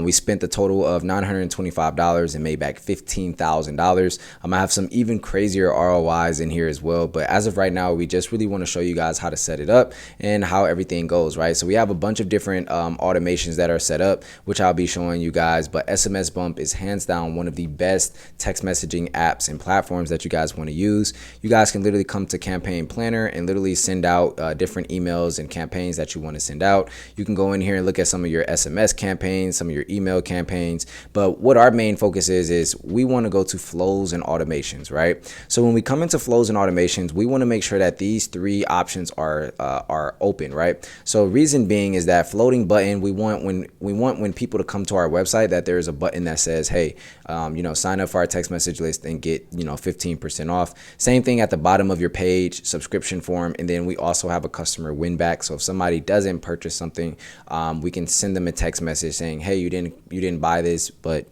we think you might like it if we add a 10% or 15% off to win that customer back, right? So those are flows, but let's go ahead and go to automation so I can show you guys the exact automations that I have set up, right? So as of right now, I have a couple different ones set up as of right now. So we have an abandoned cart customer after 5 minutes. Now, again, all of these things are actually automated. So literally after 5 minutes, if somebody abandons their cart, they will get a text message within 5 minutes. I also have one set up for an hour later, 1 day later, and then I also have things set up like shipping confirmations and order delivered feedback from the customer. So reason being I have all of these set up is obviously you can see we're able to receive more money off the abandoned cart outside of just emails. So utilizing text message is a very, very lucrative way to get back those customers that may have abandoned a cart, and it will help you convert a lot easier. And for you guys, what I'll do is I'll go in here and we'll look at edit automation so you guys can see what my wording looks like when I'm trying to get these people to come back and purchase again. So basically have abandoned checkout reminder after 5 minutes. Hey, first name, this is One Love Clothing. We just wanted to remind you that you have left some items in your cart. Get them now and make your stay home even better. Support a Black business, right? So that's the current one that I have. Excuse me. You guys can literally take the same exact thing or word it differently. But again, this is completely automated, right? And then as we go further down, I start giving out discounts, further down the time frame of these automations. That way I can recover at a better rate, because 9 times out of 10, if they've seen the first one, which is after 5 minutes, then they're going to see the second one after an hour. So the hour one, I still don't add anything, but I'm pretty sure it's in the 1 days where we add, I think, a 10 or 15% off their order just to recover them, right? So yeah, this one is a discount code for 10% off. It would probably be better if we upped it to 15. So what I'll do is I'll come in here and I'll change this to 15% off. and give them a discount code, right? And the discount code will be percentage 15% off. And then what we'll do is we'll change this, get 15% off using code. And then boom, it inserts the code. And then we'll just remove this. Bam. So then boom, now they have that set up. You can just save your automation just like that. Now, if you ever wanted to send out a text message, all you have to do is come to SMS campaigns, and then literally in here, you'll literally be able to set it up, and you'll be able to choose your audience that you want to send it out to. So you have all text subscribers, all email subscribers, purchases by subscribers last 30 days, and all of those good things, which is very, very useful. Scheduled campaigns, you guys can feel free to schedule some for like holidays and things like that, which is very lucrative as well. Another really dope thing is that they have a chat box too. So if you pay for the additional plan, you can literally come in here and look at what people have to say about their orders. I love the product. They fit perfectly, and the design running from leg is fire, right? So these are just people. Hi, thank you for reaching out to us. We will get back to you shortly. Somebody said I love you too. So on and so forth. You can literally come in here, respond to the customers. You can literally come in and engage with them, which is very lucrative, and again helps you a lot understand why people aren't purchasing and what you can do to get them back, right? So then we have all of these other automations. These are just subscribers. So if you guys want to look at your subscribers, you can look at them here. You can turn on these different options to make sure you're collecting more. Then you have your analytics. You have integrations, which is important. So for us, we save all of our contacts on SMS Bump, but we send all of our emails over to MailChimp, where we are able to save all of the emails, which is very simple to do as well. So they have a setup video when you guys first sign up, that you guys can literally go in and literally set everything up. So I highly recommend that you guys go ahead and do so. Then you're gonna have your just general settings in here, so you can come in here, change a lot of different things. I recommend that you guys come in here and change a lot of the stuff that they do have. That way you are all set to go, right? So again, this is SMS Bump. It has drastically changed the amount of sales that I've been able to get from my business. Also, being able to send a text message out to however many text message subscribers you have greatly increases the odds of you not only having more traffic, but it also increases the chances of you having more purchases with a smaller amount of money. Really dope thing about SMS Bump is they charge you less than a penny, right? So literally it costs me less than a penny to send out each text message. So of course we constantly got messages going out. So you can literally upload $20 into here and literally have automations going for an entire 2-3 months or 4 months, depending on how many people you have, right? So these are the big significant parts about SMS Bump. Again, I highly recommend that you guys set this up. Again, make sure you guys download the original Wheelio app. That app will help you collect more phone numbers, and it'll also help you collect more emails as well. I know Tony touched over it, so make sure you guys go back through that last video so you guys can look at the original Wheelio app and how we're able to, again, increase the amount of people that are signing up. So one thing I'll do is I'll go over here right now. We'll go to shopify.com/apps, and let's just see if it pulls up for us really quick, just so you guys can see the exact one that I'm talking about. That way you can, jump in and do whatever you please with it when it comes time to set it up. Hopefully if this loads, we'll do Shopify App Store. There we go. So there we go, and we'll load this up. So we're going to go to Shopify App Store, e-commerce and marketplace. Again, you can do this straight through your website. I've showed you this numerous times. We're going to type in original Wheelio spin pop-ups. So again, helps you drastically with increasing the amount of emails and text that you guys get, which is just collecting more. So collect more emails, phone numbers, messenger notification, push notifications, increase the store conversion rates with high perceived value, coupon codes and things like that. So they do have videos, pictures of how it'll look when you actually get in here. So literally you can have a spin wheel in there. So people spin the wheel, they'll get something for free or something like that. But in order to try their luck, they have to give you their phone number and email. Same thing moving forward. There's a bunch of different options. You can literally, this is the one that I use. So you guys can have like a coupon, 15% off. You can have 100% off, 50% off, buy one, get one, all of these different options here. And you can literally put the weight on which one of these will be chosen the most. And that way you're constantly making sure that you're, things are happening in your favor. So if you want 10% off to be the pie or the slice of the pie that normally pops up most consistently, you can literally set that up as well. But this is a very, very, very, very, very powerful app. Please make sure you guys go download original Wheelio Spin pop-ups as well as the SMS Bump app as well. So that is it for SMS Bump. Let's go ahead and jump into the next module.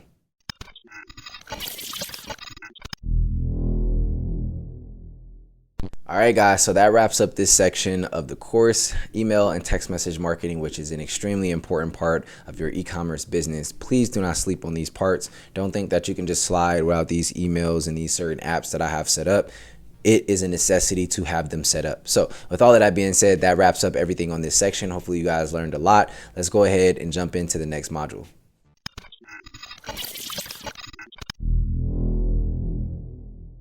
All right, so as we wrap things up, I greatly appreciate you guys for being a part of the community and being a part of, one of the members who have actually signed up for Limitless Ways to Build an E-commerce Brand.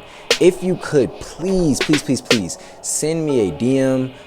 If you want to send me an email, something of the sort, letting me know what you truly and honestly thought about the course. It greatly helps me with my education, and just as a teacher, it helps me figure out what things I can clear up, what things I can do better on, and if I'm already doing a great job, it greatly helps me provide others with the reviews and show people that, I know what I'm talking about, and the amount of quality and work and time that I put into these things are actually valuable. So if you guys could, I would greatly appreciate it if you could leave me some feedback through email, through text, through DMs. Please leave me something because it greatly helps me. I want to create a full album of every single review and feedback that a person sends me from taking this course. So I would love to have you inside of that album. So with that being said, please don't forget to do that. Let's go ahead and jump into it.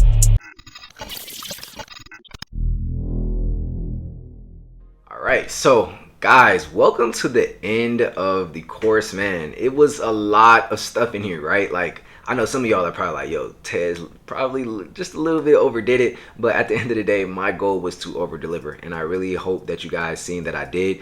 There is a bonus section as well after this section, so you guys will be able to jump into the bonus section and look at a couple of the things. I may add it before or after. I don't know exactly where just yet. Again, I'm just still in the process of just trying to get everything out to you guys as quickly as possible and as efficiently as possible as well. But again, just a quick recap of everything that we actually went over in this course. I know it was a lot, but let's just go back over it, right? So we have the mentality when starting a clothing brand and e-commerce brand and why it's so important. Number 2, we had legally setting up your business and handling taxes, which is a necessity. Section number 3, we had branding, marketing, and user experience. Section number 4, we had coming up with designs and finding designers. Section number 5, how to start with less than $1,000. Section number 6, Shopify, the complete ins and outs, walking you through everything that has to do with Shopify. Section 7, where I build a profitable store right in front of you. That way you can learn how to do it and all the different themes and apps that you guys should need. Again, this one is section 8, best Shopify apps to use right now. Also setting those up with you. Section number 9, finding top tier manufacturers. Definitely a very powerful section there. Section number 10, shipping made easy. We literally went inside of the warehouse and showed you guys the different materials, different things that you need, resources, and where to get them from as well. Then we also gave you guys a fulfillment center breakdown as well. Section 11, we did building out content in the social media platforms. Section number 12, we did finding influencers with Dre, which was a special video there.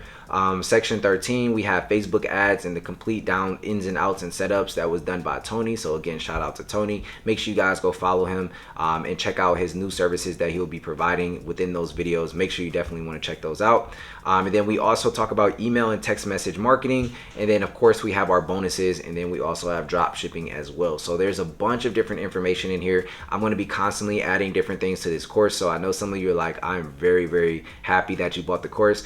If so, if you could literally just grab your phone and send me a video testimonial, whether it be horizontal or vertical, and just say, hey, Dontez's Limitless Ways to Build an E-commerce Brand was one of the best courses, or whatever you want to say that is honest and true. I would greatly appreciate it because it helps me go a very long way. So just 30 seconds out of your day will definitely help me a lot. I truly appreciate you guys. And at the end of the day, man, you guys made it to the end. So let's go ahead and jump into the next module.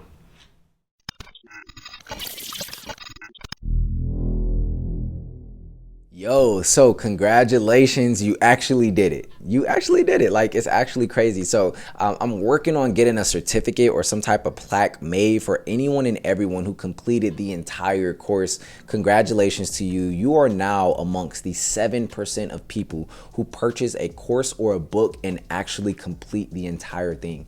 Crazy, right? You are a part of the 7%. And what this just goes to show is that you can work on being a part of that top 1%.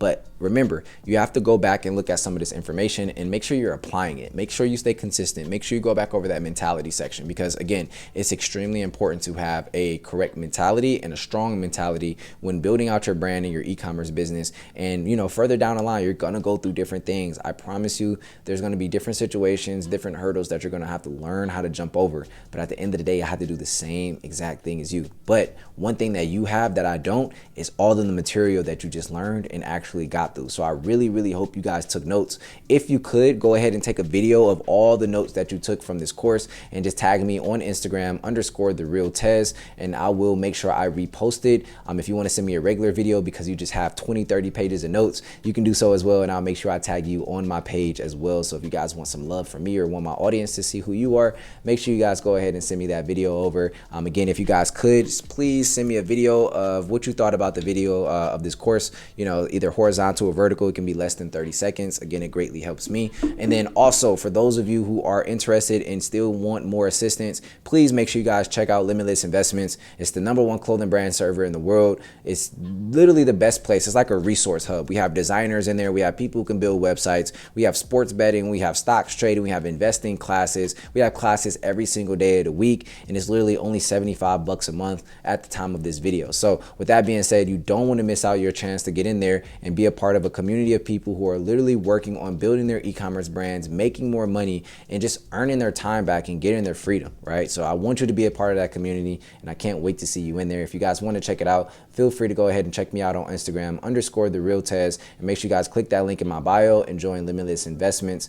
Other than that, make sure you guys follow me on all social platforms at Dontez Akram on Twitter, _TheRealTez on Instagram, and The Real Tez on TikTok and YouTube, Dontez Akram. So I know that's a bunch of information, but it'll be popping up all over the screen over here, so you guys will be able to check those out. But man, congratulations on making it to the end. I am beyond proud of you. And I wish you the best of luck, man. I really do. So can't wait to see you guys killing it. Make sure you guys show me your brands, how far you guys got. And if you guys get some results, definitely let me know, because it helps me a lot. So with all of that being said, it's been your boy Tez, the best educator, youngest educator out.